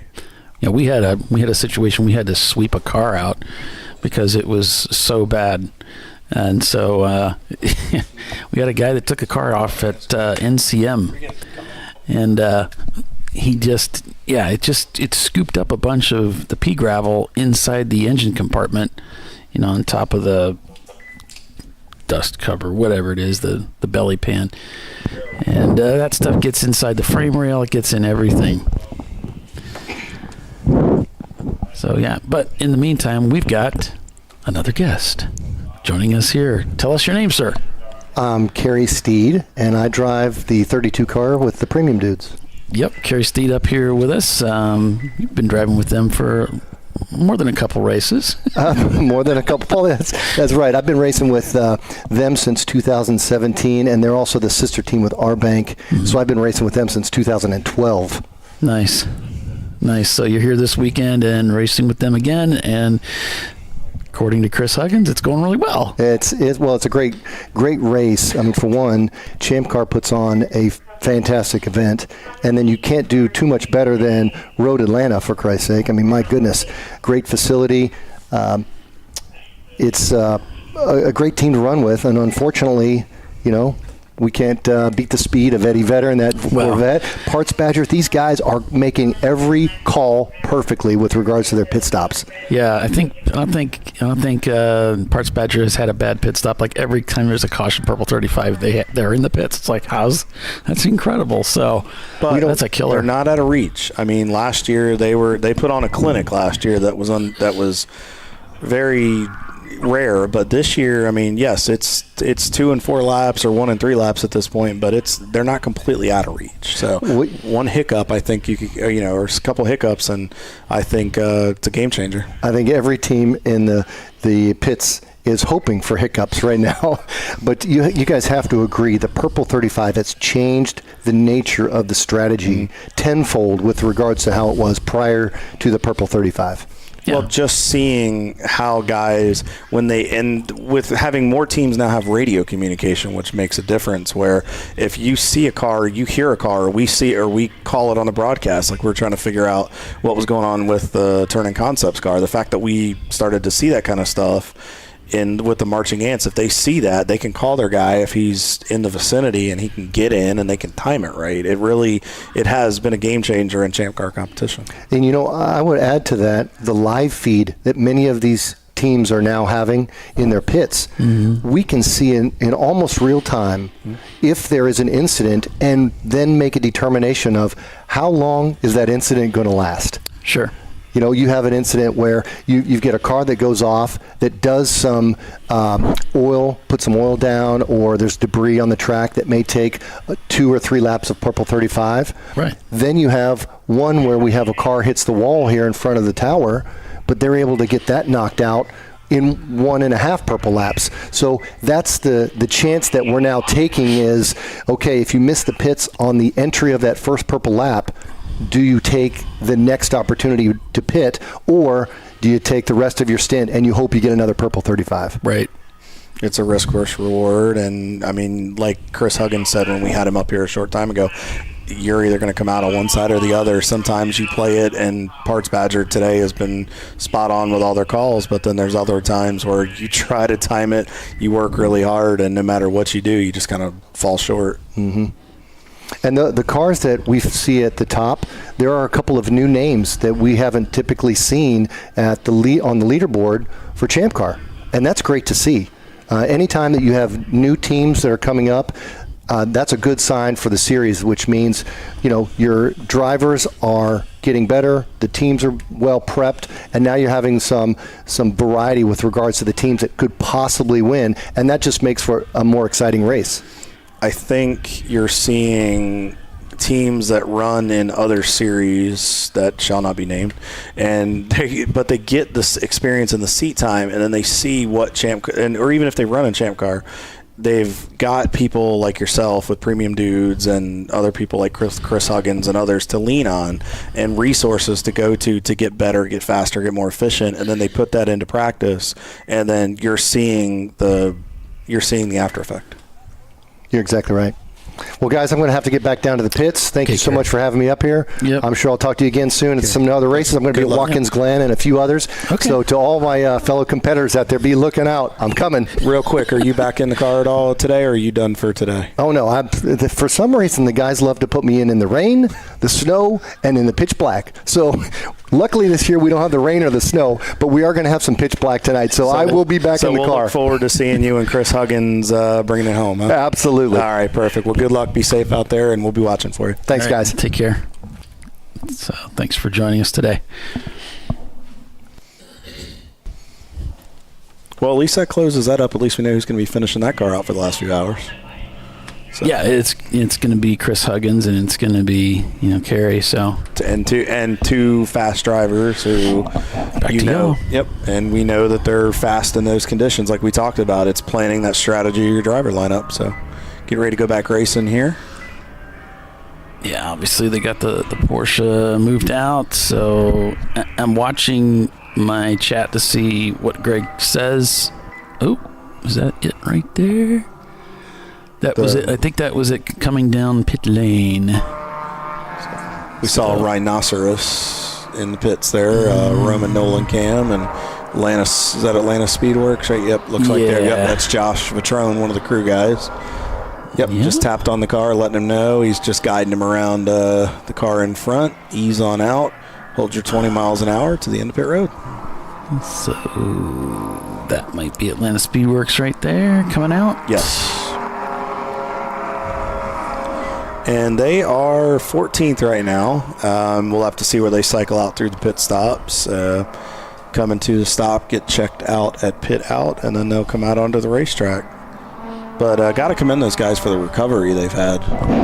Well, I think this is a backup car because I believe it is a backup car. That's what Troy said. Yeah. He said this is their backup car they pulled out from the number one car that broke. This is the second race in a row they've had some kind of breakage, so it's got to be pretty frustrating.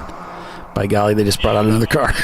Well, and I know Todd mentioned he gave a shout out on social media to the DIY Tune guys for helping them get an ECU situation, which pretty much would have derailed their weekend. So the fact that they've now had to divert to the backup car, I'm sure Todd is probably pulling his hair out. But it's good to see that they've rallied back into the top 15. That's a good recovery. But their driver lineup this weekend, you've got Todd, Doug Oakley, Eric Rockwell. And I believe it's Skylar Cromwell is the fourth driver in the fight there. I mean, you've got experienced guys. Todd always brings, loaded for bear when he comes to the racetrack. Yeah, I'm just looking at those pit stops now. So now the gap between Parts Badger and Eddie Vedder's between 1 to 2 laps. And so Parts Badger has 7 pit stops so far today. They last pitted on 218, and the Corvette pitted on 233, so pretty close. Everybody has just come in. Looks like Cone Crushers and Premium Dudes on the same lap there, and looks like Hong North was in not too long ago. So I think we're starting to get into. There's turn-in. Who's going to stretch the fuel? So they got it back in, and it looks like the crew's looking at the car now, of course, and just seeing what they evaluating the condition of the car after going through the gravel, which is really important. They might be taking a wheel off here, and it could be just they're doing like a full-on inspection here. Tires, it could be flat spots. And when you're coming back, you're just dumping so much gravel. And you're waggling the car trying to get all the gravel out. You just don't want all that on the racetrack. You can see one of their mechanics there. He just took the right rear tire off. He's in there. He's wiping. You can see him pulling. Yeah, he's pulling gravel off the out. Axle, off the housings areas there, off the brake calipers. I mean, because that stuff will get right up in. And if you go to push on the brake pedal and you want the pad to, touch the rotor, if that pea gravel's in there, that's going to not let you come to a quick stop. Yeah, I mean, the stuff gets into everything. And, you have all these little holes to lighten up the cars and all of that stuff. And the gravel goes right in it. And so he's pulling. That's why he keeps pulling all this stuff. There might be some grass there. That's what all this stuff is he's pulling out of there. Mm-hmm. And it's better that they check it now so that stuff doesn't tag something to get to make it worse. So I saw Bernie said that they need a jack stand. Bernie, I think there is a jack stand up toward the front of the car on the front of the jack itself based on what I'm seeing. So I think they've gotten that addressed. Look at this. It's just... Oh, and that stuff, like we've said, Paulie, it's so fine and it gets in those crevices and it's an absolute terror to get out of that car. I'm surprised teams haven't started running because I know the stock car guys, they would start putting screens on the bottom of them to try to prevent that. And I'm surprised some of the teams haven't gone to that or put some screens in those areas to try to prevent that gravel from getting in there. Of course, you don't want to go out, but, I mean, things happen. This is going to be a lengthy stop. So we'll let them continue to work on that and move on here. On board back with our leader, Eddie Vedder, still out front. About 5.5 hours to go in this race as they're just kind of cruising uphill. Oh, had to make a little bit of an invasive move there. Looks like he's fighting that thing a little bit, Paulie. I'm kind of captivated by this. The next one that I have in line to come up, and that's the guy with the vent on his helmet, because I haven't really seen too many people driving with one of these in Champ Car. I know some people do it.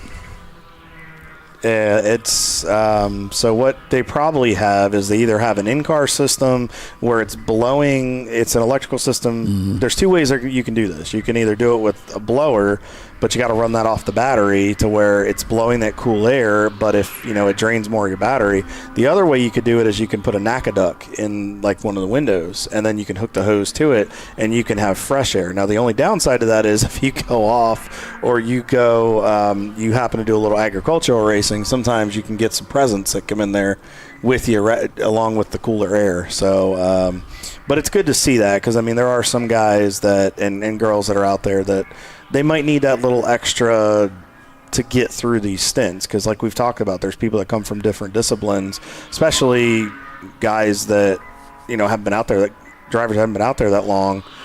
They're not used to 2 hours. That little bit of fresh air keeps you rolling. Yeah, I think Doc had it set up to where they're getting fresh air pumped in somehow. And I think it was going through the cool box too. So it was cool air. There's a system for that too. Anyway, yeah, it's pretty cool. It's different, and it's I know that blowing that cool air down. I know a guy that ran that. I won't mention any names, but he said it was really nice. Oh, I'm sure that little tire lock up there up ahead. And it's a nice benefit. I've never really run that system but once, and usually I haven't relied on those systems because I've seen when they go bad. But when you have them, they are a benefit to have. That cool air, sometimes keeping that degree down in your chest and your head, it lets your focus stay there so you don't make mistakes. Because this game is as much a physical as it is mental. And if you're off in one area, it affects you in others.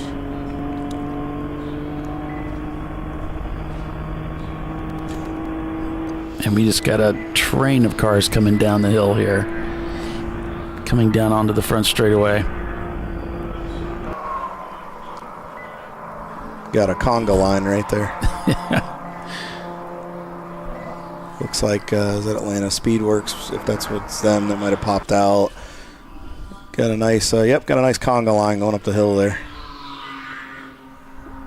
But that's what you have to be ready for. You'll get those areas in the race where it's, they get strung out and then they come back together. So you have to know how to adjust. Yep. And you got to know how to adjust to be competitive. With that, we're going to take a quick commercial break and be back in a few, folks. Stay with us.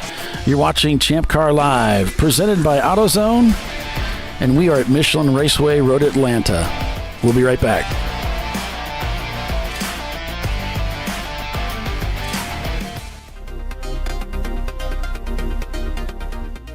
Welcome to TireRack.com, revolutionizing tire buying since 1979.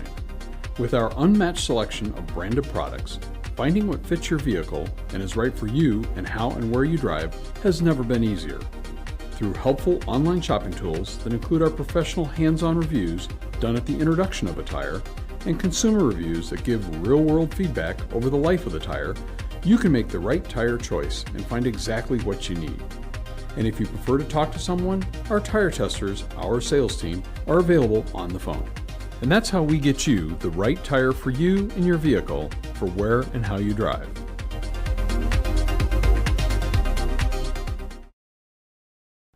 At AutoZone, you get what you need when you need it. Got a today job? Pick it up free same day at your local AutoZone. More of a tomorrow project? Order as late as 10 p.m. with free next day delivery. Getting the job done just got easier.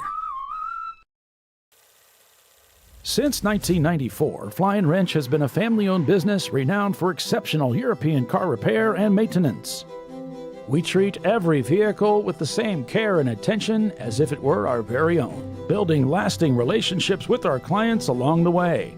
We specialize in high-performance vehicles, offering a range of services that include fabrication, construction, custom wiring, and much more.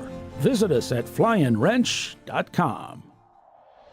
Discovery Parts is a veteran-owned racing and safety equipment company. While we're located inside Atlanta Motorsports Park in Dawsonville, Georgia, Discovery Parts can also be found at the tracks, supporting a number of Champ Car Series events. We take pride in being a reseller of the best of the industry to Champ Car teams and drivers. We know racing, love racing, and look forward to tomorrow to even more racing. Visit us at discoveryparts.com.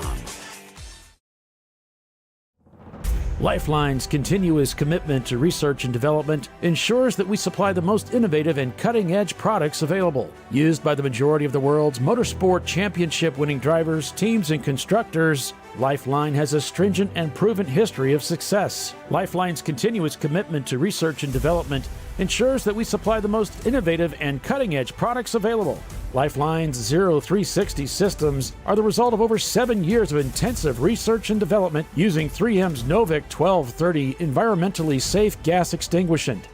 Lifeline uses only the finest quality components. For more information regarding our fire safety equipment and fire safety systems, please contact us at info@lifeline-fire.com.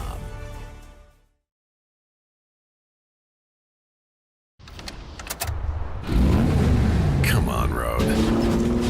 Do your worst. We'll be at our best. Engineered to meet or exceed original equipment performance, exclusively at AutoZone. Frozen rotors from Diversified Cryogenics deliver increased performance and a higher level of safety, while significantly reducing braking system costs. So to tell you a little bit about the durability of this product.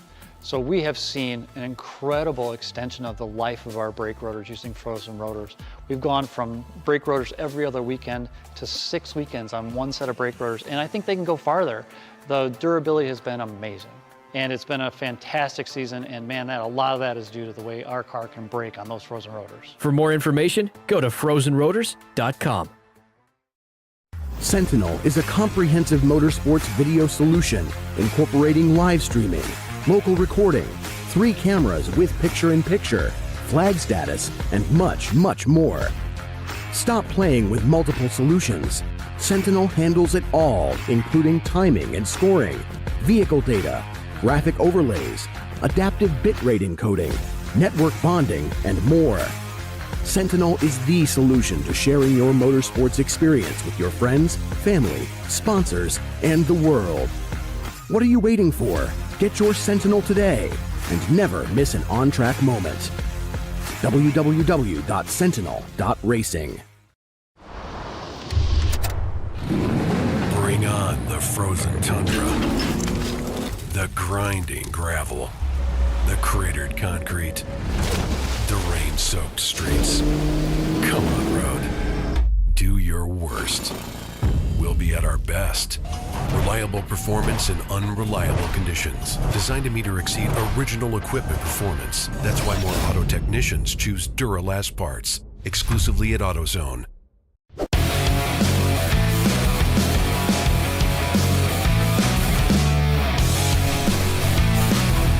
All right, welcome back to ChampCar.Live, presented by AutoZone. The Flying Wrench Road Atlanta 14 hour. We just went to caution and waiting for some information on the why. So we've got some, we can see we got the emergency vehicles heading out onto the track and headed out to see what they need to do to get us back going 100% again. But welcome, everybody. Thanks for signing in. Thanks for watching. Appreciate the likes. So be sure to like and subscribe for us. And if you subscribe, you'll be able to comment on the next day's race. So we've had quite a turnout today, and we've still got some pretty great numbers, Paulie. I mean, we really appreciate everybody that's tuned in today and continue to stay dedicated to the broadcast. I mean, we have 5 hours and 21 minutes to go, and a lot of action left and a race to unfold here. Like we said, we're under caution. We're still trying to figure out what's going on. We haven't received anything yet. So exit 7, it looks like, is going to be.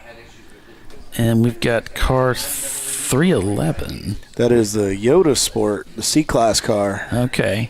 Yoda Sport brought, I think, 3 cars here this weekend, so they brought quite a few. There's an EV actually leaving the area, so they may have said the car was stopped on the racetrack. So to your point, Paulie, they brought 3 cars this weekend, 2 3 Yoda Sport cars, 2 C-Class cars, and an EC Class car. Yeah, they've been racing with us for many years. In fact, I think Waldo was the first guy I met, one of the first people I met, first races I ever ran in Champ Car. So that goes back a ways. And it's amazing to see the longevity of some of these teams that have stayed in Champ Car. I mean, to think that the series is now, what, in its 16th or 17th? 16th season. Mm-hmm. And we've had, I mean, guys like Troy that we had on our broadcast a little bit ago, who now, is a Champ Car official, who's been in the series essentially almost since the get-go. And, his team won the first race here. The fact that we've continued to have that longevity speaks volumes of the quality of racing in the series and Champ Car. Well, yeah, I mean, you're not going to stay someplace if you're not happy. Looks like the car's it's pitching steam.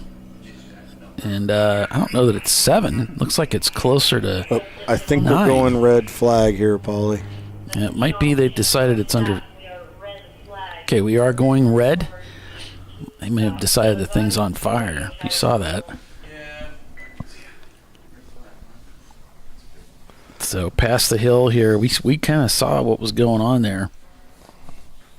The emergency vehicles were already there, and we saw all that smoke coming from the front of the engine compartment, but they may have decided, this thing it might have caught flame. And it's better that they take the time to do that. If the car is on fire, let the driver get out, get the safety crews over there, get the fire team over where they can put it out, and then it's just past looks like it's just past us here. We can see, and for some reason, the Atlanta Speedworks car is pulling off the racetrack. You can see smoke coming across the racetrack here.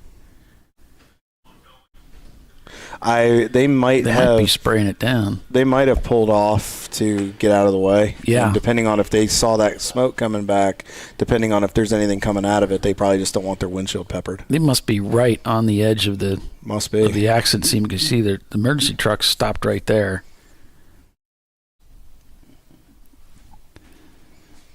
And this is proof anything can happen, and this is why the officials will put it under a red flag condition just for this so they can get to it, and thankfully they're right there. So, yeah, the Speedworks car, I think you're right. I think he felt like he needed to open up a hole to allow a fire truck to get through if necessary.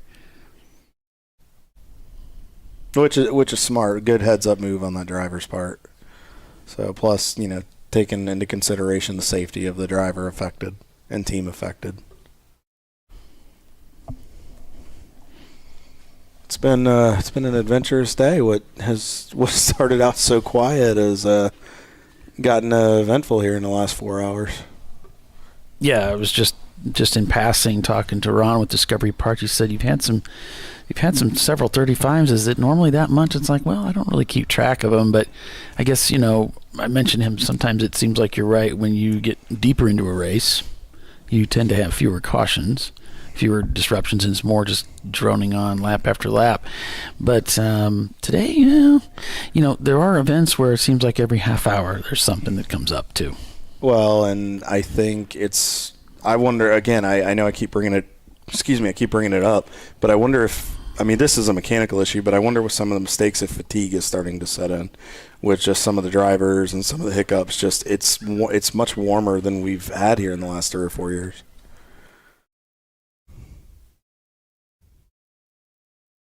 As Roman Nolan is still at it here in the pits. And so when the red flag comes out, if I'm not mistaken, Paulie, correct me if I'm wrong, all work has to stop on the cars.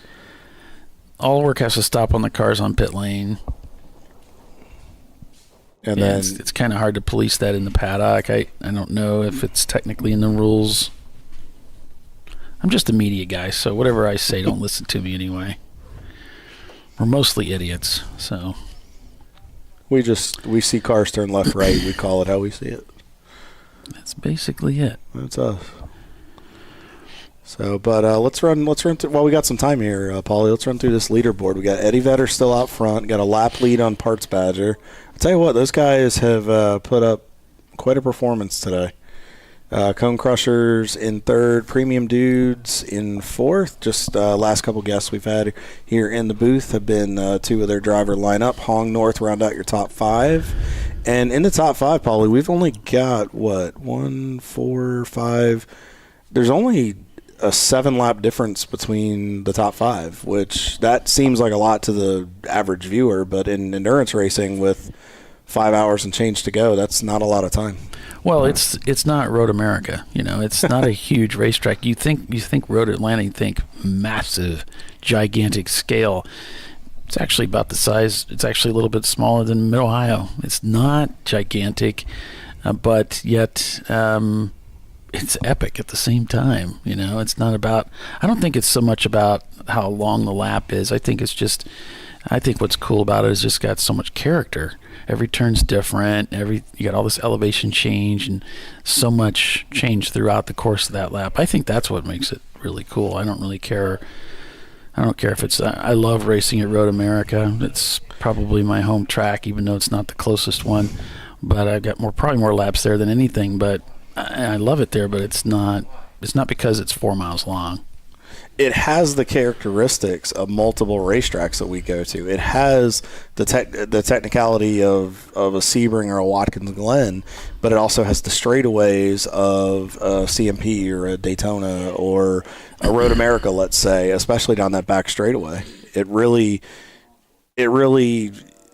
gives that impression of other racetracks, and you can take what you learn here and apply that at other places, and then especially when we go to some of those places like Road America that does have some of that elevation change, it will prepare you for that. Yeah. We're about to start circulating, so I prefer I'd rather stay in the car. So we're about to start circulating is the word coming through from the officials. So now I will say, Paulie, we were talking about timing Code 35s. Gus Racing and Soggy Bottom Boys are ironically both in the pits right now. I know we're under red flag, but they may have timed this just right, depending on where their stop was. Yeah, you can see this driver stopped right in pit lane. I mean, it's a red flag, you stop. And that's the Gus Racing entry, I believe, right there. I think that's their Miata. So, and he's right by his pit stall, so once they get rolling and the yellow comes back out, or we get back code 35, they can pop right in and start their stop. So I think they executed and timed that very well. I think that'll pay dividends for them down the line. So looking back beyond that, the 342, the On Second Thought Racing guys are running 8th. They're 4th in B class right now. Or I'm sorry, 3rd in B class right now. The John Allen Special is right behind them on the same lap, ironically. Only 17 seconds. So that is going to be a battle for the class podium right there, Paulie. I knew it was going. And Lessa said they've had a good run today. They've run strong, and they've just continued to hammer on. And then Birmingham Racing, they're running 10th, and 901 Motorsport in the 901 entry is in 11th. The continual leader in A class, Madwag, the team in the 251, their Miata is 12th overall. The sister 901, the 903 is 13th. Equip Octane, the Team Octane, are the Canadian guys, are running 14th. And second in A class, the Momo Champ 230 car. And then Atlanta Speedworks, we just saw them on pit lane. Going to caution here. Yep. So cars start rolling. They're running 17th. Dingus is 18th. Wheels America Racing, 18th. And then Wheels America is, looks like about 19th or 20th. There's the car on the rollback and coming down the hill. Let's see if we can get, we said it was the 311 car? Is that the one, or was that the different one we had? No, yeah, we had it as the 311 car. Mm-hmm.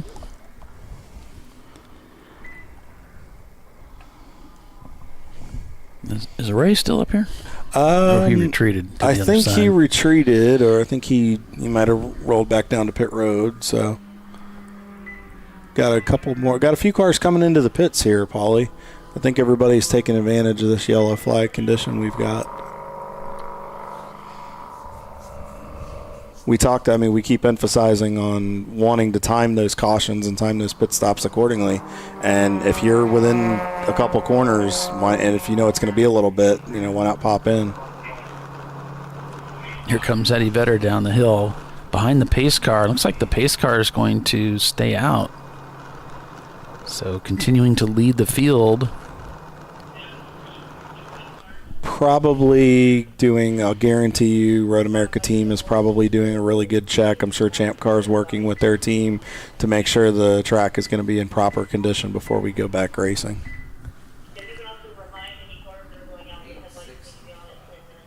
So there's the word coming out, headlights must be turned on in 10 minutes. Yep, so that's the usual. Usually, if I remember correctly, based on what the guidance that we just overheard on race control, it's usually about 5 o'clock here at Road Atlanta. You have to have the lights on. Sunset is about 6:19, but it never hurts to have them on. As we can see, a good chunk of the field does have their lights on now. So, but that does give you that little bit of time to get your light situation worked out. So, Paulie, how many times have you run here at Road Atlanta? I know you've been around Champ Car for quite a while. So, how many starts do you have here? 0. Yep, never done it. I had it in mind to do it, and then decided to retire. But Road Atlanta and my family has a history, and it's a painful one, and there's unfinished business. And I don't think I'm ever going to get to it. Well, but my dad qualified for the runoffs back in the 80s, came out here and got like 2 laps in, backed it into the wall, and the car wouldn't restart. Didn't know why. Well, it's because the Georgia clay had jammed into the tailpipe and the car wouldn't restart. So after all the work that we had done, we had an engine failure on practice day, and he had to change the engine out with a 9-year-old, and it was awful. And I felt for him. He got, like, he'd never raced here before. He had like 3 laps for quali, barely made quali, made the race, and so it was like his 5th lap ever on the racetrack, and lost it, and still to his dying day did not know why he lost control of the car. Could not figure out what happened, but he felt it start to go away, and so he just floored it. It didn't, and the car just turned around. Oh, I'm sorry to hear that. I wish he'd had a better experience. He's still mad. I bet he is. He was 75 years old, and when he told me that story, he was still mad about it. He told me the story several times. It's one of those things. And I was like, well, it doesn't really matter if I go back or not. It's not. I can't rewind the clock and fix it for him. John Allen special in the pits. That looks like yellow gloves, yellow suit. I'm thinking that's Lester getting out of the car. Yep, visor goes down. He is hopping out. Yeah, it looks like Lester. Let's see here when he pops out. Oh, wait a minute. No, Lester's fireball. He's fireballed on, yeah.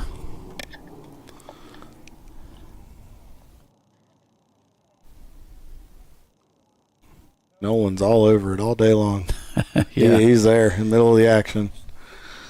So, as you can see here, they're fueling that car, and just you can tell it's business as usual. Nothing urgent with the stop there. I just got an update. Speaking of other teams here, I just got an update from the Happy Hour Miata. They got pushed off in turn 12, damaged the splitter. Got that changed, and Doc felt something wrong in the car. Came in. We had a bad right rear hub. They had spares, but not a rear. They want to give a shout out to Late Apex as we're going back green here, guys. We are back racing here at Road Atlanta with Eddie Vedder still out front of our Parts Badger.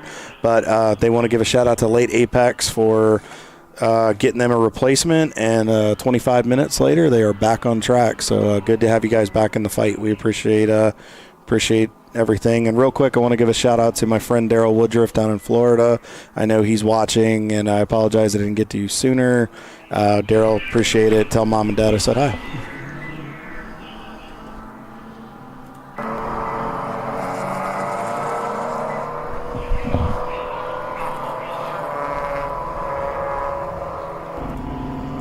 On board with premium dudes.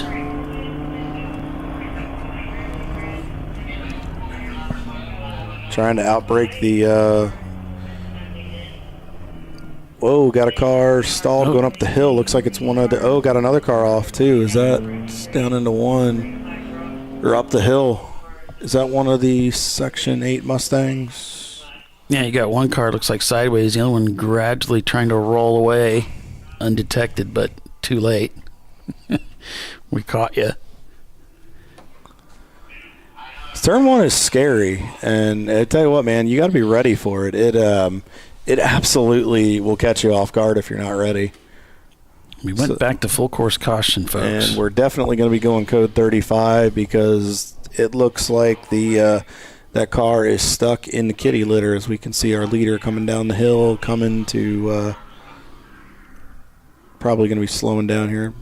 Still we're still under yellow. Now to 35. There we go, code 35.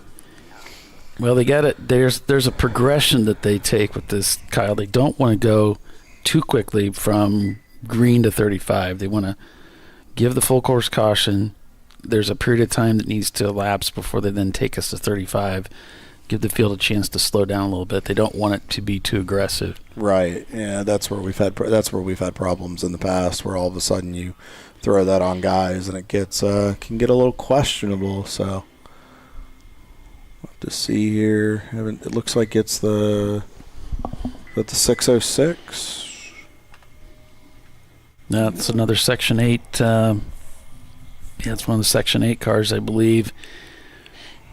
Yep, stopped off track in turn number 1.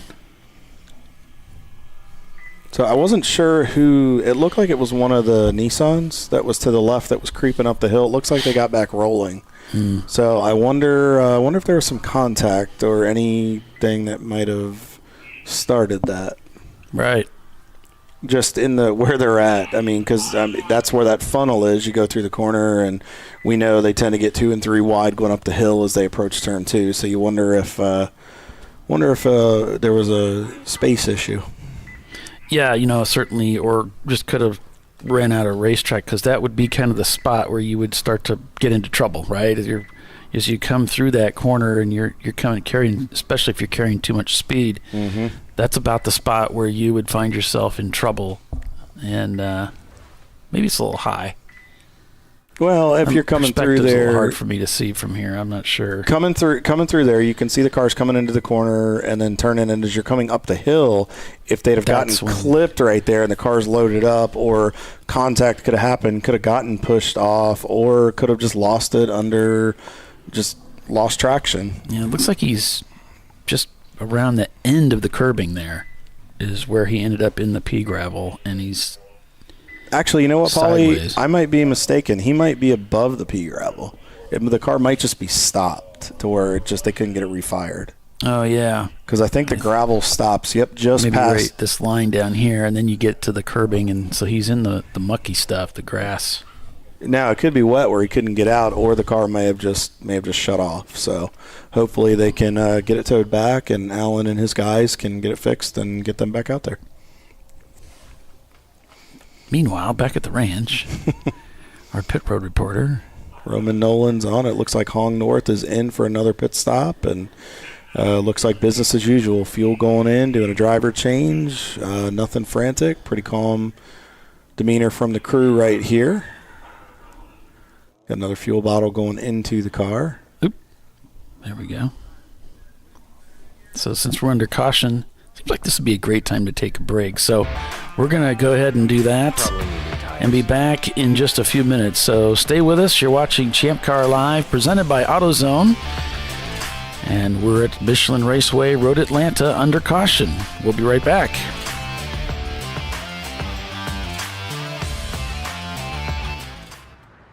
I probably need new tires.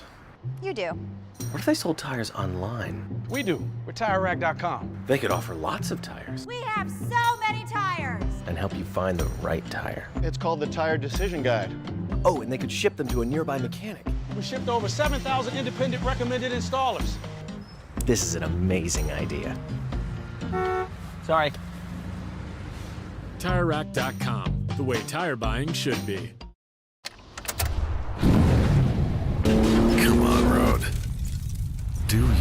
worst, we'll be at our best. Stress tested to meet or exceed original equipment performance. Exclusively at AutoZone. Since 1994, Flying Wrench has been a family-owned business renowned for exceptional European car repair and maintenance. We treat every vehicle with the same care and attention as if it were our very own, building lasting relationships with our clients along the way. We specialize in high-performance vehicles, offering a range of services that include fabrication, construction, custom wiring, and much more. Visit us at flyandwrench.com. Discovery Parts is a veteran-owned racing and safety equipment company. While we're located inside Atlanta Motorsports Park in Dawsonville, Georgia, Discovery Parts can also be found at the tracks, supporting a number of Champ Car Series events. We take pride in being a reseller of the best of the industry to Champ Car teams and drivers. We know racing, love racing, and look forward to tomorrow to even more racing. Visit us at discoveryparts.com.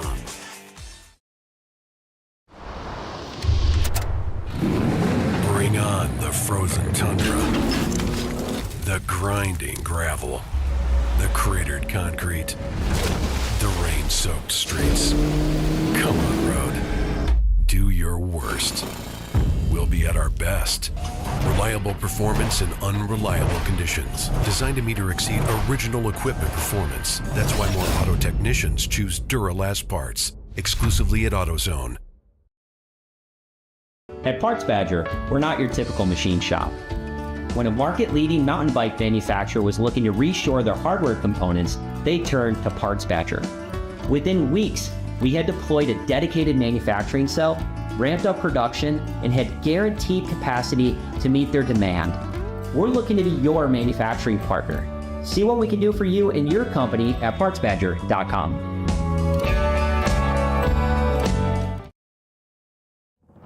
Lifeline's continuous commitment to research and development ensures that we supply the most innovative and cutting-edge products available. Used by the majority of the world's motorsport championship-winning drivers, teams, and constructors, Lifeline has a stringent and proven history of success. Lifeline's continuous commitment to research and development ensures that we supply the most innovative and cutting-edge products available. Lifeline's 0360 systems are the result of over 7 years of intensive research and development using 3M's Novik 1230 environmentally safe gas extinguishant. Lifeline uses only the finest quality components. For more information regarding our fire safety equipment and fire safety systems, please contact us at info@lifeline-fire.com. Sentinel is a comprehensive motorsports video solution incorporating live streaming, local recording, 3 cameras with picture-in-picture, flag status, and much, much more. Stop playing with multiple solutions.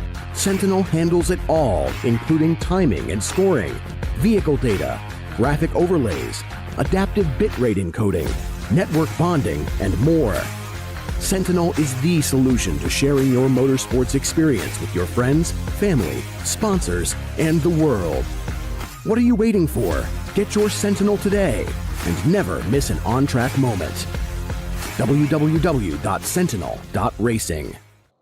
Duralast, designed to meet or exceed OE performance, with 2-layer shims and OE-style slots and chamfers to eliminate noise. Backed by a noise-free guarantee when professionally installed. That's the Duralast difference, only at AutoZone.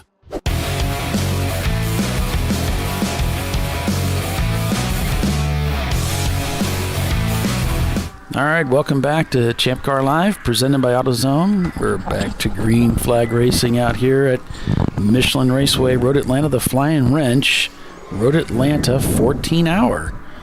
And we've got another guest in the booth here with us. Tell us your name and what club, what team you're with.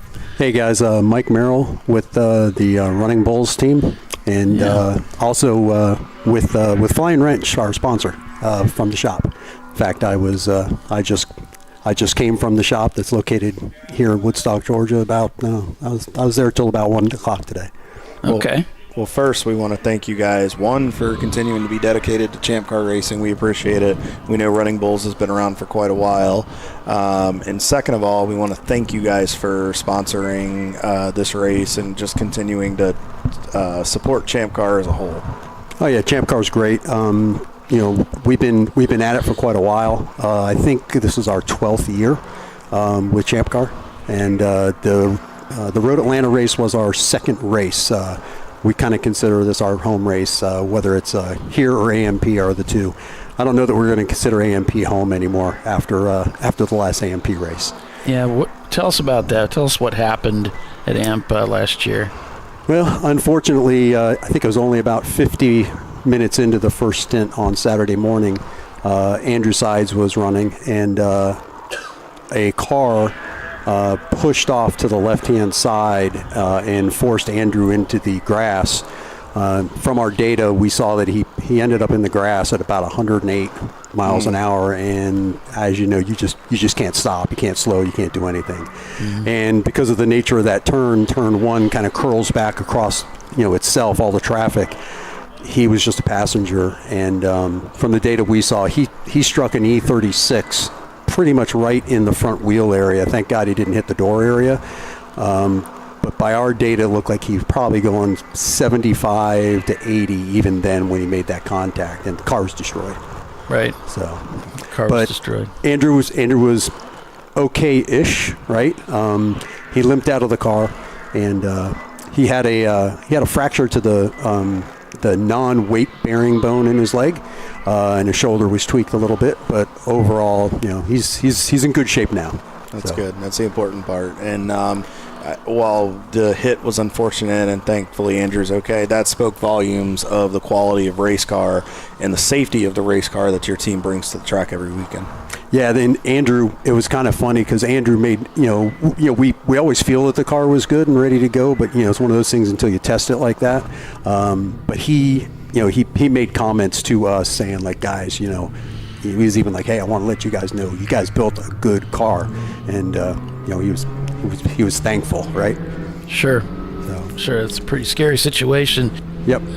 That he found himself in there. So you guys are working on another car, and you almost made it to this one. Yeah, we have been working our tails off. That's for sure. The funny thing is that I actually retired just about 5 weeks before the AMP race. And so since the AMP race and over at Flying Wrench at the shop, I'm there constantly now trying to build the new car. We're building an E30 again. It was the fastest way for us to get back to the track. You're using a lot of the same parts and things like that. But I kind of joke with my wife that when I was working, she saw me more than now when I'm retired, because now I'm constantly at the shop. So yeah, we're getting there. Cage is in, engines in, trans, whole drive line, just a lot of electrical to do and things like that. We couldn't quite get here fast enough, and we certainly want to get a test day in for sure, before making it to an event. And better to vet the car, especially after what you guys just went through. You want to vet the car. And with the fact that you guys are always top 10, top 5 contenders, race winning contenders every time you come to Champ Car events, you want to make sure the car's vetted. You want to make sure it's proven, and also, get some of the bad juju out of what happened before coming back to the racetrack, and completely understandable. Based on that, when do you guys anticipate coming back to, what's your target race you're shooting for? Obviously it was here at Road Atlanta because it's home, but what is your next target race that you want to be at, and how soon do you think you'll start to attempt to shake the car down to get a read? Well, from a shakedown, if we could get it available for next weekend, I'm actually going to be here next weekend at Road Atlanta with a group that does track days, and I instruct with them in that, and I was going to bring the car here. I don't know that we can get it here quite that fast for that, but we are, from a race, we're pretty committed as a group to be at NCM. Okay. The tough part is we're trying to find a test session before towing all the way up to Bowling Green, but that is definitely our goal, is to be there. Well, hopefully we'll see you guys there, and hopefully you can find a race or an event that you can get to, another division that does some track days or something, or maybe even go to like a Roebling Road or something like that where you can go and shake the car down. I mean, that's a good track over there in Savannah, good little 2 mile hidden gem there in Bloomingdale, Georgia, over on the Savannah side. So yeah, no, Roebling's great. We go there, fairly often, all of us. It's a great track. And like you said, it's a great place to shake down a car. And it's a great place, honestly, it's for new people because you got lots of runoff and everything at that track. So it's a great track for, people just getting introduced into whether it's track days or wheel to wheel or whatever. Man, how many years have you guys been racing that car? Knock on wood, that chassis was unbelievable in a way. 11 years on that chassis, wow. Us averaging roughly 5 to 6 races a year. So the number of hours, I mean, we were pretty darn lucky to get a car that long. I know a lot of other teams have not had a car last that long. Yeah. So, it was due in some respects, from a timing on the chassis. So. Your core group, though, and that's something we've noticed with Running Bulls, you guys have a core group of drivers that just the bond you guys have, the understanding, the respect, the way you approach it, it seemed like that helped you guys keep that thing going for 11 years because it wasn't more of an arrive and drive situation where it was an unknown, oh, wow, that was a close one there. Late to Apex, had to make a bit of an evasive maneuver to get around, it looked like Specs.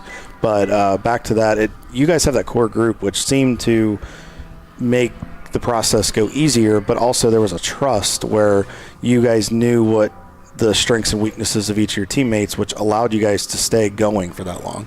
Oh, for sure. We started out the core team back years ago. The remaining people, Michael Bulls, which is where we get Running Bulls Racing from, is from Michael Bulls. Michael Bulls and I have been together doing this on the team for the 12 years. And then Andrew, of course, Andrew used to run with the John Allen team for years. And then, he came over and wanted to start running with us. And I think ballpark, that was probably 5-6 years ago, I'd say. And then I knew Matt Harper, of course, and from some of the track days, and we all knew him, and we said, hey Matt, do you want to get involved with us? And so that's where Matt came from, and Matt's been here for about 3 years with us. So but you're right, we have a good understanding. We do push each other, and challenge as good teammates do. Yep, challenge each other at different events, but we definitely try to work together. Hey, you can do something a little better here. Maybe you can do something a little bit better here. Try to make the team better. And it showed. I mean, you guys were always contenders no matter what the race was, no matter what circumstances you guys were dealing with, whether it was a good weekend, one of those weekends where things happen. You guys always persevered, but we always noticed, even if it was a mechanical issue, you guys strive to not get to the finish. Yeah, we always tried to get things done. I remember a few years back at AMP, we had a rocker brake, which is kind of a somewhat common thing on the M20 engine on the BMW. And I was in the car. No, somebody else was in the car, but we did a rocker arm change, and we're back out in I think it was 18 minutes. Wow. Which was really good. And a lot of that was both Andrew and Matt Harper. Of course, Matt being a long-time mechanic on BMW, knowing these things in and out. When the chips are down, at the track, especially things like that, having guys like that know the platform so well is really, really great. It's a good advantage to have. So, all right, we know you guys are on the mend in that instance. Andrew is doing well. We happen to just see him walking around behind us here. He and his wife Jackie came to the track. I'm glad to see him up and about. Again, congratulations to their daughter on Navy boot camp graduation. That's quite an honor. Again, following in Dad's footsteps. So what is the outlook for once you guys get back up and rolling and get back into rhythm? What is the outlook for Running Bulls for 2025 and beyond? Well, first off, I think the cars, I was actually just saying it this way to my wife. The old car evolved over 11 years. We kind of tweaked it. We did some stuff, but there's a whole lot of things we would have done different. This time, we actually are spending a lot of time and saying, no, build it this way, build it right. So at the end of the day, I think the car is actually going to be better. I think we're going to end up with a better platform, and I'm hoping obviously that the performance will come with that as well.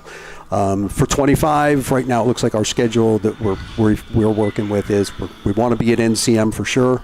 Then we think we're going to roll on up to Watkins. A couple of us have never been there. Okay. We really enjoyed Mid-Ohio last year, so I think we're going to go back to Mid-Ohio. And then we've got AMP listed as a wild card race. We're not 100% sure. We really want to go back for certain reasons. Those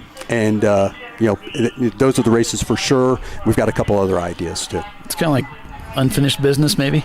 It's nice because it's one of the few places that you can almost like sleep in your own bed and make it to the track. So it is nice to do that.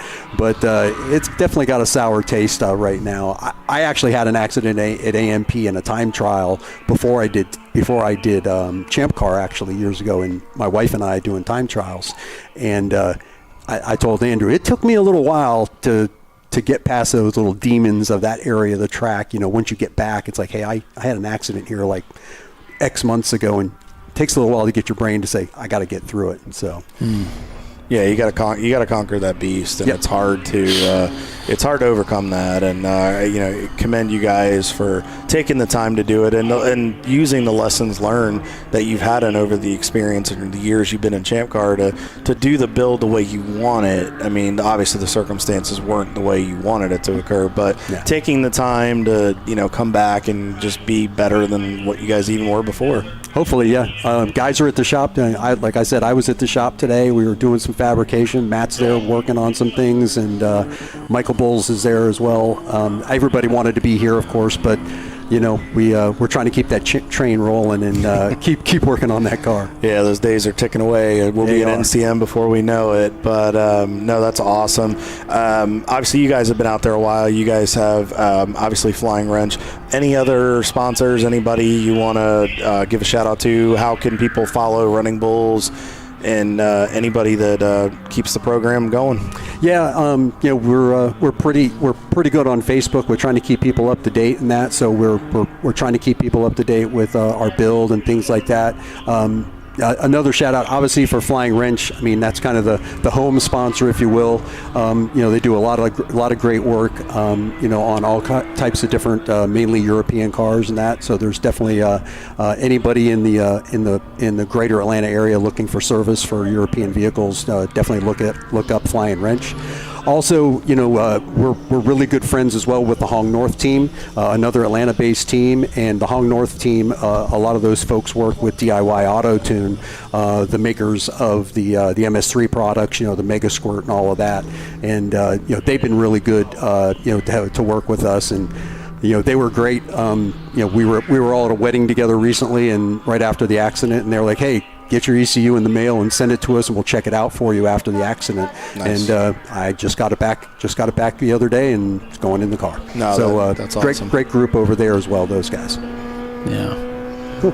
That's great. Well, thanks for coming up and talking to us, Michael. Yeah. It's great to see you. Yeah, it's great to be at the track, and next time we'll have a car with us.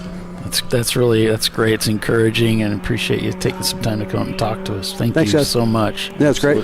So we'll see you guys at NCM as of right now, and we'll look forward to seeing a car roll out of the truck. Sounds great. Awesome. Take care, guys. Okay, thanks. So that was Michael with Running Bulls and Flying Wrench. Awesome. On board here with My Races Live, the team that supplied us with our new toy this year. This is Claire. In the car, and she just laid down a 151.16. Don't know. Do we know how long she's been in the car, Paulie? She just got in. She just got in, so just getting in the car, getting reacclimated to it, and having some fun. We had that call with them. It was a lot of fun. Very nice people, and tell you what, they're putting up a pretty good fight today. They're second in class. Yeah, and they've brought they sell a live streaming platform. It's the Mine A5, and they've got a kit, and they install some today, I think, and help some people get them working. And so when they come out to a racetrack, they usually bring some kits with them, and they're prepared to help people get started in live streaming their races from inside their car. And they've got a really great platform. You can check it out. It's called myraces.live. And what it does is it kind of acts as an intermediary between yourself and your streaming platform of choice, which for most people it's YouTube.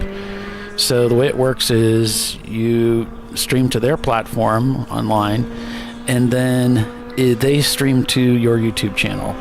But the benefit of streaming to them directly first is that you then get to put down all these cool overlays, and including, you know, track information, I should say your race information, who's in the car, and a whole variety of other things, including you can put down custom logos in various locations around the screen. So it's very customizable, and it's all done from within an app.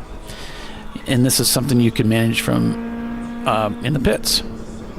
The other thing that's cool is they also automatically create additional events for you on YouTube, which has an 11-hour and 55-minute limit on how long the DVR will run on an event. So they create the second event for you automatically, which is what they're doing for anybody that's using their platform this weekend, because it's 14 hours.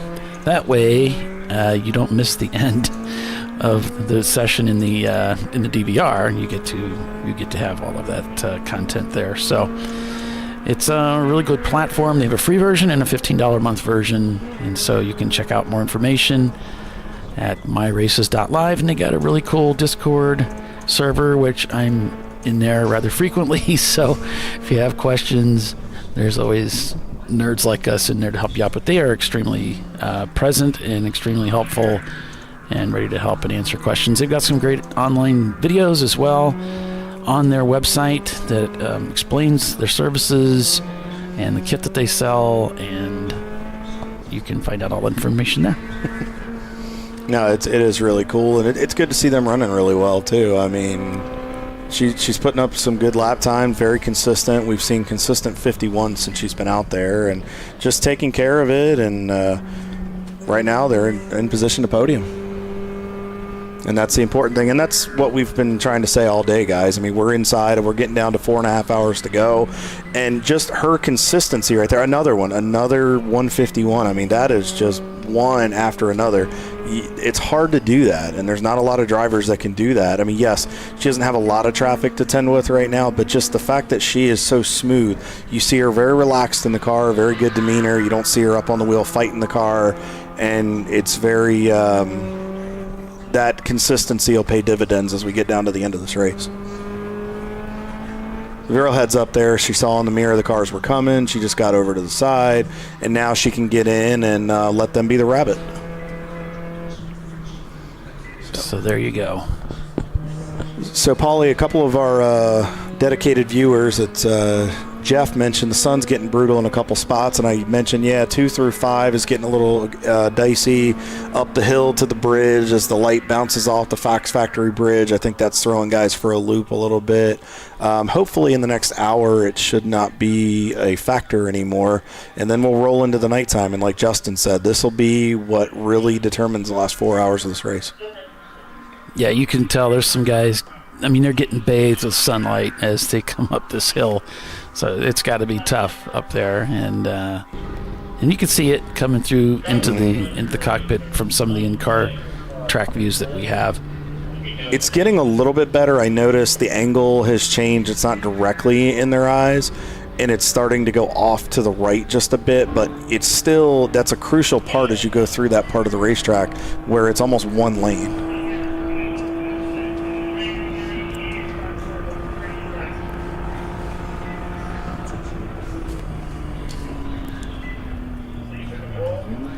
All right, guys, we have another member of the Premium Toots lineup here. I'm John Allen Special. Oh, okay. One of the guys with John Allen Special in with us. Who do we have here with us? My name is Halson Pittman. So Okay. I'm also a motorsport photographer. That's how Larry got in the car with us. So I've known him for 15 years. His kids have played with my kids out at another motorsport photographer's house in California. So we see each other at events sometimes, but it's definitely cool that we were able to work this out with both of our busy schedules, that we can be like, hey, let's just go and hang out and do like car stuff that's fun. Not just like he was at Daytona, like he said. It's like, hey, Larry, how's the family? Okay, we're going back to work. There's no real like hangout time when you're doing stuff like that. Absolutely. It's got to be a lot of fun. You guys are putting on a good show today. It's looking, what are we right now? You guys are I think we're ninth and fourth in class. You guys are having a great run today. Yeah. We as a team are pretty surprised that B class is faster overall than typical here right now. Usually this car is like a second, third place, like just pure pace. But like I just did like 15 minutes with the Supra battling like side by side. And like usually we don't have that, it's like, oh, we can just get around people and there's some attrition, but like the Parts Badger car is ridiculously fast. Like we need Lady Luck on that one for sure. But yeah, usually honestly we ran E30s in Class C for like 10 years since like Champ Car started, where you had to like, I found this car on Craigslist, it's definitely worth $200 kind of thing. That's when we started. And we moved to B class because for sponsors and stuff it needed to be like BMW adjacent for us. And we went to the Mini Cooper, and it's been great. But it's fun to be like we're battling now, so like we're in it, which is fun for sure. Yeah, and it's got to make it exciting. I mean, the fact that it's so close and tight, but it's also good for B class too to see 4 B class cars in the top 10. Yeah, and that's another thing. It's like okay, like so one year when it snowed here, we got 3rd overall and 1st in class. But like when you looked at the time, it's like where's the next B car 30th? Here. At some point when I'm not sure what happened to the Octane Mini, I know they dropped off somewhere. They might still be in 5th possibly, but like there were like almost 5 cars in the top 10 that were B class cars at some point. Yes, something happened. I'm not sure. Oh no, they're still there. They're still 5th. They're 14th. They've been about 10th to 16th or 17th today. Just been holding steady. Those guys. I talked to them last night. That was their first time to Road Atlanta. Yeah. But it's cool to see. It's cool to see those neighbors coming down and experiencing good old Road Atlanta. Yeah, so it's interesting. That team knows Lap Motorsports pretty well, who runs the factory Mini USA Motorsports team in the United States. I shoot for Mini USA for their motorsports program. So actually we know those guys through Lap. It's like when we were building this car, Louis Paracarby's like, you need to talk to them because like in like Canadian touring car, like they have R56 Minis, like exactly what you're trying to do. And so we're like, talk to them. So they gave us actually a lot of tips on our car. So it's cool now to see. I mean, they're essentially racing the same cars we are, basically. Yeah. And it definitely, you can tell that a lot of teams are leaning on resources that other teams have or businesses that are being promoted on cars. And you can see that crossover and that really starting to come into fruition the last few years. Yeah, it's fun. So as I said, I shoot for Mini USA. It's like when we were building the car, I would go, hey, here's what we're currently doing. And I would talk to the race engineers. I was like, hey, this is what we're going to do. Should we do this? Should we do that? What should we do here? With my connections we've had Eversley drive the car, Robbie Foley's driven the car, both Pombo brothers who are in a different car here, but at one time they were factory Mini guys. So like they drove the car here and it's like, this is what you need to do. This is what you need to update. So it's definitely fun to have. And it's cool that people like that come out to Champ Car. You kind of find Randy Popes is always here. But we've seen all kinds of cool people show up to get involved, and it's like what Larry told me is like, I'm doing the Spec 30 thing, but in one stint, I was past people like more times than I'm going to get an entire season of sprint racing. And it's like he's like, this is wild, which it is. It's awesome. But that's the competitive nature of Champ Car, and that's what you're seeing. We've talked about this with other guests that we've had on the broadcast today, and I know Paulie can attest to this. I mean, we're both drivers in this, have driven in the series too. You can race against guys in stock car, drag racing, dirt, so many different disciplines, formula cars that come out, and it's like, all right, let's put you in a bunch of $500 cars, and best man or woman win at the end of 14. Yeah, for sure. So. And you can see that. You walk up and down pit lane, you're like, you see the car, you see how it's kind of done up, and then you see like their suits, and you're like, I bet you they do dirt track. And they're like, it'd be fun racing this Mustang at Road Atlanta. You can definitely tell that sometimes. But just like you said, the crossover is cool to see that people's like, let's try this, let's try that. It's actually, I would love to go try a dirt race, but it seems that it's not a big thing. Like here, sports car, like that's what I know. It's like if you have enough money, you can go drive the Rolex 24. You can. If you have less money, you can come do this.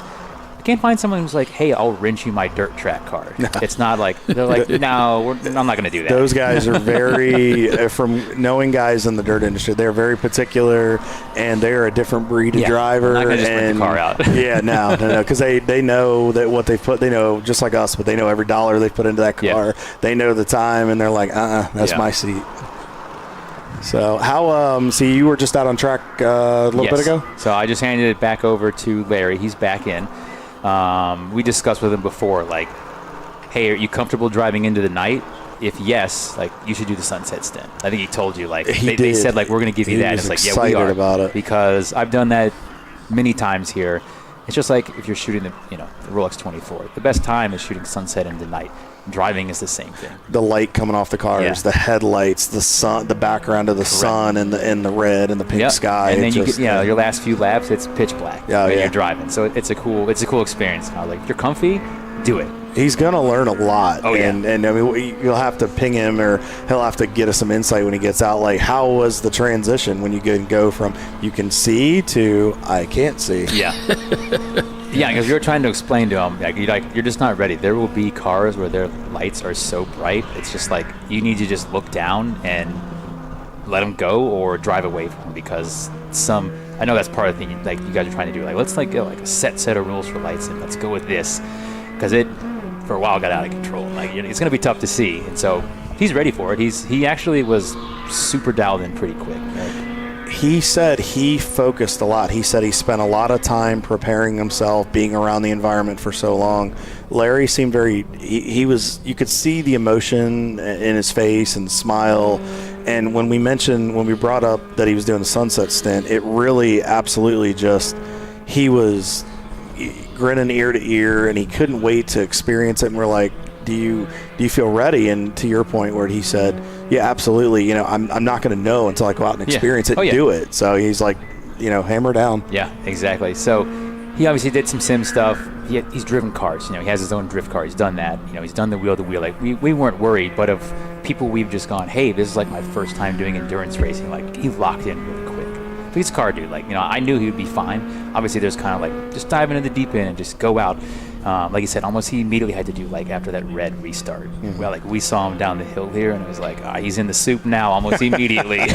But it was, he's turning 146s, 147s, which is in our window of pace they were looking for. It's not like our overall fastest lap, but like, if we have someone do that all day as like a first timer, like, we're signing up for that every single time. But from watching and having guys like Robbie Foley in your car, and being around guys like Randy Popes, the gold, silver, bronze type drivers, he is and we brought that up too, having that kind of bronze driver that can hold steady pace. It's not about somebody that can bust off gold laps. Yeah. Having that consistency across your driver lineup is what wins races. Yeah, for sure. And that's a lot of times that we have won this race, is just we turned every lap available. If you turn every lap available, like, good stuff can come to you for sure. Yeah, being consistent, taking care of the stuff, and so obviously you guys are having a great run today. You're 9th, 4th in B class. Just hoping for some yeah, we're definitely, things here. Like I said, there's a couple cars that it's like, we just need a little bit of luck. And then we don't wish ill will on anyone. We want to like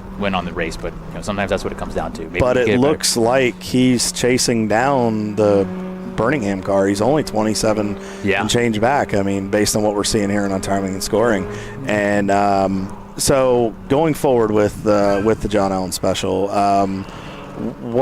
what's the schedule going to be like for this year? What is 2025 looking like for your operation? So our schedule used to always be we do this and we do Daytona. Unfortunately, SRO moved their opener in Sonoma to conflict with that. So we typically now, unfortunately, have to skip that. Like, that was our top 2 events. Okay. We do plan on doing the New Year's Sebring, which we've had on the schedule, and then stuff always happens. We can't do it. And then typically what we do is we pick like a bucket list place. Like, let's go to Mid-Ohio, or let's go to Road America, or let's do something that's like a little bit further toe than like stay in the Southeast. We always do AMP because, again, we're basically based 45 minutes west of here. It's like we're going to hit the close ones. Absolutely. We know the tracks. We can easily fit people in the car if we need to. Like, hey, we need one more driver. We can find someone. They know the track. That's the rough plan. We typically do 3 to 5 races, and the big part of that is at this point I own the car with my buddy Justin Lipson. lives at his house. He does a lot of the maintenance, but I'm out of town 30 to 35 weekends a year, so we have to like fit it around my schedule is what ends up being the deal. No. And are there any tracks that you guys are looking at? You said possibly doing a longer Midwest, tow. yeah. A Midwest. Any track in particular you guys are thinking you might want to try? try? The two big ones that we want is Mid-Ohio and Road America. Mid-Ohio and Road. And it always sometimes comes in, it's like, okay, do we want to tow there or do we want to just fly in and find some people? That sometimes is where we lean on like longer stuff. We want to take our car. Like, we love our car, but also it's hard. Like, he works a 9 to 5 standard job. So it's like, okay, I need to leave Friday after work. We can race. I can take Monday off. If it's my off weekend, I can do whatever. Right. When I'm at home and I'm not at the track working, I have a little more freedom. But sometimes that actually makes it easier if we just do like a fly-in, which that would work for us too. Like, we've done that at tracks before, and we're totally happy doing that. It's actually kind of fun where it's just like last year, Justin ran I think it's a 10-hour ride at VIR North in our car with some buddies. I wasn't available. And we just decided, hey, at Road Atlanta, let's just rent some seats. So we actually did the 901, 903 Ready 30s. Mm-hmm. It's fun just to show up, and they're like, let me buckle you in. And like, hey, we bought food for you. Like, you want to eat? And it's like, they're like, well, can we help? And they're like, no, you can sit in that seat and wait for your turn. I mean, that's definitely fun. No. It's always nice to kind of be the passenger princess that Correct. weekend. Yeah. It makes a difference. So, all right. So you've been out on track a little bit. We've talked about how just relatively clean the racing's been this year. It hasn't been your typical Road Atlanta slam bang. No. We're getting into talk us through a little bit here to some of the folks that may not have a lot about it. We're getting into that transition period. What is something that the viewers are going to notice as we get into the evening hours and into the darkness? That now it's like a bright white. It's going to turn to gold, but like jumping the curb at 3, hitting the brakes in 5, turning up 5, brakes in 6, brakes in 7. You are going to be looking at the outline of a car with brake lights. You might not even be able to tell what it is because the sun is right in your face. Even if you pull the visor down, even if you do like the strips, like you are driving off an outline of a car. Yeah. And you're looking for brake lights. So a lot of that is like, there's their brake lights, glance maybe left and go, that's my brake marker. I'm in the right spot. Hit the brakes and follow them. And then that's just the way it is. There's other spots like, when you come here, it looks beautiful down the front straightaway. The light's behind you. You don't have to worry about it. It's easy to find your spots. That's the biggest thing. And then when it comes to night, you lose a lot of your markers that you use. So I took Larry out on the test day of the first session. If you have a passenger seat, you can take someone out and it's like, okay, here's my brake marker for 1. I look left, I grab it, I turn in for 1. I'm going to find this tree. I'm going to drive at that, blah, blah, blah. But when it goes dark, you can't see the tree. No, you can't. So as you turn into 1, you have to transition to like, what am I going to use now? The tree's gone. It's there, but you can't see it. So that's something that, we told him, it's out there dark. You're going to have to pick up those sites. We can tell you what we use, but that might not work for you. So he knows what we use. The same kind of thing where we told him, this is what gears I use here, here, and here. He was like, that was good, but I tried this and it was more comfy. And it's like, hey, if you're more comfy, you turn to 146. We don't care. Like, do that. That shifting, that downshift, whatever. That's fine. And it comes to those different driving styles where something that works for you or your teammates may, until he gets to maybe a little more experience or he's, whatever is comfortable. But, for him, if he's slowing down, in essence, if he's slowed down but still goes faster, it's a win all around. So to your point right here, so we got our camera looking at turns 10 and 10A. So right here, this is something you really got to be careful about. We know this is a trouble spot at night. It always is. And a lot of that comes from that's a passing opportunity. And again, when you have bright lights behind you, you go to brake and you think you lose the depth perception. Mm-hmm. So you're like, oh, they're not coming. And then you're on the brake, start turning in, you're like, oh, they are coming. And that definitely happens there, especially when you transition to night. And then also with those lights, if it gets you and you lose focus for a second, because that's another thing too, it's a mental game at night because you have to be confident, you have to know. And that's kind of where I had mentioned earlier in the broadcast, like iRacing is in effect, where it's like if you run an old Miata with just the headlights, here where there's no lights, you don't have any of the support lights. Yep. Knowing that racetrack makes a difference because then you can not feel, but the inputs and where to put the car. And 10 is a good example of that because if you turn in too soon, you jump at the curb. You turn in too late. We stay off those. Those are aggressive curves. Oh yeah, absolutely. We unless we're like you need to pass that person in front of you, like we're off those curves. But you would know, like I turned in early. Brrr, you're gonna feel it. Yeah, and you'll hear it too. Yep. So it's the same thing. Like when you're coming down here, we short shift in fifth, basically like right for compression, because if we don't, we're going to be hitting fourth gear red line before we get start finish, and we don't want to be doing that. But that's at night. It's just kind of like, there's the bump, boom, pop it in there. You don't actually need to like see it, as long as you follow the correct line. The same bump's going to be there every lap. And that's that feel where a driver, as you mentioned, it's important for a driver in a race car to get a feel, seat of the pants, understand, get in tune with that race car. Correct. Yeah, and that's one thing actually in the first stint, we have the live stream, and a lot of that is so we can watch, see what's going on, et cetera. But also an E30, what we call like you're sawing at the wheel, it's understeering a little bit. Just kind of try to grab some grip. And we noticed that Larry was doing that. And so we're like, soft hands, easy inputs. Like there's more grip in the front end of that Mini than you're used to in your E30. And once we told him that, like he took like a second and a half. Trust faster. Trust the car. And he was like, "Oh, that was awesome." Basically that's the car he knows. I'm driving the Spec E30, wheel to wheel. Like it's pushing a little bit. I got to just do this. And it's like soft hands, turn it in, and it's gonna set. And it's gonna go. And that's just again, that's comfort in being in the car, and we can. That's one of the reasons why we have the live stream. We can kind of live coach and see stuff. And there's that kind of gold period you're talking about. We just transitioned into it. So as a photographer, we call that golden hour. Like this is when you want to be outside if you're taking photos. Yeah, absolutely. So, guys, we are, as we go on board here, back with our race leader, Eddie Vedder. We got 4 hours, 19 minutes and change left to go. Eddie Vedder still out front with a 4-lap lead over now. Cone Crushers has moved up to second. Parts Badger is down to third. They're on the same laps. Those guys have been coming in that 255 car all day long, and they are within striking distance. It's going to take a little bit of probably some help, but Eddie Vedder has not really put a wheel wrong all day other than a hiccup. Premium Dudes, strong run in fourth. Hong North is up into the top 5. Our friends at Money Shift Racing, one of our dedicated sponsors and teams, just mentioned Hong North up into the top 5. Gus Racing in sixth. Second in B class, and rounding out the podium on B class is the 342 in seventh. We got the Birmingham 855 in C class in fourth, 8th overall, and the John Allen Special still strong, 4th in B class. There you go, so close. We're right there, within a lap. It's anything can go. And 9th overall, Soggy Bottom Boys rounding out your top 10 here at Michelin Raceway Road, Atlanta. So as we can see, Eddie Vedder kind of sawing at the wheel there, but as it cools off. Do you think as it cools off and the track's gonna gain a little bit of grip, but do you think the track's gonna get a little bit slick as it cools off, and just something we have to maybe pay attention to? Definitely yes. For us in this car, not so much if you're at speed and you're not like, oh, you went under full course yellow or purple 35. If we do that, because it's front wheel drive, if you hammer down, like, you got in, it was 74, sun goes down, it's 64, you get a purple 35.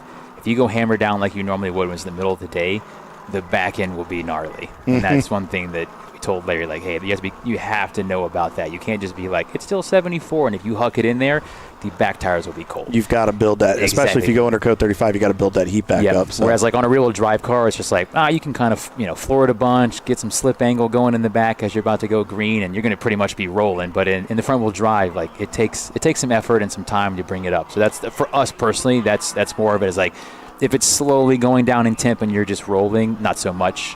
What's crazy about that Corvette, which I really appreciate when they're in a super fast car, they're super fair with everybody. It's like they know, hey, I'm faster than this Mini Cooper, I'm faster than this Miata. There's some dudes that they're piling it in there. They know, and they're like, I'm faster. It's like, okay, I'm just gonna wait for the straightaway, which is obviously in the slower cars we appreciate that when you're not getting dive bombed, but they clearly haven't said a single wheel wrong all day. All right, so we're on board here. We're back on board with the John Allen Special. Larry's in the car right now doing an awesome job. That relaxed composure you're talking about. Yep. Smooth on the wheel. Just hadn't put a foot wrong all day. All right, where can our Champ Car dedicated, where can they follow you guys? We mentioned about Larry Chen Photo. Where can they learn more about John Allen Special? Any sponsors you want to give a shout out to? Anybody that makes your program go? Yes, actually, Flying Wrench are good friends of ours, which they're involved with Champ Car. That's a sponsor. And one of our buddies, Jahir, he has his own mini shop, so he's on board with us. He'll do some of the like maintenance that is beyond our capabilities. If you're on Instagram, that's the only social media I use. I'm not really a big Facebook guy anymore. If you just search my name, Halston Pittman, Halston, and Pittman with one T, I'm the only one of that. But the actual handle is Photobroto, FAUXTOBROTO. But I'm the only Halston Pittman on there, so you can find me. Mine's it's a work page. It's a fun page. You know, it's my family. We go to a Florida State football game. It's everything, but mostly it's race car pictures and stuff like that. That's where you can find me. Awesome. Well, we appreciate the no dedication worries. to the series you guys have had. Well wishes to the team, to Larry. He's doing an outstanding job. This is amazing. The fact it's. I think he's going to want to drive more than do the photos anymore. I think we got him hooked. Yeah, so that's what we've talked about for years, and just like he said, it's the same thing with me. It's like, you know, we work, we're grinding, we're working everything with cars, all these different angles. Like, well, I want to go have fun. That's what I want to do. And so he asked me, he's like, hey, you guys doing the mini still? You still doing the Champ Car? I want to try endurance racing. And this one worked out perfectly. February is kind of like a little bit of a slow period between when IMSA starts and then Formula Drift comes back here to start their season and stuff. So it's been awesome. But he got out of the car and it was just like shine. Like, you could tell he was like, this is it. But I appreciate you guys having me up here. And I'm going to go back, hydrate in the RV, and watch Larry drive around. All right. Well, thanks. All right. Nice to meet you guys. Yeah. Appreciate Thank it. you. Yeah. Yep. See ya. Get you. Yeah. All right. Thanks. Alrighty, still Halston Pittman with the John Allen Special Team in their 07 Mini Cooper. And still running, and Larry's doing a good job. Like we said, just real relaxed in there and smooth under braking for just how it looks like he's just having a great time in there. You can kind of see the smile. And Money Shift mentioning Hong North moving up. Yeah, looking good. 5th place overall. Premium Dudes ahead of them. Parts Badger in 3rd place with 8 pit stops. Still holding the record inside that top 20 or so. Cone Crushers in 2nd place now in the Toyota MR2. Somehow with only 4 pit stops. I don't know how that works out. They've got the fewest pit stops of the top 10. I don't know how they did that. Eddie Vedder leading the race. Up about 4 laps on the field. So 275 laps completed so far. It has been interesting. We're getting to that. We're into that twilight period, Paulie. The sun is about gone. I'd say probably another 20. It's always fun. I mean, I can attest to what they're talking about that twilight stint. It's so much fun, that transition period, because it teaches you a lot, and you have to adjust your driving as the stint goes on, and then you have to adjust your eyes and your reference points, as Halston talked about, to make sure that you stay on top of everything. Man, this doesn't look good. No, I see the pointing to go into the paddock here. This is the Gus team. Yeah. That's a shame. These guys were having an outstanding run today. I mean, they've been, like Justin said, they were in the lead at one point, and unfortunately, looks like we may be seeing some of that attrition starting to settle in here at Road Atlanta. Well, they still got 4 hours of racing left, so they got some time to work on and get back out there. They do. Some more laps. And that's a good thing. They still have some time. Hopefully it's a quick fix, and they can get back in the fight. So, and you saw that blinking there. That's the flashing headlights. There are more teams we're noticing that are starting to incorporate that. And it does help in a sense where you can, if you have a guy that hits those at you, especially if you're focused, you kind of get your eyes to look in the mirror for a second, and it gives you that time. But there are some drivers and teams, no names mentioning, that will flash those incessantly at you as a distraction, and it gets to be quite cumbersome after a while. So the standings right now, we've got Eddie Vedder leading over Cone Crushers by about 4 laps. Parts Badger in 3rd, Premium Dudes in 4th, Hong North in 5th. On Second Thought Racing is 6th, Birmingham 7th, John Allen Special in 8th, Soggy Bottom Boys is 9th, and the Mad Wag team in their Miata is 10th. And we'll go ahead and cycle through the different class positions. So if you're following along certain class runners, you get an idea of where they are right now. Mad Wag, Momo Champ, and Dingus, the top 3 in the A class. Parts Badger on second thought, and John Allen Special, the top 3 in B class. Wow, that was a big hiccup right there.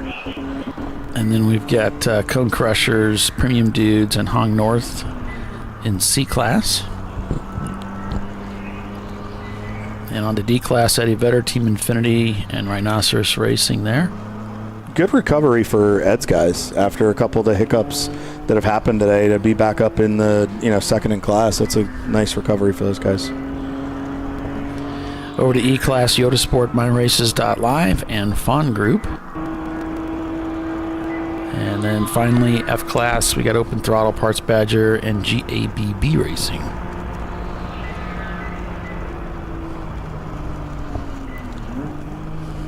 Still on board here with Premium Dudes and their number 32 BMW entry, rolling through 10A, going back up the hill. And the shake you see from the camera, that's not necessarily always it's going over a lot of the bumps, but it's also if they happen to hit a curb. These curbs here at Road Atlanta in certain sections are very rough, and that's what Holston and other drivers and guests we've had here today are talking about. You have to be really careful about that when you hit those curbs, because continually hammering them can damage components, internal components of the car, and that's something that we'll have to monitor going forward, especially when we get to like Daytona, where the curbs, and we saw this in the Rolex 24 a few weeks ago, if you watched it, the curbs in the bus stop were very abrasive, and it caused some damage to some cars. So just something you have to think about. Do you want to save it for later in the race? How hard do you really want to hit those curbs? Well, and this is a Sentinel system that Nathan put in himself, and he can certainly call Jake for support and say, hey, I've got quite a bit of vibration on my camera. What can I do to dampen that? And he can give him some ideas to keep this from happening, because we've got the other cameras out there that aren't doing that. So that's something that can be fixed. Oh, absolutely. It looks like he's coming up on one of the 901 Motorsport cars. Mm-hmm. Gonna take the right side. Not sure here. he saw him there. He's kind of track centering it, but. Or I wonder if he was starting to move right, thinking he would take the left to set himself up for 10, and just change course of action. Coming down the hill.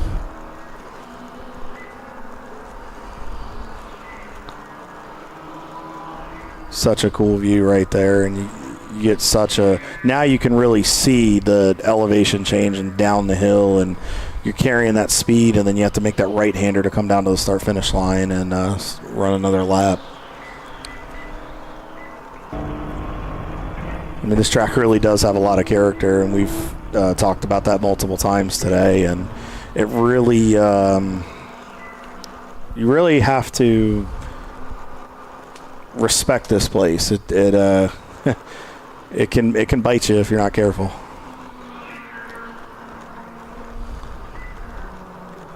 So Eddie Vedder's still out front. They're starting to creep away again. Their last lap was 40.98, 140.98. They're 4 laps ahead of Cone Crushers.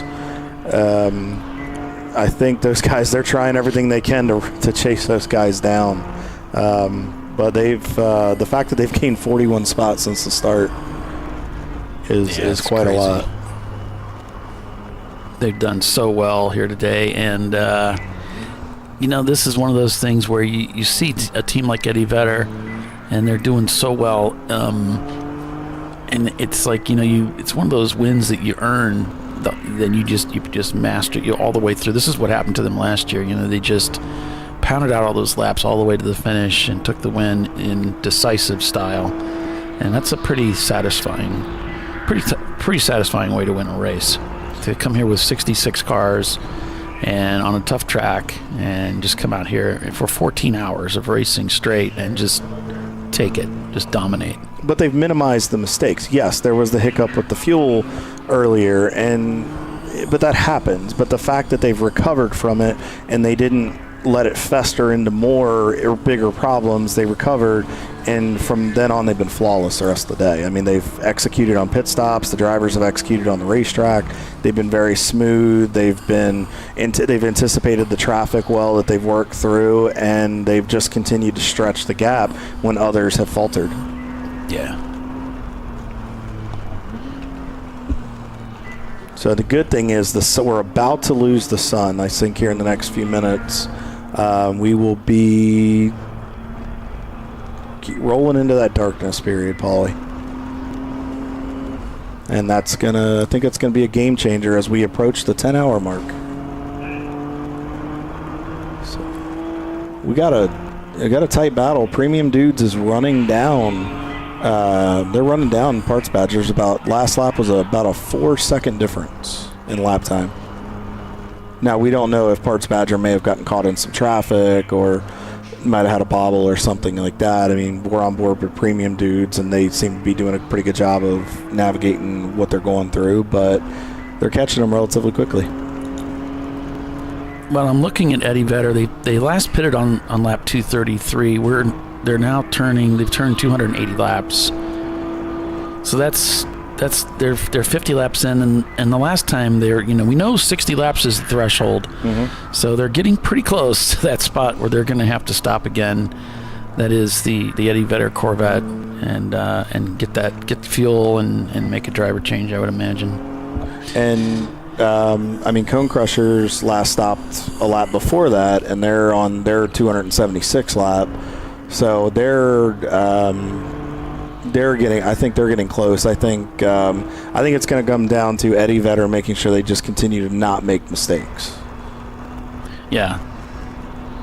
And Parts Badger with all these pit stops, they're just showing off. I mean, I don't know how you get away with all that, but they got 8 pit stops. Wow. And it's double the number of pit stops the Toyota has so far.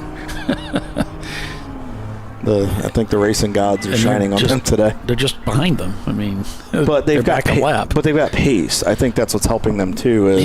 I think they planned some of those 35s and some of those yellows, and they saw things developing, and they were able to get in. Yeah, but it's a lot like what Kerry said. You look at their fastest lap times. Actually, the Badgers is about 1 second faster. Than the Toyota, and they've been in for 4 more pit stops, and they're back basically a lap. That's pretty incredible.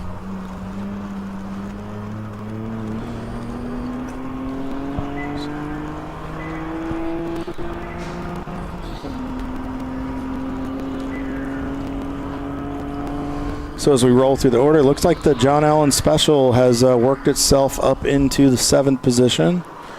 But we see a few cars: Birmingham, Madwag, 901, and Gus. We know they're behind the wall, but it looks like there's a few cars on pit road here. For the 901, it looks like it's a routine pit stop as they're pulling away. I think that's Madwag behind them. Looks like they're just getting their driver settled and ready to roll. And then I saw Boxster pull into a pit stall. I don't know if that was turn in. Back on board with Birmingham. So it looks like they just exited the pits, and we'll have to see if we can get clarification on who's in the car. Let's see. I should have something on that. They're in 10th place here.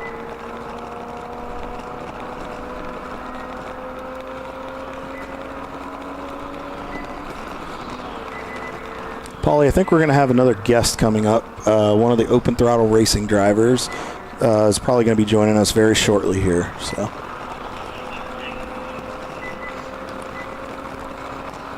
all right.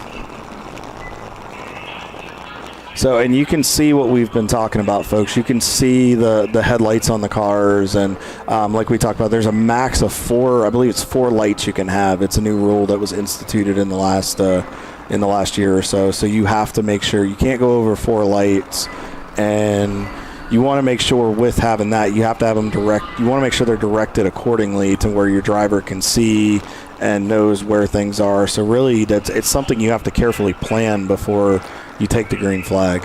Really something you want to work out on a practice day if possible, to the best of your ability. And then obviously you might have to make a couple small adjustments if you have adjustability built into your lighting system.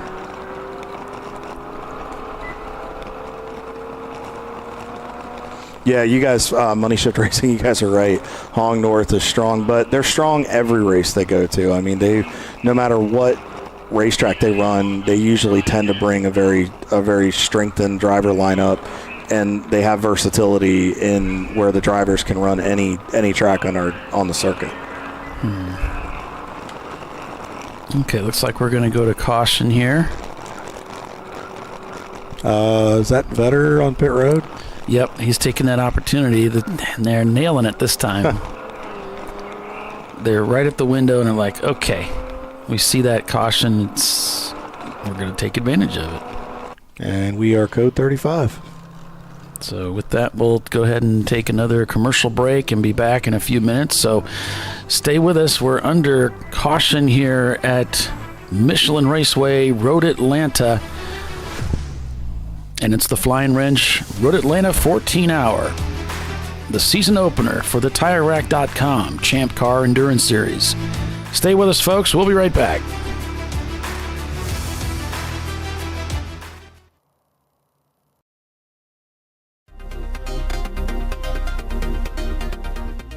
Welcome to TireRack.com, revolutionizing tire buying since 1979. With our unmatched selection of branded products, finding what fits your vehicle and is right for you and how and where you drive has never been easier.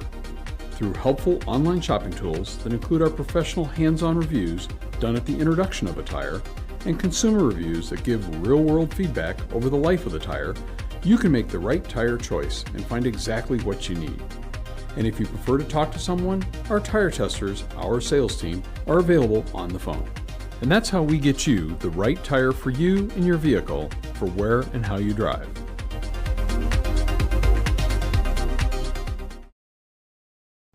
At AutoZone, you get what you need when you need it. Got a today job? Pick it up free same day at your local AutoZone. More of a tomorrow project? Order as late as 10 p.m. with free next day delivery. Getting the job done just got easier. Since 1994, Flying Wrench has been a family-owned business renowned for exceptional European car repair and maintenance. We treat every vehicle with the same care and attention as if it were our very own, building lasting relationships with our clients along the way. We specialize in high-performance vehicles, offering a range of services that include fabrication, construction, custom wiring, and much more. Visit us at flyingwrench.com. Discovery Parts is a veteran-owned racing and safety equipment company. While we're located inside Atlanta Motorsports Park in Dawsonville, Georgia, Discovery Parts can also be found at the tracks, supporting a number of Champ Car Series events. We take pride in being a reseller of the best of the industry to Champ Car teams and drivers. We know racing, love racing, and look forward to tomorrow to even more racing. Visit us at discoveryparts.com.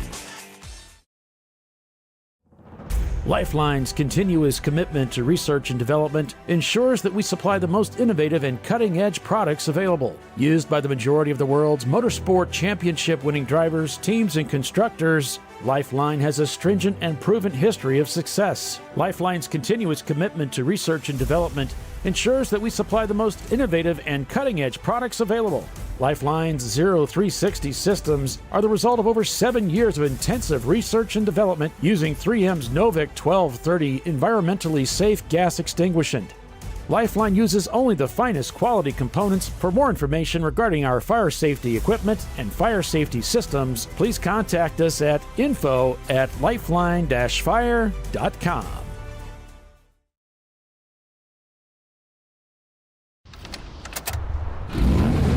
Come on, Road. Do your worst. We'll be at our best. Engineered to meet or exceed original equipment performance, exclusively at AutoZone. Frozen rotors from Diversified Cryogenics deliver increased performance and a higher level of safety, while significantly reducing braking system costs. So to tell you a little bit about the durability of this product. So we have seen an incredible extension of the life of our brake rotors using frozen rotors. We've gone from brake rotors every other weekend to 6 weekends on one set of brake rotors, and I think they can go farther. The durability has been amazing, and it's been a fantastic season, and man, a lot of that is due to the way our car can brake on those frozen rotors. For more information, go to frozenrotors.com. Sentinel is a comprehensive motorsports video solution incorporating live streaming, local recording, 3 cameras with picture-in-picture, flag status, and much, much more. Stop playing with multiple solutions. Sentinel handles it all, including timing and scoring, vehicle data, graphic overlays, adaptive bitrate encoding, network bonding, and more. Sentinel is the solution to sharing your motorsports experience with your friends, family, sponsors, and the world. What are you waiting for? Get your Sentinel today and never miss an on-track moment. www.sentinel.racing. Bring on the frozen tundra, the grinding gravel, the cratered concrete, the rain-soaked streets. Come on, road. Do your worst. We'll be at our best. Reliable performance in unreliable conditions. Designed to meet or exceed original equipment performance. That's why more auto technicians choose Duralast parts. Exclusively at AutoZone.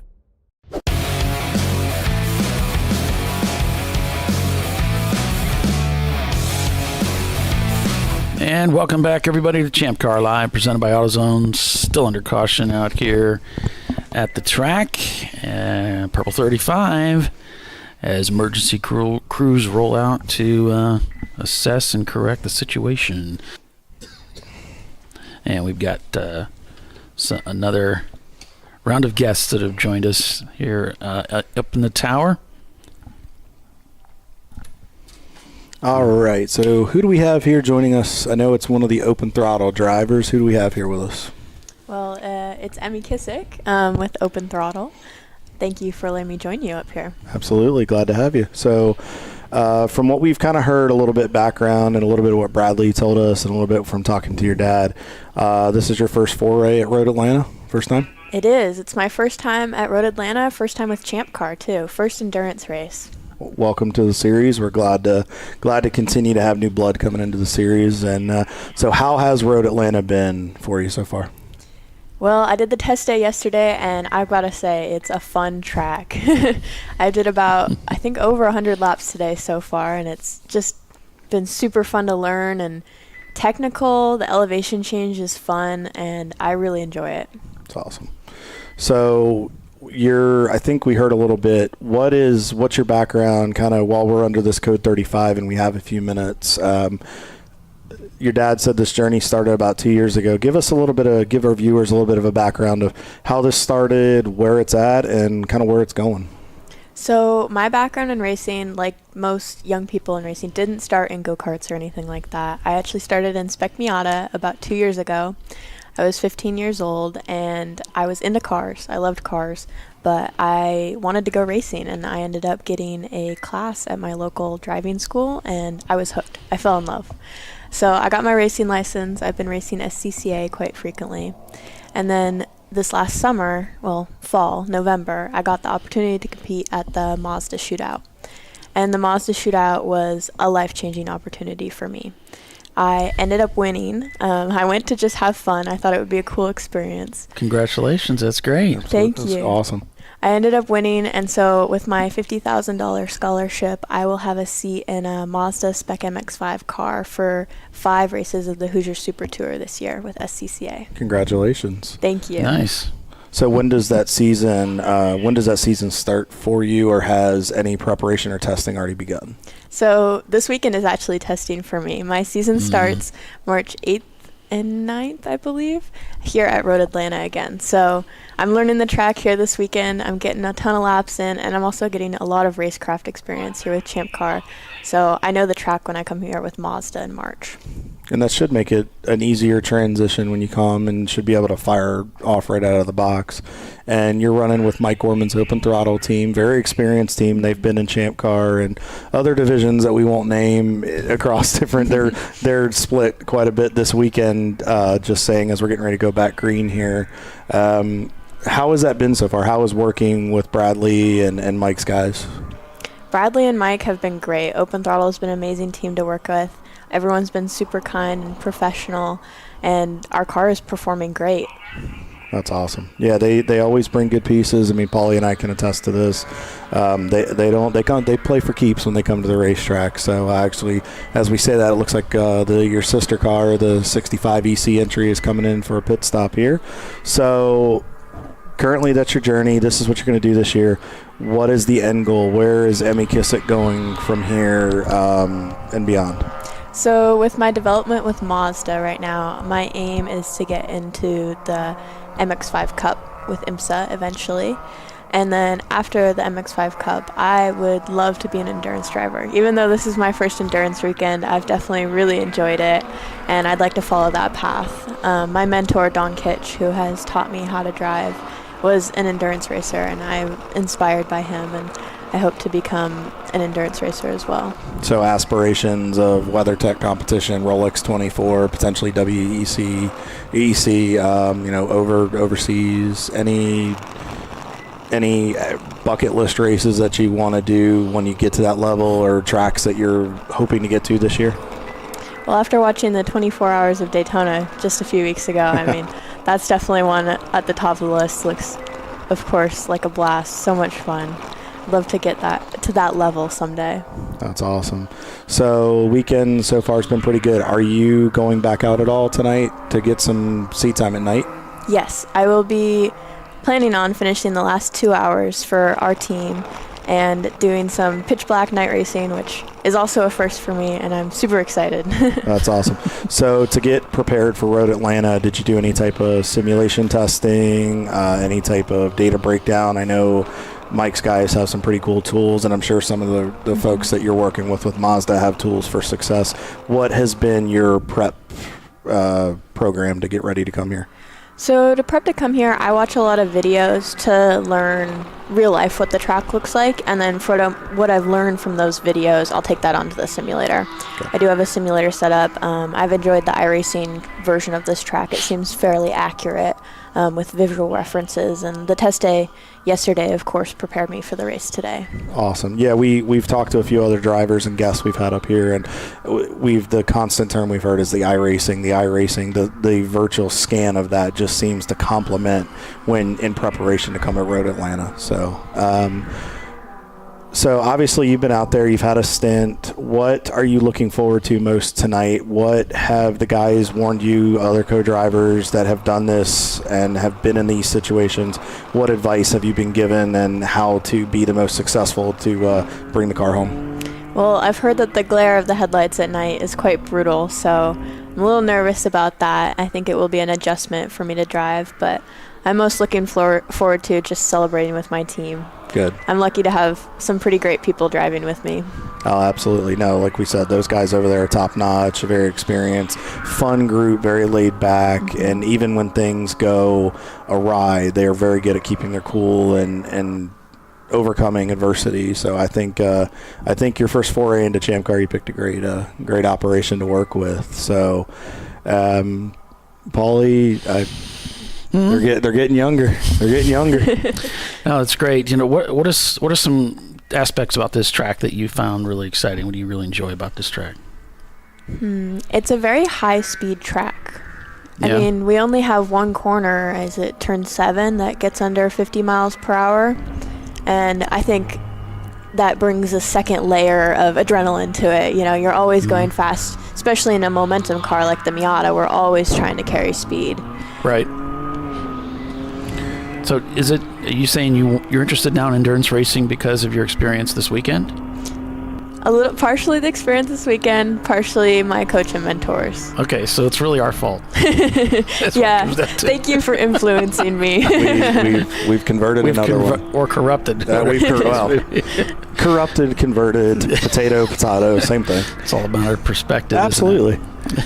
So. Well, that's great. We're really excited for you, really excited for your career and the way things have been going for you lately. So really great that you came out and came up and spent a little bit of time talking with us. So we're definitely going to be rooting you on tonight, and we know you're going to have a lot of fun. So Of course. Thank you guys for the opportunity to share. I appreciate it. Absolutely. Congratulations on your scholarship, and I'm sure the future looks pretty bright. So it's great.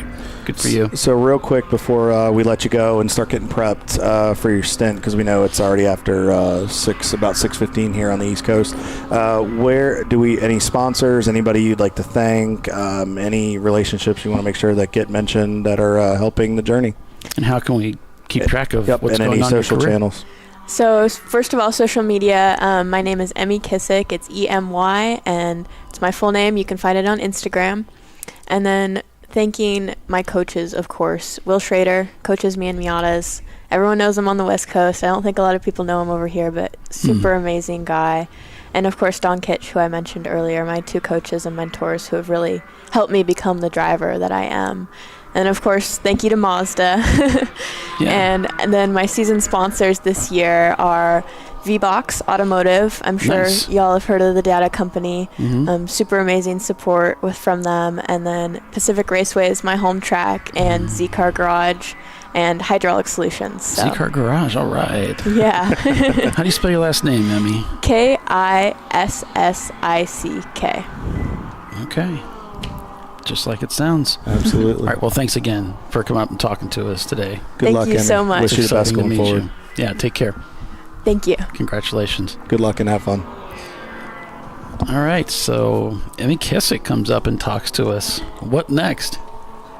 Mario Andretti? I don't know. That was super fun. Thank you guys. You're welcome. I've been practicing my speaking. Yeah. It's definitely a learning skill for me.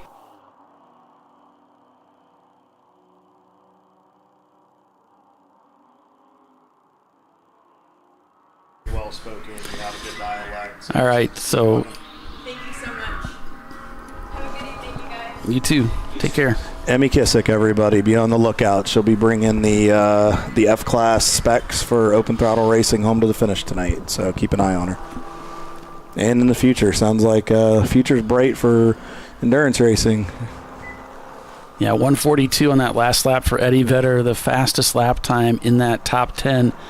They're still bringing it. They're still applying pressure out there as the sun goes down. You know, the cameras don't do it justice. Doc used to mention this all the time. Of course, I would always say, you're just, just to get him wound up. It truly is darker outside than it looks like on camera. It is. It really is. This camera probably represents pretty close to what it really looks like. You can kind of get that aspect change between how bright the headlights are and what it looks like back there. Yeah, it's a camera shot like this is less than realistic. But it's some pretty shots here. I mean, this place is always just pretty at this time of night, and it's really cool. But it's going to get dark. I mean, this place does not have a lot of light, and I mean, while there is a light up at the top of the hill there as at the pit entry, I mean, realistically, most of the way around this place, Paul, you have nothing but tread lights. Yeah, and that's something that everybody has to get used to. I mean, it's not always going to be easy. It's going to be difficult and distracting, but it will teach all of us how to focus, be ultimately focused on what's going on in front of us. One of the cool chief lessons I learned from my dad was from when he started doing some circle track racing and got his mirror knocked off, didn't have a rear view mirror. He said, I just focused on what I was doing. I just focused on my driving, my line, and didn't worry about what was going on behind me as much. And sometimes that's the default, and you can't see. Focus on what's out in front of you. If you can't see what's behind you or whatever, just do the best you can with what you have and focus on that, and the rest of it, let it fall into place. And to what Emmy's going to be having to get used to those headlights looking right at her, having to find those reference points, and it's a lot for a young driver that's up and coming trying to figure it out. But I think it's a rite of passage. I think we all learn it, and it makes us, to your point, it makes us better. That sounded a little rough, didn't it? Yeah, well, when she gets cars coming up behind her, flashing their lights at her, and it's not for big money, it's not for careers, it's just the experience of having somebody pom, pom, pom, pom, hammering that to you, trying to stress you out and shake you off your game and all of that. it's going to be good. It's going to be a good experience. True test of character. She's going to find out a lot about herself tonight, as will a lot of these drivers, especially ones that may not have done this a lot. It's really going to push you to a limit, and it's going to test you, but it will make you better. Whoa, we had some close three-ride racing there with 901. That was a great move, getting to the right. I know we don't really have it on camera right now, but that was a very close call there. And we're down inside of 4 hours. Guys and girls are going to start making moves that I think they're going to start taking more chances. Still on board with Gus Racing here. It looks like Jan B is in the car right now. And is it Jan or Jan? I wonder. Oh, good question. I'm waiting to find out if I'm going to get yelled at. So if I pronounce that wrong. So see how Claire's doing here. Still second. They've moved up to 17th overall, second in class. She's still busted out. Now we're starting to see she's running 52.7 there. Wonder if, with that change in condition, with losing the light, if the pace is starting to come down a little bit as she acclimates to the new conditions. Something we'll have to keep an eye on. So, real quick, thank you to all the viewers today. We've got some record numbers of people that have tuned in today. Thank you guys so much. Continue to do, the follow, the like, the pushing of the buttons, the subscription. Please do. We greatly appreciate it. All the sponsors here with Champ Car, we greatly appreciate it. Paulie and I greatly appreciate the support. It means a lot. Really looking forward to having a really good 2025 season in that regard. Yeah, I mean, there's the amount of hours that is spent putting this thing together is obscene. I don't know what I'm thinking. And having you guys, having the support makes it, it makes it all worth it. I'm going to start crying. I know. We're going to shed a tear here. No, that's great. I appreciate you guys. So, no, it's you can definitely see, you can see the lights coming on. I think what we're going to have to watch is can guys minimize the mistakes? I mean, we talked about the keys to the race earlier in the broadcast. Can these teams capitalize? Can they manage the traffic at night? Can they minimize the mistakes? Can they can they keep the car on the racetrack? So, and still 4 hours, under that is still a long time. Yeah, it is. So, all right. So I gotta take a break. Yep, we'll take a break, and I'll tell a fun story when we come back, because my wife keeps pinging me about it. All right. So you go ahead and finish up your sandwich and.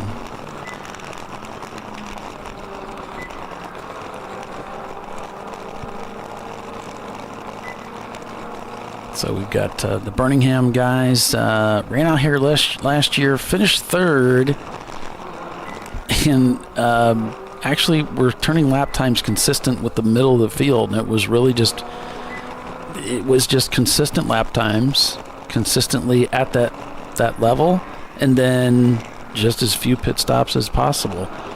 They didn't really have any major problems that slowed their pit stops down or their pace. And so they were able to finish really well, which was really a testament to say you don't have to have anywhere near the fastest car to do really well in Champ Car if you can just keep the car out there and keep it consistently.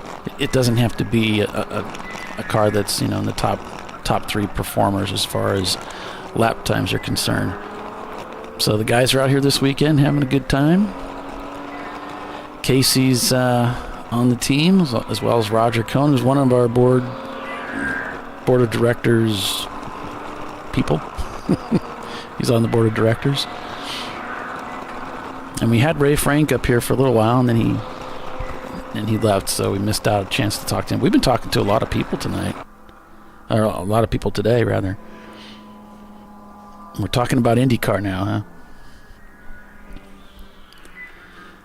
Yeah, Nolan's down in the pits.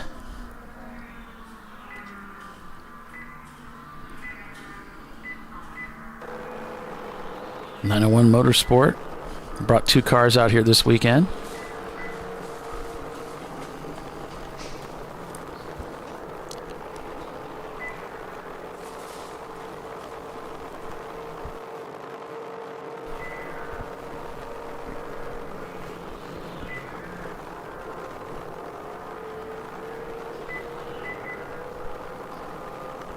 and Eddie Vedder. Came into this race with just a lot of struggle and frustration and difficulty over the last several races. And I talked to them at VIR. I was going to put a camera in their car, and he said, you can if you want to, but our car is in pieces right now. And there was an ignition coil sitting on top of the engine. It's like, we've got these electrical gremlins. We don't know if this thing's even going to make it, an hour or two. And they ended up doing rather well. They were actually leading a good part of the race, and then the car broke down. So I thought, oh, okay, well, maybe it's not so bad. And then they, so at the race here this weekend, so far so good.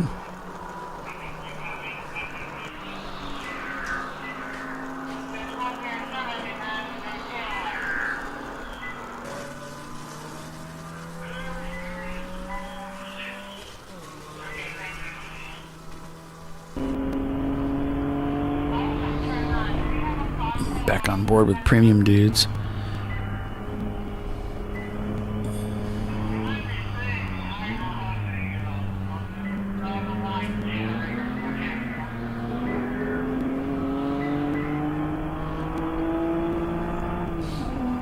So it looks like Kevin's saying there they changed their program up this year and they're building a second car.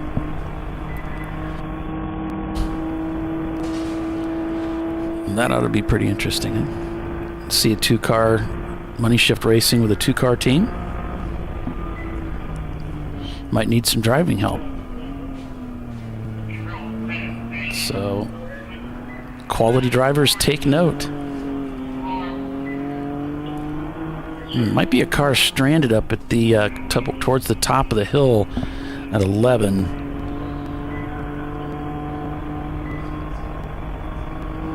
Car 22 has been black flagged over in turn 7. That's Yoda Sport, their M3. I guess the rain light was flashing, and that needs to be fixed. So they're going to have to come in and fix that rain light problem. And we got a car stopped indeed over there just before the top of the hill at 11. And this is track left. Track left. Car stopped there.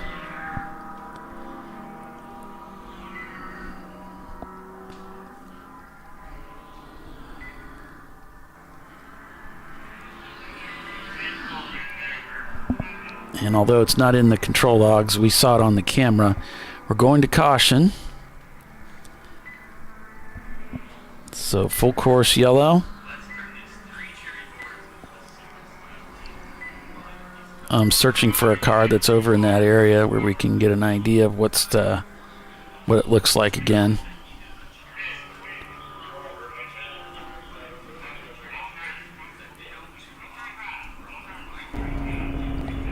We're heading down the hill here with Premium Dudes. We might get a chance to see what's going on. Yeah. And we're now purple 35 as a result here, and there's the car to the left. I don't see an EV over there just yet. Looked like a red BMW, but it's not the 901 Motorsport car, because that's the car we're in. So I wonder if it was their sister car, the 903, and it's not Premium Dudes.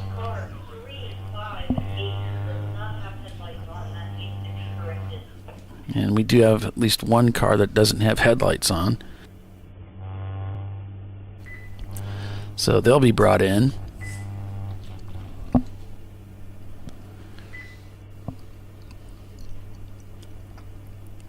So we're purple 35 right now with a car stranded on the racetrack at 11.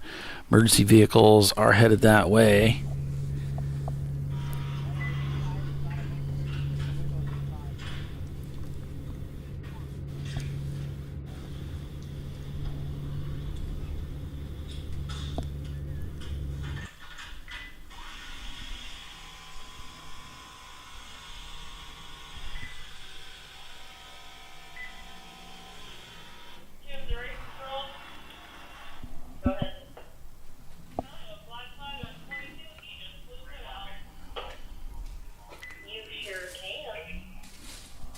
It sounds like 22 is going to get another black flag for flying out of the pits. So 2 demerits. Do you guys have one of these? Oh yeah, you give us new years, right?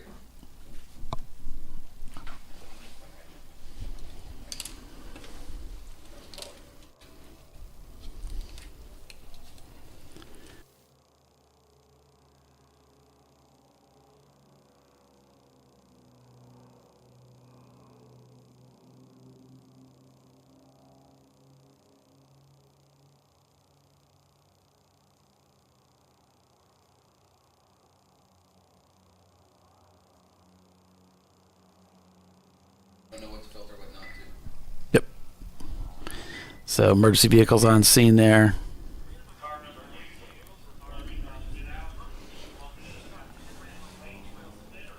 And we'll just wait to get that sorted out. Paulie, I just got an update from our buddies with Brick City. Dylan Dana in the car for his second stint. This was about 20 minutes ago. And happy hour Miata 241. Wanted to emphasize that. So far those guys are having a solid run. Let's take a look in the running order and we'll see where they are at.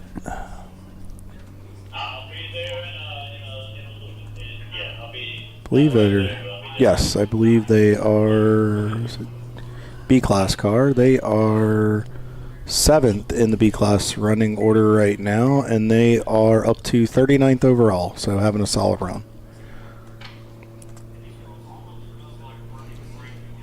So back on board here with My Races Live guys, with Claire. She's still in the car. So she's up to 16th, still running solid pace, Paulie. I mean, she's laying down some good laps. I mean, obviously we're under code 35, but just being real smooth and just picking off those spots a little bit at a time. Yeah. Yeah, those folks flew in all the way from California. They're home in California to race with us today. And be here to help out any of their customers that might like help setting up a live stream unit in their car.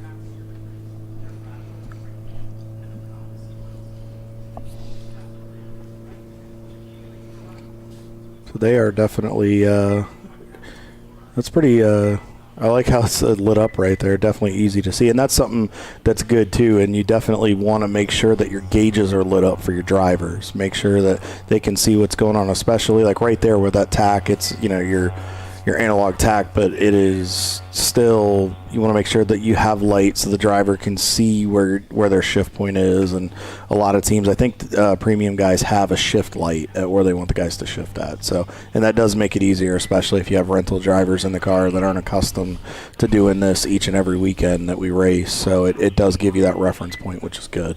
Rental drivers. Ugh. Always trouble. Yeah, we are. Us arrive and drive guys are always trouble. We're always stirring stuff up, looking to break something. John Allen special guys here. I think Les is getting in. I see a yellow suit. It's that time. Yep. So wish our buddy Les a good stint out here. Hopefully be safe and he can go do some trophy hunting. So they are 8th overall, and they are in podium contention right now for B-Class. They're 3rd in B. So, and they're in the pit, but so is Soggy Bottom Boys. And they are on the same, yes, they are on the same lap as those guys. So we'll see. All right, so with that, we've reached the bottom of the hour. And we're under caution, so we're going to take a quick break. And when we come back, be ready to go green. We promise. All right. So stay with us. You're watching Champ Car Live, presented by AutoZone from Michelin Raceway Road, Atlanta. We'll be right back.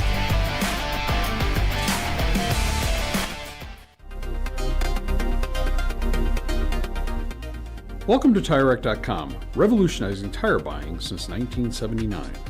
With our unmatched selection of branded products, finding what fits your vehicle and is right for you and how and where you drive has never been easier. Through helpful online shopping tools that include our professional hands-on reviews done at the introduction of a tire and consumer reviews that give real-world feedback over the life of the tire, you can make the right tire choice and find exactly what you need. And if you prefer to talk to someone, our tire testers, our sales team, are available on the phone.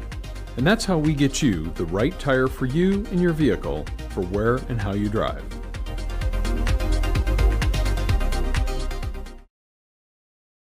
At AutoZone, you get what you need when you need it. Got a today job?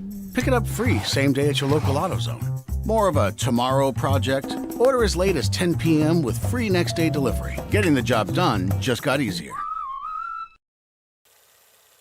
Since 1994, Flying Wrench has been a family-owned business renowned for exceptional European car repair and maintenance. We treat every vehicle with the same care and attention as if it were our very own, building lasting relationships with our clients along the way. We specialize in high-performance vehicles, offering a range of services that include fabrication, construction, custom wiring, and much more. Visit us at flyinwrench.com. Discovery Parts is a veteran-owned racing and safety equipment company. While we're located inside Atlanta Motorsports Park in Dawsonville, Georgia, Discovery Parts can also be found at the tracks, supporting a number of Champ Car Series events. We take pride in being a reseller of the best of the industry to Champ Car teams and drivers. We know racing, love racing, and look forward to tomorrow to even more racing. Visit us at discoveryparts.com. Lifeline's continuous commitment to research and development ensures that we supply the most innovative and cutting-edge products available. Used by the majority of the world's motorsport championship-winning drivers, teams, and constructors, Lifeline has a stringent and proven history of success. Lifeline's continuous commitment to research and development ensures that we supply the most innovative and cutting-edge products available. Lifeline's 0360 systems are the result of over 7 years of intensive research and development using 3M's Novik 1230 environmentally safe gas extinguishant. Lifeline uses only the finest quality components. For more information regarding our fire safety equipment and fire safety systems, please contact us at info@lifeline-fire.com.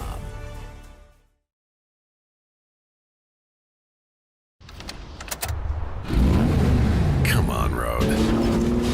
Do your worst. We'll be at our best. Engineered to meet or exceed original equipment performance, exclusively at AutoZone. Frozen rotors from Diversified Cryogenics deliver increased performance and a higher level of safety, while significantly reducing braking system costs. So to tell you a little bit about the durability of this product. So we have seen an incredible extension of the life of our brake rotors using frozen rotors. We've gone from brake rotors every other weekend to 6 weekends on one set of brake rotors, and I think they can go farther. The durability has been amazing, and it's been a fantastic season, and man, a lot of that is due to the way our car can brake on those frozen rotors. For more information, go to frozenrotors.com. Sentinel is a comprehensive motorsports video solution incorporating live streaming, local recording, 3 cameras with picture-in-picture, flag status, and much, much more. Stop playing with multiple solutions.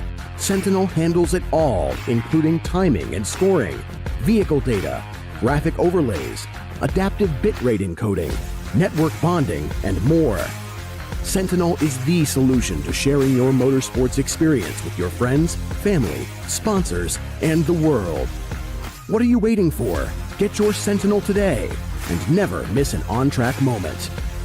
www.sentinel.racing.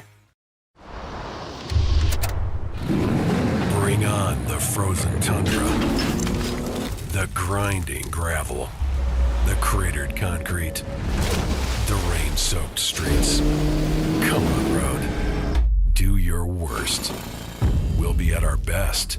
Reliable performance in unreliable conditions. Designed to meet or exceed original equipment performance. That's why more auto technicians choose Duralast parts. Exclusively at AutoZone.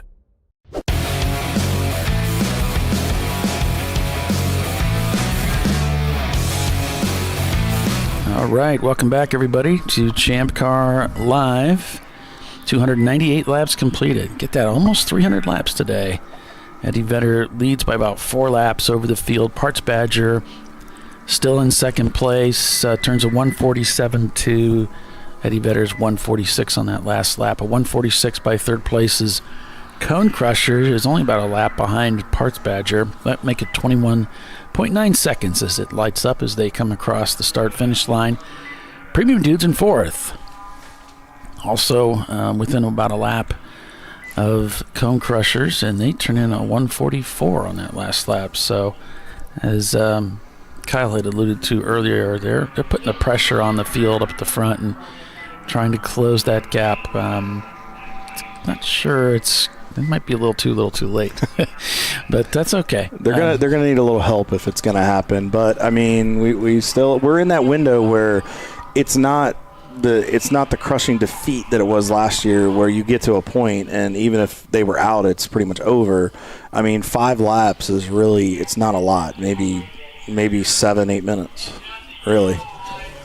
Yeah, anything could happen, of course, but you just got to look at it practically too. Until things change, you have to race the race that's in front of you, and in some cases, you just race your own race. You know, what can we do, and we'll just see where the chips land. And everybody has a little different take on that of how they want to approach the event. But yeah, we've got pit stops. So take a look at that and see how those strategies are coming together for everybody. So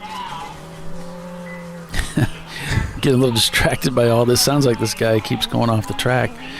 But yeah, 200. So I'm having a little trouble with my screen. There we go.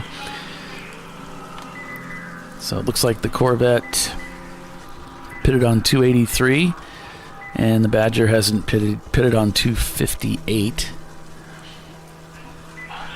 So we're expecting Parts Badger to have to pit here soon. And Cone Crushers pitted on 279, so that's allowed Parts Badger to get past them.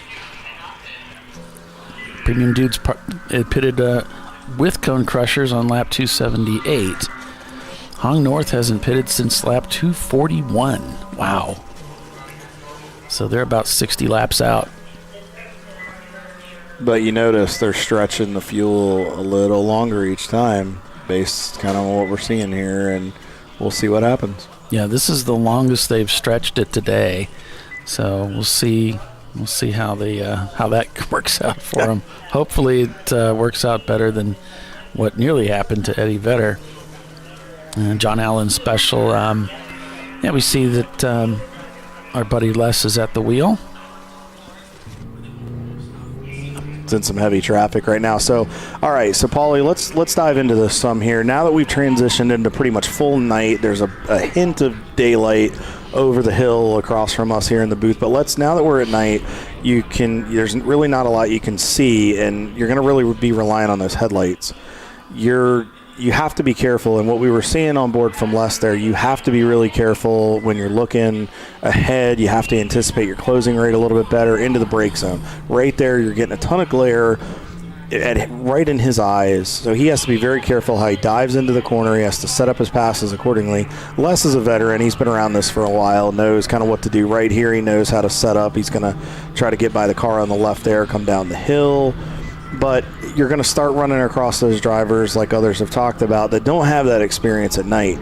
Like Emmy, for example, when she goes out here very shortly, when she gets her first taste of night racing in Champ Car, you have to be really, really smart about it, and you have to make sure you don't overstep those boundaries. So right here, Les is doing a nice job just picking these guys off one at a time. He's still got a little bit of light over the top of the hill, but I would say in the next 5 to 10 minutes, that'll be gone. And then you really just are relying on your headlights at that point. Well, I did notice during the pit stop someone was very diligently and carefully cleaning the windscreen, and now we can see why, because we want to reduce as much glare as possible on that window. So, and you can also mistake something that's on whether it's a bug or some type of debris on the windscreen. you can also mistake that for something on a racetrack, especially if you get distracted or with the glare, and that can cause you to miss your mark. So it's kind of twofold in that sense, and it's good practice for these guys to just make sure any drivers from here on out have a good windscreen to execute the rest of the race. Yeah, someone's saying in the chat that Hong North can tune for fuel savings, and yeah, that's good.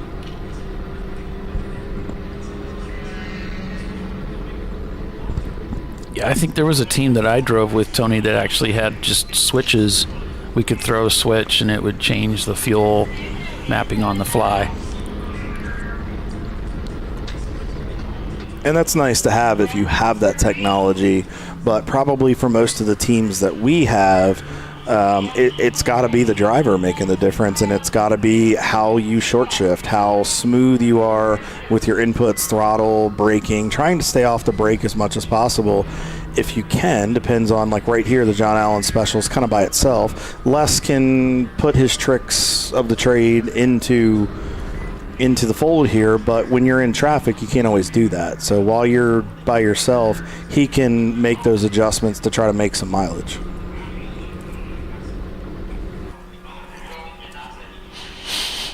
Back on board here with Late to Apex. Got the green motif going here. I kind of like it. It's like the Incredible Hulk or something, man. Maybe here shortly they'll kind of burst out and Late to Apex smash. Or the Green Lantern. Like Maybe. We're going to fly above the competition. Yeah, I'm not going to go there with that one, because if I get the reference wrong, I'll get a text from my dad. He's a big superhero person, and I'll have people that'll give me a hard time about it.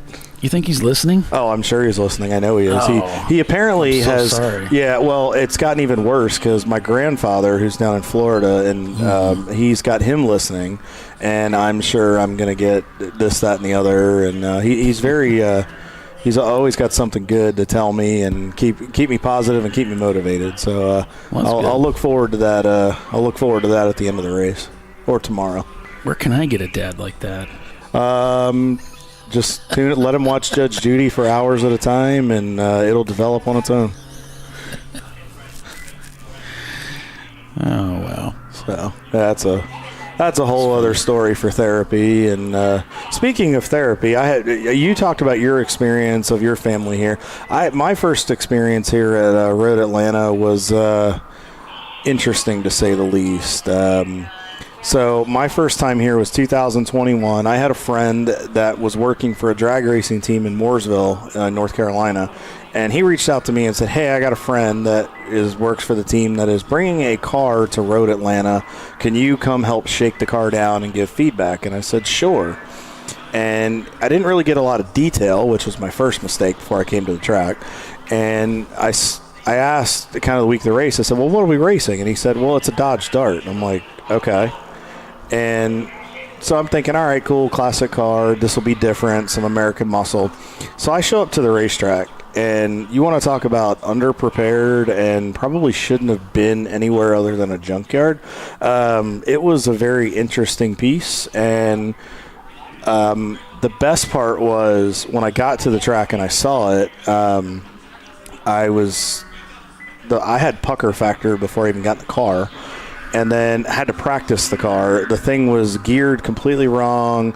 I'd go off into turn one, and it had no suspension on it. There was no cooling. I mean, it was a piece. So I go off into the corner, and to illustrate this, because you can't see my hands, the body roll this thing had, I think when we would go off into turn one, the people in the pits could see what suspension setup was running, which was nothing. And there was so much body roll. We were kind of flashing the pits, and it was the most uncomfortable feeling in the world. And so I practiced this. There was one guy that showed up to race it, and he's like, "I'm not driving this thing." But I was, stupid enough to continue to try to help them that weekend. So I'm like, they need to park this. It's not prepped. There were more issues that developed. So the morning of the race, I go in, and I remember Dana was running the show at that point, and I went in, and was in with all the officials in their morning meeting, and I was begging them to park me. I was begging them, like, what can I do to get kicked out of the racetrack? And then that was my first thing. I was on my hands and knees, and Please don't make me go out there. No, I'm not kidding. I was on my hands and knees begging. I was like this. I'm like, please, like, what do you need me to do? I will fight you. I will flip you off. I will give you whatever it takes if you kick me out of this racetrack for the weekend. I said, I will make it look good. I will scream. I will kick. You can have, Andy and Jimmy escort me out and rip my band off. We can make it look as professionally, messed up as you want. And they're trying, well, we can't discourage. It's Champ Car. I'm like, no, please, I'm begging you. It's a safety issue. You can discourage. Make me look bad. I will go home.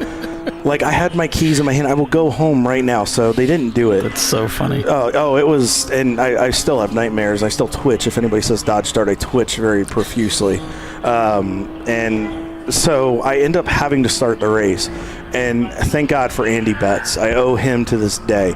He stood in front of my car, and he looked at me, and he just got mean mugged. And he looked at me, and he pointed at me, and went, and then he stuck his hand out like this, and I just shook my head yes. You can't see my hands in here, folks, because it's, he stuck his hand out. You get that person, they hold you like it's a crossing guard. They stick your hand out, and the cop looks at you like, no, you're not moving. And that's what it was. He stuck his hand out and just stay, and I just shook my head, yep, like a little kid, like I was in trouble. And so he wouldn't let me go, and he put me to the end, and I went out, and I ran until the thing just kind of overheated for the 900th time that weekend. And then they kept fighting, and it was just, yeah. So that was my first foray into Road Atlanta. Thank God for Brew Crew the next year. I was able to get over my fear of Road Atlanta, because I'm not going to lie, first time I went into turn one, I'm like, I was scared the car was going to end up on two wheels.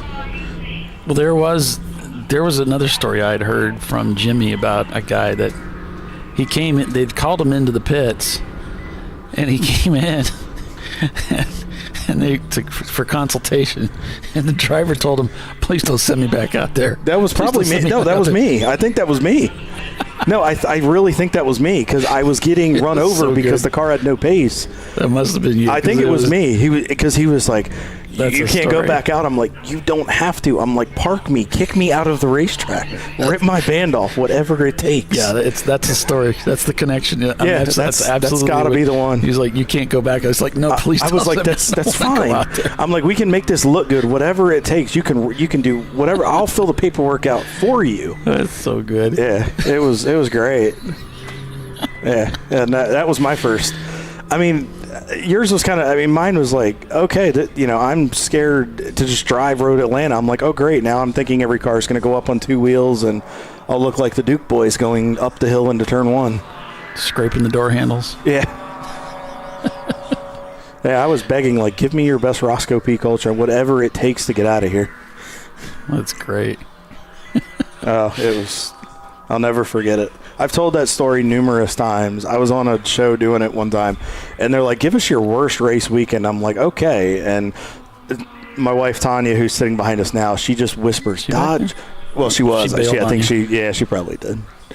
So she went to go find her other husband with six-pack abs. It's fine.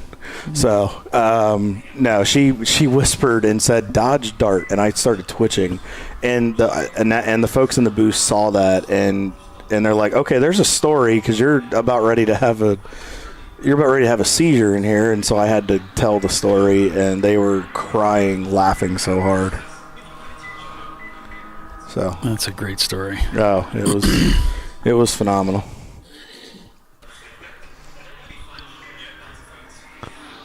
So it was, don't get me wrong, they're cool cars, but I just was like, that one is not ready to be on the racetrack. It was an adventure, but I'm glad that I've experienced Road Atlanta, and I jokingly say that, folks. If you have the opportunity, come to Road Atlanta, but bring a prepped car and do the legwork at your shop. Make sure the car is ready to go, or go do some practice days and shake it down before you come here and use it wisely. Unfortunately, I was trying to do somebody a favor, and never again. So as we're back on board here with Gus Racing with Travis behind the wheel, they're on getting ready to complete 282 or 283 here, and they're 4th in their class and 18th overall. They've started out strong, Paulie. Justin was leading the race. They're running up front. I guess they just kind of ran into some issues. We saw them behind the wall for a period of time, but looks like they're back out and in recovery mode right now, trying to pick spots back up. This really awkward shot is actually from our perch here in the tower, looking down through the glass onto the front straightaway. And usually I have to turn off the lights to avoid all the glare, but even when I do that, it doesn't really solve the problem. But Nolan's still out there. He's been taking a few breaks. I haven't been abusing him or anything. He got dinner and he got lunch and everything, but he's back out there with the camera and giving us some pit road views. Roman Nolan, he's done a great job today. Is that the Hong North guys, I think? Yep, headed back out. So you were asking if my dad was listening. Oh, yeah, he was. I just got a text message, in brightest day, in blackest night, and ... I'm like, okay, yep, he's listening. He's still here. Well, my condolences for, putting you through this for 14 hours. It's fine. So, no, it's a lot of fun. No, we joke back and forth with it, but I appreciate them tuning in, and I'm glad that they're coming out to more races. I was able to get them out. I'm hoping to get them out to. I know my dad's coming to Daytona, but I'm hoping to get my mom out to a few this year to have some fun. So, she's retired. I mean, we got to get her out there and have some fun. But looking at on the front stretch here, you see the cars coming through turn 12 to the start-finish line, and this really gives you a sense of the speed that you carry down that hill. As you can see, the cars buzz by, headed up to complete another lap. It looks like we're going yellow here, Paulie. Okay. Back code going 35. Back to caution, and down to code 35.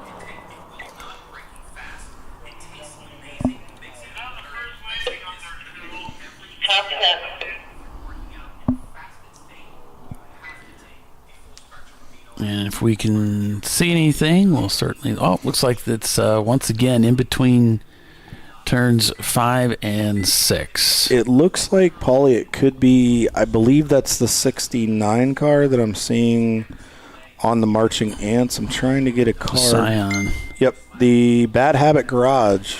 They are 34th overall at this point, and I believe they're 5th in the B class right now, so... hopefully it's not anything terminal for those guys, because they're having a good run today and inside of the top 40.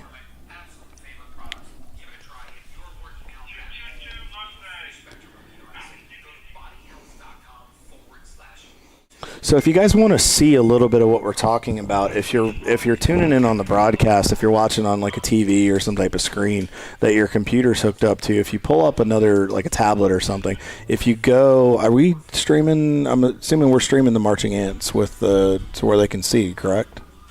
Yeah. Okay, so if you want to check that out, there should be a link up where you can see Marching Ants. That is the transponders that are in the cars that when they come across give, it's how we get the lap times, and you can find out where they're at. You can see what we're looking at here in the booth and get an understanding of kind of where we're getting some of this information from. Yeah, so what's starting to come in here is it looks like the number 606 of Section 8 impacted the wall in turn 5A, what they're calling 5A. That whole team has had just a miserable race so far. So, I mean, hopefully they can come out of here, at least with their heads held high.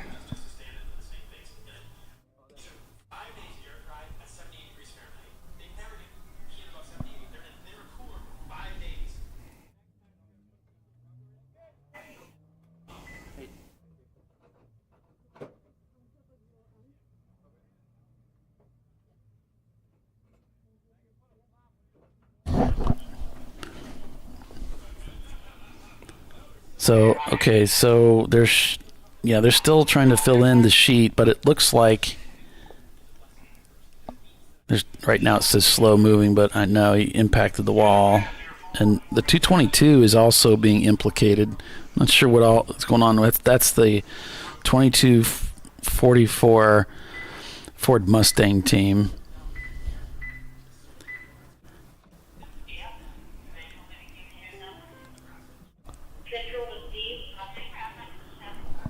Yeah, those guys are another one that have just not had the day that they were hoping for here at Road Atlanta, unfortunately. So as we're back on board with the My Races Live team, looks like they're in the pits for a driver. Looks like a driver change. Not sure here. We'll have to see if they update the graphic for us. It was Claire in the car.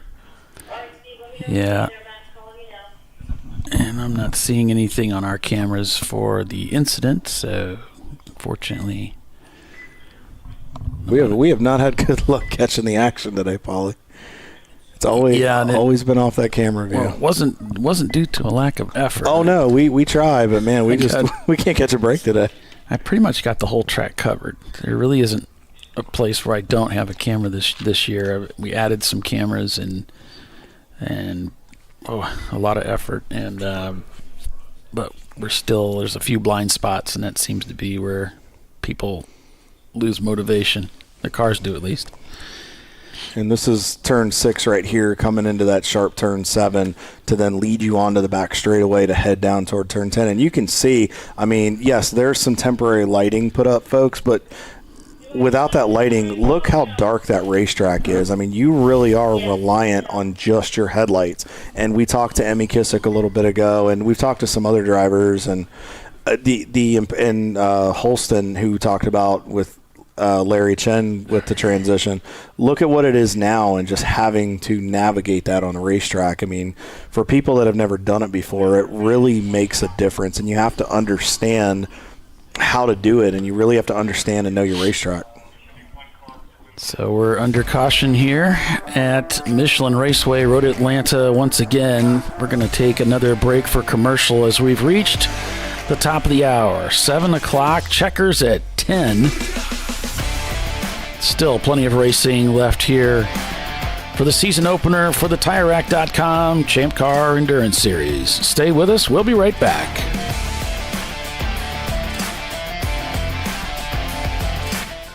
You know, I'd buy tires online, but then what? We've thought about it. We're TireRack.com. They should let you ship directly to a mechanic. Actually, we call them independent recommended installers. They should have like 1,000 mechanics. Try over 7,000 installers. Then you just make an appointment. At a time that's convenient for you. This could change tire buying forever. TireRack.com, the way tire buying should be. Come on, Road. Do your worst. We'll be at our best. Engineered to meet or exceed original equipment performance, exclusively at AutoZone. Since 1994, Flying Wrench has been a family-owned business renowned for exceptional European car repair and maintenance. We treat every vehicle with the same care and attention as if it were our very own, building lasting relationships with our clients along the way.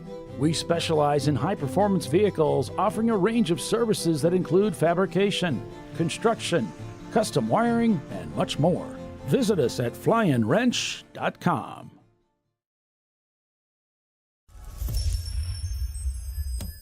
Frozen rotors from Diversified Cryogenics deliver increased performance and a higher level of safety, while significantly reducing braking system costs. So to tell you a little bit about the durability of this product. So we have seen an incredible extension of the life of our brake rotors using frozen rotors. We've gone from brake rotors every other weekend to 6 weekends on one set of brake rotors, and I think they can go farther. The durability has been amazing, and it's been a fantastic season, and man, a lot of that is due to the way our car can brake on those frozen rotors. For more information, go to frozenrotors.com. Come on, Road. Do your worst. We'll be at our best. Stress tested to meet or exceed original equipment performance, exclusively at AutoZone. Welcome to Parts Badger, where we want to be your online machine shop. Through our online platform, we connect our global manufacturing capacity to your fingertips. You can request a quote, place an order, manage your parts, and even share that information with a colleague right online. If you prefer, you can work with our experienced team of sales representatives who are supported by our design engineers and project managers as well. Whether your project's big or small, simple or complex, Parts Badger can get it done. See if we can help your company at partsbadger.com. Discovery Parts is a veteran-owned racing and safety equipment company. While we're located inside Atlanta Motorsports Park in Dawsonville, Georgia, Discovery Parts can also be found at the tracks, supporting a number of Champ Car Series events. We take pride in being a reseller of the best of the industry to Champ Car teams and drivers. We know racing, love racing, and look forward to tomorrow to even more racing. Visit us at discoveryparts.com.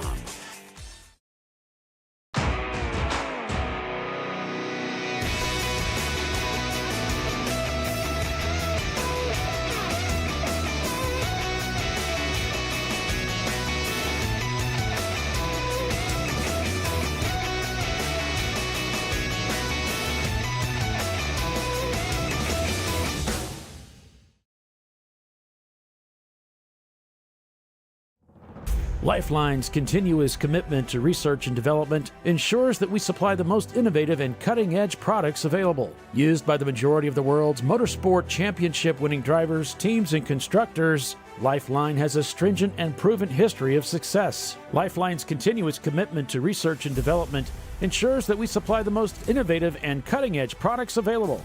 Lifeline's 0360 systems are the result of over 7 years of intensive research and development using 3M's Novik 1230 environmentally safe gas extinguishant. Lifeline uses only the finest quality components. For more information regarding our fire safety equipment and fire safety systems, please contact us at info@lifeline-fire.com. Sentinel is a comprehensive motorsports video solution incorporating live streaming, local recording, 3 cameras with picture-in-picture, flag status, and much, much more. Stop playing with multiple solutions. Sentinel handles it all, including timing and scoring, vehicle data, graphic overlays, adaptive bitrate encoding, network bonding, and more. Sentinel is the solution to sharing your motorsports experience with your friends, family, sponsors, and the world. What are you waiting for? Get your Sentinel today and never miss an on-track moment. www.sentinel.racing. No. Seriously?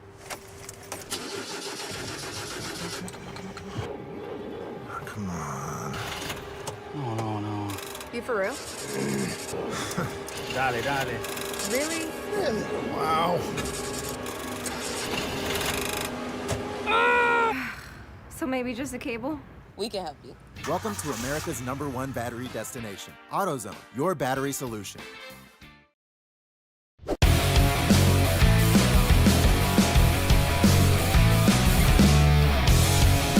All right, welcome back, everybody, to ChampCar.Live, presented by AutoZone. So we're getting a message here. Number 69 impacted the wall. Is that that's the Bad Habit Scion? Okay, over in 5A, and then the 222 was marked, but they didn't complete the scent. They didn't complete the row, so I don't really know what the story is there from Race Control Log. So we do see that the Wrench Rags team is on the rollback, so we know that much. So depending on how badly moved or pushed or bent up the wall is, that's going to affect how long it takes to get us back to racing. And hopefully it's not. And hopefully it's not too bad where they can, they can get it fixed up really quickly and we can go back to rolling. So we're inside of 3 hours to go here at Michelin Raceway Road, Atlanta. It's been an eventful race so far, but we've seen Eddie Vedder's guys, the race leaders, they have a bit of a gap here. It's about a 4-lap cushion between them and Cone Crushers in their Toyota MR2. And the Premium Dudes guys have snuck up into 3rd, and Parts Badger is now 4th. And On Second Thought Racing, who is in pit road, I think I don't think that's them. It looks like one of the Camaros. Right. And they're rounding out the top 5. Hong North in 6th. The John Allen Special in 7th. Soggy Bottom Boys in 8th. It looks like the guys here, looks like they're checking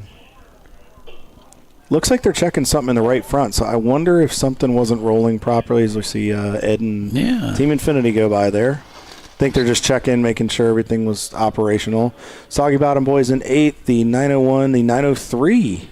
Paulie has passed the teammate and is now the leading 901 motorsport car. And Birmingham rounding out your top 10. Mad Wag, your leading A-Class car in 11th. The 901 sister car is in 12th. Wheels America, where did they come from? All of a sudden, they've snuck up into the top 15. In the 998 entry, Atlanta Speedworks in the 996 is still hanging on strong in 14th. And Dingus is still rounding out the A-Class on the podium and is 15th overall, I believe. Yeah, and Premium Dudes, Nathan sent me a link for their next stream. So I'll be getting that plugged in so we can go on board with them. And keep some of the stuff coming, guys. We want to know what's going on, and we want to continue to talk about you guys as we get to the finish. And, the in-car streams are big for us because now we're to the point where, it's getting a little bit harder to see as far as on the racetrack, but we want to see what those guys are doing behind the wheel. We can really emphasize what the drivers go through at night and how you have to adjust to the limited lighting conditions.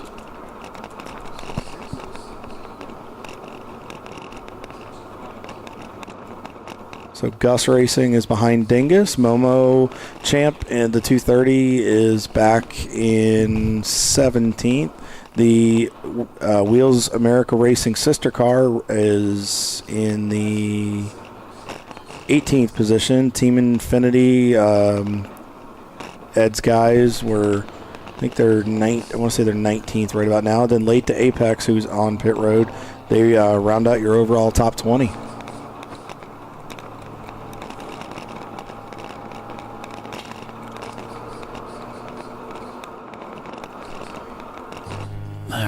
So we got the Premium Dudes feed. And those guys had a rough go of it on the way here. Their truck broke down as they were towing.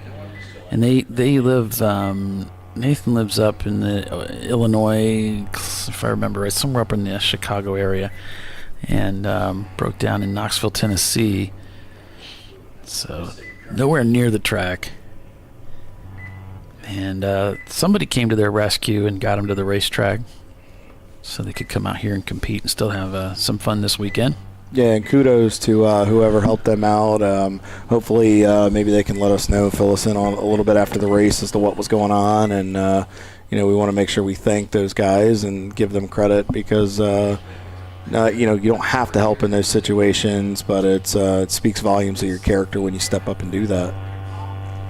So the 222, they finished marking up the race control logs that it's the 2244 team of the Ford Mustang, 2009 Ford Mustang that also impacted the wall. So we had two cars that got into the wall at the same time. And I think that's why, as we were watching from the turn 6 camera, we could see emergency lights flashing from two different locations. But then we've got this car, which Wrench Rags, which is neither one of those cars is on a rollback, so we kind of had several cars just kind of duck out at one time.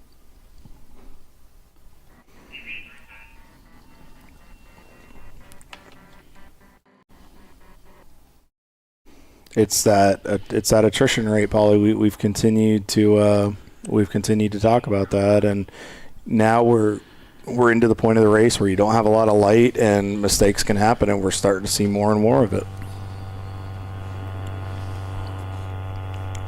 So as we continue to go around under caution, you just, like I said, you're looking at this. You really, yes, those lights are bright, but you really have to know your racetrack. You really have to know, like right here, you can't really see your turning point there for the third turn, and you got to know where those curbs are. Yes, they're going at a slow pace right now.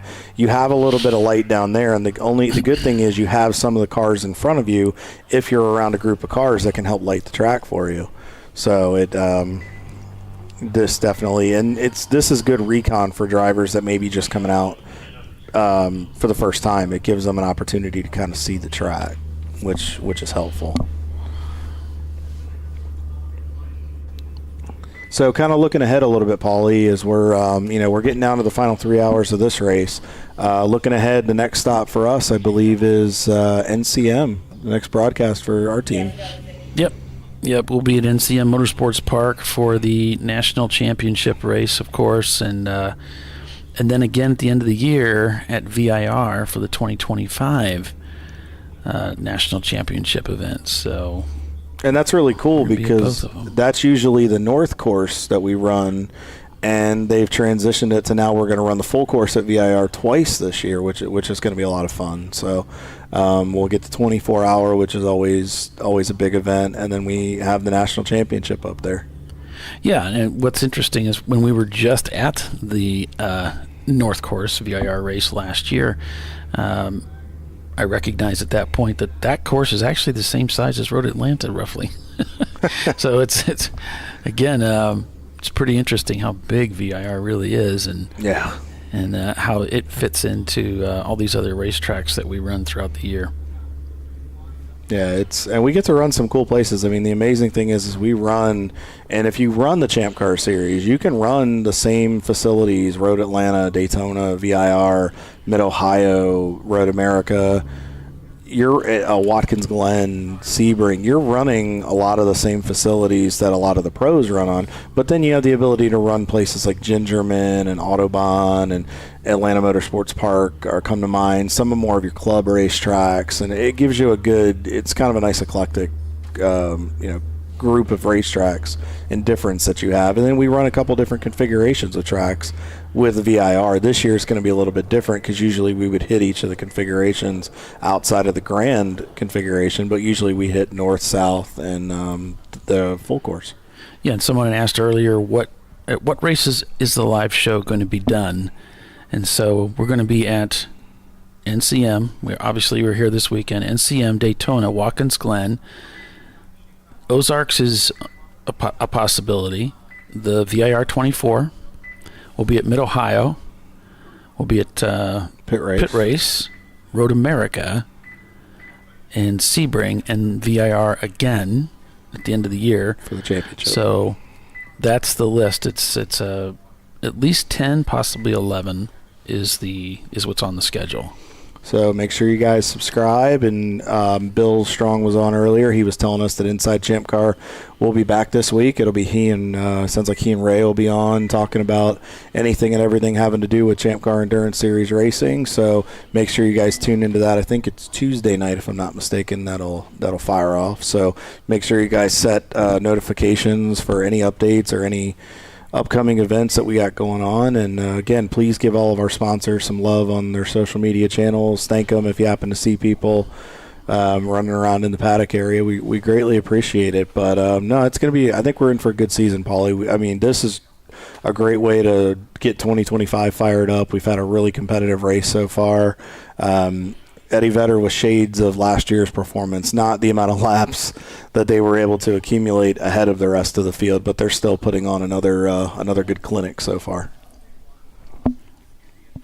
Yeah, and just under these cautions, just that's fine with them. They're happy to just turn laps. Yeah. I mean, the more, and that's something that it's got to be frustrating for the guys, the teams behind. The teams behind, they want this race. Exactly, time. They're chomping at the bit to get back behind, to get back on green flag racing, so they can try to make up time. But we keep having these incidents, and unfortunately, cautions tend to breed cautions at times.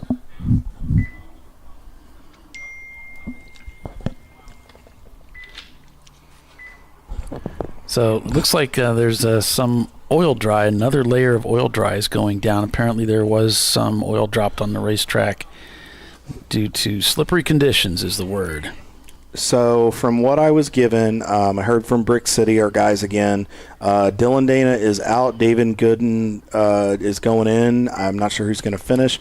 So what we were told from their perspective, Porsche Boxster parked it in turn 3. They came over and almost collected him. This was before the big accident.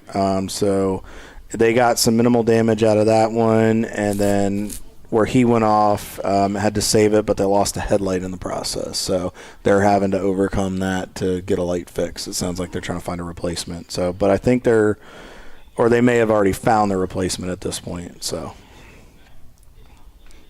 but collected a little bit of damage, but they said it's a pretty nasty accident from what we were told, and that's why the extended caution. Cars coming down the backstretch here as the crews work out the details to get us back to racing. And this is what we were talking about, Paulie, the headlights. And Emmy was talking about how she'd have to get used to that, and Larry as well. Having those lights, especially if you look at the second car on your screen there to the right, folks, how bright those lights are. That can be very distracting in your mirror, especially the angle you may sit at in your race seat and going up and down, the elevation changes here at Road Atlanta.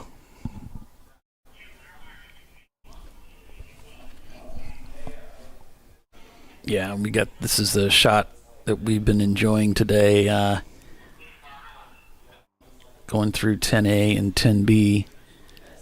And really what I did was I just took some inspiration from the Petit Le Mans race for their camera positions and thought, well, maybe we can do some things similar. And we know the action, and that's the nice thing is you can go to and watch those broadcasts, and a lot of the trouble spots. So. Hey there. Are we bothering you or anything? He was just wondering, so you got black flagged earlier, and they made him wait in pit lane for a few minutes. Yeah. And then they said it was an error.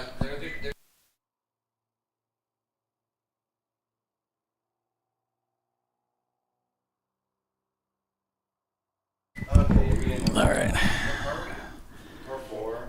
Yeah, he sounded hit exit, and they were like, let's check. He's up there for 3 or 5 minutes, and we were like. So back on board here with Premium Dudes as they come up under the Fox Factory Bridge. See, making sure you're lined up right there. There's that little bit of temporary lighting there that you can see the cars going down into pit lane and the club pits. But, you really have to know that placement and make sure you know where you're putting your car here as you come to set up for turn 12. Let's see how much minutes it's actually been. Okay. I mean, just really see I can see the pit stop. And you can bet Les would rather be racing right now. I'm sure he would be. I'm sure he has got to be very frustrated to these things happen occasionally in racing when you get stuck out there under an extended caution.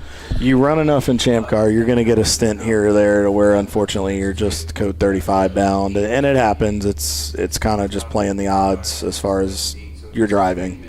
No, it wasn't during a pit stop. It was while he was running. They black flagged him. That's what I'm saying. They said which was car 4. Car 4. Car 4 originally got that. Yeah. And then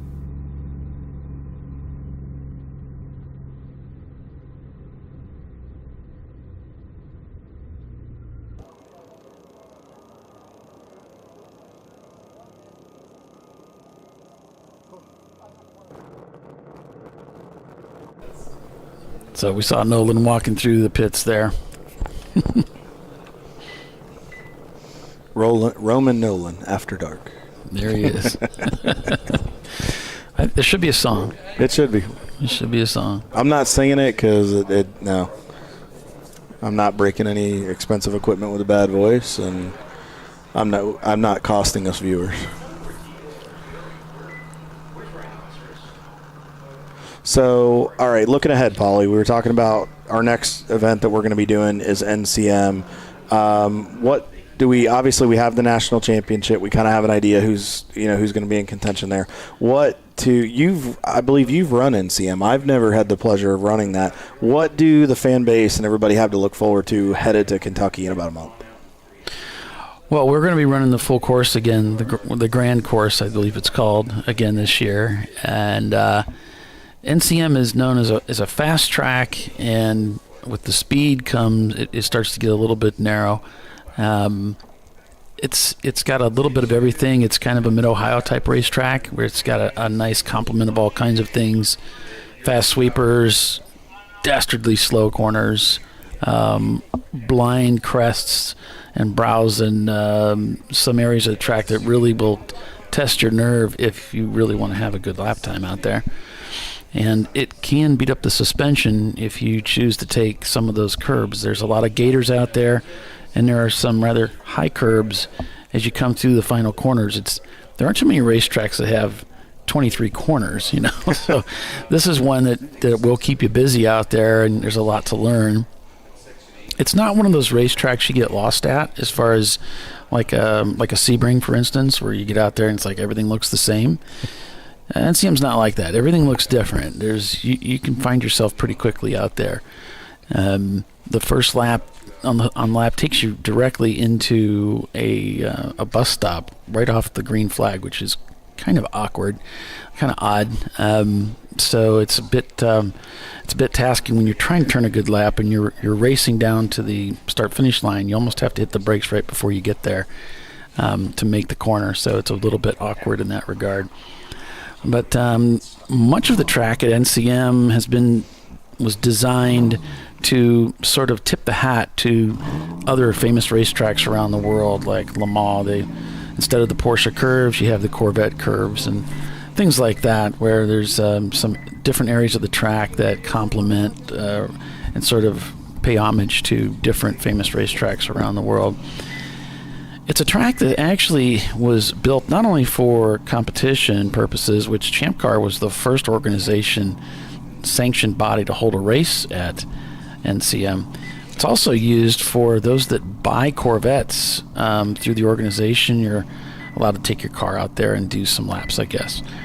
So it's known for being a Corvette track, which I'm always kind of surprised because it feels more like a classic club track, not necessarily a high horsepower track. You might think like a Road America or something like that would be. So NCM it's a treasure. It's a newer racetrack, newer facility, well maintained, and it's been well run. So I think that we've run there for many years now, and I think if you haven't run at NCM yet, you really should. There are some videos online that you can go to get an idea of what the track is like. I haven't seen anything on iRacing or any of the other platforms where they've done a scan so that you could spend some time doing laps out there. But there are some educational courses out there that are available where you can get some expert coaching on the track before you go out there. And most people that go there, because I've raced there quite a few times, there's almost always one or two people that have never been there before, and they struggle with it. With 23 turns, I remember watching the race last year. It looks like a handful. I know I was watching to see how Atlanta Speed Works and the Rad Air guys would do, and it looks like it's a challenge, and you definitely have to be open to tackling all 23 turns. We had a question in the chat. Chris Schultz was asking, if West Palm ever came back, would Champ Car hold a race there? Honestly, that is a great question. Not something that we could answer. That would be something at a higher, above our pay grade at that point. We know West Palm was a popular track, and a lot of people loved it. I don't really see why we wouldn't. We've had, it's something that I think most people would want to go there. So that would be something to be up to the CEO to decide whether we can work a deal. But as far as popularity, I have a feeling the consensus would probably be for a lot of people to go because it seemed to be a popular facility, and they always seem to get a pretty good car count. So, within reason, of course, but there would be a lot of people that would probably say yes, but the only concern they would get with some people is that would be almost the equivalent of like going to Homestead, just because it's kind of a hike too. Well, one of the things about scheduling races that no one thinks about is there's only so many weekends in the year. And so when you schedule that event, how does that affect the other events that are important to you as well? And it's easy to accidentally schedule an event near a certain time frame. People flock to that, and then they don't attend the big races you want them to attend for financial reasons, and you actually end up hurting yourself. The other thing, too, is because of scheduling, maybe you don't have as good a turnout as you would have had simply because it's just not a good time for everybody or the majority. And it also might be at the cost of a race that you really wanted to do because they wanted to do it, like you said, Paulie, due to scheduling. So, and speaking of West Palm Beach, we just had somebody come into the booth that is from around that neck of the woods. Who could it be? I don't know. If you know the shark, you know the fin. We know Ed. Ed? Hey, how you doing today? Pretty good. So, we saw you guys we're having a pretty good race. Look like a couple hiccups here. How's it going?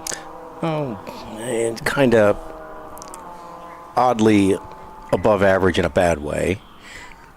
Gave the car a good going over. Thought we were completely ready. My bags were packed a week ahead of time. It was pretty good.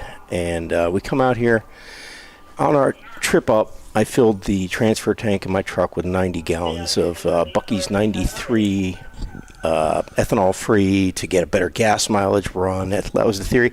I think the gas is bad. My engine is hurt. Oh no. Yeah, it's still running. It's fine. We're going to finish the race. We're trying for class second. Eddie Vedder is obviously untouchable. So we're just going to stay out there. She's running great. I mean, guys haven't reported any loss of power, but it's pushing oil. It's pushing oil out of everything, and it's not a seal that's leaking. Oh no! It's in everything. It's a choo-choo train. Oh, that's not good. So that is that. We were talking last night. I saw you in the paddock area.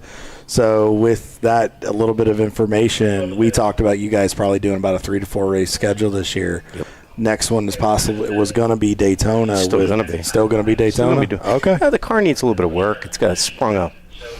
I don't know. It sprung some kind of problem on us. But, I mean, there's been no contact. We've had a clean race in that respect. There's nothing more than a cracked rim all day, and that was from debris on the track. Oddly, the river rocks, of all things. We went through a kicked up bunch of river rocks from somebody that went through the rock pit at speed, and it was still green, and we went through there, and it chipped and cracked the rim on the inner bead. Oh, jeez. I mean, that's been our excitement, and all of a sudden it's like, hey, why is the car smoking? But unrelated. It was down on power in the first stint, but everybody agreed, it might be for other reasons. It's hot out. We're not used to this temperature. You know how cars really wake up in the cool. It's like, man, our lap time should be a little bit better. It kind of feels a little flat, but we were messing with tires, and it's like, okay, maybe it's just a different G feel to us or something. It's a butt feel, not a dyno. So we just kind of just soldiered on. We didn't really move up the way we thought. We made a couple of little flubs. The radios were in great shape, but 2 guys had headphones go bad where they couldn't receive audio. Oh no. We were able to, they could talk to us, but they didn't. It's like, hey, you really should come in for this purple 35, and there's nobody there. Oh man. And so we missed most of our purple 35, so we started experimenting with alternate strategy once we got that worked out. Leave the driver in, top off the car for a quick purple 35, and then switch drivers and mess around with the gas stops, not at the same time as the driver swap. And we started messing around, and we were able to maintain position, even a little off pace. And we're just messing around, trying different stuff. I mean, you just throw something out there every once in a while that doesn't make sense. Sometimes it works. Trying to use it a little bit as a test session to see what will work for maybe for Daytona going forward too. Yeah, we were watching our class position. We were watching the leaders, and they were pulling a lot stronger than us today. And we were working for just maintaining a high-class win. A high-class position, I should say. There's no winning with that Corvette out there stalking us. But good for them. They've got a very strong, well-driven car. They've been very patient. I mean, when it came time to lap us, they'd wait. I mean, we're quick enough. And they'd wait.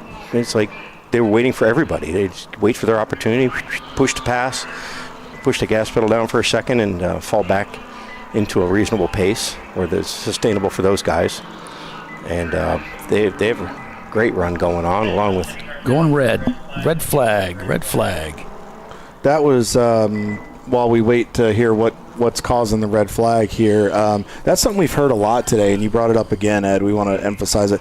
Respect. We're hearing a lot of that. We're hearing so many people saying this is one of the cleanest. It's a good race. One of the cleanest Road Atlanta races we've seen in years, and just seeing a lot of good feedback from drivers and teams on what they're seeing, the respect, give and take out there. Obviously, we're not going to avoid contact completely. Never at a racetrack. But can you concur? What's your feedback? What's Ed's thoughts on the race? Honestly, we do pretty good generally. Like, when other people are struggling, we'll come out of a race without any contact at all.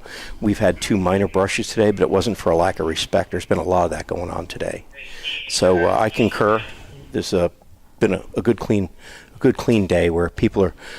The only things that's gone wrong with a little scrape on the car would be more situational awareness, and with all the skill levels, for just a scratch, we're happy. Yeah, there's been no disrespecting going on. I was having a great time with a Miata. We were passing each other twice a lap. I'd blow by him. He'd zig by me. I had a good talk with him afterwards. We had some fun. I went out there and was playing with, what's the Cone Crusher's car now? The Leviathan. Leviathan, the 255. Had a little fun with them when I could keep up with those guys. I mean, they're butchering it as well. Are they still out there? Yep. You talk about the Leviathan. Yep, they're actually second overall, and they are, I think they're leading the C-Class, aren't they, Paulie? C-Class leaders at this point? So they're on all this top 5 here. I'm just looking at your screen. We got Eddie Vedder, Chrome Crushers, Premium Dudes, Parts Badger, Hung North. All those guys, the top 5, they've all been very respectful. I mean, that's the key to doing this right. I mean, they'll show up, and if they're faster, these guys are 5, 6 seconds faster than us. They show up in your mirror. You look at them. They're just kind of hanging out. Either they wait for a point by or just wait for a safe place rather than squeezing it.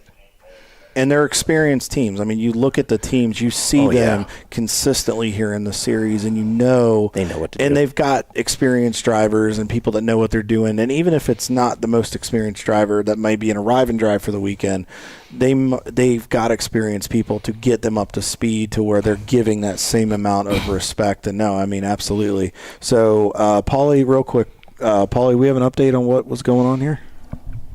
No, they haven't updated the sheets. We can see there's some activity over in turn 10A, and their safety vehicles already there. Alrighty. Well, while we're waiting for that, Ed, so I talked to you a little bit in the paddock last night. We were talking, and you were giving me some insight onto your team. You guys are a low budget team. You guys roll. You got a car comes in on a small trailer, you tow it to the track each and every week. You guys are pretty dedicated, based out of Florida. You guys usually do here, Daytona, the Sebring events. Sebring, PBIR. We were at the last PBIR race that the gentleman was asking about. And believe me, I keep close tabs on that. That place is 25 minutes from home. I drive the race car there. We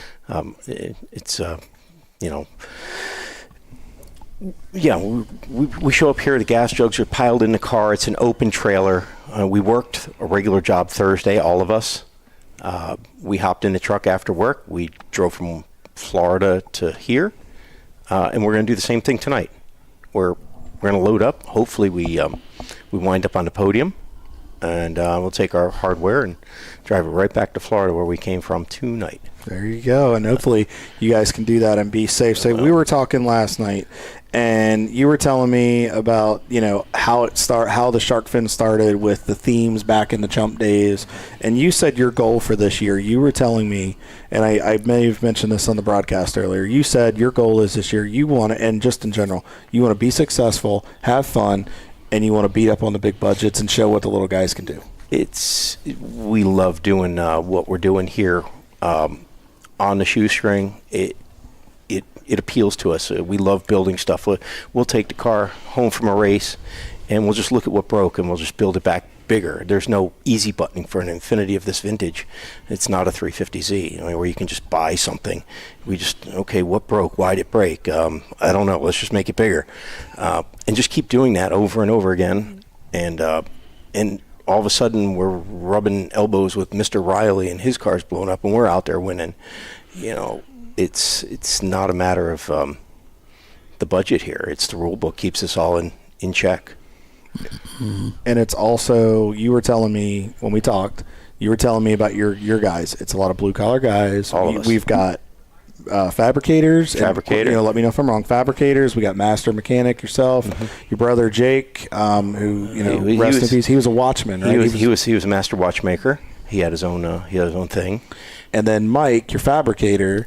You were telling me Mike is a magician with that stuff, where you'll think of ideas, and at lunchtime he'll all of a sudden 30 minutes later he's popped out something quick. Between the two of us, we've got a great synergy where I can come up with something technical and share it with him, and he'd be like, I can do that. It's not a problem. And he'll come back with something that he made over lunch with a sandwich in his hand.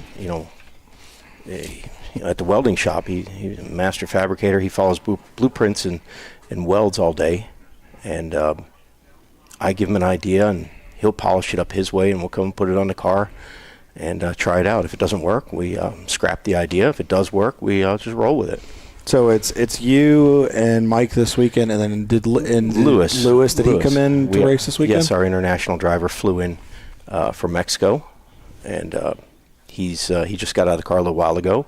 He's having a great time. Good. His wife's here, and he comes. He spends the weekend with us. We all have a great time, and he goes back home and does his thing. He's a businessman. I just go home and I have fixed cars. So Monday I won't be worth anything. Tuesday I'll go back to work and give it a shot to make a buck. And Mike will do the same thing. He'll go to work Monday, and I don't know if he'll make a buck, but. So you guys have been around for a long time. Everybody knows. And then on occasion, you guys bring out the second car. We have a second and a third car. We have a sister team with another Infiniti, and then we have Mike built a Ranger and put an LS-based engine in it, an automatic transmission, of course. All the Team Infiniti variants have automatic transmissions. And I don't know, we're just stuck in that spot. We love the rule book. It embraces it, and we make it work. So with your little program, how it's grown and just what you guys have done with it, how David is beating up on the Goliaths, let's say. What we know about you gave us some insight on the schedule. How can people follow you? How can they pay attention to what you guys got going on? And who would you like to thank that really makes this program go? Well, they can find me on Facebook, Infiniti Shark Car Ed. That's pretty much it. That's my media presence at this time. We've just got some very small benefactors that, we're mostly just self-funded. This is how small we are. We don't have any big names on our side right now. We'll be looking at maybe getting some better lighting. I've got some diodynamics. I might switch over to Hella. I was looking at some Maxxis tires, things like that. Those guys are going to work with us. The engineers at those companies are great to talk to. I just like the access we get to all these professional companies where they assist everybody and work with you no matter who you are. Car